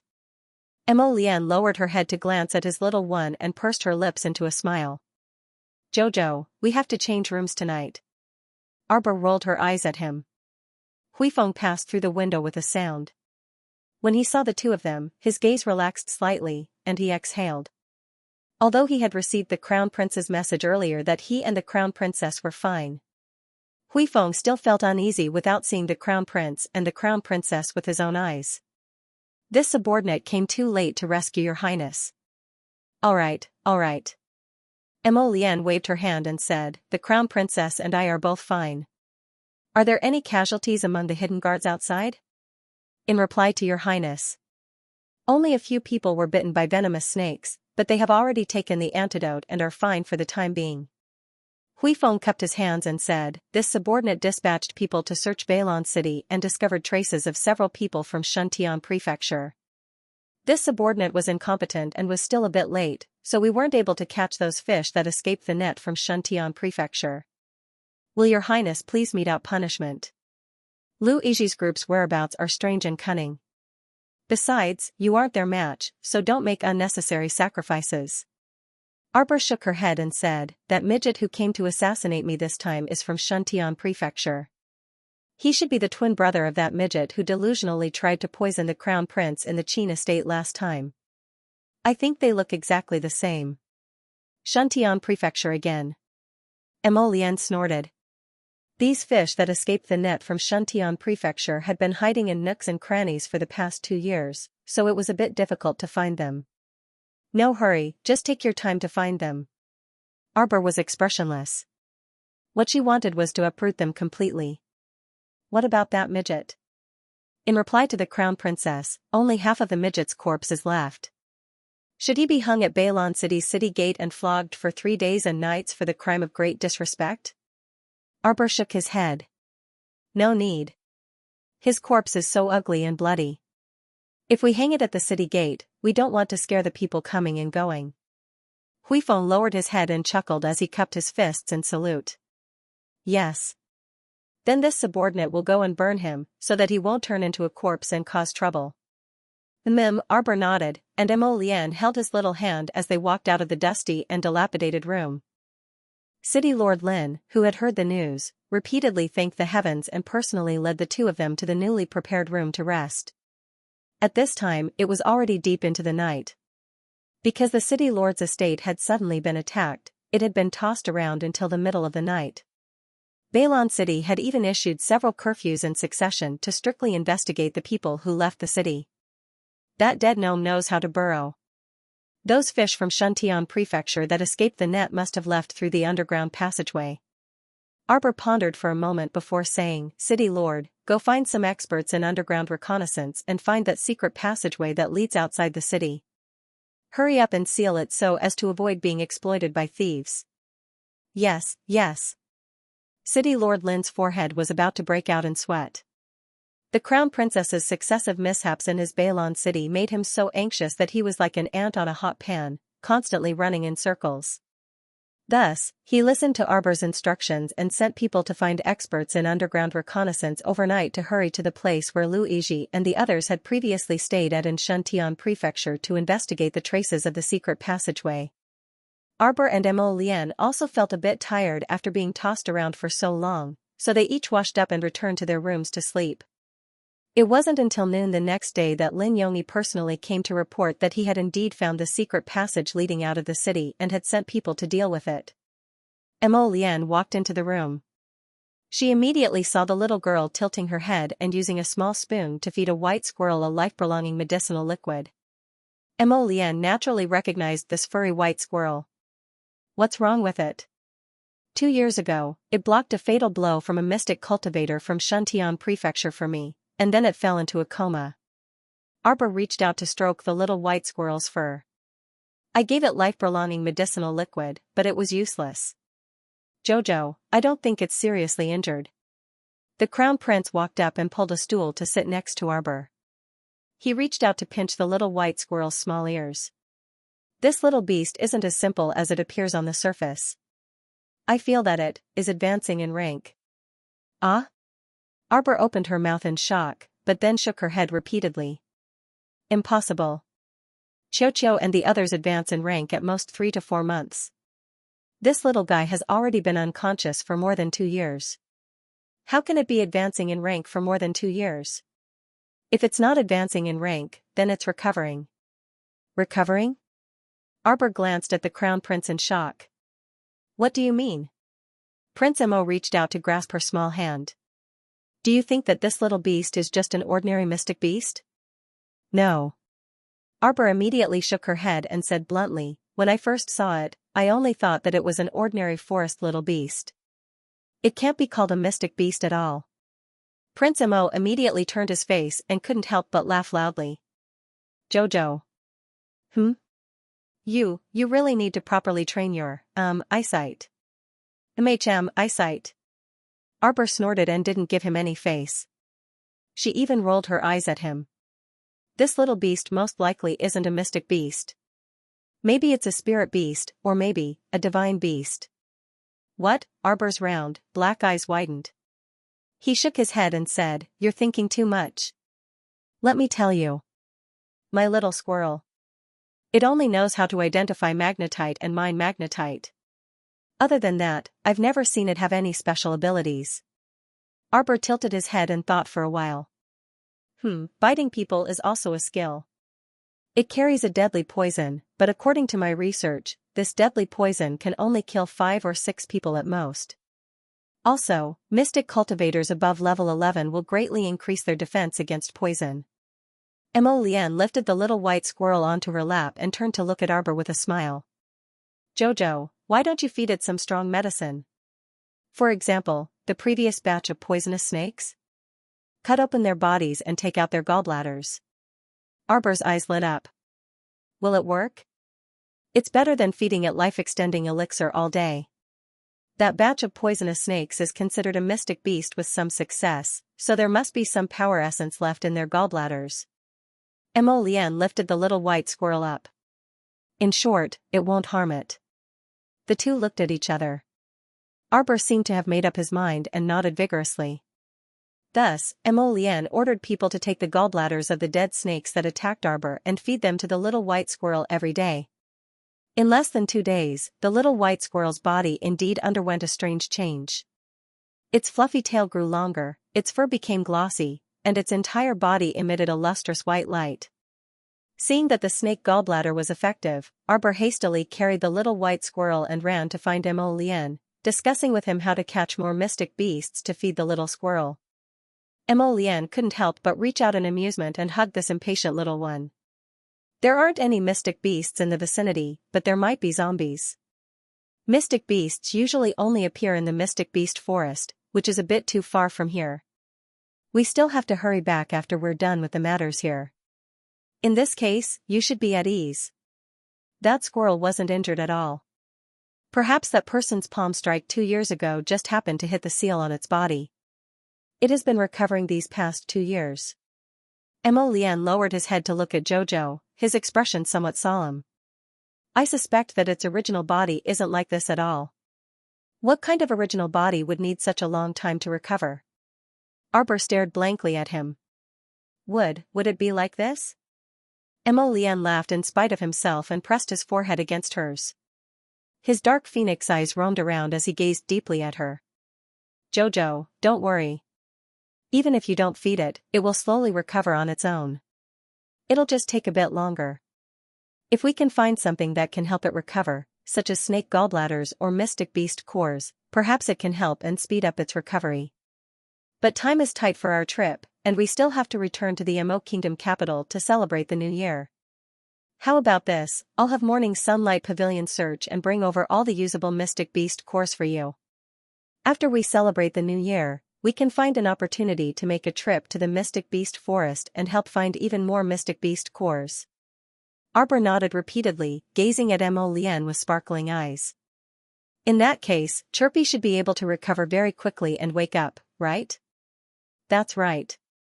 Mo Lian cupped her small face and planted a kiss on her pink and tender cheek. After the new year, I'll go with you, Your Highness. Lin Yongyi's anxious voice suddenly sounded from outside the room.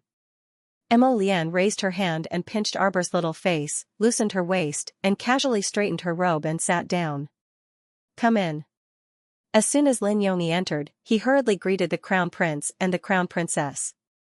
The Crown Princess was wearing a white robe and was holding a fat, snow-white ball in her arms. She sat beside the Crown Prince and glanced at him. Lin Yongyi didn't dare to look, nor did he see clearly what was in the Crown Princess' arms. He only bowed respectfully, took 2 steps back, and said with a lowered head, Your Highness. Something happened at the farm this morning. For some reason, the people in the farm are all vomiting and having diarrhea.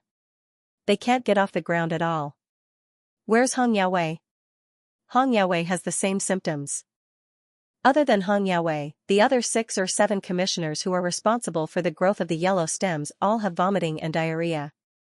Even the guards, maids, and servants of the farm are all the same.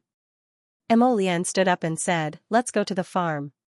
He was about to turn around and tell Jojo that he was leaving for a while, when he saw the little fellow running to his side with a chubby squirrel in her arms. She looked up and said, Let's go together. Mo Lian had always agreed to his little emperor baby's request. When he heard this, he didn't think much and nodded. Okay. This humble subject will go prepare the carriage for the Crown Princess. No need, just ride a horse. Arbor didn't care so much. Mo Lian smiled slightly, reached out to take the little fellow's little hand, and walked out quickly. Prepare the horse. See you tomorrow. The two rode on the same horse and headed to the farm. Lin Yongyi followed with Old Man Sun, explaining to the Crown Prince what happened at the farm along the way. According to Lin Yongyi, everything was fine at the farm yesterday. Those troublemakers also didn't dare to cause trouble under the Crown Prince's tyrannical suppression. Although the group led by Hong Yaowei was angry, they didn't dare to cause trouble at the farm. After all, no one wanted to lose their heads for no reason. What did they eat this morning? Prince Mo asked faintly. Lin Yongyi followed behind Prince Mo on his horse and hurriedly said, Breakfast was prepared by the kitchen. But now, everyone in the farm, including the people in the kitchen, is vomiting and having diarrhea. What did the doctor say? The doctor went early in the morning. He wrote a prescription and boiled medicine, but it doesn't seem to be effective. As they spoke, the group quickly arrived at the entrance of the farm. Emo Lian dismounted and reached out to carry Xiao, who was playing with the little squirrel with her head lowered, off the horse. His arm very naturally looped around her slender waist, and he quickly walked into the farm with her in his arms. Lin Yongyi and the others hurriedly followed. As soon as they entered, they saw the guards of the city lord's estate who were originally guarding the door also collapsed on the ground, quietly crying out in pain. Arbor glanced at the guards on the ground and was gently pulled by Emo Lian around his waist. His footsteps involuntarily moved forward. Many people were lying in disorder in the farm, each of them half curled up and holding their stomachs as they rolled around. Xiaoyi led a dozen members of the night pavilion and quickly walked out of the house to greet the crown prince. They all bowed in unison. What's going on? Prince Mo's gaze swept over them. Your Highness, we didn't eat the food and water on the farm. Xiaoyi bowed and said, our brothers are all fine. The doctor is here, the doctor is here. Doctor, I'm still in pain. Can you write another prescription? When the doctor passed by the flower bed, he was stopped by a woman who begged. AI, this old man has already written all the medicine that can be prescribed. The way I see it, it doesn't seem as simple as having a stomachache. The old doctor shook his head repeatedly and said, this old man feels that this is rather similar to the symptoms of being poisoned. It hurts. My stomach hurts. Mother.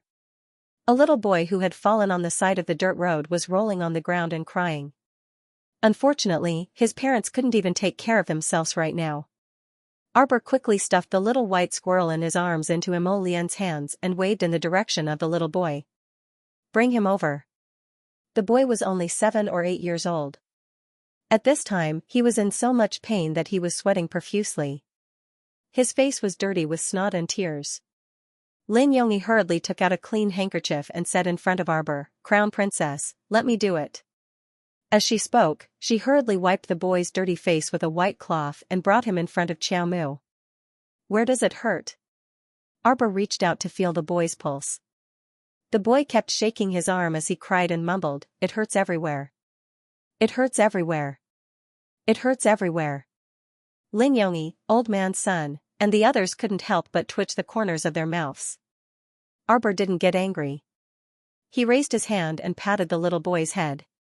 You're a man. What are you crying for?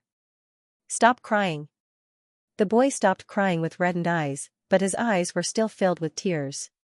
He looked pitifully at Arbor and said, Sister, if you're in as much pain as I am, you'll cry too. What nonsense are you talking about? City Lord Lin pulled a long face, scaring the child into silence. Arbor waved his hand at Lin Yongyi, took out a long silver needle from his needle bag, and waved it in front of the little boy. Of course elder sister won't cry. If elder sister is in pain, she will seal her acupoints with silver needles and seal her 5 senses. That way, she won't feel pain. The little boy's eyes followed the silver needle in Arbor's hand. Elder sister, are you going to give me a needle? Will it stop hurting after the needle? Then are you scared? No. Go ahead. The boy reached out his hand and patted his chest hard. Arbor inserted the needle without hesitation. After 2 needles, the little boy drowsily closed his eyes. Move him into the room. Give me a pen and paper. Arbor stood up and said. Jojo. Do you know what kind of poison they were poisoned with? Emo Lian's eyes curved slightly, revealing a trace of a smile. It's not poison. This child has no symptoms of fever, vomiting, diarrhea, and unbearable abdominal pain. I can't find any toxins in his body, if I'm not wrong. They should have mistakenly ingested Edelweiss. How is that possible? The old doctor flung his sleeves hard. This is clearly some kind of heat poison. We should buy some pills to clear away heat and detoxify for them. No need. Arbor took the pen and paper handed over by old man's son and wrote down a few herbs on the paper. City Lord, I'll have to trouble you with these herbs. Let the people in the pharmacy boil them into a decoction according to the prescription. Crown Princess, you're too kind. This is the duty of this humble official. This humble official will immediately send people to do it. Lin Yongyi took the prescription and hurriedly ordered 2 confidants to go to the pharmacy to get the herbs and boil them. When the old doctor saw that Arbor dared to reject his diagnosis at such a young age, he was so angry that he picked up his medicine box and walked out. What's wrong with him? Xiaomu looked up at Mo Lian in bewilderment, and she also reached out to take the little white squirrel that she had stuffed into his hands. He saw that you were young and didn't believe in your medical skills. Seeing that no one was paying attention to him, he flew into a rage out of humiliation and could only leave. Arbor said indifferently, I don't need others to believe me. Idiot. Mo Lian's heart skipped a beat. She raised her hand and stroked the hair on her little head. I don't care if others believe it or not. I believe it. Xiaomu glanced back at him from the corner of her eye, but when she retracted her gaze, the corner of her mouth turned up imperceptibly. Soon, the pharmacy staff made a large tub of decoction according to Arbor's prescription. Arbor looked at the people lining up to get the medicine and couldn't help but mutter to himself, don't you think it's a little strange? Why is that person making such a big fuss? Is it just to make people vomit, have diarrhea, and have stomachaches? The speaker didn't mean it, but the listener took it seriously. Mo Lian's eyes narrowed slightly. She secretly pulled Arbor's little hand and turned to give Lin Yongyi a look. The 3 of them quickly walked to the fields behind the farm. Your Highness, you suspect that this person is just creating a diversion and his main goal is to destroy a large area of the yellow pole field? Lin Yongyi's step suddenly stopped. His body staggered slightly and he ran forward a few steps. He looked at the withered yellow pole and cried out agitatedly, how could this be? Ah? How could this be? Lin Yongyi hurriedly jumped onto the ridge and ran into the field. Someone, search the manor from top to bottom and see who isn't in the manor right now. The Crown Prince's eyes darkened deeply. Arbor could sense the Crown Prince's fury bursting forth, and she scratched his palm with her small hand to pacify him. As far as her eyes could see, a large patch of withered crops was lying askew in the field. She didn't know that before today, the yellow stalks in this field had been growing brilliantly, and it was almost time for harvest. Grief welled up in Lin Yongyi's heart, and he couldn't resist kneeling in the field and bawling his eyes out. It's over, it's over, it's over, everything is over. The yellow stalks that he had spent so much time and effort on, enough to feed all of Bailon City's citizens, were destroyed by someone just like that. Your Highness, Your Highness. Xiaoyi hastily returned with another youth and reported through gritted teeth, Your Highness, it's Feng Manyun.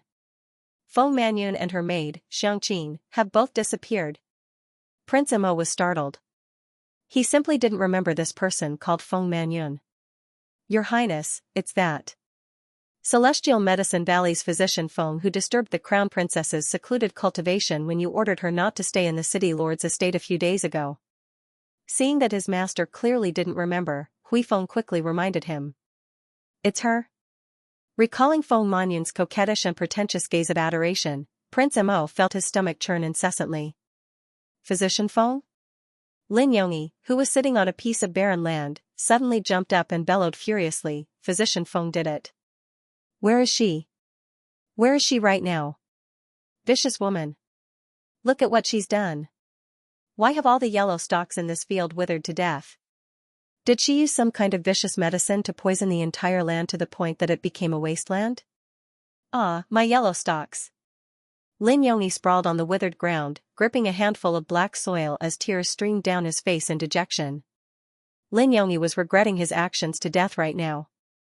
If he hadn't felt some sympathy for Physician Feng back then, he wouldn't have ended up in this situation today. That day, when he received the Crown Prince's order to chase Feng Manyun out of the city lord's estate, he couldn't bear to let her wander the streets, so he secretly dispatched her to the manor. Who would have thought that he had nurtured a tiger that would bite him back? Lin Yongyi slapped himself in the face. At this moment, he was filled with regret, but he was powerless to reverse the situation. As expected, he was not a person who could accomplish great things. If he had received the Crown Prince's order and chased this poisonous woman out of the manor, who cared if she died or not, then how could he have ruined such a good harvest today? Lin Yongyi pounded the ground and cried bitterly. Arbor's eyebrows moved slightly. Based on my conjecture, she must have ground the edelweiss into powder and scattered it into the well. She must have done something to the drinking water of the manor. This vicious woman. Old man's son spat angrily. How many wells do you have here? Take me there, Arbor suddenly said. This person is narrow-minded and vicious. I reckon he still has some tricks up his sleeve. Arbor's lips curled up slightly. Lin Yongyi raised his hand to give himself another huge slap before scrambling to the crown prince. He wailed miserably, Your Highness, it's this humble official's fault, this humble official is slow-witted. All right. Stop wailing and howling here. Go see if Hong Yaowei's abdominal pain has recovered yet. If it has, then have him immediately bring people down to the ground. If they can't recover the yellow stalks, we will have their heads. Mo Lian declared gravely. Lin Yongyi promptly crawled to the manor's forecourt, looking for Hong Yaowei with reddened eyes. Crown Princess, please follow this old man. Meanwhile, old man's son led the way at the front, bringing the Crown Princess, the Crown Prince, and the others to one of the wells. Old man's son ordered a sturdy man to fetch a bucket of well water and bring it to Arbor. When Arbor picked up the water ladle, Mo Lian reached over and rolled up her loose sleeves slightly. Arbor scooped up a ladle of water and sniffed it before casually sprinkling a pinch of medicinal powder in it. After a light sizzle, the water inside the ladle instantly turned a thick black color, and a foul odor wafted out, causing everyone to retreat a few steps. Arbor shook her sleeves and sprinkled some more medicinal powder in, dispelling the foul odor in the water. She then turned to old man's son and said, Quickly inform everyone in the manor that they can't drink water for the time being. Jojo, is the powder of the tinder grass in this well water the one you mentioned? Mo Lian asked gravely. No, it's highly toxic. Arbor's expression also turned grave, and she said coldly with a smirk, Feng Manyun probably poisoned it again before she left. This water has been laced with a type of highly toxic poison that can cause a person to bleed from their 7 orifices and die an unnatural death with just a single mouthful. Old man's son jumped in fright, and he hastily instructed those 2 fearful sturdy lads to bring this news to everyone in the manor in the forecourt. Isn't Celestial Medicine Valley a place to treat illnesses and save people? The poison that it has developed is different from the usual.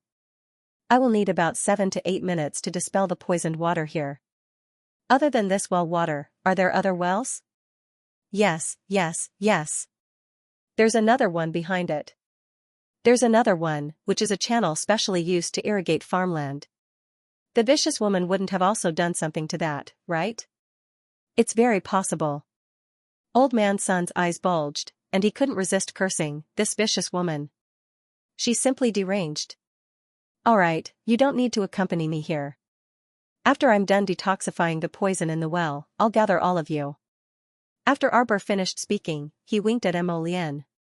Actually, why would she need 15 minutes to detoxify the poison? While speaking, she had already restored the well water to its original state. After old man's son and the others left, she took Mo Lian's hand and walked towards another well behind them. Mo Lian, I wonder if this bit of sacred soil of mine, combined with the sacred water's effects, can restore your yellow pole field? Xiao Mu took out a small cloth and unraveled it, revealing a pinch of soil inside. After exchanging glances with Xiao Mu, Mo Lian immediately revealed a smile. Quickly try it. Let's go. The 2 of them first went to detoxify the other well, then walked towards the channel beside the ridge. Meanwhile, Giddy up. Xianxia held the reins as she drove the carriage. She lowered her head to look at her hand, which was slightly red and swollen from being scratched by the reins. She then turned her head to look into the carriage. Mississippi. We're about to leave the city. Feng Manyun had wrapped herself in the quilt, and her hands and feet twitched from time to time. She scolded with a crooked mouth, Hurry. Quickly leave the city.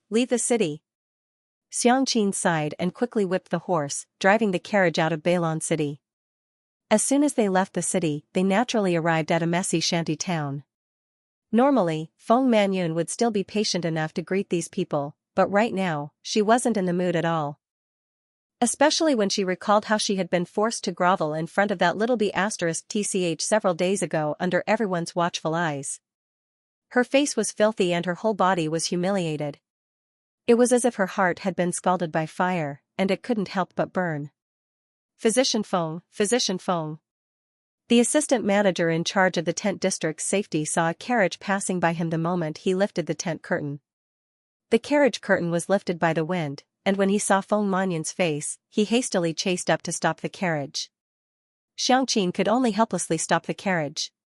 She shifted her gaze to the assistant manager and asked impatiently, "Assistant manager, why are you blocking our Mrs. Carriage?"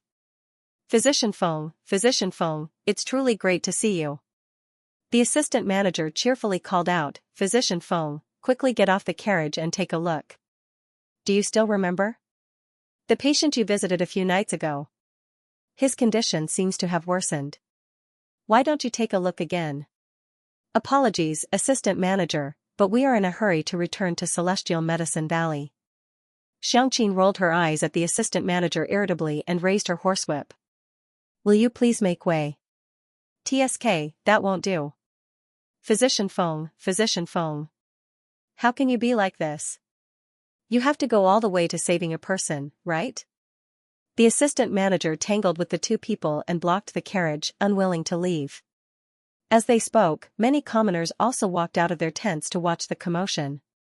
Upon hearing that Physician Feng had come, the commoners all gathered around in great delight. Feng Manyun abruptly lifted the curtain, and her ghastly pale small face wrapped in the quilt abruptly appeared before the assistant manager. She abruptly cracked a crooked smile and shrieked at the assistant manager, "Why are you so annoying? Scram! Scram! Scram!" The assistant manager was startled by Feng Manyun's malevolent appearance, and he subconsciously retreated 2 steps back. He smacked his lips in bewilderment and stammered, "Physician Feng, why are you so angry?" It's fine if you don't want to see him. Is there a need to treat him like this?" The assistant manager grumbled before moving to the side in displeasure. "Physician Feng, is it Physician Feng who came?" At this time, a young woman suddenly rushed out of the tent in front and pounced to block Feng Manyun's carriage, wailing, "Physician Feng, I beg you to take a look at my husband again. A few days ago, you said that he was already fine.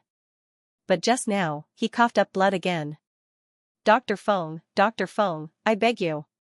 Feng Manyun, who was wrapped in the bed's blankets, looked askew at that young woman. Suddenly, she leaned forward and screeched with a twisted expression, "Scram! Get the hell out of here. Get away from me, you piece of trash. Stupid woman. Unruly people. You only deserve to live in a pigsty like this for the rest of your life." Young miss. Xianxia was shocked. She hurriedly moved into the carriage from the driver's seat and went forward to cover her young miss' mouth. Xianxia turned her head and saw everyone's shocked expressions. She hurriedly waved her hand and said awkwardly, "Miss is also sick. Some of them are delirious. Don't force them. Hurry up and let us leave. I really didn't expect Dr. Feng to be such a person who fishes for fame. You were just pretending to be nice to us before, right? Haha, now you've completely revealed your true colors."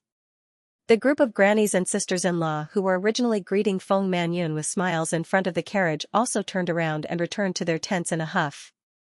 Feng Manyun, who was wrapped in a cotton blanket, watched everyone's departing figures sinisterly. Suddenly, she lifted the blanket and sneered at the assistant manager, "You.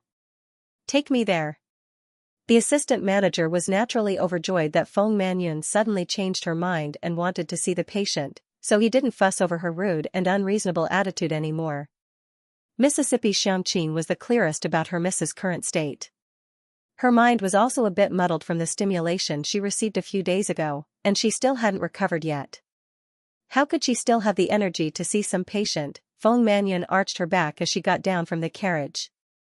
The corners of her mouth and the tips of her eyes twitched unharmoniously, and she walked towards the tent in front of her with an aggressive and unreasonable expression.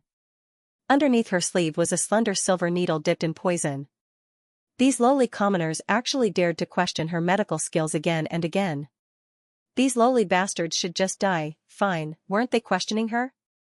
Ah? Weren't they thinking that her medical skills were inferior and couldn't treat people? Fine then. She would thoroughly kill that lowly commoner today and just let him die. Kill him, kill him. Kill him. A voice kept nagging at Feng Manyun in her mind. Feng Manyun's eyes and mouth were all crooked as she walked forward with her neck stretched out, looking like she was neurotic. Asterisk swish. Asterisk Feng Manyun forcefully lifted the curtain in front of her, and the silver needle in her hand flashed under the sunlight. Roar. An enormous mouth that grinned all the way to his ears abruptly appeared in front of her. Before she could react, that person had already pounced at her and hugged her body with astonishing strength. The other party's iron-like hand clamped down on her left arm and bit down on it, chewing the flesh raw. Feng Manyun was in so much pain that she trembled all over. Miss.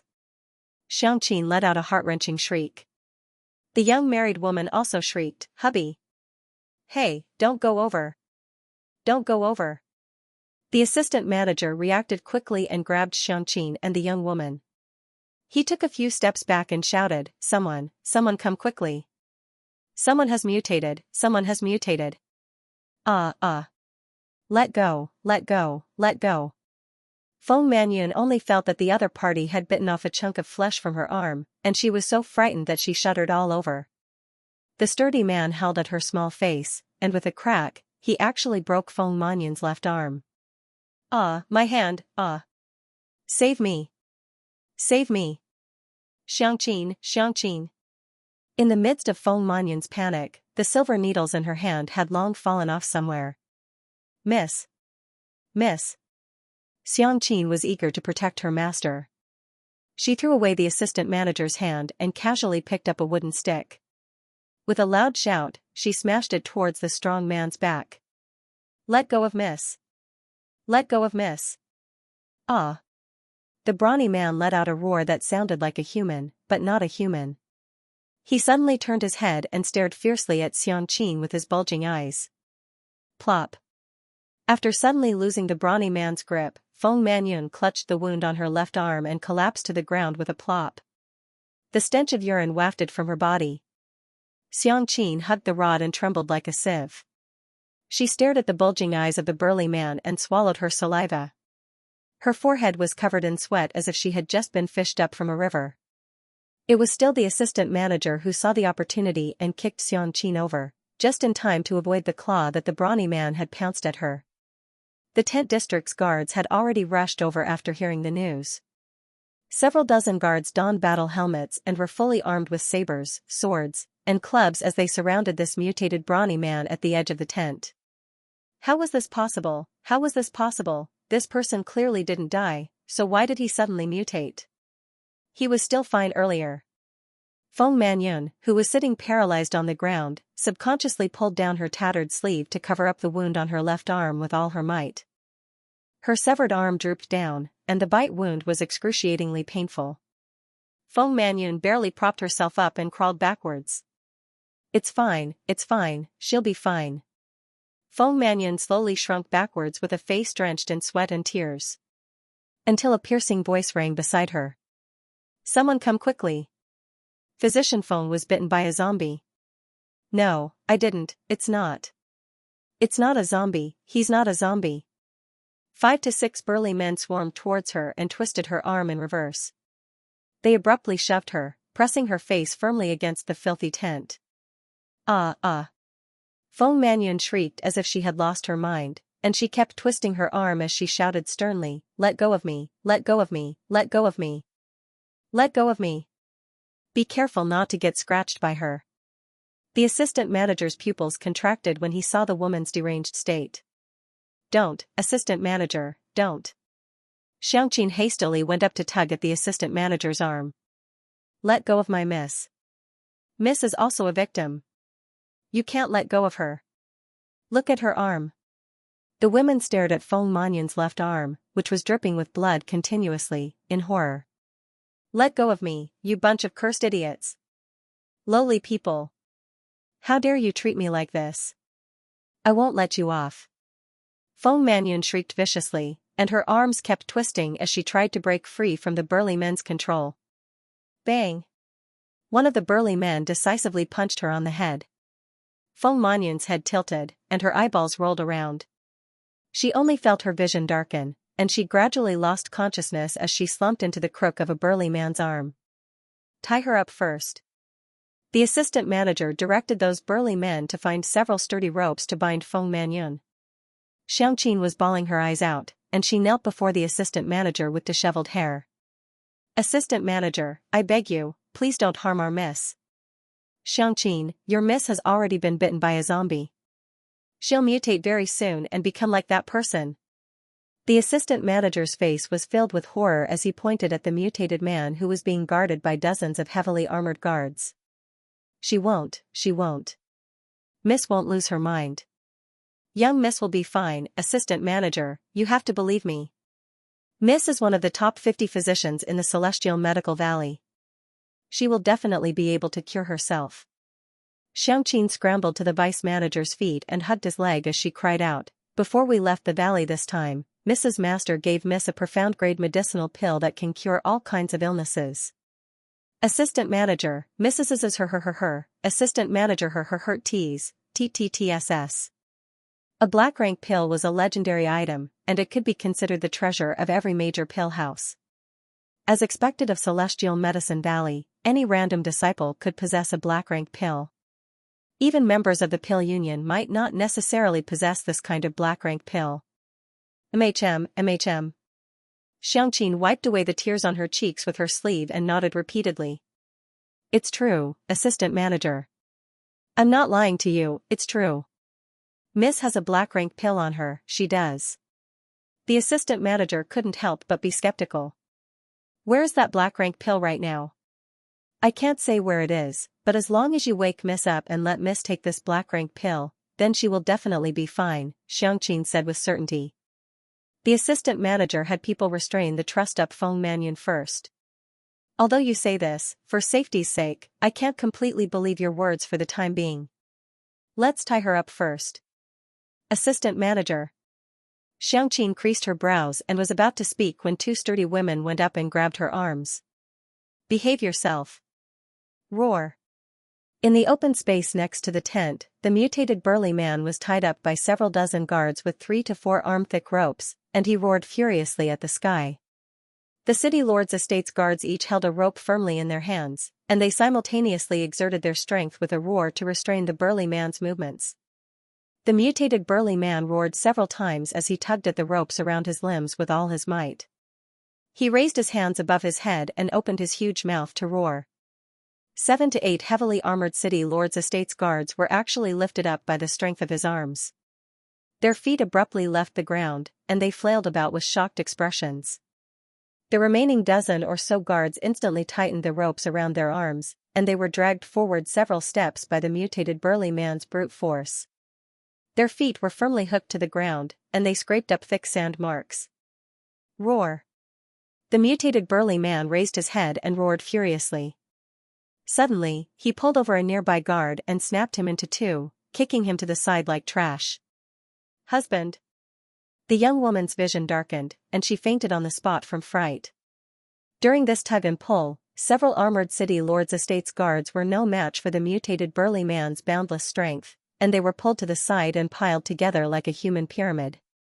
The assistant manager hastily had people bring out bows and arrows while muttering, "Release the arrows, release the arrows, release the arrows." Swish, swish, swish. Several iron arrowheads pierced through the burly man's body, but the burly man didn't feel any pain.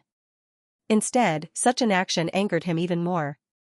An inhuman roar came from his mouth, and he suddenly raised his left arm. Several guards of the city lord's mansion followed the force of his pull and pounced over. They were about to pounce on the burly man and be torn to pieces. Suddenly, a silver light flashed across the sky and pierced into the mutated brawny man's left eye with a swoosh, causing a terrifying hissing sound. The mutated man raised his head and roared as he staggered back a few steps. In the blink of an eye, a black figure suddenly stopped at the top of the tent. With a slight stomp of his feet, he leapt towards the mutated brawny man's head. Swoosh! The sword landed on the mutant man's neck, which was as hard as steel. This slash actually produced sparks from the collision.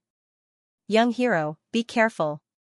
The assistant manager stretched out his hand and shouted with a greatly changed expression.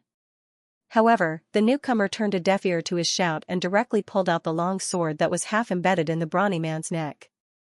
The sword was covered in a layer of pure white profound light, and the sword in his hand quickly swept across the brawny man's neck.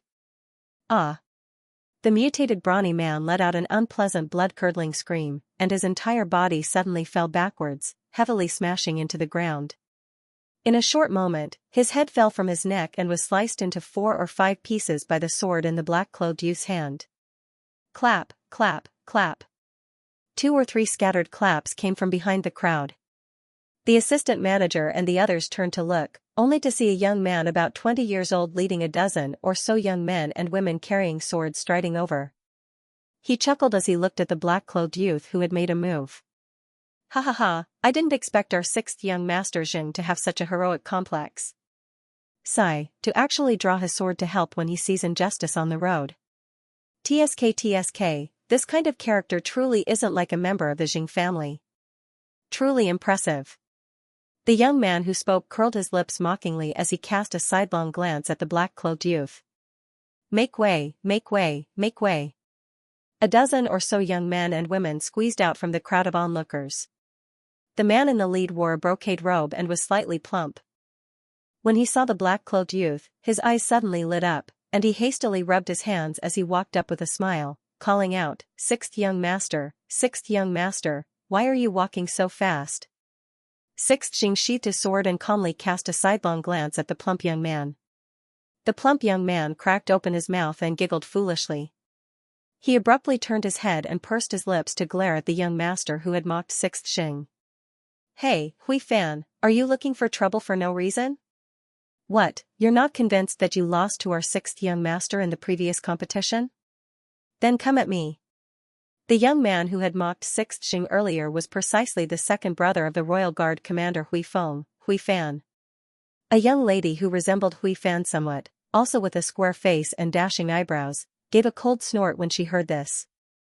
She cast a sidelong glance at 6th young master Xiang and said, fishing for fame and compliments, putting on an act. You old lady who can't get married, who are you saying is coarse? Coarse? Who are you talking about? The plump young man couldn't say the words fishing for fame and compliments coherently, so he could only cough lightly and smooth things over for himself. This daddy disdains to quarrel with an old lady like you.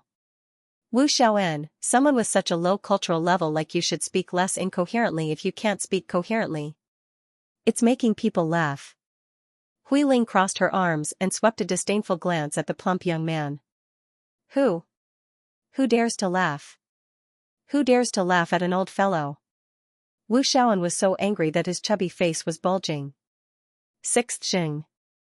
Hui Fan led his men and walked to the front of the black-clothed youth with his head held high. Along the way, our 2 teams were almost evenly matched, and we couldn't decide who was better. How about this, from now on, we'll set a day as the limit. Whoever can get a dough of food first will be the winner. Everyone, let's rely on our own abilities, regardless of our methods. How about that? Do you dare to compete? By this time, the assistant manager had already recovered his wits, and he hastily led his subordinates to welcome 6th young master Xiang. He repeatedly bowed and said, many thanks to this young master for lending a hand. 6th Xiang cupped his fists in return and didn't say anything. His handsome face was taut from beginning to end, without the slightest hint of a smile. Go away, go away. Hui Ling rudely pushed aside the assistant manager who was squeezing between them and looked at 6th young master Xiang with raised brows. 6th Xiang, did you hear what my brother said? Do you dare to make a statement? F***CK. Old woman, who wouldn't dare? Ah?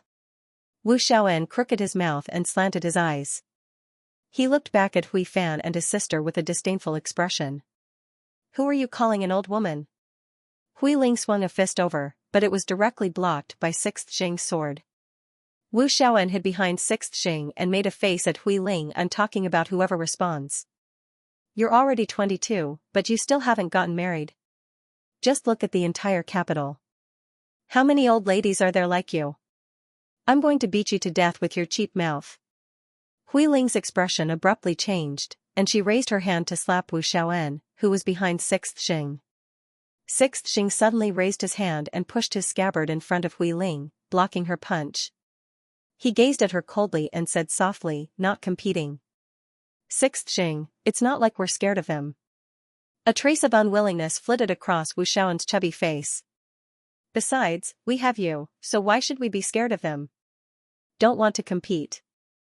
Xianxia withdrew his scabbard and turned to leave. Huiling abruptly shot forward to block his path, her willowy eyebrows furrowing as she reprimanded, Xianxia, what do you mean? Are you looking down on our flying rock operation team? Sigh, I'm just looking down on you guys. Wu Shaoen's words made Huiling want to slap his cheap mouth again. Xianxia glared coldly at Wu Shaoen, causing him to shrink his neck and retreat back into the team. Miss Hui, we still have other important matters to attend to on this trip. Xianxia's bright black gaze landed on Huiling's face, causing the latter to blush slightly as she guiltily avoided his gaze. Yo, Huiling, your face is all red, he ha ha ha. Wu Shaoen, who had a cheap mouth, reverted to his old ways and laughed loudly. It can't be that you still have some unrealistic thoughts about our sixth young master even now, right? You aren't married at such an old age, so it can't be that you're foolishly waiting for our sixth young master to grow up, right? Ha ha ha ha. This is too hilarious. You're a full 5 years older than sixth young master. You're an old lady, yet you're still thinking about sixth young master, who is in his prime. Why don't you go home and look in the mirror? Go to hell, Wu Shaoen, you lowly wretch. See if I can't kill you. Huiling threw a cold saber at Wu Shaoen's mouth. Xianxia suddenly reached out, grabbing the laughing Wu Shaoen and irritably slapping the back of his head. Enough nonsense. When the assistant manager saw that these two teams were about to come to blows, he hastily led people forward to stop them. Everyone, please calm down, calm down. You're the manager here, right? We want to enter the city. Huiling took her saber and roared at the assistant manager in humiliation. Ah? Everyone, my apologies. Bailon City is currently under martial law, and the city gates only open once a day. If you want to enter the city, you have to wait until tomorrow morning. So troublesome. Huiling hugged her saber and walked away angrily. Second brother, I want a separate tent. TSK, Wu Shaoen pursed his lips. There are many ugly people. Hui Fan swept a cold glance at Wu Shaoen, who promptly rubbed his chin and sneakily hid behind Xianxia. Hui Fan cupped his fists and saluted Xianxia absent-mindedly. Xianxia returned the salute and calmly watched the members of Operation Peng leave. Xianxia, after we resupply in the city, we still have to continue with the mission. Wu Shaoen muttered, who would have thought that you, the sixth young master of the Jing estate, would have to go out on missions to earn your living expenses? You reap what you sow, it's only right. Xianxia sheathed his sword on his back and turned to walk towards the assistant manager to inquire about accommodations. Inside Bailon City's yellow pole breeding farm. When Hong Yaowei and the others were forcefully dragged by City Lord Lin to the embankment of the field, they saw the Crown Prince and Crown Princess smiling at each other as they stood in the middle of a patch of bright yellow pole field. At this time, Hong Yaowei already couldn't be bothered to look at how pleasing this handsome man and beautiful woman were to his eyes. He gaped with a stupefied expression as he dazedly looked at the suddenly ripe yellow pole field. He practically rubbed his eyes in disbelief. How was that possible? It was impossible. According to their breeding records, it would take at least 8 to 9 days for this yellow pole field to reach the half-ripened stage. But it suddenly ripened today. Didn't they find it too strange? Hong Yaowei abruptly turned to look at City Lord Lin, only to see that Lin Yongyi also looked like he had seen a ghost. City Lord Lin, didn't you say that my junior sister ruined the yellow pole field? When Lin Yongyi came to find him just now, it was as if he had seen his father's murderer. He pounced on him and gave him a few punches without any explanation, beating him until the corners of his eyes were swollen. But now? Wasn't it the greatest irony that the yellow pole field looked like it had a bountiful harvest? Lin Yongyi also subconsciously wiped his eyes. He hastily got off the ground and scooped up a handful of soil. After examining the yellow poles, he couldn't resist laughing with tears in his eyes.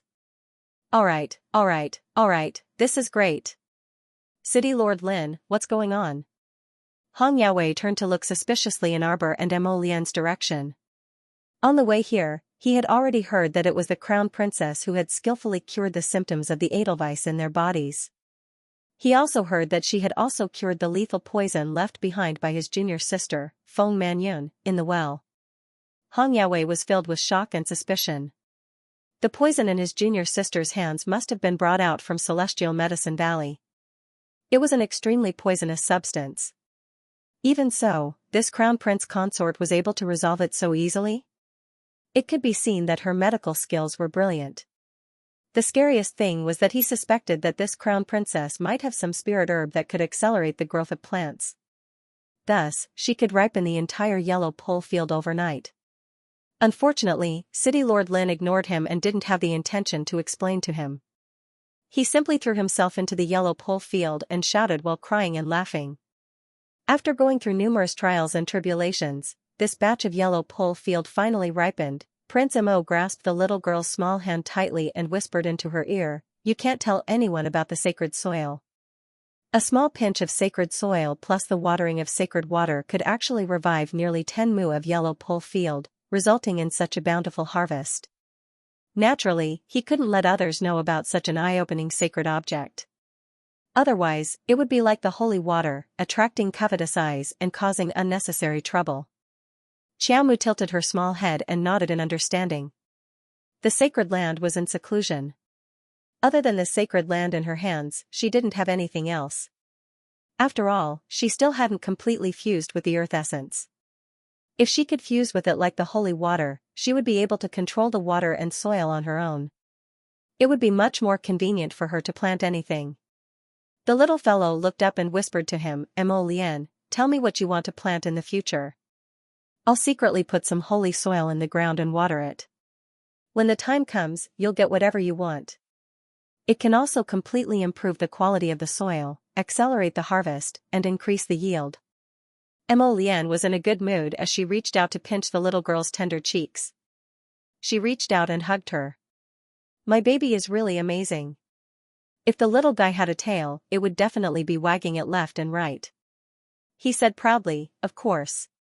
Don't joke around." This was the power of the sacred land and holy water, the origin of the 5 spirits. It was just planting something, how could it not be easy? Mo Lian couldn't help but laugh. He carried her and walked out of the field ridge. He whispered in her ear, "I'll get someone to collect this piece of land and plant another batch." While the effects of the sacred land and holy water hadn't completely disappeared, let the yellow pole seeds also freeload with great nourishment in the next round. If his guess wasn't wrong, after the improvement of the sacred earth and sacred water, the yellow stalks planted in this 10 mu of farmland could be shortened by at least 1/3. Moreover, they didn't need to find a commissioner to take care of the farmland anymore. They only needed to send several honest farmers to be responsible for irrigating the fields regularly, so they basically didn't need to expend any effort. When the Crown Prince revealed this news to City Lord Lin, Lin Yongyi cried tears of joy again. This was great news. "City Lord Lin?" Hong Yaowei questioned with a grim face, "What exactly is going on? Why is the Yellowstock field?" "Guards!" Lin Yongyi suddenly hollered, and the guards of the city lord's estate immediately swarmed over and bowed to await his order. "Break this person's limbs and throw him out of the farm immediately." Lin Yongyi bellowed while pointing at Hong Yaowei with a solemn expression. "Lin Yongyi, you dare!" Hong Yaowei was so anxious that his eyes had turned red, and he was forced to kneel on the ground.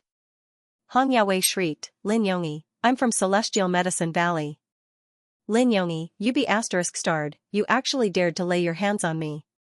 I'm from the Mo Kingdom capital's Hong Estate. You dare, you dare." "Ah!"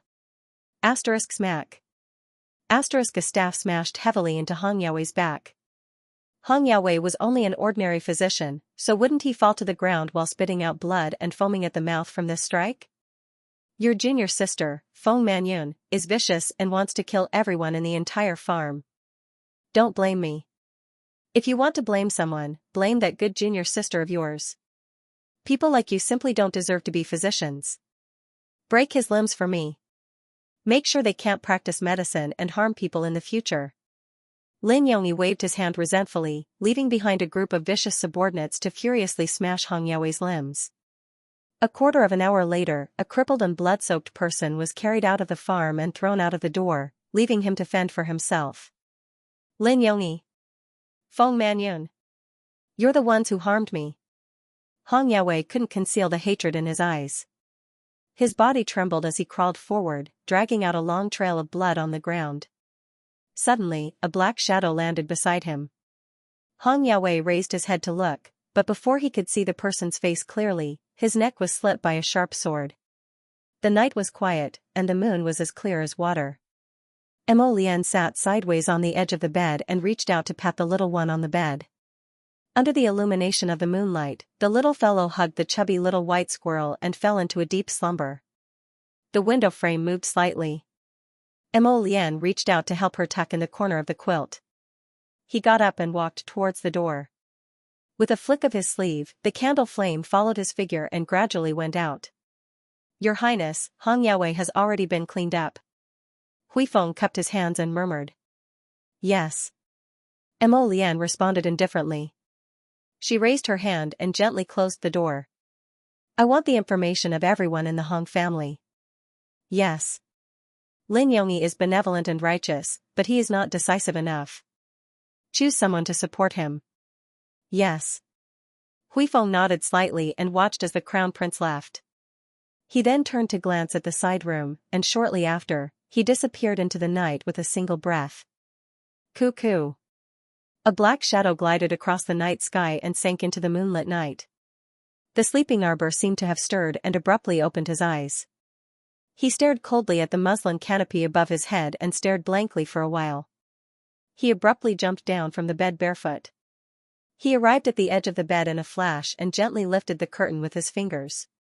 His gaze was clear as he gazed at the hazy night outside. Under the night sky, a short and small figure stealthily crept up to the wooden prisoner carriage.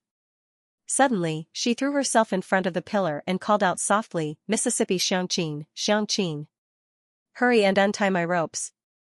Xianxia heaved a sigh of relief and glanced at the 2 to 3 guards who had long fallen unconscious on the ground. She hastily went up and reached her hands through the wooden cage, hastily peeling off the ropes on Feng Manyun's body. Miss, where did you put your black rank pill? Hurry and take it out and consume it. Right. My black rank pill, my black rank pill. Feng Manyun, who was sitting in the prisoner carriage, quickly took out a small round porcelain bottle from her chest pocket. She poured out that life-saving black rank pill and swallowed it in one gulp. Miss, these guards have all been knocked unconscious by me. They're fine now. Xianxia, find the key and quickly release me. After the master and servant busied themselves for a while, Xianxia finally took out the key to open the lock and helped Feng Manyun down from the prisoner carriage. Miss, is your arm all right? What could be wrong with me? Xianxia's words seemed to have triggered an abnormal nerve in Feng Manyun, and she immediately wanted to howl loudly. Xianxia hastily reached out to gag Feng Manyun's mouth. Miss, don't make a fuss.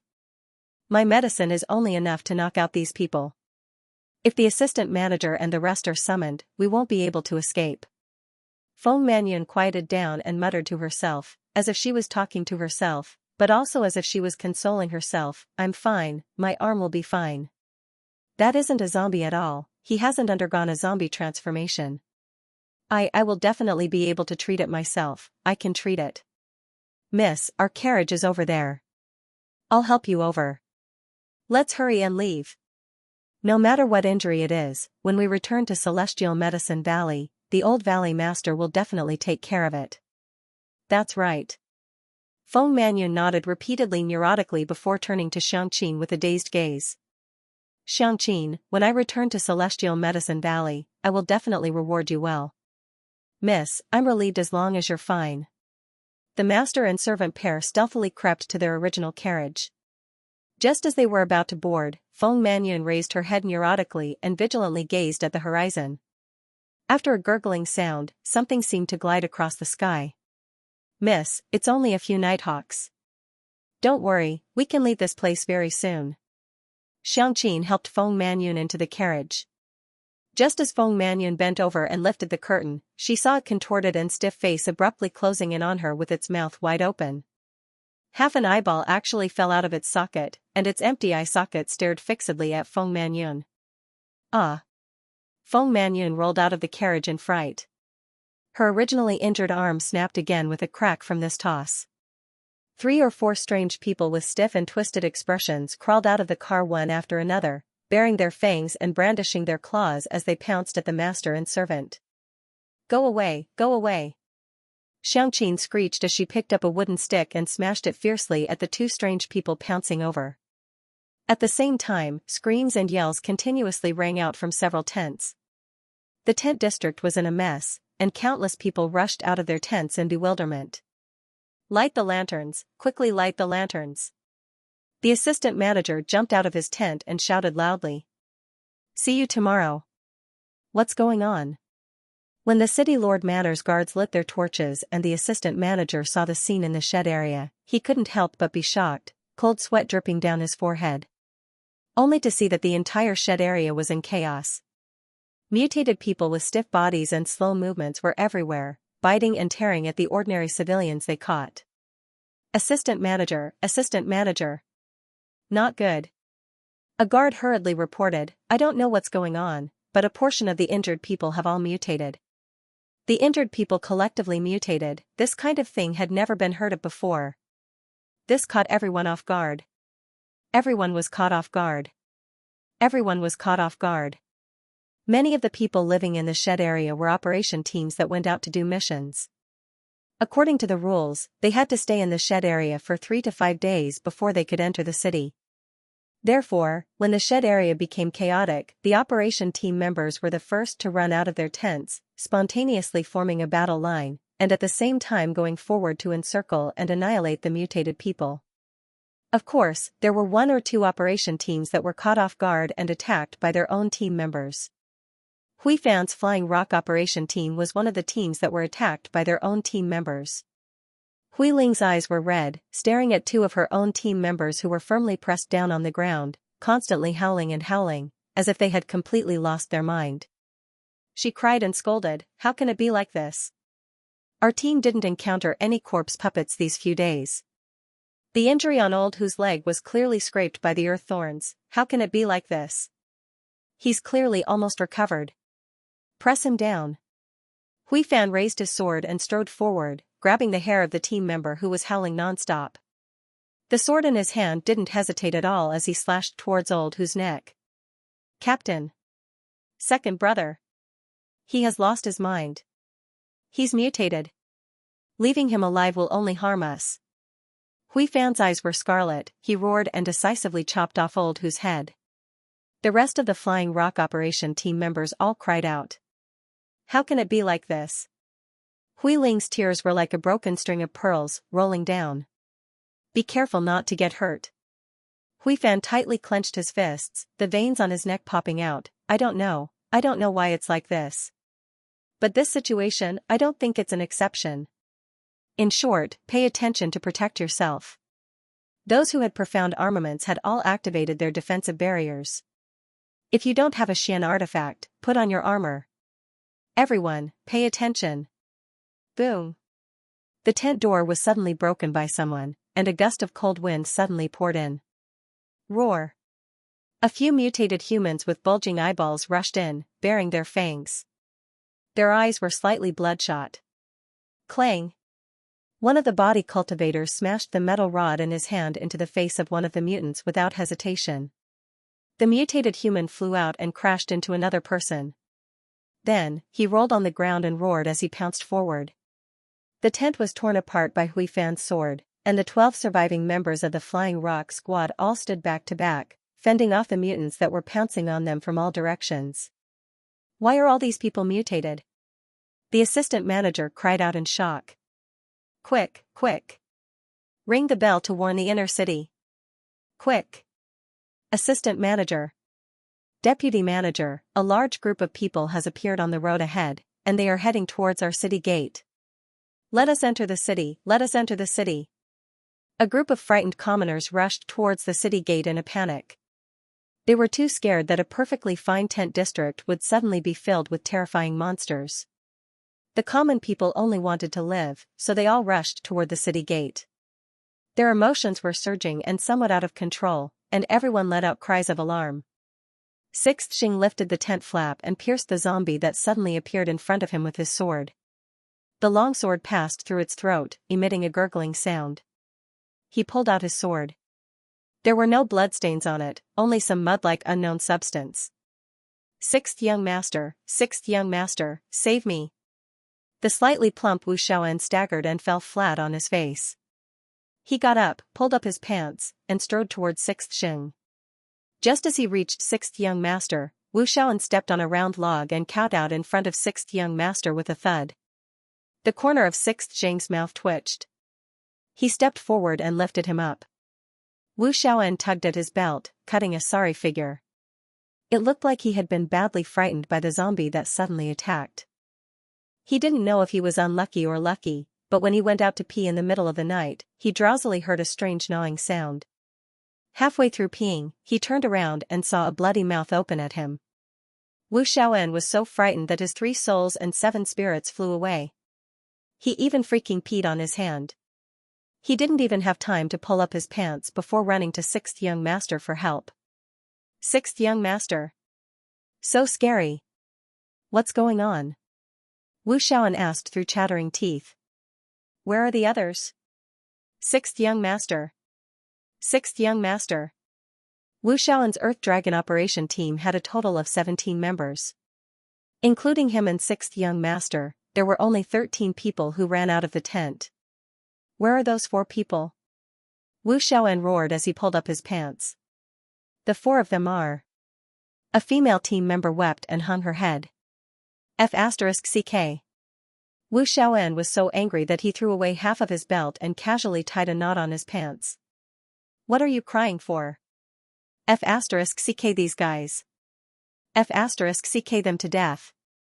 However, Wu Shaoan's cool didn't last more than 3 seconds. Move, move, move, move. Everyone move aside. At this time, a group of people clustered around a tall and handsome young master in snow-white clothes and a fox fur coat. Behind these people was a group of fleeing commoners, no less than 500 to 600 people. This way, there were even more people in the tent district. It's second Do. It is second young master Do. A few short exclamations came from Wu Shaoan's side. The members of the Earth Dragon operation all looked at the young man in the snow-white robe in disbelief. Wu Shaoan instantly cowered and hid behind sixth Xing. This second young master Do, who was renowned throughout the capital for being brimming with talent, reportedly resided in Celestial Medicine Valley all year round. Why would he appear at Bailon City's city gate today, mingling in the crowd? Feng Manyun, who was using a piece of sackcloth to wrap her severed arm and half cover her head, also clearly saw this second young Sir Do, and she couldn't help but tremble all over. Miss, why did young Sir come? Xianxia's pupils also contracted slightly, and she leaned close to Feng Manyun to ask in a low voice.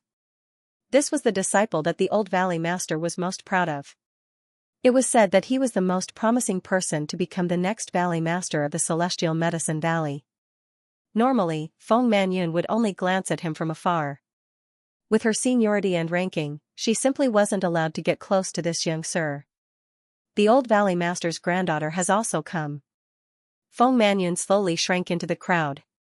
You are this place's manager? Wenren Ningjing tilted her head and gazed innocently at the assistant manager, whose forehead was drenched in sweat. Open the city gate. Clang clang clang. The warning bell rang, and everyone in the city was startled awake from their dreams. Mo Lian hurriedly put on her clothes and sprinted into her room in Arbor First. She couldn't help but be startled when she pushed open the door to take a look. The little lady had long finished dressing up. Under the waning light, she slowly turned her head around. Her white gown appeared elegant and natural under the moonlight. On the other side, City Lord Lin's eyelids were twitching wildly as he crawled out of bed. He hurriedly put on his clothes before rushing to the city gate. When he climbed up the city gate tower to take a look, his eyeballs nearly popped out of their sockets. The entire shed district was rather chaotic. Originally, there were close to 1,000 people squeezed into the shed district, and now, with the several hundred commoners that Second Do had brought over, the passageway was almost full. Countless people crowded at the city gate, wailing, "Open the city gate! Open the city gate! Open the city gate!" A man carrying his old mother on his back shouted as he banged his head against the sturdy city gate. "City Lord, I beg you to be merciful. Let my child enter the city, City Lord." Lin Yongyi was a benevolent person to begin with, and he couldn't bear to see this kind of scene the most. Even his eyes were a bit red. However, he still had a trace of reason in the end. After hurriedly asking the soldiers guarding the city, he found out that the entire Shed district had encountered an unforeseen event. All of the injured had actually mutated into zombies. As the city lord, not only did he have to empathize with the lives of these commoners outside the city, he also had to protect the lives of the several tens of thousands of people inside the city. City Lord. Old Man Sun said gravely, I'll send people to step up patrols inside the city. If the injured can all mutate into zombies while still alive? Then what about inside the city? Who knew if someone in the city had mutated after suffering a minor injury for no reason? Alarmed, Lin Yongyi hurriedly nodded and said, Hurry, hurry. City Lord, for some reason, there is a large group of zombies 5 kilometers away heading towards Balon City. Second Do's deep and calm voice slowly rang out under the night sky. City Lord should quickly open the city gate and let these innocent commoners in. Lin Yongyi's expression changed in alarm, and he clenched his fists. Is this true? While Second Do was speaking, many small squads were currently fighting with the mutated people in the Shed district outside the city. The defenseless civilians huddled together as much as possible to prevent themselves from being scratched by the zombies that suddenly pounced on them. I'm not lying. What are you nagging about, old man? Hurry and open the city gates. Wenren Ningjing was so anxious that she stomped her feet. As the city lord, you're responsible for the lives of the people. Are you going to watch as your people are torn to shreds by the corpse puppets? Lin Yongyi's lips drooped as he clenched his fists. No. We can't open the city gates. How would I know if any of these people had been scratched by the corpse puppet? Is there anyone mutating? If we let them rush into the city, wouldn't they bring disaster to all the people in the city? You damned old man. Wenren Ningjing pointed at the city gate tower and cursed, the people inside are people, but aren't the people outside? How can you bear to watch them die without doing anything? Lin Yongyi stiffened his neck and turned his head. I can't make the decision on this matter. Then tell the one who can make the decision to come out. Next to Wenren Ningjing, an arrogant and bossy girl shouted angrily. Your Highness. Your Highness. Greetings to your Highness. Greetings came one after another from below the city gate tower. It wasn't until Mo Lian's figure appeared on the city gate tower that Lin Yongyi wiped the sweat on his forehead and bowed towards Mo Lian with a wry smile. Your Highness. It was already late at night. Arbor was draped in an ice silk mink fur cloak, a small hand warmer tucked in her sleeve. She slowly followed Mo Lian up the city gate tower. She glanced down the city gate tower, but her gaze was fixed on one spot, and her small hand involuntarily gripped the brick. Arbor's eyes suddenly brightened, and she muttered, Little Six. Among the crowd, the black-cloaked youth's figure appeared extremely vigorous and outstanding. A long sword danced in his hand, chopping, slashing, and stabbing. His sword pierced the space between a corpse puppet's brows, and his body lightly leapt up, agile as a swimming dragon, his figure like a demon. After a few leaps, the youth had already arrived at a fatty's side, helping him block a corpse puppet that pounced from the side. The fatty broke out in a cold sweat, hastily reaching out to subconsciously grab at his slipping pants. He turned to Sixth Xing and nodded gratefully. Sixth young master, many thanks. Jojo. Mo Lian didn't look at anyone else, her gaze landing on Arbor. Naturally, she immediately discovered her abnormality. Following her gaze, she saw a youth with decent skills, and her slender brows furrowed slightly. Arbor's gaze fixed on the youth with fluttering ink-black hair, and the corners of her lips involuntarily curled up. She truly didn't expect to see Little Six in this kind of situation. Seeing him live so energetically, she didn't know what to think. Jojo? Alarm bells rang in Prince Mo's mind. What was going on? Jojo's eyes seemed to be glowing as he stared at that youth. This kind of Jojo was rarely seen. He had never seen Jojo's eyes light up when he stared at someone. It was as if he had discovered some kind of treasure. Arbor turned her head in confusion and met the Crown Prince's eyes. At this time, second young Master Do's voice came from below the city gate tower. Do Fenghua greets your Highness the Crown Prince. Only then did Prince Mo's gaze shift to below the city gate tower, indifferently sweeping over second Do's face. So it's the Dou family's second son. Dou family? Arbor was slightly startled. He quickly turned his gaze to Dou Fenghua. It was a handsome young man dressed in plain white clothes. He had a graceful bearing and a noble temperament. It seemed to be quite different from the barbaric and shameless Dou family in her impression. Why? Your Highness. Please open the city gates and let the people outside the city in. Second Dou cupped his hands in salute and hastened to plead, if this Dou's guess is correct, a large group of corpse puppets will surge over in about the time it takes to brew a cup of tea. Even though you're pleading for the people and everything you say is true, I'm afraid that you're wrong. However, my view is the same as the city lord's. Mo Lian said indifferently, before confirming that these people are not infected, no one is allowed to enter the city. Your Highness. Cries could be heard from outside the city. Your Highness, please save us. Your Highness, Wenren Ningjing and one of her sisters beside her stomped their feet in anger, pointing at Mo Lian and cursing. What kind of country's heir apparent are you?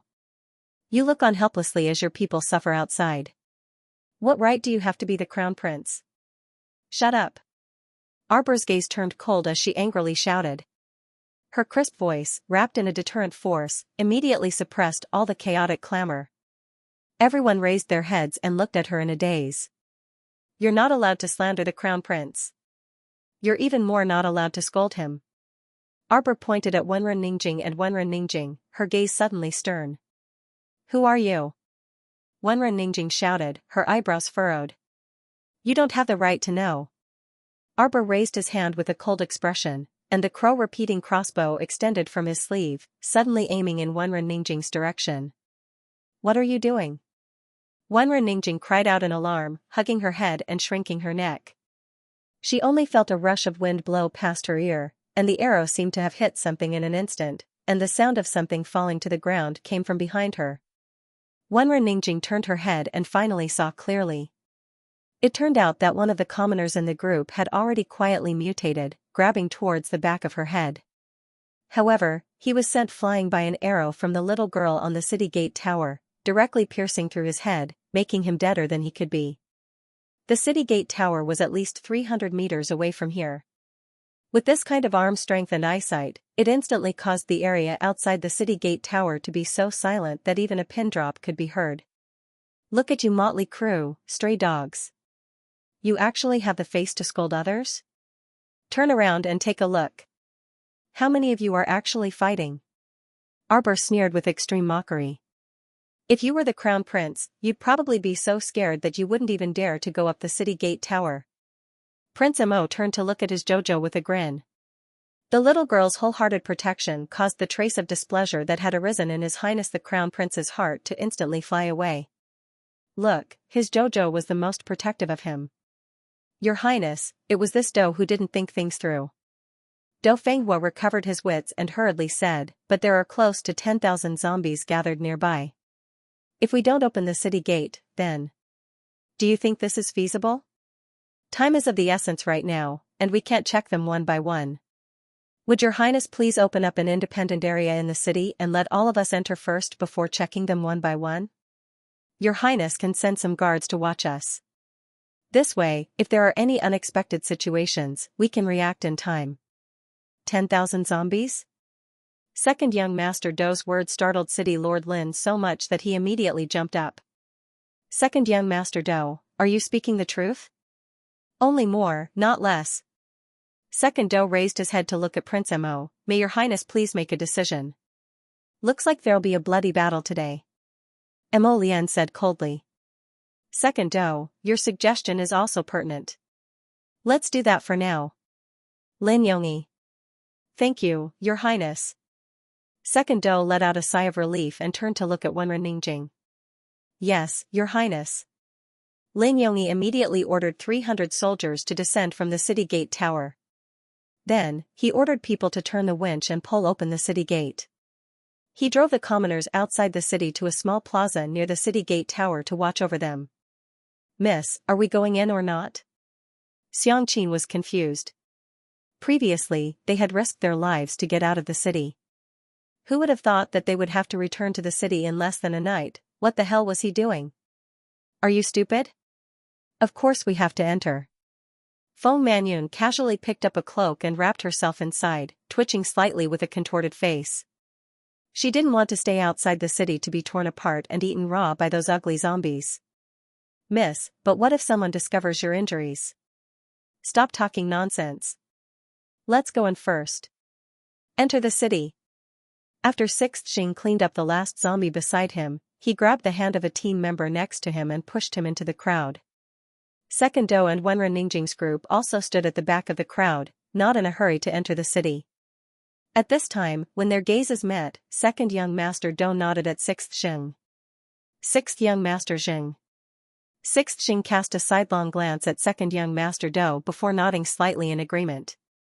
Suddenly, a very tall and sturdy zombie darted out from behind a dilapidated tent where Sixth Xing was standing, pouncing towards Sixth Xing's head like a tiger.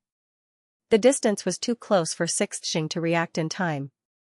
Wenren Ningjing hastily pulled Second Young Master Do's arm and hastily retreated several steps, shouting, "Senior brother, be careful." Actually, that zombie was still some distance away from Second Young Master Do. Moreover, it was pouncing in Sixth Xing's direction, so it couldn't harm her senior brother at all. If Wenren Ningjing was willing to help Sixth Young Master Do, his crisis would be resolved immediately. However, Wenren Ningjing only had eyes for her senior brother and no one else. Boom! In the nick of time, an arrow from the city gate tower directly pierced through the zombie's head, nailing it to the tent behind it. The night wind assaulted the city gate tower. A plain-clothed figure was elegant and exquisite, her figure snowy and icy. Separated by the boundless night, Sixth Xing turned his head and gazed into the depths of the little girl's ice-cold eyes. Those were a pair of clear and emotionless eyes. They were like two deep, dry wells, without ripples or waves, expressionless like a wooden carving. For some reason, Sixth Xing felt his heart twitch slightly, as if something had been triggered. When he wanted to take another look, he saw that the little girl's figure had already disappeared from the city gate tower. Everyone rushed into the city, and the soldiers dispatched by Lin Yongyi hurried to the small plaza. Everyone followed the flow into the city, except for two people who came against the flow. Arbor released several crow-gold arrows with his crow-repeating crossbow, instantly sending several zombies baring their fangs and brandishing their claws after the crowd flying. It was truly killing one person every 10 steps. His expression was as cold as frost. Everyone who passed by the crown prince and the little girl stopped in their tracks in a daze and looked at them blankly. Then, they were pushed by the people behind them and ran with the flow. Second Do, Sixth Xing, and the others were the last to enter the city gate. At the same time, under Lin Yongyi's loud shout, the city guards had already started turning the capstan in the opposite direction again, closing the heavy city gate once more. After Sixth Xing dragged the panting Wu Xiaoan and jumped through the city gates, the last zombie was shot out of the city by Arbor's crow-gold arrow, and the city gates slowly closed. Sixth Xing panted slightly, and his somewhat dazed gaze met Arbor's expressionless little face. Little Six. Xiaomu slowly lowered the arm that was holding the crow-repeating crossbow, her gaze fixated on the bewildered Sixth Xing, and her lips curled into a smile that had been missing for a long time. Mo Lian was startled. She immediately stepped forward and reached out to grasp Arbor's slightly cold hand. Her scrutinizing gaze then fell on Sixth Xing's face. Her looks were considered top-notch, and her skills were passable. However, Duan Yu, Situ Yi, and even those two from the Qin family were all very outstanding people, yet he had never seen his Jojo show such a tender and affectionate expression toward any of them. She even directly and intimately called him Little Sixth. What was going on with this gaze that clearly carried a trace of reminiscence? Mo Lian was very certain that this was her darling's first time seeing the sixth young master Zheng. However, what the hell was this inexplicable sense of familiarity between the two of them? This caused the crown prince's heart to fluctuate wildly, as if it was being scratched by a cat. He looked at sixth young master Zheng as if he was facing a great enemy. Crown princess? Huifeng also glanced at Arbor in astonishment. Arbor snapped out of her daze and finally realized that her behavior was a bit strange. Little Six must have also thought that she was quite strange. She then collected her thoughts and switched to an expressionless face. Arbor nodded and said, "Time to sleep." Huifeng, Crown Princess, your ability to forcefully change the topic is improving. What time is it now, yet you're still thinking about sleeping? Can you sleep? Your Highness. City Lord Lin anxiously ran over with his men and hastily saluted. Just a second, young Master Do said, a large group of zombies has arrived 2 li outside the city. There are over 10,000 of them. Huifeng, take a team and go up the city gate tower to hold them off, the Crown Prince ordered decisively. Lightning, go back with the Crown Princess and protect the Crown Princess well. Lin Yongyi, pass down the order to gather all the mystic cultivators, body cultivators, superhumans, and so on in the city. Gather everyone who can fight near the city gate tower. The Crown Prince issued several orders before turning to Arbor and saying softly, Jojo, go sleep if you're tired. Everyone, Your Highness, this style of yours? Don't you think it's a bit strange? Arbor waved his small paw and really turned to return to his room. Lightning, along with a few shadow guards, naturally followed him like a shadow. Lin Yongyi and the others were tongue-tied, but they didn't know what to say. Lin Yongyi, you still need to send people to watch over the small plaza. Continue the inspection. Those who have no problems can enter the inner city, and transfer those who can fight to the city gate tower. The Crown Prince was referring to the 1,000-odd people from the tent district who had just entered the city. Among them, there were also many small operations teams that could be put to use. Wenren Ningjing was the first to be unable to continue watching. She bit her lip and interrupted in displeasure, Your Highness ordered everyone to go up the city gate tower, but does your Crown Princess have special rights? That's right, everyone needs to participate in the battle. Your Crown Princess can even go back to her room to sleep? This was too strange. This Crown Prince was so overprotective that he didn't care about the consequences. It was an eye-opener. The woman beside Wenren Ningjing was called Kong Romeo. As one of the top 50 disciples of the Celestial Medicine Valley, she originally didn't have the qualifications to stand beside second young Master Do. However, she had a close relationship with the granddaughter of the old Valley Master, Wenren Ningjing, so she had this privilege. Kong Romeo was very obedient and protective of Wenren Ningjing. As long as Wenren Ningjing opened her mouth, Kong Romeo, this brain-dead fan, would be everywhere. At this moment, Kong Romeo crossed her arms and looked provocatively at Arbor who was walking past her. She snorted. The Crown Princess turned to look at Kong Romeo and the others. She frowned and said, Where are the Crown Princess guards? Why didn't anyone subdue her when she provoked the Crown Princess? Huifeng, Prince Mo silently held his forehead. Lightning's group had already appeared the moment the Crown Princess finished speaking. 2 black-clothed youths immediately twisted Kong Romeo's arms and forced her to kneel on the ground. Ah! Kong Romeo shrieked. Wenren Ningjing also jumped in fright and reflexively took 2 steps back. What is the crime of offending the Crown Princess? Arbor asked impatiently. Kill. The expressions of the people from the Celestial Medicine Valley abruptly changed. Second young Master Do hastily stepped forward and saluted. Crown Princess, please calm your anger. This humble one's junior sister comes from the Celestial Medicine Valley and hasn't been restrained by the secular world since she was young. Please forgive this humble one, Crown Princess. So long-winded. Arbor glared at second young Sir Do. As their eldest senior brother, you don't know how to restrain your disciples and have the audacity to offend the Crown Princess. It's simply baffling. Everyone, among your disciples, how many of them can be of use? Have them step forward. Second Do. Why did he feel that this Crown Princess was a bit adorable? Her manner of speech was straightforward and strange. Those of the Crown Princess's royal guards who have the guts to oppose the zombie army, step forward. Voila! The Hidden Night Pavilion's members and the 100 hidden guards hidden in the shadows all jumped out, their movements especially synchronized. Do you see that? This is the difference. The Crown Princess rolled her eyes at the people from Celestial Medicine Valley. Lin Yongyi and company were unexpectedly speechless. When they turned to look at the Crown Prince, they saw the Crown Prince holding his forehead as he stifled a chuckle. Cough. Huifeng coughed lightly to remind his Crown Prince. Prince Mo walked up with a grin to grasp Arbor's small hand. That's right, that's right. Do you see, the Crown Princess has several hundred subordinates who are willing to risk their lives for her to oppose the zombie army. You don't have anyone, so you naturally have to go yourselves. That's right, not a single one of these Celestial Medicine Valley idiots understood her words. That was exactly what she meant. She had money and people, so why couldn't she first go catch up on sleep to make herself feel better? Why did she have to force herself to endure her unbearably sleepy body to fight the zombies over there?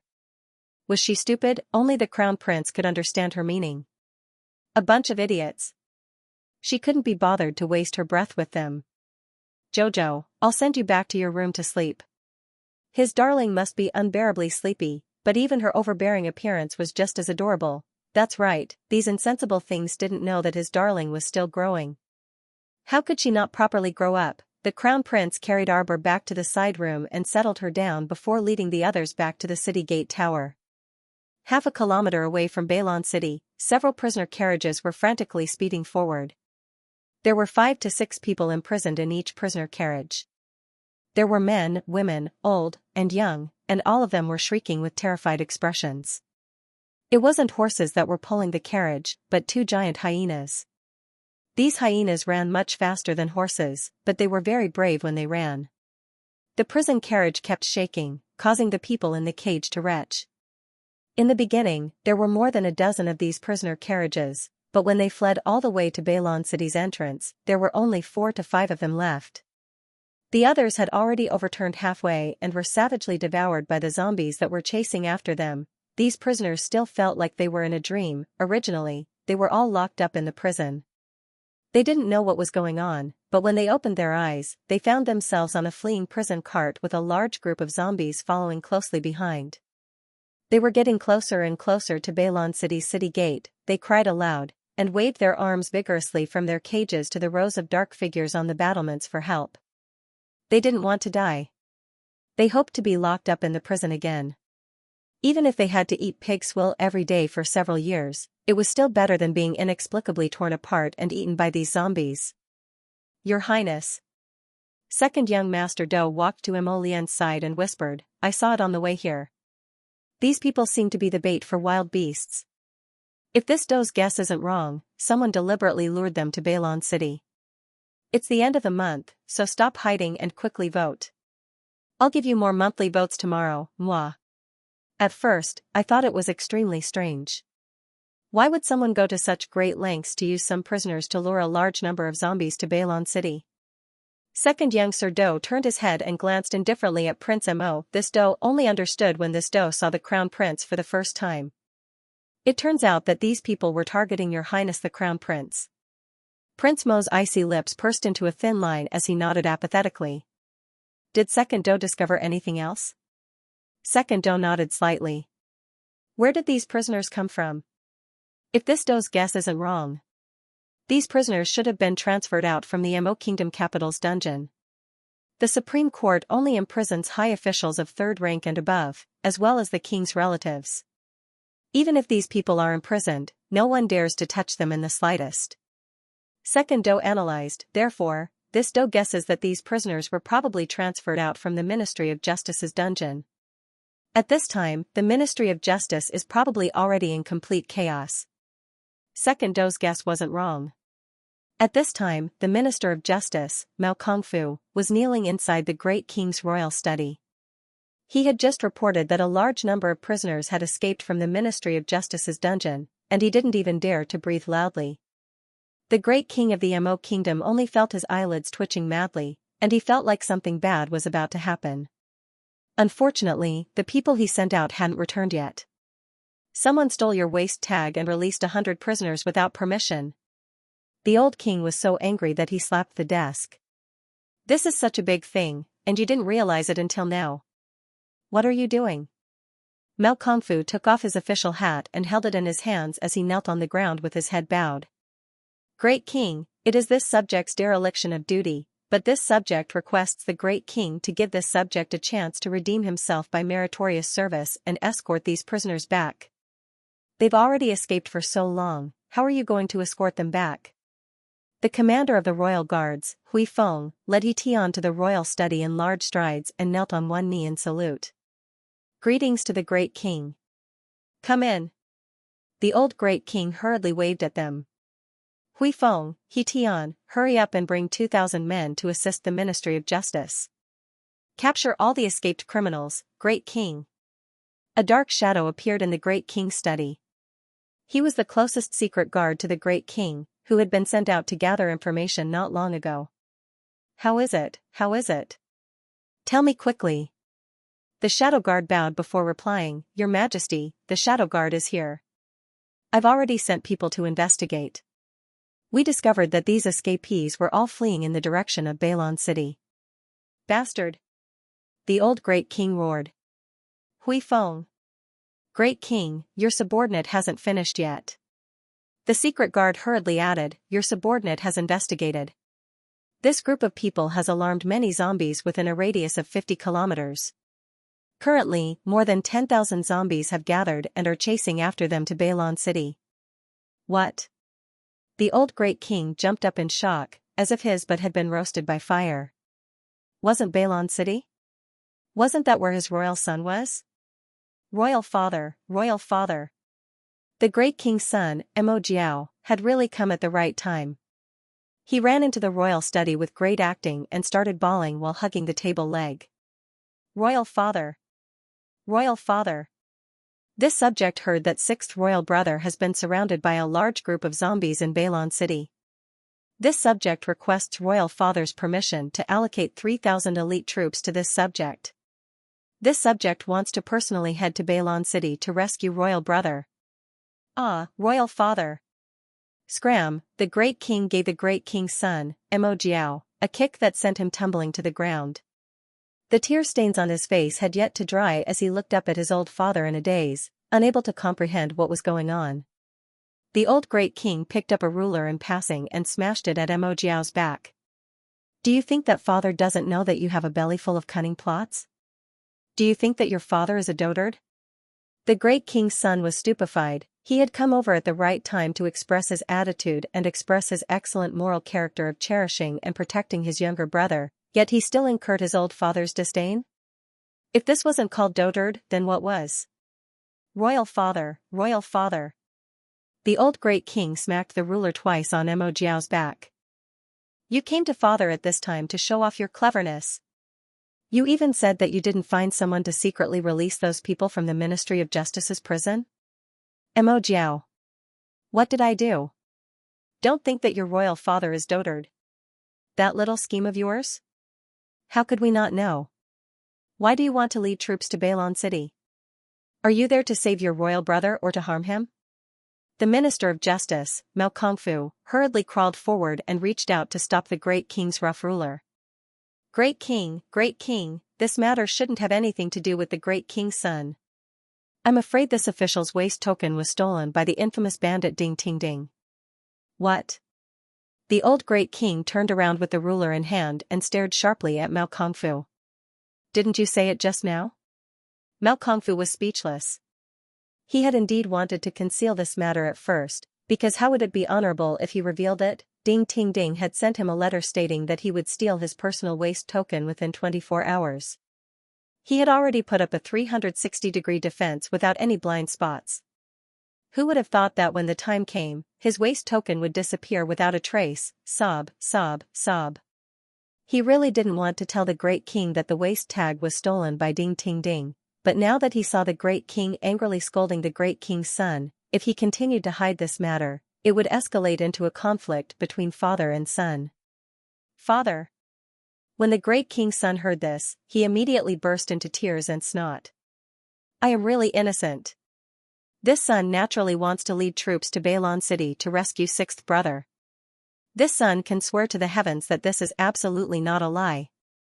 Did she take him for a fool? Even if he really wanted to find an opportunity to get rid of the Crown Prince, he couldn't possibly lead an army to kill the Crown Prince right under his father's nose. How dare you say you're not an old fool? What af*** king muddle-headed old man, the Great King's son inwardly cursed endlessly. At this moment, he couldn't help but grimace from the pain and anger on his back from being beaten by the ruler. This d*****Ned old man. They were both sons, but the difference between the son of the legitimate wife and the son of a concubine was like heaven and earth. Ever since he was young, this old man had cared for the Crown Prince in every possible way, only believing and doting on him. His heart had already deviated to the northwest desert. It was only then that the old great king coughed awkwardly, knowing that he had wrongly blamed Mo Jiao. He tossed the ruler onto the ground and said resentfully to Gong Chang and beside him, "Why haven't you summoned a physician from the royal physician building to examine the great king's son's injuries?" "Mo Jiao, father knows what you're thinking." The old great king's lips drooped as he coldly said, "Let us tell you. The crown prince simply doesn't care about the things that you're so attached to. This is the most fundamental difference between the two of you." Mao Kongfu broke out in a cold sweat. He didn't expect that the old great king would actually lecture his eldest son in front of him today. "You father and son quarrel with each other on a daily basis, so why don't you do it behind closed doors?"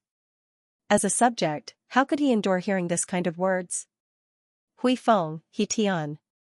This subject is here. Immediately bring 2,000 men and head to Bailon City to rescue them. We solemnly obey the great king's order."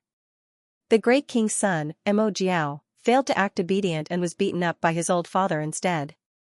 Suppressing his belly full of anger, he quietly clenched his fists and left the royal study. The most fundamental difference, they were all sons, but royal father only favored the crown prince and didn't favor the other sons. This was the most fundamental difference between them. Royal father simply didn't know that every time he mentioned the crown prince, his old eyes seemed to glow with pride. That was a gaze filled with extreme pride for this son of his. He said that the most fundamental difference between them and the crown prince was that they were wholeheartedly attached to power and position, while the crown prince didn't favor them at all. By holding the crown prince up so high, wasn't he afraid that if the crown prince were to fall one day, his body would shatter and his bones would be consigned to eternal damnation? Why was it that the crown prince was good in every way, while his other sons were as worthless as dog shit? Mo Jiao heavily punched the corridor pillar and left in a huff. Just as he walked out of the great king's palace, he saw the great king's second consort, Xu Quan, standing on the side of the road with a slight smile, waiting for him to come out under the moonlight. The great king's son, Mo Jiao's heart eased slightly, and he felt a bit better. With a smile on his face, he went up to support the great king's second consort's hand and asked, "King consort, why have you come?" This concubine couldn't feel at ease after waiting for his eldest highness to return for a long time, so this concubine simply came to the king's palace's entrance to wait for his highness. Sigh. The great king's son, Mo Jiao, sighed and said, "King consort, you were right. As expected, royal father wasn't willing to delegate military authority to me. He is very wary of me in his heart. I don't know if it's because second brother's previous matter has angered the great king's nerves.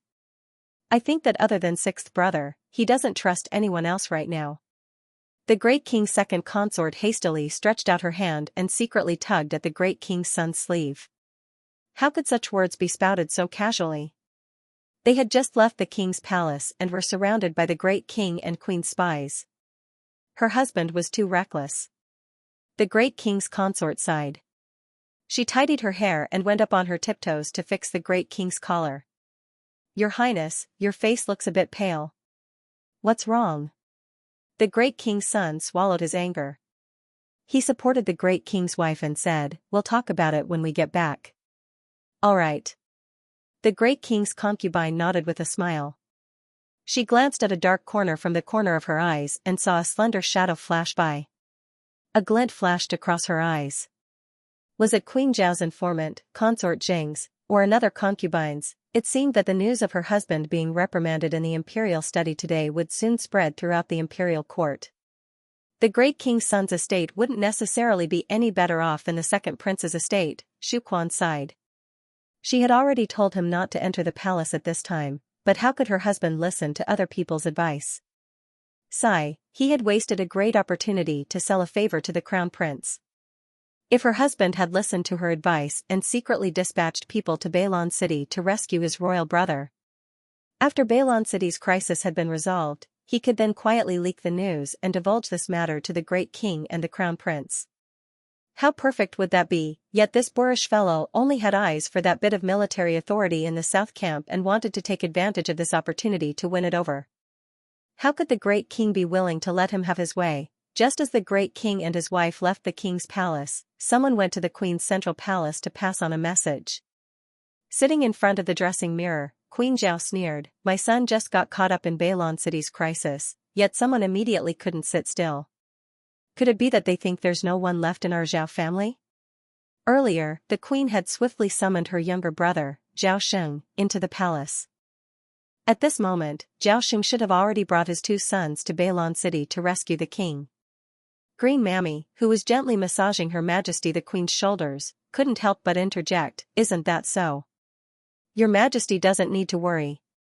His Highness the Crown Prince is very capable, so how could such a small matter stump him? On the other hand, that Crown Princess. Green Mammy paused, and Xiang, who had just entered with a cup of tea, walked to the Queen's side with light steps. She docilely placed the teacup in front of the Queen and silently stood behind her. Queen Zhao's brows creased slightly. Whenever Green Mammy talked about her daughter-in-law, she would have a headache, and that stoic face would pop up in her mind for no reason. Green Mammy glanced at the Queen out of the corner of her eye, and her lips curled into a secret smile as she continued, this old servant heard that the Crown Princess's child is very playful. The reason why the Crown Prince left for Bailon City without saying goodbye this time might be because the Crown Princess had whispered something into the Crown Prince's ear. Queen Zhao pursed her lips in displeasure. Last time, because the Crown Prince had accompanied that lass from the Qiao family back to her parental home, he had encountered an assassination attempt on the way back. This time, it was also because of that lass's willful and rash actions that the Crown Prince was in danger. Moreover, no matter how she looked at that stoic face, she just couldn't bring herself to like it. When she recalled how Consort Qing had brought her daughters-in-law over to pay respects to her 2 days ago, she became even more envious of other families' daughters-in-law. That eldest lass of the Shu family, Shu Quan, had been well-educated and well-mannered since childhood, and she had also watched her grow up. Now that she had a son and 2 daughters, her belly was quite capable. Secondary Consort Zhang, who was by the great king's son's side, also looked reasonable and had a concubine's daughter. Vice Consort Wu, who had been taken in less than half a year ago, was the concubine's daughter Wu Shaoli, who was ranked 2nd in the Wu family. When she came to pay her respects, she was already pregnant. Perhaps she was about to give birth to Consort Cheng's 5th grandson. This made Queen Zhao's eyes burn with envy. Compared to her 2 disappointing sons, Queen Zhao sighed repeatedly. Her youngest son was already 13 years old. He was like a wild horse that had broken free of its reins. He was always out in the wild and was nowhere to be seen. The big one was even more ridiculous. In his early 20s, he had never been close to women. Oh, he was close now. But the one closest to him was a little stoic. As the Crown Prince, he had no children. Wasn't this just throwing his weakness to the enemy? It was no wonder that the imperial censors were so long-winded. Queen Zhao set down the ivory finer in annoyance and cast a sidelong glance at Green Mammy. Between Commandery Princess Ian and the future Crown Princess, who do you think is more suitable for His Highness? It's just that the Crown Princess is rather young and has grown up among the common folk since she was young, so her personality is a bit more casual. Elderly Nanny Huaxian, who had lifted the curtain and walked to the Queen's side with a chuckle. Huaxian very naturally took the finer that the Queen had placed in front of the dressing mirror and gently combed the Queen's hair. Commandery Princess Ian has been raised by Her Majesty the Queen Dowager since she was young, so there's naturally nothing to say about her etiquette. However, oh my, just say what you want to say. The Queen cast a glance at elderly Nanny Huaxian's hesitant expression and couldn't resist urging, there aren't any outsiders here, so what can't you say? Yes. Then this old servant will speak frankly. After all, Commandery Princess Ian's parents died when she was young. Speaking of which, she is also a person with a bitter fate. Elderly Nanny Huaxian docilely combed Her Majesty the Queen's long hair as she commented softly, if it weren't for Her Majesty the Queen Dowager taking pity on her as the descendant of a martyr and conferring the title of Commandery Princess on her behalf, she wouldn't have been able to survive this long. At this time, her days in the Marquis of Suan's estate are probably not easy. Although her uncle was bestowed the title of Marquis of Suan by His Majesty's grace. However, although the Marquis of Suan's estate has many heirs, they are all good-for-nothings. Queen Zhao nodded. On the other hand, Green Mammy pouted indignantly when the 2 people weren't paying attention. Now that you mention it, that's true. Ian is also not a very auspicious person. How could she be worthy of her outstanding son, Queen Zhao was pondering that her son was not young anymore, yet he was still childless. Seeing how small that little stoic was, she reckoned that her son would need to raise her for another 2 years before they could consummate their marriage. Could it be that she had to let her precious son watch over her for these 2 years? How could she do that? She couldn't bear to. Moreover, she desperately wanted to hold a grandchild, regardless of whether it was a legitimate grandchild or a concubine's grandchild. It couldn't be better if she could give her a grandchild to hold. As a result, Queen Zhao secretly racked her brains to take in 2 secondary consorts for her precious son. Look at how Consort Chang's son already had 2 secondary consorts. Her own son was the crown prince of the Great Mo Kingdom, second only to the king, so why couldn't he have a secondary consort? Prince Mo thought that his mother had already stopped, but he didn't expect that this pig of a teammate would continue to secretly drag on behind his legs. The eldest miss of the Mu family's eldest branch, Mu Xianxia, is also not bad. Her small face is snow white and her smile is also sweet. Unlike that expressionless stoic face. Her Majesty the Queen muttered to herself, it's just that she didn't conform to etiquette at the palace banquet last time. I'll just have to teach her the rules in the future. Ian is also not bad. The eminent monk of the Honghai Temple had even read her fortune, saying that she would have many children and many blessings. Although she didn't seem to have a good life in the first half of her life, she might be a good wife who could bring good fortune to her husband. With her status as a concubine, it wouldn't be a loss of face to the Empress Dowager. The more Queen Zhao spoke, the more spirited she became. Xu family's 4th young lady, Xu Hui, is 18 this year. The last time I saw her, she was as pretty as a flower bud. The 2 girls from the Dou family were also not bad. They were the famous twin sisters in the capital. The one from the Duan clan is not bad, and the one from the Qin clan. Oh my Empress. Old Nanny Huaxian put down the fine-toothed comb and looked at the queen helplessly. Even if those girls you mentioned were as beautiful as fairies, it's useless. Your Highness doesn't like any of them. The queen immediately snorted like a deflated balloon. Why is my son so stubborn? That little stoic was so tiny, what exactly was so good about her? Your Highness, you've seen how much His Highness likes the crown princess. Huaxian whispered into the queen's ear, her eyes flickering with the wisdom of an old nanny. We can't cause a rift with His Highness because of this. The affection between mother and son, the green mammy still wanted to follow, but she had no choice but to halt her steps after Huaxian cast her a cold glance from the corner of her eye. Moreover, Her Majesty the Empress Dowager's heart aches for that commandery Princess Ian. Do you think it's a good idea to place her beside the crown prince? His Highness and Commandery Princess Ian have known each other since they were young. There hasn't been much between them for so many years, yet you insist on getting involved with them.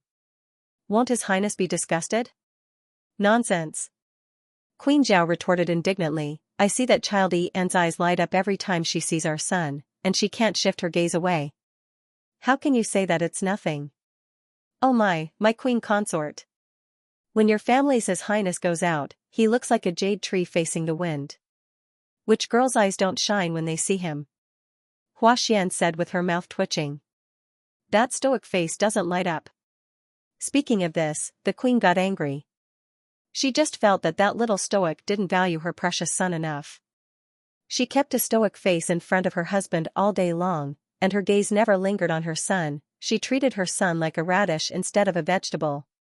It was simply infuriating. Huaxian, after all this, it was just that the mother-in-law felt that her daughter-in-law didn't value her son enough. Elderly Nanny Huaxian could completely understand Queen Zhao's mentality. Indeed, such an outstanding person like His Highness would attract pursuers wherever he went. The crown princess's attitude was improper, but the crown princess was still young. Perhaps she hadn't been enlightened yet. Your Majesty, this old servant advises you not to meddle in the young couple's affairs. Don't even think about that secondary consort selection. Look at how much His Highness cherishes your stoic-faced daughter-in-law. Queen Zhao abruptly glared at elderly Nanny Huaxian. Hexiang, who was following beside her, Nanny, why did you also call her stoic-faced? This old servant's meaning is. If you go and start some secondary consort selection, His Highness definitely won't like it. When the time comes and he kicks up a fuss with you, the one who will lose face is still you. Elderly nanny Huaxian coughed twice as she explained. Truly, a grown son can't be controlled by his mother. Queen Zhao went to sleep in a huff. Wasn't she just feeling sorry for her precious son? Her son actually didn't appreciate it. Xiang secretly pursed her lips into a smile and quickly served Queen Zhao to rest. After a good night's sleep in arbor, the first glimmer of dawn had already appeared when she opened her eyes. She couldn't help but sigh when she touched her lower body. No wonder she couldn't open her eyes at night and was unbearably exhausted. It turned out that her first period since her rebirth had come. She had already prepared a clean cotton cloth a while ago, so she was not caught off guard this time. However, his body was still very tired, and his head was still a little dizzy. The lower part of his body was wet, and it was not very comfortable. He got up and fiddled around for a while, then put on a clean cotton cloth and changed his clothes. Murmurs came from outside the door. Arbor quickly ran to the door, put his hand on the door, and muttered with a red face, "You're not allowed to come in." "Jojo, you're awake?" Mo Lian was surprised when she was stopped from opening the door. "What's wrong?" "It's okay." Arbor still didn't let go of the door and shouted, "Ask Xiaoyao to come in." "You forgot that Xiaoyao stayed in the Mo Kingdom capital and didn't come with us." Mo Lian was at a loss, unable to understand what was going on with her little miss. Then call any maid in." After saying that, Arbor thought again. Right now, the maids and guards were probably busy elsewhere, so she said dejectedly, forget it. I'll do it myself." Her small hand moved past the door. Just as she turned around, she heard a soft sound from behind the door. Prince Mo had already pushed open the door. "Jojo." Mo Lian saw her complexion at a glance. "Why is your face so pale?" "Jojo, are you not feeling well?" He picked her up and walked to the bed. "Do you want to sleep a while more?" Arbor was so angry that she wanted to bite him. She covered his eyes with one hand and shouted, "You're not allowed to look, not allowed to look." Her bed hadn't been properly tidied up yet, she was about to die from embarrassment. Hateful brat. Hateful brat, hateful brat. Even though he wasn't allowed to look, the crown prince's sharp gaze still caught sight of it. He was momentarily dazed as he lowered his head to look at his little lady. "It's fine, Jojo. Don't be scared. I'll go find an old nanny to teach you." Arbor bit his chin, "Hateful brat. You're not allowed to find anyone. Bring me clean bed sheets and blankets from the cabinet." A moment later, the crown prince helped the little lady clean the bed.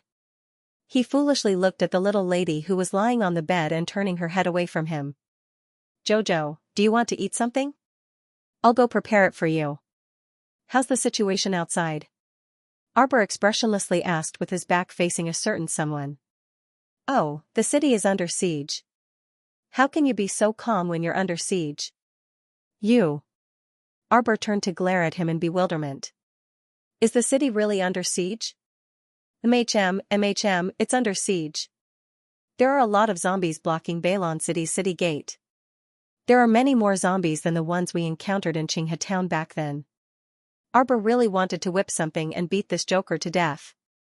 "Your tone is so relaxed. Do you look like you're under siege and in dire straits? Then what should we do?" "It's fine. Lin Yongyi is here." Mo Lian's words made Arbor roll his eyes in exasperation.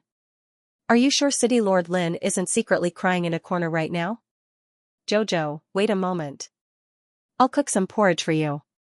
Drink some before you sleep." Mo Lian hurried out after saying that. Arbor didn't even have time to call out to him. After a while, Xiaomu was still in a daze when she felt Mo Lian pick her up. His body was very warm, causing her originally icy limbs to involuntarily crawl over on their own accord. She hugged his waist and buried her small face in his embrace as she nuzzled against him. He stroked her forehead with his hand and fed her some porridge before stuffing a warm handwarmer into her arms. He softly muttered a few words into her ear, but Arbor didn't hear him clearly and didn't know when he left. When she woke up, she felt much more refreshed. She raised her hand to touch the handwarmer on her stomach.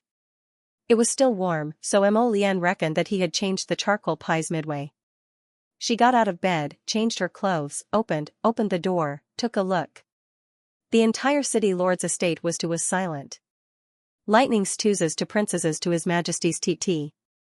His Highness has instructed that you should drink some hot porridge after you wake up. Please wait a moment. Xiaomu was also a bit hungry. Mo Lian had fed her more than half a bowl of porridge in the morning, so her stomach felt a bit empty right now. TTS to they're all at the city gate tower? A portion of the injured in the city have mutated.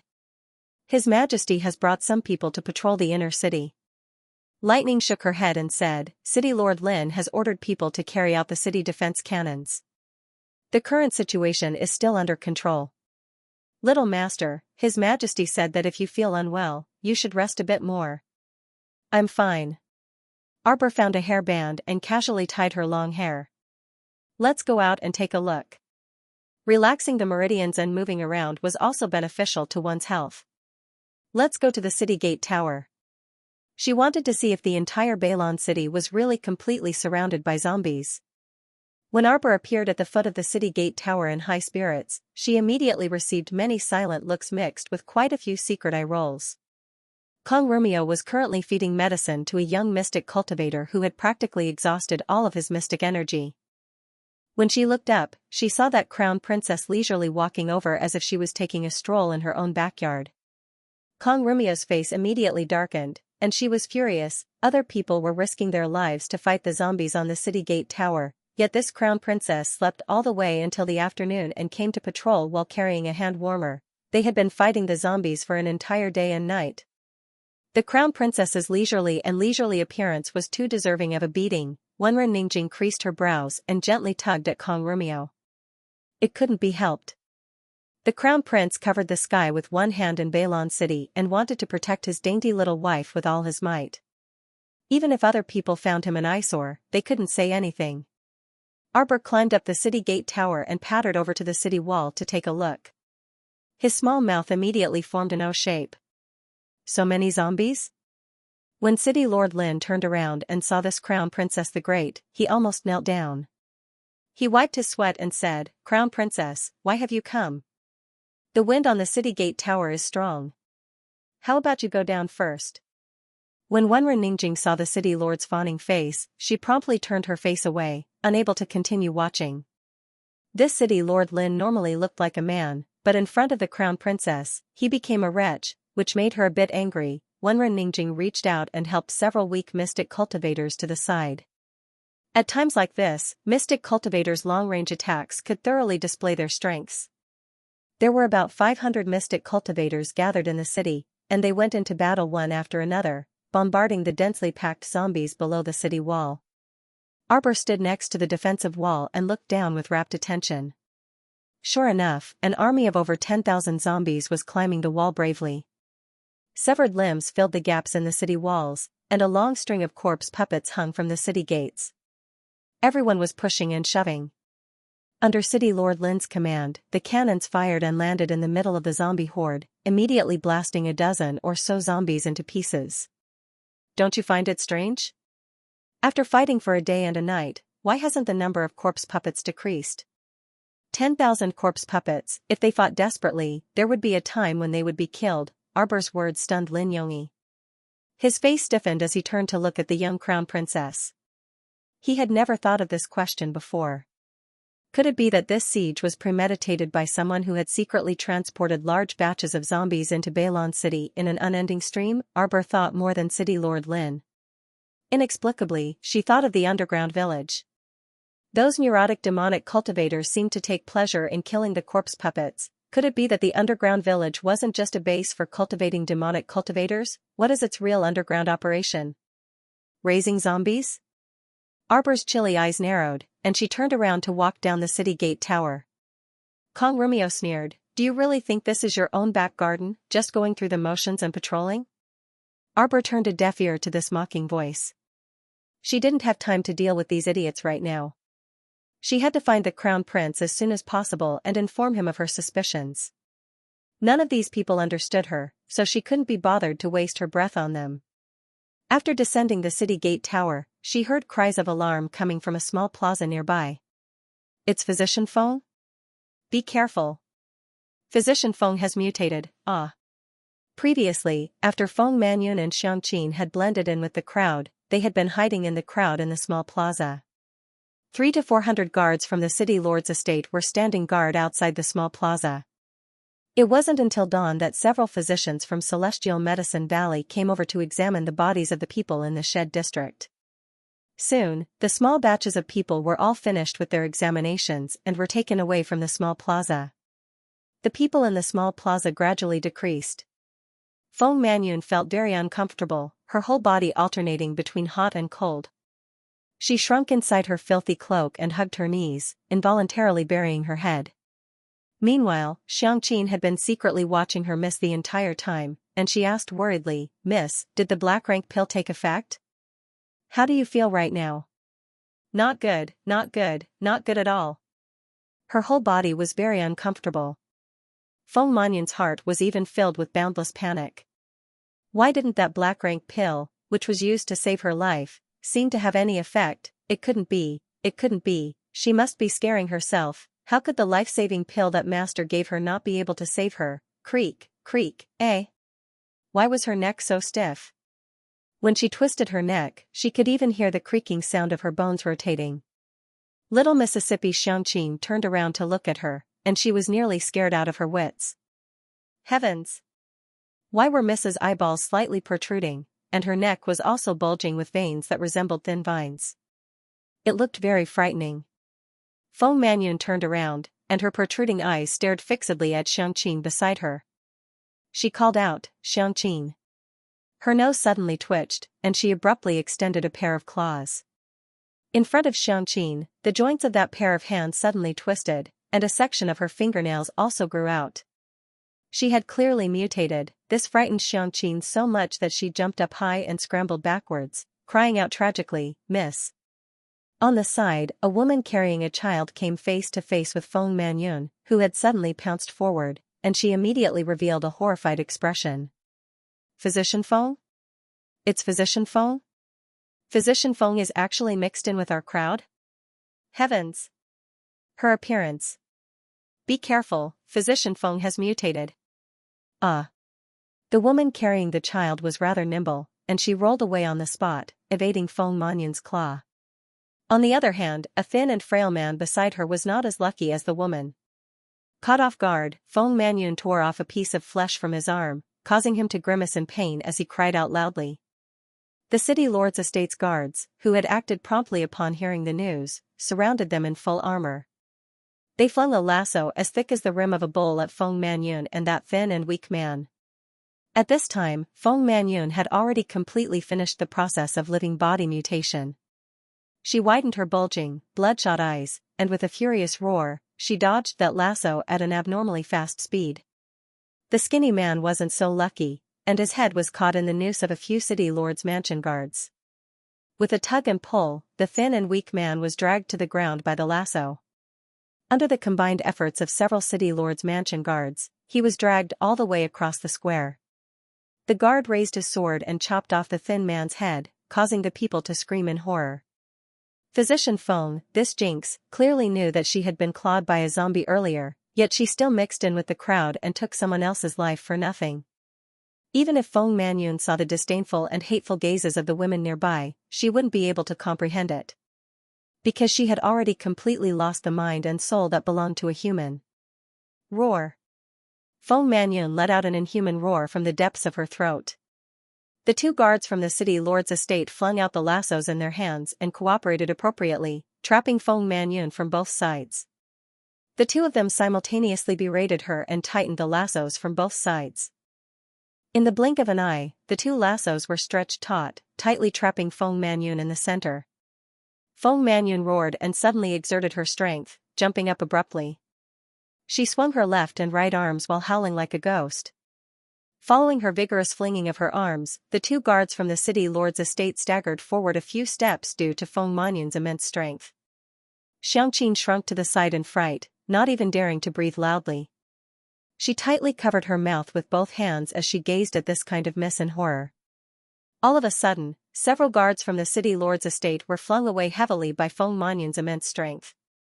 Bang! The guards from the city lord's estate crashed heavily onto the ground, feeling dizzy as if they were dizzy from the fall. Junior sister Feng? At this time, the two Celestial Medicine Valley disciples finally realized that this mutated zombie was actually their Celestial Medicine Valley's junior sister Feng. The two people's expressions turned unsightly on the spot. Celestial Medicine Valley's disciples actually mutated into zombies. This kind of thing absolutely wouldn't be honorable if it got out. Why did junior sister Feng become like this? She was still fine when she left Celestial Medicine Valley for practical training. But now, junior sister Feng actually mutated into a zombie. How could people accept this kind of thing? While the Celestial Medicine Valley disciples were at a loss out of fear, they heard Feng Manyun's fierce roar as she suddenly pounced toward the outside of the small plaza. And at this time, Arbor just happened to come down from the city gate tower and pass by the small plaza. Suddenly, she saw a zombie wrapped in a tattered cloak dashing out. She didn't think too much about it at once and hurled a burst of mystic energy in that direction. Crown Princess, wait a minute. The two Celestial Medicine Valley disciples suddenly cried out in alarm as their expressions changed drastically. Arbor turned a deaf ear to the cries of the two disciples. Boundless profound energy once again gathered in his hand and fiercely slapped towards the corpse puppet. The pure-colored mystic energy crashed heavily against Feng Manyun's head like raging waves, sending her flying on the spot. Bang! Feng Manyun crashed heavily onto the ground, her bones creaking all over. Like a maggot, she curled her limbs and crawled on the ground. When Arbor's gaze fell on her, his eyes gradually turned cold. So it turned out to be that Feng Manyun who had escaped after drugging the farm? As for how she ended up in such a miserable state, Arbor didn't want to know at all. Was there a need for her to waste her time on an unrelated person? Crown Princess, please show mercy. The two Celestial Medicine Valley disciples' expressions abruptly changed as they dashed madly in Feng Manyun's direction. Unfortunately, before they could reach Feng Manyun, they watched as the Crown Princess summoned a black feral from her conscious pool. With an abnormally apathetic expression, she promptly made a prompt decision and smashed the feral down heavily on Feng Manyun's head. Roar! Feng Manyun let out an inhuman howl. That head that could be considered intact was instantly smashed into smithereens by this feral, and there was no way to save her. Crown Princess, that's our Celestial Medicine Valley's disciple. The two Celestial Medicine Valley disciples glared fixedly at Arbor with reddened eyes. It was as if the little lady in front of them was their mortal enemy who had killed their loved ones. So what? Arbor swept them a cold glance, his expression grim and wooden without the slightest change. Celestial Medicine Valley disciples also don't have special privileges. That apathetic and calm voice stated a fact. Could it be that I didn't kill a zombie? Before the two Celestial Medicine Valley disciples could speak, Arbor coldly interrupted them. If it's a zombie, then it must be killed. Could it be that I'm still keeping it for the new year? We have black rank pills that can treat junior sister Feng. The two Celestial Medicine Valley disciples roared indignantly, who told you to kill her? Junior Marshal Sister Feng's life has been ruined in your hands just like that. Don't you feel ashamed? I don't feel it. Arbor glanced at them apathetically before turning to leave. Despicable. You simply treat human life like grass.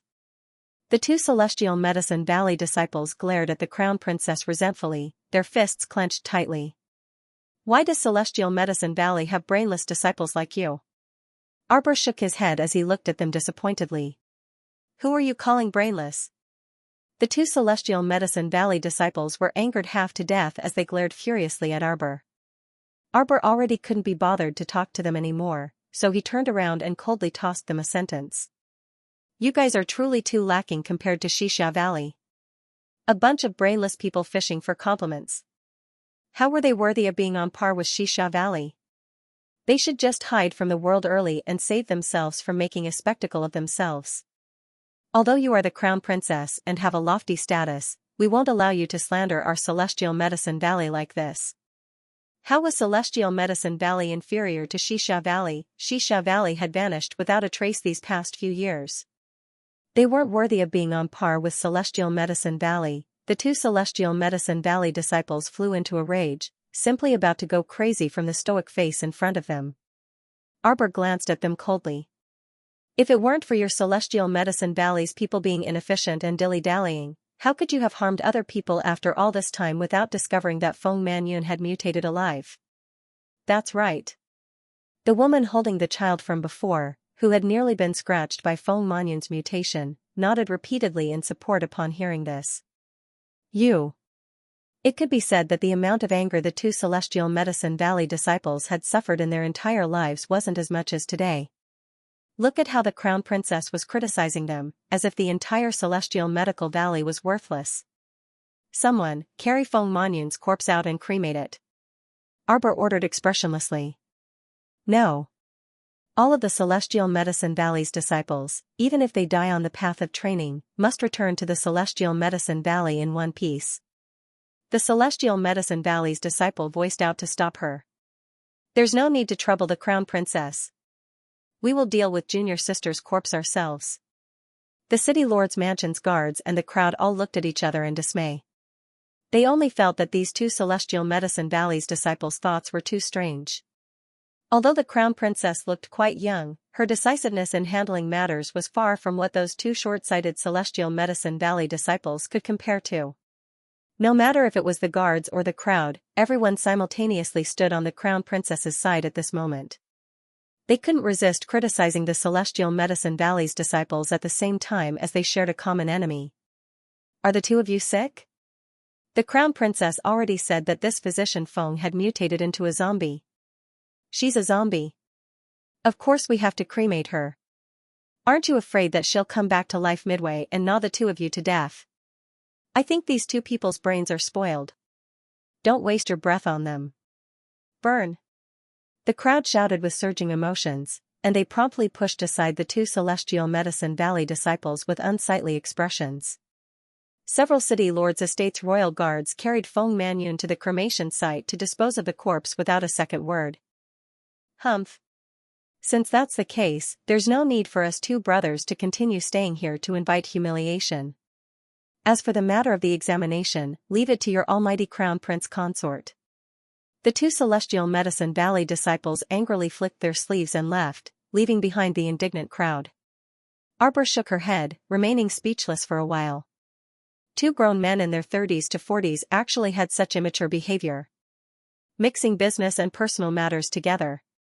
Because of personal matters, he suddenly threw away his work and quit. His behavior was really shameful. Seeing that there were less than 100 people left in the small plaza, Arbor had them line up one by one to inspect their bodies. After the inspection, the commoners were naturally led into the city by the City Lord's estate's guards. Because of the living body mutation, City Lord Lin acted as if he was facing a great enemy. He ordered people to demarcate 5 areas in the inner city and temporarily gather all the commoners there. Most of them were the elderly, the weak, women, and children. As for the able-bodied youths, those who could fight and resist were practically all dispatched to the city gates to help. Arbor turned around and walked into the city. Have you contacted the Crown Prince? Lightning shook his head as he followed behind her. Not yet. Arbor nodded slightly. Then she would just stroll around the inner city. Even if she couldn't bump into the Crown Prince, she should be able to see him when she returned to the city gates. Besides Arbor and Lightning, no one else could be seen on the entire street. As they walked along the desolate street, Arbor would occasionally stop and raise the crow-repeating crossbow in her hand to kill 1 or 2 zombies hiding behind the walls. Her movements were so swift and precise that even Lightning, who was following closely behind her, couldn't help but click his tongue in amazement. The Crown Princess practically didn't need to aim. This level of proficiency and control in killing zombies didn't seem to be something that could be practiced overnight. Arbor pondered continuously in her mind. The speed at which the corpse puppets mutated in this life was clearly much faster than in the previous life. In her previous life, it was only when she was 18 years old that ordinary patients would undergo a living mutation. However, in this life, it had happened 3 years earlier. If that was the case, according to the accelerated time, it wouldn't take long for the water source to be infected. Crown Princess, please be careful. Don't get hurt, not even an ordinary cut. Lightning followed closely behind Arbor, worriedly reminding him. It's okay, Lightning. Arbor faintly shook his head, a cold light flashing in his eyes. Do you think they mutated because they were injured? Isn't that the case? Lightning was taken aback. She turned to look at Arbor. Arbor didn't say anything. He just looked up at the dark sky. It seemed like there was going to be another storm tonight. Thinking back to his previous life, from the corpse transformation to the corpse puppet, Arbor had a vague idea of what was going on. Everyone thought that this was just a natural disaster.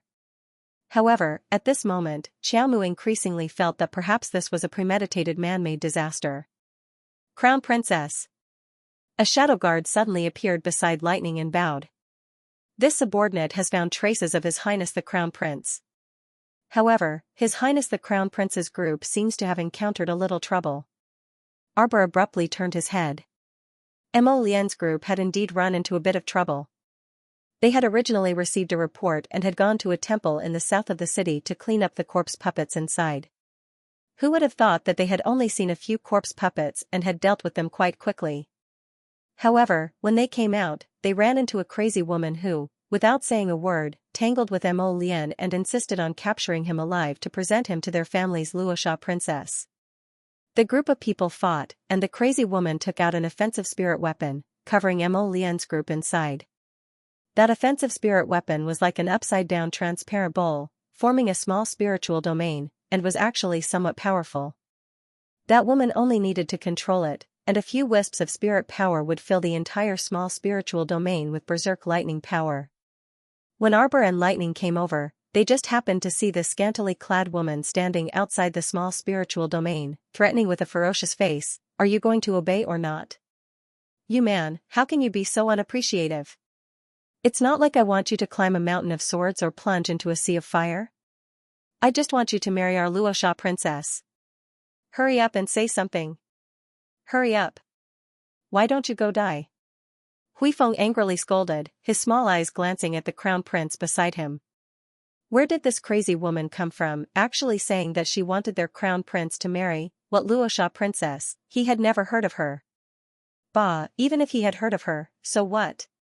Even if he had heard of her, it was still not enough for his master to marry. His Highness was also really strange, not reacting at all, calmly sitting inside the small spiritual domain like an old monk sitting still and counting mushrooms. Several wisps of faint flames were burning inside the small spiritual domain. What is she doing? Arbor asked crisply.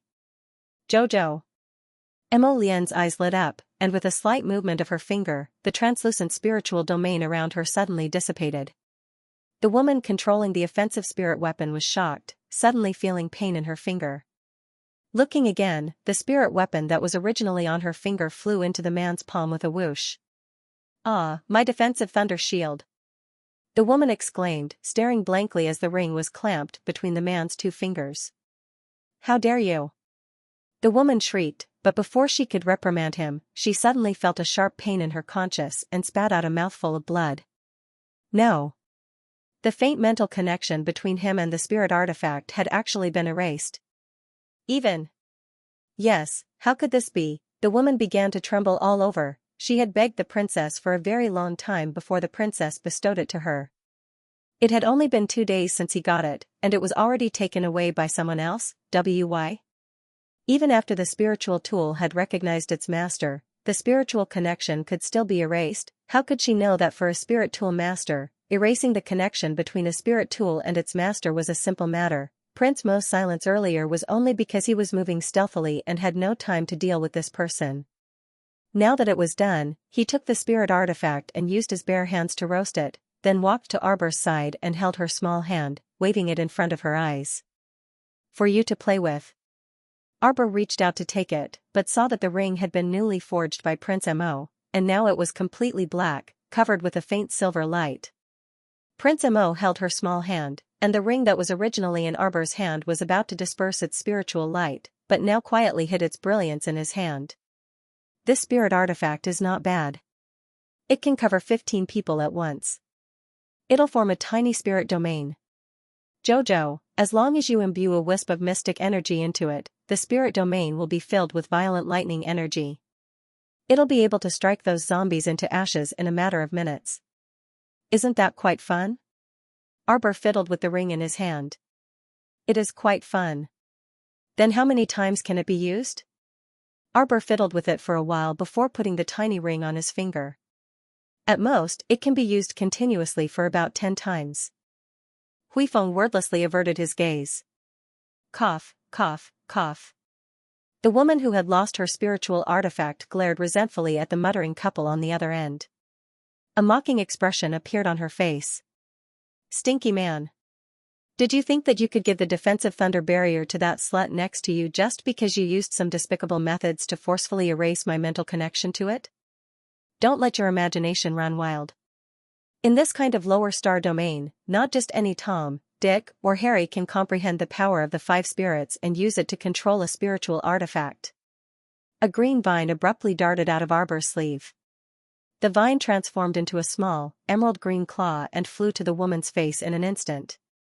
Without any explanation, it slapped her so hard that 2 of her teeth fell out. Bam! The woman knelt on the ground with a dumbfounded expression, her body involuntarily trembling. How was this possible? She was a level 2 spiritual master, but she was actually slapped to the ground by an unknown little slut from the lower star domain. I'll kill you. An extremely thin stream of water suddenly darted out of the woman's hand toward Arbor. The light of a firefly dares to compete with the brilliance of the sun and moon. Arbor coldly glanced at that person. With a quick flick of his finger, the stream of water instantly condensed into an ice blade and stabbed toward the woman's chest with a whoosh. Ah! The woman rolled on the ground several times, and her eyes almost froze in horror. In that instant, the ice blade instantly split into 9 and shot out with whooshes, all of them stabbing the dozen or so members of the team next to her. Impossible. How could such a powerful water spirit master appear in the lower star field? The woman stared at Arbor as if she had seen a ghost. I'll let you have a taste of the defensive thunder barrier. Xiaomu sneered. She activated her spiritual weapon, and a translucent light barrier immediately enveloped the woman and her operation team members. Crackle! Lightning bolts smashed down with a loud bang. The woman trembled, and her mouth was wide open. She stared at Arbor in disbelief. How could this be? When she first took control of this spiritual weapon, it took her at least 2 days and 1 night to familiarize herself with it. She even had to endure a lot of lightning before she was able to form a contract with this spiritual weapon with such sincerity that it could split open metal and stone, but now that little girl? The woman's intuition told her that she had made a mistake. Today, she had kicked an iron plate. Arbor withdrew his small hand, and the translucent light shield disappeared in the blink of an eye. The woman heaved a sigh of relief, and her tone softened as she hastily said, "Little girl, we're from the Rakshasa ghost sect. Today, we were blind to have misjudged these 2 esteemed guests." Before she could finish speaking, the little girl waved her hand, and the light shield covered the group again. Obliterate. Huifeng's eyelids twitched, and he wordlessly turned his face away. The woman and her team looked up in horror, only to see hundreds and thousands of lightning bolts interweaving into the shape of a Chinese character. Amidst their screams, they slashed down, "See you tomorrow." The Rakshasa ghost sect group was instantly scared out of their wits. And the woman's intestines almost turned green with regret. She didn't expect that a little girl who didn't seem to have any lethality would be able to control a spirit weapon so skillfully in minutes. Even with her abilities, she might not be able to make the defensive thunder barrier exhibit such great effects. From this, it could be seen how frightening this little girl was. Lightning filled the entire small spiritual domain and weaved into the shape of a Chinese character, pressing down on everyone's head step by step. The woman was the first to see a member's arm being swallowed by lightning. Then, she widened her eyes in horror as she watched the web-like lightning cut through her head. Arbor put away the defensive thunder barrier and turned the ring on her finger. Not bad. This spirit weapon is rather interesting. Huifeng and the others silently glanced at their crown princess, then simultaneously looked back at the severed limbs strewn all over the ground and shuddered. Didn't they already know the extent of the crown prince consort's cruelty? What kind of place is the Rakshasa ghost sect? Arbor rubbed the ring on her finger. This ring had the same effect as the defensive ring on her finger. If one didn't look closely, they wouldn't be able to tell the difference. The Rakshasa ghost sect is a relatively secretive sect on Seacombe planet. Prince Mo grasped Arbor's hand and turned to walk toward the city gate. They do all kinds of business, from selling illicit salt, escorting bodyguards, murdering people for their goods, assassinating officials. As long as it's a job that can earn them money, they'll take it all, Prince Mo explained aloofly. They were once wiped out by a righteous sect 10 years ago.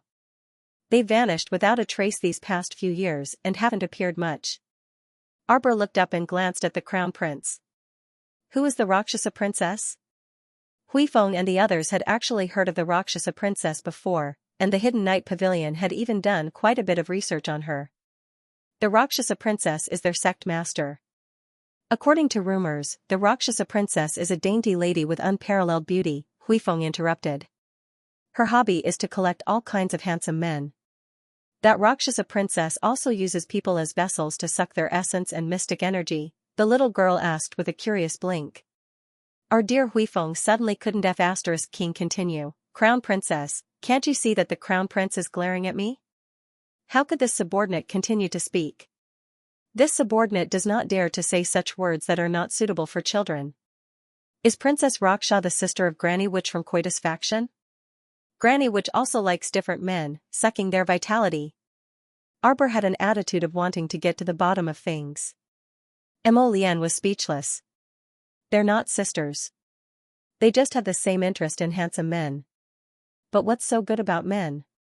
Why do they like different kinds of beautiful men so much? Arbor murmured. Could it be some kind of disease? His Highness the Crown Prince and his male subordinates looked at each other and their mouths twitched. Although the Crown Princess was ferocious, she was strangely adorable. Ahem, Crown Princess, didn't you say earlier that you had something to discuss with the Crown Prince? Lightning hastily changed the strange topic and reminded Arbor. Oh, that's right. Arbor nodded. Mo Lian, let's find a place to sit down, and I'll tell you in detail. Okay. Mo Lian breathed a sigh of relief and pursed her thin lips into a smile. If the little girl asked him again, what exactly does the Rakshasa princess like about beautiful men, Mo Lian didn't mind personally carrying the little fellow and demonstrating. The two casually entered an abandoned house, found a relatively clean room, and sat down at the table. Arbor used his mystic sense to open his inner world and took out 2 steaming bowls of soup from the all-purpose food box.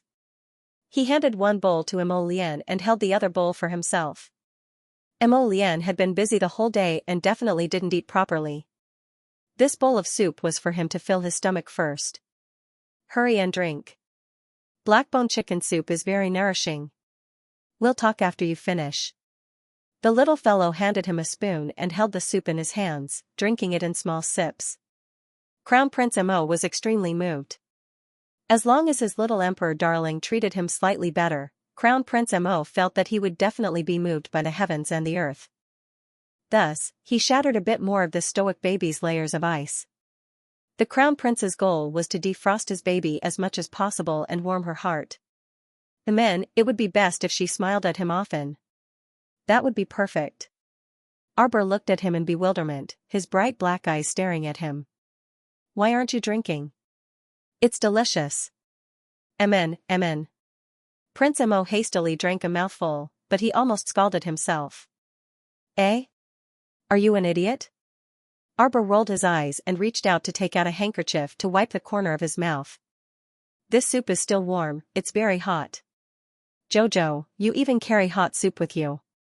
If this treatment was placed in peacetime, it would be especially blissful to be able to drink a mouthful of hot soup at any time when one went out for training. Amen, hurry and finish it.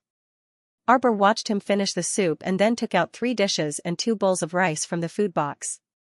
He handed one bowl to him. Eat. We'll talk while we eat. Prince Mo was instantly dumbfounded. Jojo, you really cooked rice and brought it out? No. I have a lunchbox with a lot of food in it, but I didn't cook it. Arbor stuffed a mouthful of rice into his mouth and said casually, let's talk business. According to my observation, every time there is a large-scale outbreak of zombies. There was a bird about the size of Qingwuan that would fly across the sky. Perhaps there was more than one. Maybe there are a few of them, but they are flying high, so we might not be able to notice them. Doesn't it look a bit like a nighthawk? That kind of bird? You noticed it too. Arbor chewed a mouthful of rice and nodded vigorously. That's right. I call them nightcaw birds. Prince Mo's expression turned slightly solemn. He put down the spoon in his hand and said, this kind of nightcaw bird's flying speed isn't any slower than the blue phoenix's. Jojo, come on. Crown Prince Mo pulled Xiaomu up and walked to the room next door. Suddenly, with a flick of his finger, he abruptly released a giant bird carcass from his inner world, which practically filled more than half of the room. Arbor's eyes suddenly brightened. Yes, it's this kind of bird. Heavens, so Mo Lian was actually that sharp. She had already shot and killed a nightcaw bird at some point in time and hid it in her inner world to study it for a while. Back in Kwoto village, on the night of the zombie outbreak, she had vaguely seen this kind of nightcaw bird. At that time a thought flashed through her mind, but she couldn't grasp the fragments of memory.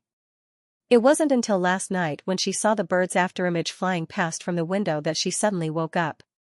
She had seen this bird in her past life as well. Mo Lian, do you know what I'm thinking? Arbor held Mo Lian's arm tightly, her expression changing slightly. I know, Jojo. You must be thinking. This disaster is not a natural disaster, but a man-made one.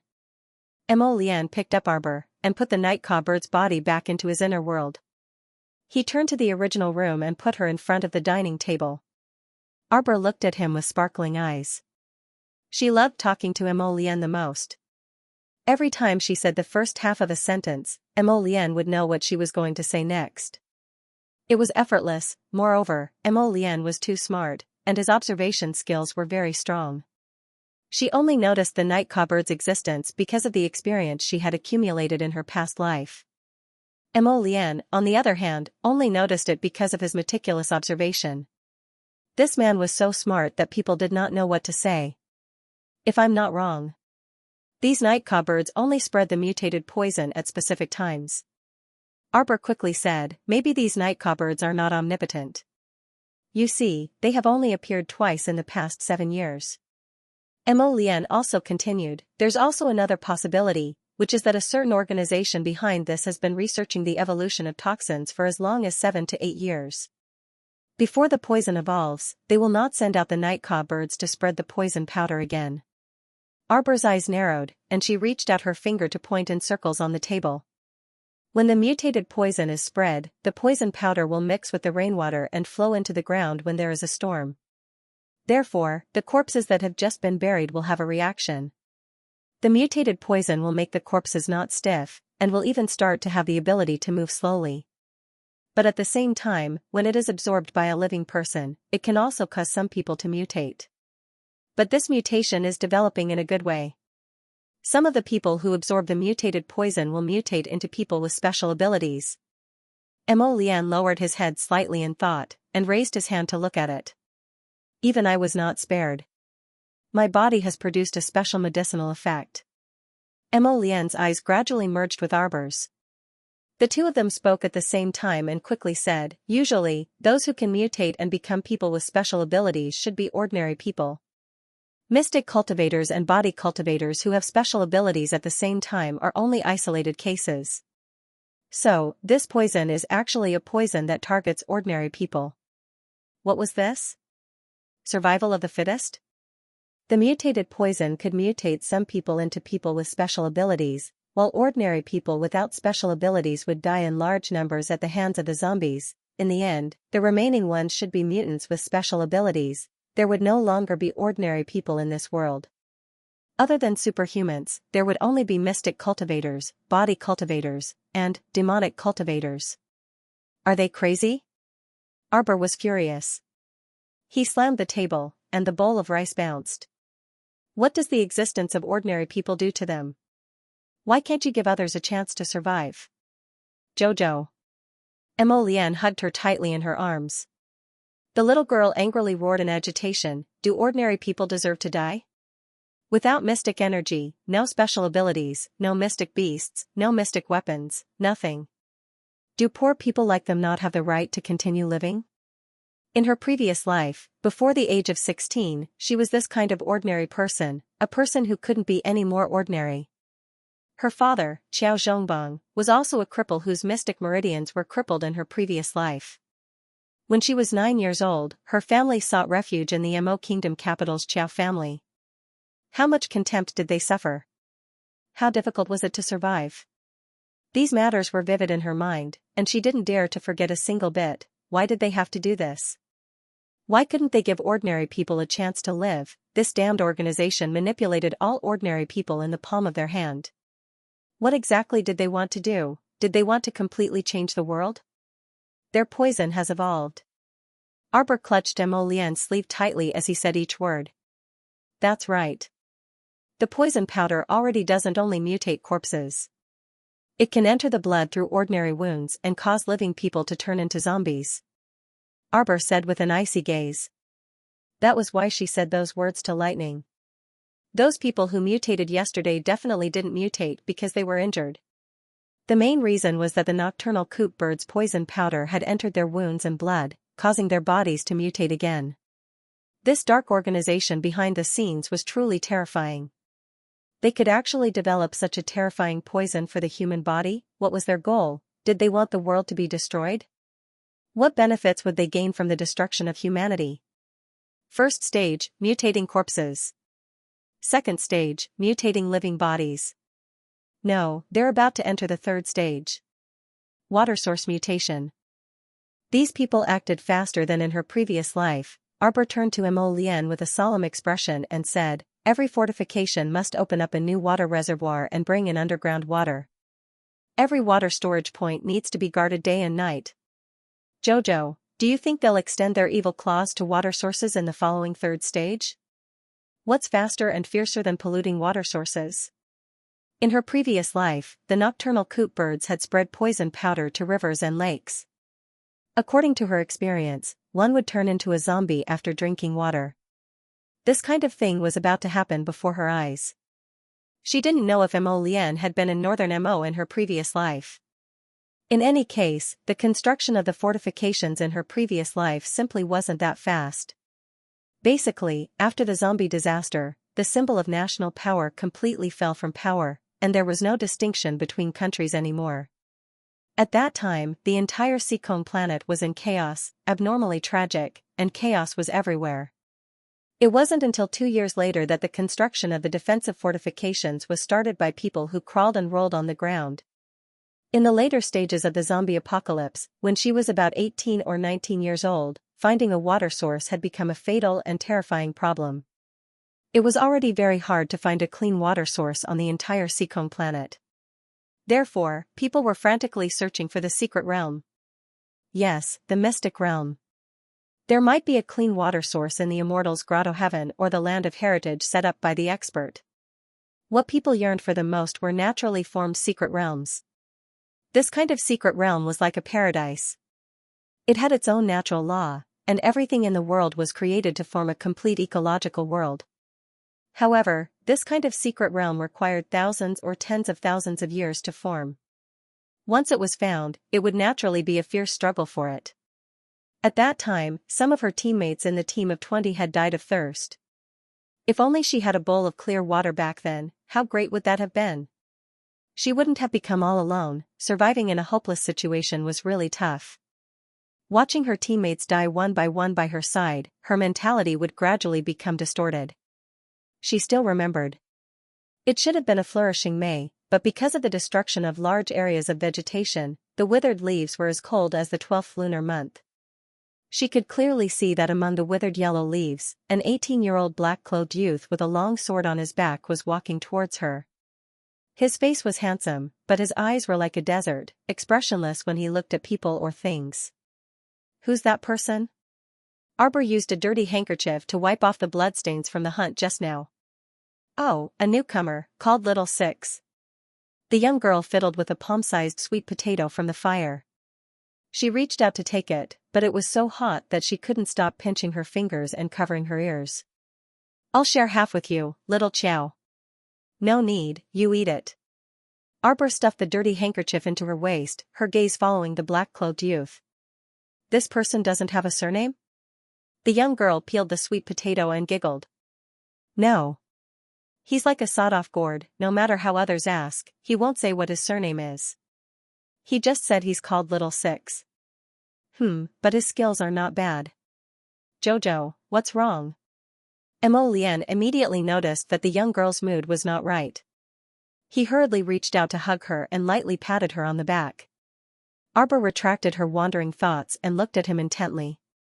She said softly, Lian, in my heart, there's always been a dream. I'll tell you later.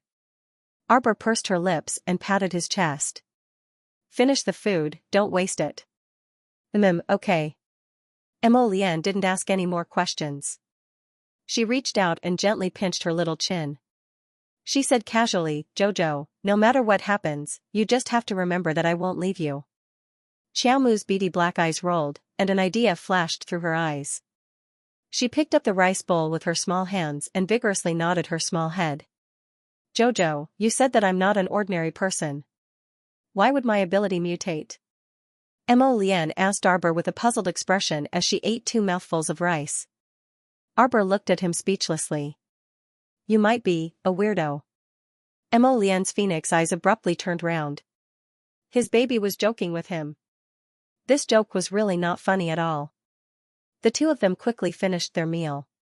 Arbor threw the bowls and chopsticks into his inner world and pulled him out. Your Highness. Huifeng, do you want some buns? Arbor tossed him a small bag of meat buns. Huifeng's eyes suddenly brightened, and he naturally nodded repeatedly. His crown princess, she was simply a living bodhisattva who saved people from suffering. They had been tossing and turning for an entire day and night, yet they hadn't had the time to eat a single bite. These buns were still piping hot, so there simply couldn't be any more loving. Lian pursed her lips. Look at this bunch of brats. They had only starved for a night, yet they acted as if she had mistreated them. Lian. There's an endless stream of those zombies outside no matter how we fight. Lian held her small hand and led her outside. Someone must have deliberately lured them to Bailon City. It's possible that it's that underground village. The two spoke in unison, and they couldn't help but smile as they looked at each other. That underground village is very strange. It's so close to the Mo Kingdom capital, so there must be something strange about it. Lian said softly, from the looks of it now, it might be an underground place where zombies are secretly raised. Could that underground village be related to the organization behind it? Lian shook her head. We don't know about that yet. But this organization spent 7 to 8 years just to develop the evolution poison powder, which means that it should have existed for a very long time. Are they perverts? Why must they play a bloody game of survival of the fittest for normal people? Lian patted her little head. Good girl, don't think so much. You've already thought enough today. I'll send you back to rest, okay? No, I've already thought of a way to deal with those zombies outside the city. Arbor hugged Lian with 2 small hands and tilted her head. But I need your cooperation. Lian looked at her in amusement. Okay, tell me. I'll cooperate however you need me to. As he spoke, he lowered his head to search for her little mouth for a kiss.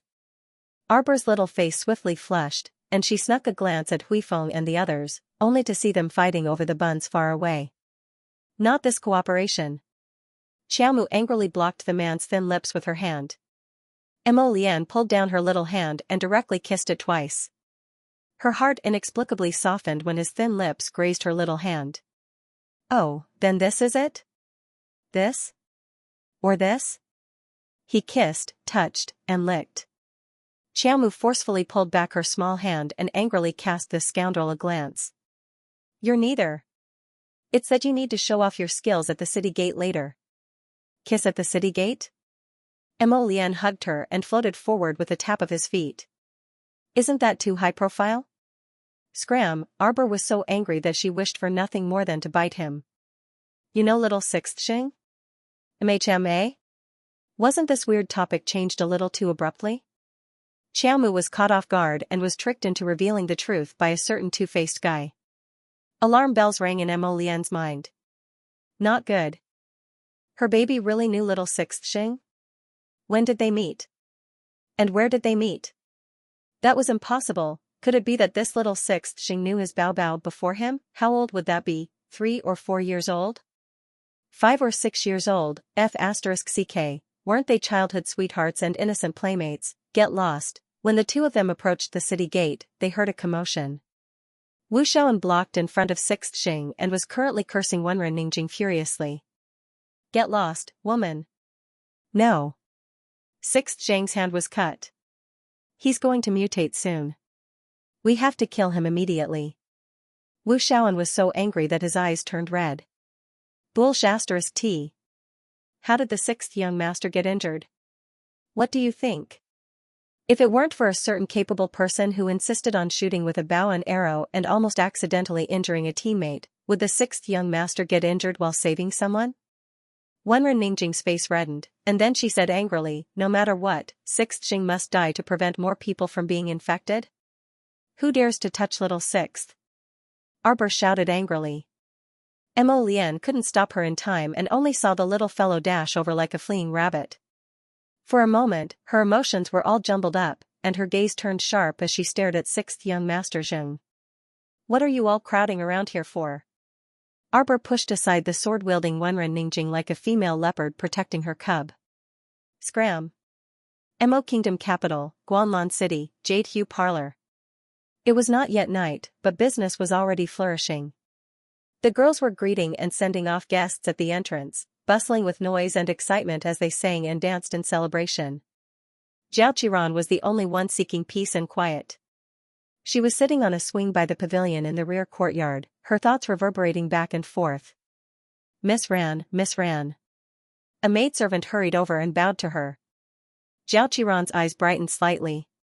Is the Qin Estate's second young master here? The maidservant shook her head at her and said cautiously, yes, it's the Duan Estate's eldest young master and third young master inviting you over to sit. Mama Li wants you to prepare. Zhao Qiran's bright eyes dimmed bit by bit. At the same time, in an incomparably luxurious room on the third floor of the Jade Hue Parlor, a red-clothed girl was lying on the bed, revealing her fair and graceful thighs. She was gently waving a silk fan in one hand. Princess. Snake Beauty is here. Let her in. This princess's voice was innately babyish. The moment she opened her mouth, it was soft and limp, as if a kitten's claws were scratching someone. Snake Beauty greets Princess. Snake Beauty swayed her body as she entered, acting as if she was going to kneel on the ground. All right, all right, all right. The princess waved her fan and glared irritably at her. After the village was destroyed, where did you wander off to? Only now did you know to come back? It's really a long story to tell. Snake Beauty swayed her waist and casually sat down on the round stool in front of the bed. She reached out to pick up a cup of hot tea and took a sip. Princess, this subordinate almost lost her life to come back to see you. Snake Beauty said pitifully as she wiped the corners of her eyes with her sleeve. Then, she rambled on, exaggerating how Mo Lian and Arbor had barged into the underground village. She also added how she had narrowly escaped with her life, how she had been trapped in the underground waters after escaping, and how much effort she had expended to come back. After this long-winded rambling, an hour had already passed. The Raksha princess, on the other hand, was completely engrossed in his story. Sigh, if I had known earlier, I would have gone to the underground village earlier. I could have gone on an adventure with you. I've experienced so many strange things. Sigh. Princess Luosha raised her slender hand and waved the silk fan in her hand. Snaker. When the Snake Beauty heard this nickname, her ears couldn't help but twitch. In fact, even though she was disguised as an adorable little baldy, she was still disdained by Arbor. After parting ways with Arbor at Bailon City's gate, she even went to take on a private job midway before returning to see the Raksha princess. However, she obviously wouldn't tell Princess Luosha about this. Alas. The Raksha princess sighed sadly. Snaker, I recently accepted a business deal, but without you by my side to advise me, the business isn't going so well. The Snake Beauty revealed a smile that was comparable to a flower. Princess, what kind of big business did you take on? Someone placed an order in our Raksha ghost sect and paid an astronomical price to buy Northern Prince Mo's life. Princess Luosha waved her fan and bent her long and fair leg. For this reason, I even specially dispatched someone to invite Thief Sage to take action. Snake Beauty's smile was as gorgeous as a mountain flower. Is that so? Then Princess, you must have succeeded. Not really. Princess Luosha sighed softly. Until now, those little cuties of mine haven't even been able to enter Bailon City's city gate. Sigh, without being able to get close to that northern prince what's the point of talking about buying my life? Princess Luosha touched her smooth skin and said softly, the most despicable thing is that I actually didn't see that legendary thief sage this time. Originally, I was secretly hiding in a dark place to take a look at him. Princess Luosha said indignantly, unfortunately, I didn't even see a single feather. The snake beauty's mouth twitched and she coughed awkwardly. Sigh, you're making my heart uncomfortable. Princess Luosha suddenly stood up and crossed her long white legs. She looked at the snake beauty with a smile. I heard that thief sage Ding Ting Ding is a pretty boy who looks pretty good. Moreover, he's a rarely seen playboy. Princess Luosha threw the handkerchief in her hand at the snake beauty's dumbfounded face. He he he. Princess Luosha's enchanting laughter sounded, snake air, look at your dazed face. Me? I like to conquer those playboys the most. The more playful they are, the more I like them, he he he. Princess, can you stop being so coquettish? Snake Beauty coughed, your topic is a bit off topic. Weren't we talking about the assassination of Mo Kingdom's crown prince? Why are we talking about Ding Ting Ding now? Do you think there's a playboy in this world that I haven't conquered? Princess Luosha's curved eyebrows knitted together. She seemed to have thought of something and sighed deeply. That enemy, Snake Beauty's eyebrows trembled fiercely. She lowered her head and didn't say anything.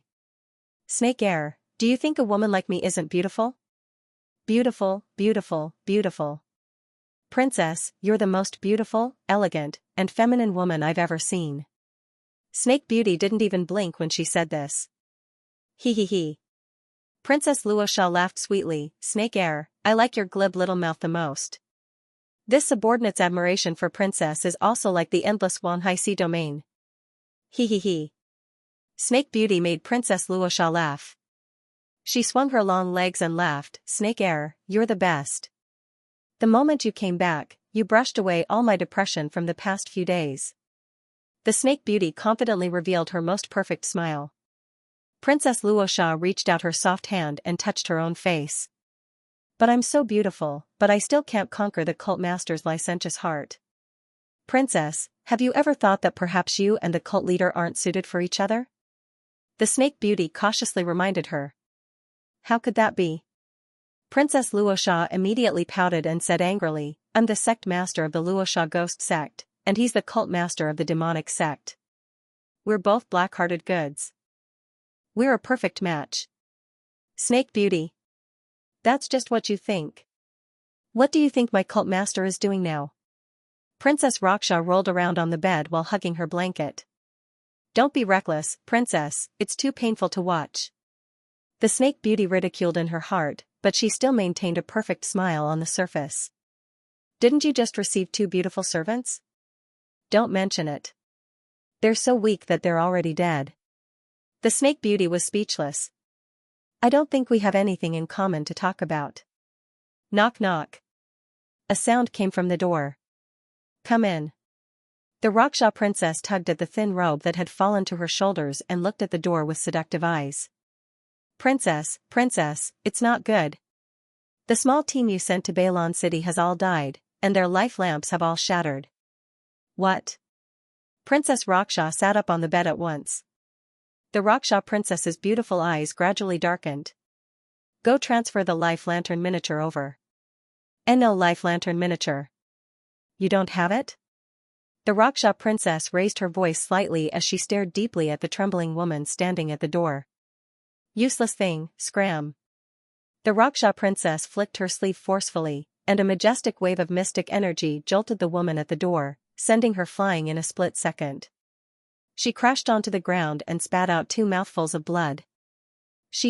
Don't you think this matter is fishy?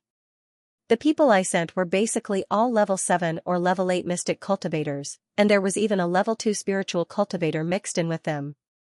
Isn't it strange that someone could annihilate this kind of team without a trace, and not even a trace of their life soul miniature was sent back? The Raksha princess wouldn't have imagined that the reason her team could be annihilated was all thanks to that defensive thunder barrier spirit weapon she had sent out. It cleanly and efficiently annihilated everyone, not even leaving behind a trace of their life soul. Before leaving, I even gave that idiot a spirit weapon. The Raksha princess said angrily, I don't know if the spirit weapon dropped in Balon City. How about you go look for it for me? That spirit weapon of hers was a spirit weapon with relatively strong attack power, so she couldn't bear to lose it just like that. Fortunately, it was a spirit weapon, so it was completely useless to normal people or mystic cultivators if they picked it up. I'm willing to serve you. The snake beauty bowed in greeting, a faint glint flitting through her eyes. She was still thinking about how to find an opportunity to meet that infuriating little stoic again. She didn't expect that the opportunity would be delivered to her like this. It simply couldn't be any more perfect. The Raksha princess tossed her a palm-sized stone. This item can send spirit weapon waves within a radius of 5 li, princess, then I'll be leaving. Take care of yourself. The snake beauty caught the stone and giggled at the Raksha princess. The Raksha princess shook her coquettish wrist at her. Forget it if you really can't find it. Remember to come back earlier. As she said this, she even threw the snake beauty a coquettish glance, which made the snake beauty choke on her saliva and flee from the room like a fleeing rabbit. Heavens, the princess's scheming gaze was too disgusting. It was truly an eyesore. The snake beauty's body involuntarily shuddered, and a stoic face inexplicably appeared before her. She tossed that spirit-testing stone in her hand, and her lips curled into an indifferent smile. Little stoic, I really don't believe it. I really don't believe I can't handle you, brat. What's that right face doing right now? The corners of the snake beauty's mouth curled into a smile. Then, her silhouette suddenly flashed, and disappeared in the air. At this time, Xiaomu was standing in front of little Sixth Xing, her icy gaze fixed on Wenren Ningjing, who had opened her mouth to rebuke him. Wenren Ningjing retreated a few steps in fright from Xiaomu's gaze, which immediately infuriated her brain-dead fan, Kong Rumio. This crown princess was abusing her power to bully people again. She was simply using her connections to intimidate others. Kong Rumio immediately jogged to Wenren Ningjing's side and hooked her arm around Wenren Ningjing's. She glared at Arbor as if they shared a common enemy. What are you doing? Did our little Jing say anything wrong? Sixth Zhang's hand was cut. He's about to mutate and become a zombie. If you don't restrain him now, can you restrain him if he loses control of his mind? Don't talk to them. The 2 Celestial Medicine Valley physicians who had previously quarreled with Arbor walked over gloomily. Deal with them immediately. I'll see who dares to make a move. Arbor blocked their way, his black eyes revealing traces of impatience. These ants from Celestial Medicine Valley were muddle-headed and especially good at stirring up trouble. They were truly too annoying. Miss Jing. At this time, a loud shout was heard, and Xianxia stumbled out from a dark corner. She threw herself before Wenren Ningjing with an aggrieved expression and wailed, Miss Jing, please uphold justice for our miss. Who are you? Wenren Ningjing didn't recognize this woman at all. On the other hand, the 2 Celestial Medicine Valley physicians asked hesitantly, Are you Junior Sister Feng's personal maidservant? Xianxia nodded vigorously and wailed, I beg Miss Jing to uphold justice for our miss. Those 2 Celestial Medicine Valley physicians sighed and turned to tell Wenren Ningjing, Miss, this is Junior Sister Feng Manyun's maidservant. I just happened to be reporting this matter to Miss Jing. Junior Sister Feng had just mutated, and she was immediately dealt with by the Crown Princess. One of the physicians gazed coldly at Arbor. Crown Princess, you also said before that no one has special privileges. As long as it's a mutated corpse, they should be dealt with. Arbor's frosty gaze landed on that physician. I see that you people from Celestial Medicine Valley not only have problems with your brains, but you're also blind. What did you say? That physician was so infuriated that his face flushed red. He was a grown man in his 30s, yet he was actually scolded like a dog by a little lady. Just the thought of it infuriated him. You keep saying that little Sixth has mutated. If you're not blind, then what are you? Arbor stepped aside, and the youth's tall and straight figure appeared in front of everyone. The Crown Princess is right. Wu Shaoan nodded heavily. Little Sixth is completely fine, yet you just have to talk about mutated. If you're not blind, then what are you? The Celestial Medicine Valley physician scoffed. That's only temporary. That's right. Wenren Ningjing looked irritably at Arbor with a frosty expression. Sixth young Master Jing merely hasn't mutated for the time being, but you've also seen that all of the injured have undergone a living mutation. This fact doesn't allow you to quibble. Arbor didn't wait for her to finish and suddenly attacked. A green vine drilled out of her sleeve and coiled around Wenren Ningjing's neck. In the next second, Wenren Ningjing was dragged to her side. This move could be said to be beyond everyone's expectations. Ah! Kong Rumio exclaimed. What are you doing? The dagger in Arbor's hand was pressed against Wenren Ningjing's cheek, his voice as cold as ice on a snowy night. Whether it will mutate or not, you will know after experiencing it yourself. Ah! Wenren Ningjing and Kong Rumio screamed in unison. Wenren Ningjing couldn't help but shudder all over. She felt that incomparably frigid dagger stick to her skin like a viper, abruptly slicing open a shallow wound on the side of her chin. Your Highness Crown Princess, please stay your hand. Second young Master Do, who had come after hearing the news, hastily walked up to them, his pupils constricting as he looked at Arbor. Swish. The green vine coiled around Wenren Ningjing's neck noiselessly withdrew. Arbor twisted Wenren Ningjing's arm with one hand and abruptly pushed her into second young Master Do's embrace. Wenren Ningjing staggered a few steps before falling onto second Do. You'd best keep an eye on them. Don't test my patience again and again. Arbor glared at second Do and the others with an impatient expression. Second young Master Do inexplicably felt that the little girl in front of him was slightly hostile towards him, but why? Ahem, ahem, ahem. Junior Marshal Sister Wenren's coughs beside him attracted his attention. Second Do lowered his gaze and looked at his junior marshal sister with a slightly complicated expression. His junior marshal sister had been so easily frightened by the crown princess that her entire body was trembling, and her footsteps were unsteady. He reached out to support her and said, Junior marshal sister, it's fine. Relax, don't be too nervous. Tears gushed out of Wenren Ningjing's eyes, and she wept endlessly. Senior marshal brother, I won't turn into a zombie, right? Senior marshal brother. You won't. It should be fine. The crown princess was cold-hearted, but she wasn't someone who would kill indiscriminately. Although this little girl was young, she handled matters with great propriety and was much more shrewd and ruthless than junior marshal sister Wenren.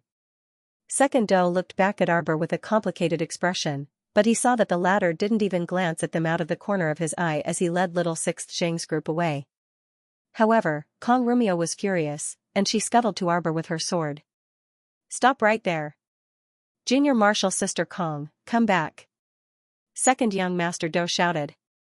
Kong Rumio's sword-wielding hand slightly stiffened, and she turned around with an expression of disbelief.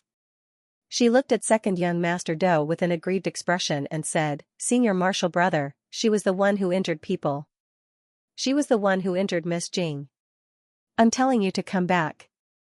No matter how good second Do's temper was, it was almost worn out by Kong Rumio. If Wenren Ningjing hadn't been on good terms with her, Kong Rumio wouldn't have been worthy of standing by his side with her character and medical skills. She simply didn't know what was good for her.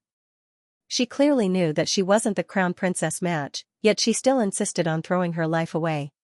Second young Master Do was a smart person, and smart people disdained associating with a group of idiots. Kong Rumio indignantly withdrew her sword. Her gaze met with Arbor's cold gaze, and she inexplicably shuddered. Second Do was now a little regretful. Why had he agreed to his master's request to bring this group of burdens out to practice medicine and gain experience? He was the last disciple of the Old Valley Master. Wenren Ningjing was the Old Valley Master's granddaughter. According to reason, Wenren Ningjing was his martial niece. Usually, she didn't need him to take care of her. However, because Wenren Ningjing was Elder De Yuan's only disciple, she was nominally his junior sister of the same generation. Martial Uncle De Yuan had given Wenren Ningjing to him for this experiential training. Under the doting of the Valley Master and Elder De Yuan, junior sister Wenren had developed an innocent and unruly character. Although junior sister Wenren's temper had toned down quite a bit after coming out to train, Miss Jing, who was used to being flattered by others, would definitely not be able to hold back her anger once she suffered a setback in reality. How troublesome. Second Do narrowed his eyes and sighed inwardly. On the surface, he had no choice but to put on a caring expression. He reached out to pat Wenren Ningjing's trembling body and softly comforted her, Junior sister, don't worry. The crown princess is probably just joking with you. Wenren Ningjing gritted her teeth, her small face flushed red with anger. Who would make such a joke? If the wound mutates, I'll die. The wound on her chin was actually very shallow, and there were no longer any bloodstains seeping out. However, she couldn't stand being frightened and kept feeling that the wound would mutate, so she felt uneasy and itchy all over. Junior sister, it's already been about an hour since 6th young Master Xing was injured. He's completely fine, which means that you'll also be fine. Compared to the shrewd, ruthless, and decisive crown princess, Wenren Ningjing was more like an immature little girl. Her intelligence and judgment were far inferior to the crown princess's. The problem was that Wenren Ningjing was 3 to 4 years older than the crown princess, yet she was so naive. Sigh, 2nd young Master Do sighed helplessly. He patted Wenren Ningjing's shoulder and handed her a small box of ointment. Junior sister, apply the ointment. You'll know in a bit that nothing will happen. Wenren Ningjing accepted the ointment dubiously and nodded tearfully. On the other end, Wu Xiaoen grinned and had just given his thanks. Then, he saw the crown princess grumpily roll her eyes at 6th young Master Xing. Are you an idiot? Arbor grumpily tossed a medicine bottle into 6th young Master Xing's hand. You don't even know how to resist when someone wants to dispose of you? Many thanks for saving me, 6th young Master Xing blankly replied. It wasn't that he didn't resist, but that he was momentarily dazed by this crown princess. What a strange feeling. For the first time, little 6th Xing, who was usually not very fond of interacting with women, felt that this bright-eyed crown prince consort's affectionate way of calling him little 6th C actually made sense. What a foolish brat. Prince Mo walked to his Jojo's side in a bad mood and pulled her small hand. This brat was very strange. Even with his network of contacts, he actually didn't know when this brat had met Jojo. Prince Mo glanced at little 6th young Master Xing and then pulled his Jojo up the city gate tower. At this time, Arbor's attention was already on the densely packed zombies howling endlessly outside the city gate tower. City Lord Lin, who hadn't closed his eyes for an entire day and night, ran over to the young couple with a head full of sweat. Your Highness, what do we do now? Our mystic cultivators are almost exhausted. If this stalemate continues, the cannons won't be enough. Gather all the mystic cultivators who can move. I want mystic cultivators level 5 and above. Arbor glanced indifferently at City Lord Lin. Don't worry. Mo Lian raised her hand and patted City Lord Lin's shoulder. The Marquis of Stability has already rushed over with his men. In addition, Commander Huey's men should be arriving soon. We just need to hold on for a while longer. Before they come, we have to defend. Lin Yongyi was overjoyed. He wiped his sweat and nodded repeatedly, good. Then this subordinate will immediately summon mystic cultivators level 5 and above. Not good, City Lord. There's a hole in the city gate. Zombies are jumping in from the outside, why are you still talking nonsense? Hurry up and put on your armor to protect yourself. Have the body cultivators quickly gather at the city gate tower. City Lord Lin was so anxious that his forehead was drenched in sweat, and he rushed down the city gate tower with his men.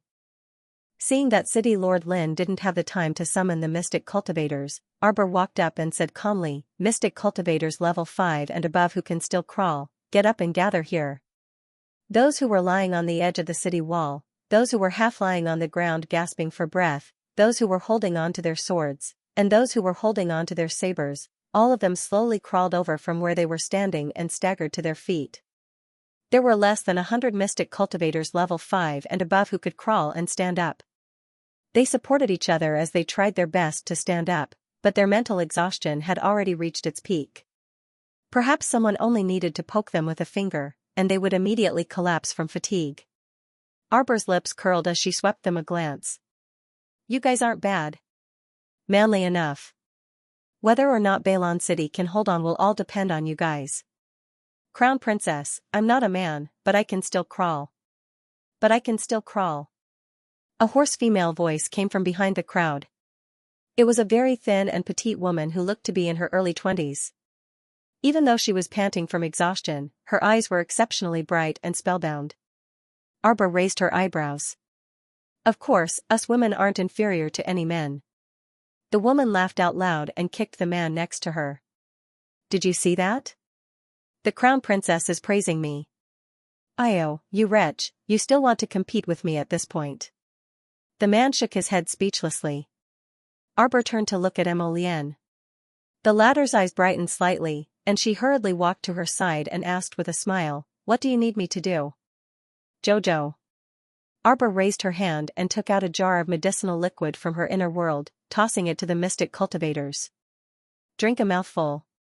It can help you replenish your mystic energy as quickly as possible." Mystic cultivators recovered their mystic energy abnormally slowly, especially after it was depleted. It was even more difficult to recover it after it was depleted, and it could even damage their mystic meridians. Hence, when she had nothing to do, she had always been silently researching the mystic returning medicinal liquid. This jar could only be considered a semi-finished product and wasn't truly complete. According to her conjecture, it was still missing 2 key medicinal ingredients. However, this semi-finished product was already pretty good, and drinking it would only bring benefits to the recovery of mystic energy.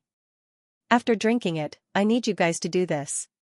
Arbor beckoned to everyone, and the 100 mystic cultivators gathered around with a whoosh. After Arbor said this, everyone nodded and looked at the jar.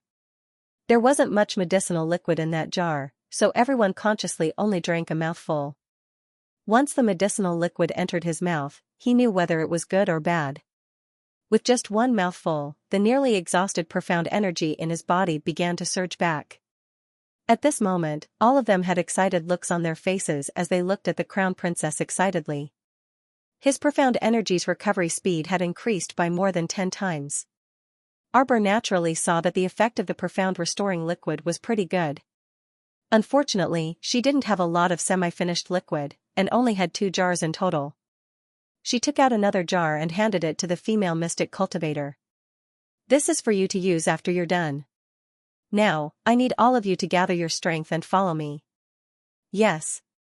Everyone strode forward, their voices shaking the city gate tower. Arbor grabbed Emolienne's hand and called out, "Da Qing." The 2 of them soared into the air and climbed onto the back of Qingyuan. Hearing a cry, everyone looked up and saw a blue ancient divine bird carrying the crown prince and the crown princess out of the city gate tower. It spread out its beautiful wings and left a trail of green light in the air. "Everyone, don't just stand there, go." A mystic cultivator raised his arm and roared. Everyone raised their spirits and followed him to the edge of the city wall. The 100 mystic cultivators level 5 and above simultaneously circulated the profound energy in their bodies and abruptly blasted it toward the ground. Bang! Bang! Bang! Following this, the ground rumbled. Below the city wall, the 100 zombies were smashed to pieces by the mystic cultivators on the city gate tower, and a row of densely packed pits appeared in front of the city wall. Qingyuan suddenly cried out in the air and swooped down. It stopped when it was 7 to 8 meters from the ground and hovered in midair. The group of dim-witted zombies below noticed the abnormal movement above their heads. They raised their swollen and rotten heads and stretched out their withered branch-like arms to grab at Qingyuan in midair while roaring. Unfortunately, they couldn't reach it. Arbor stood on Qingyuan's back and looked down at the group of zombies before exchanging a glance with the crown prince beside him. The crown prince nodded and took out 2 barrels of kerosene from his inner world with a flip of his hand. He handed one of the barrels to Arbor. The 2 of them then began to pour the kerosene into the densely packed pits below. After pouring, they directly smashed the barrels on the zombies' heads, causing 2 of their heads to explode. At this time, City Lord Lin was leading a group of people to repair the holes in the city gate. More than a dozen body cultivators wearing thick armor blocked the front of the crowd like shields. They were constantly swinging their large swords and chopping at the limbs and heads of the zombies that burrowed out of the holes like they were chopping vegetables. At the most intense moment of the battle at the city gate, this savage couple started a great performance that inspired the citizens. A wisp of purple flame seeped out of Emolienne's fingertip, and she abruptly threw it into one of the pits. The moment the flame came into contact with the kerosene, it exploded with a whoosh. A row of fire fiercely burrowed out from the ground. Under Emolienne's control, the fire burned fiercely. In less than a second, a row of enchanting purple fire walls burned out. The fire walls that were as tall as a person successfully blocked the zombies' path. Although the zombies' bodies had mutated and they didn't feel any pain, they were still mortal bodies after all. A row of purple flames built a line of defense in front of the city gate, successfully stopping them in their tracks. Moreover, the bottom was supported by kerosene, so it didn't consume much of Mo Lian's spiritual energy. This method worked. His little girl was truly smart. This was much faster and more powerful than directly consuming large amounts of fire spiritual energy to deal with tens of thousands of zombies. Hundreds of zombies standing in front of the fire walls that couldn't dodge in time were directly burned to ashes by the purple flames. The mystic cultivators on the city gate tower erupted in intense cheers. Such a method could really hold off the corpse puppet army for a period of time. If they wanted to pass through, they would have to pass through the wall of fire. But under the purple flames, how could they remain unharmed? Mo Lian raised her hand and stroked the little girl's fluffy head. A smile flashed across the corner of her mouth. City Lord Lin also saw everything through the hole in the city gate and immediately shouted with trembling hands, "Everyone, hurry!" Taking advantage of this opportunity, he cleared out the remaining corpse puppets. "We have to repair the city gate and hold on.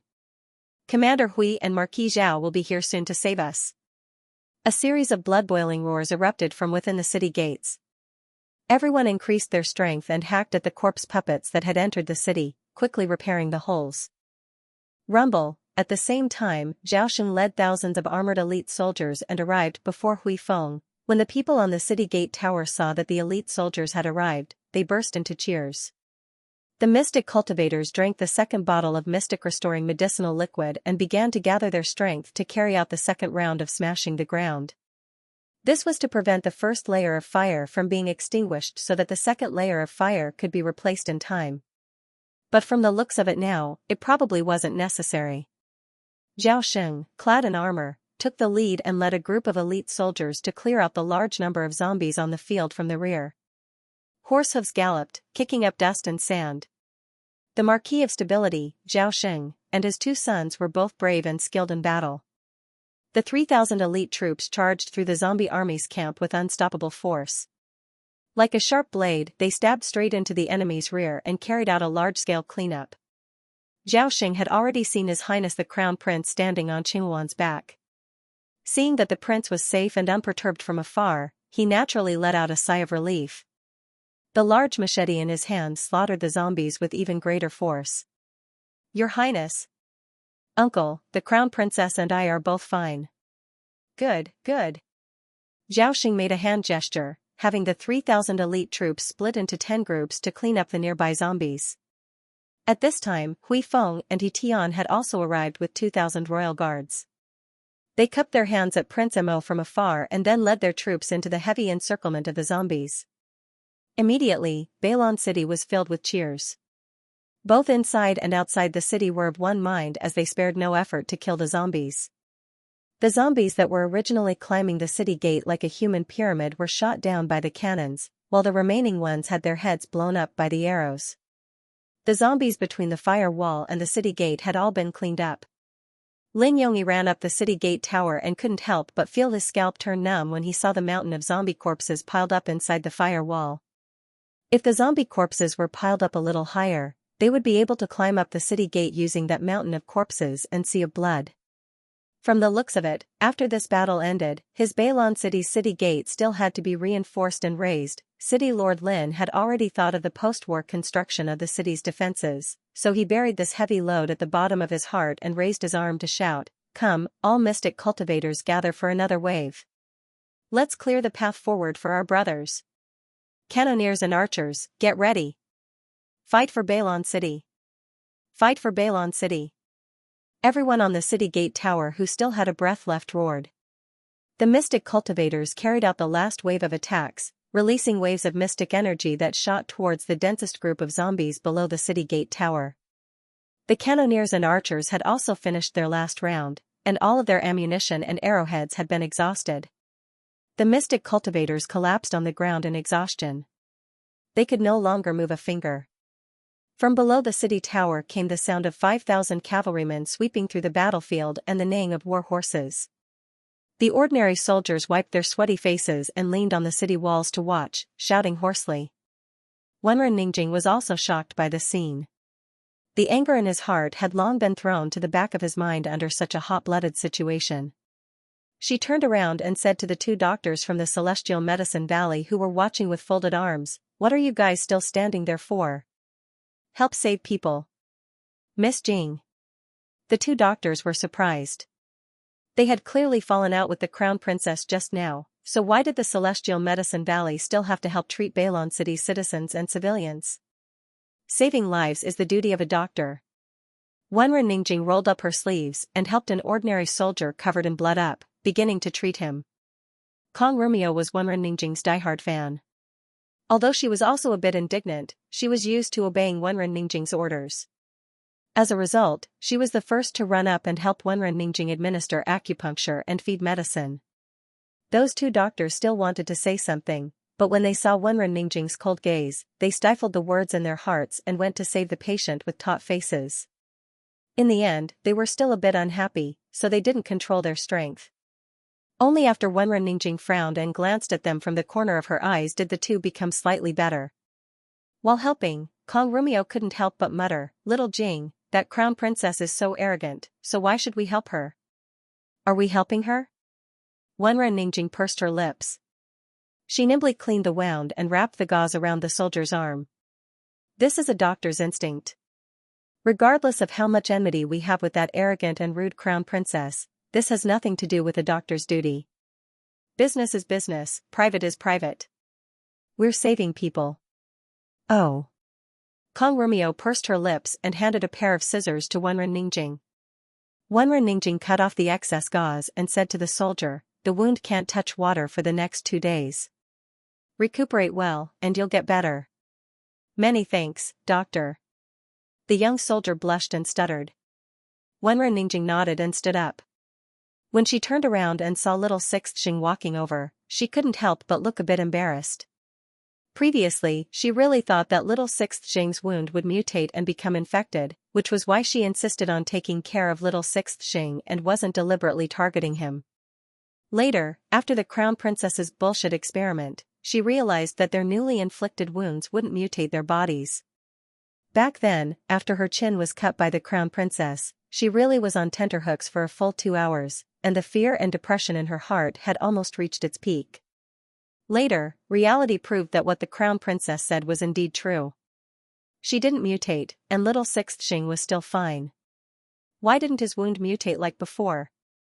Wenren Ningjing didn't know the reason. She was just naive and unaffected, but not stupid.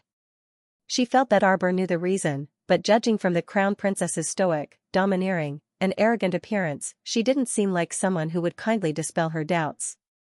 "My apologies." Wenren Ningjing pursed her lips and weakly said this.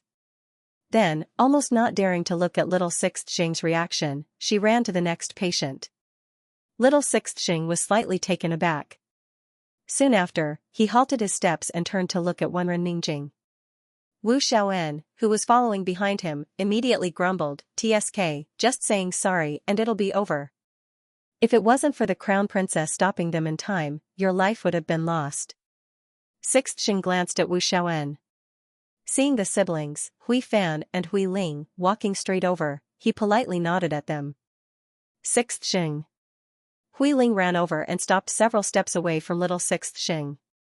I heard that you were injured. Are you okay?" "Io, Hui Ling, why are you only showing your concern now? What could possibly happen to the sixth young master? Didn't he see that the sixth young master was still alive and kicking?" "But Hui Ling, you're too slow to realize this. By the time you realize that sixth young master is fine, I reckon that sixth young master's corpse will be cold."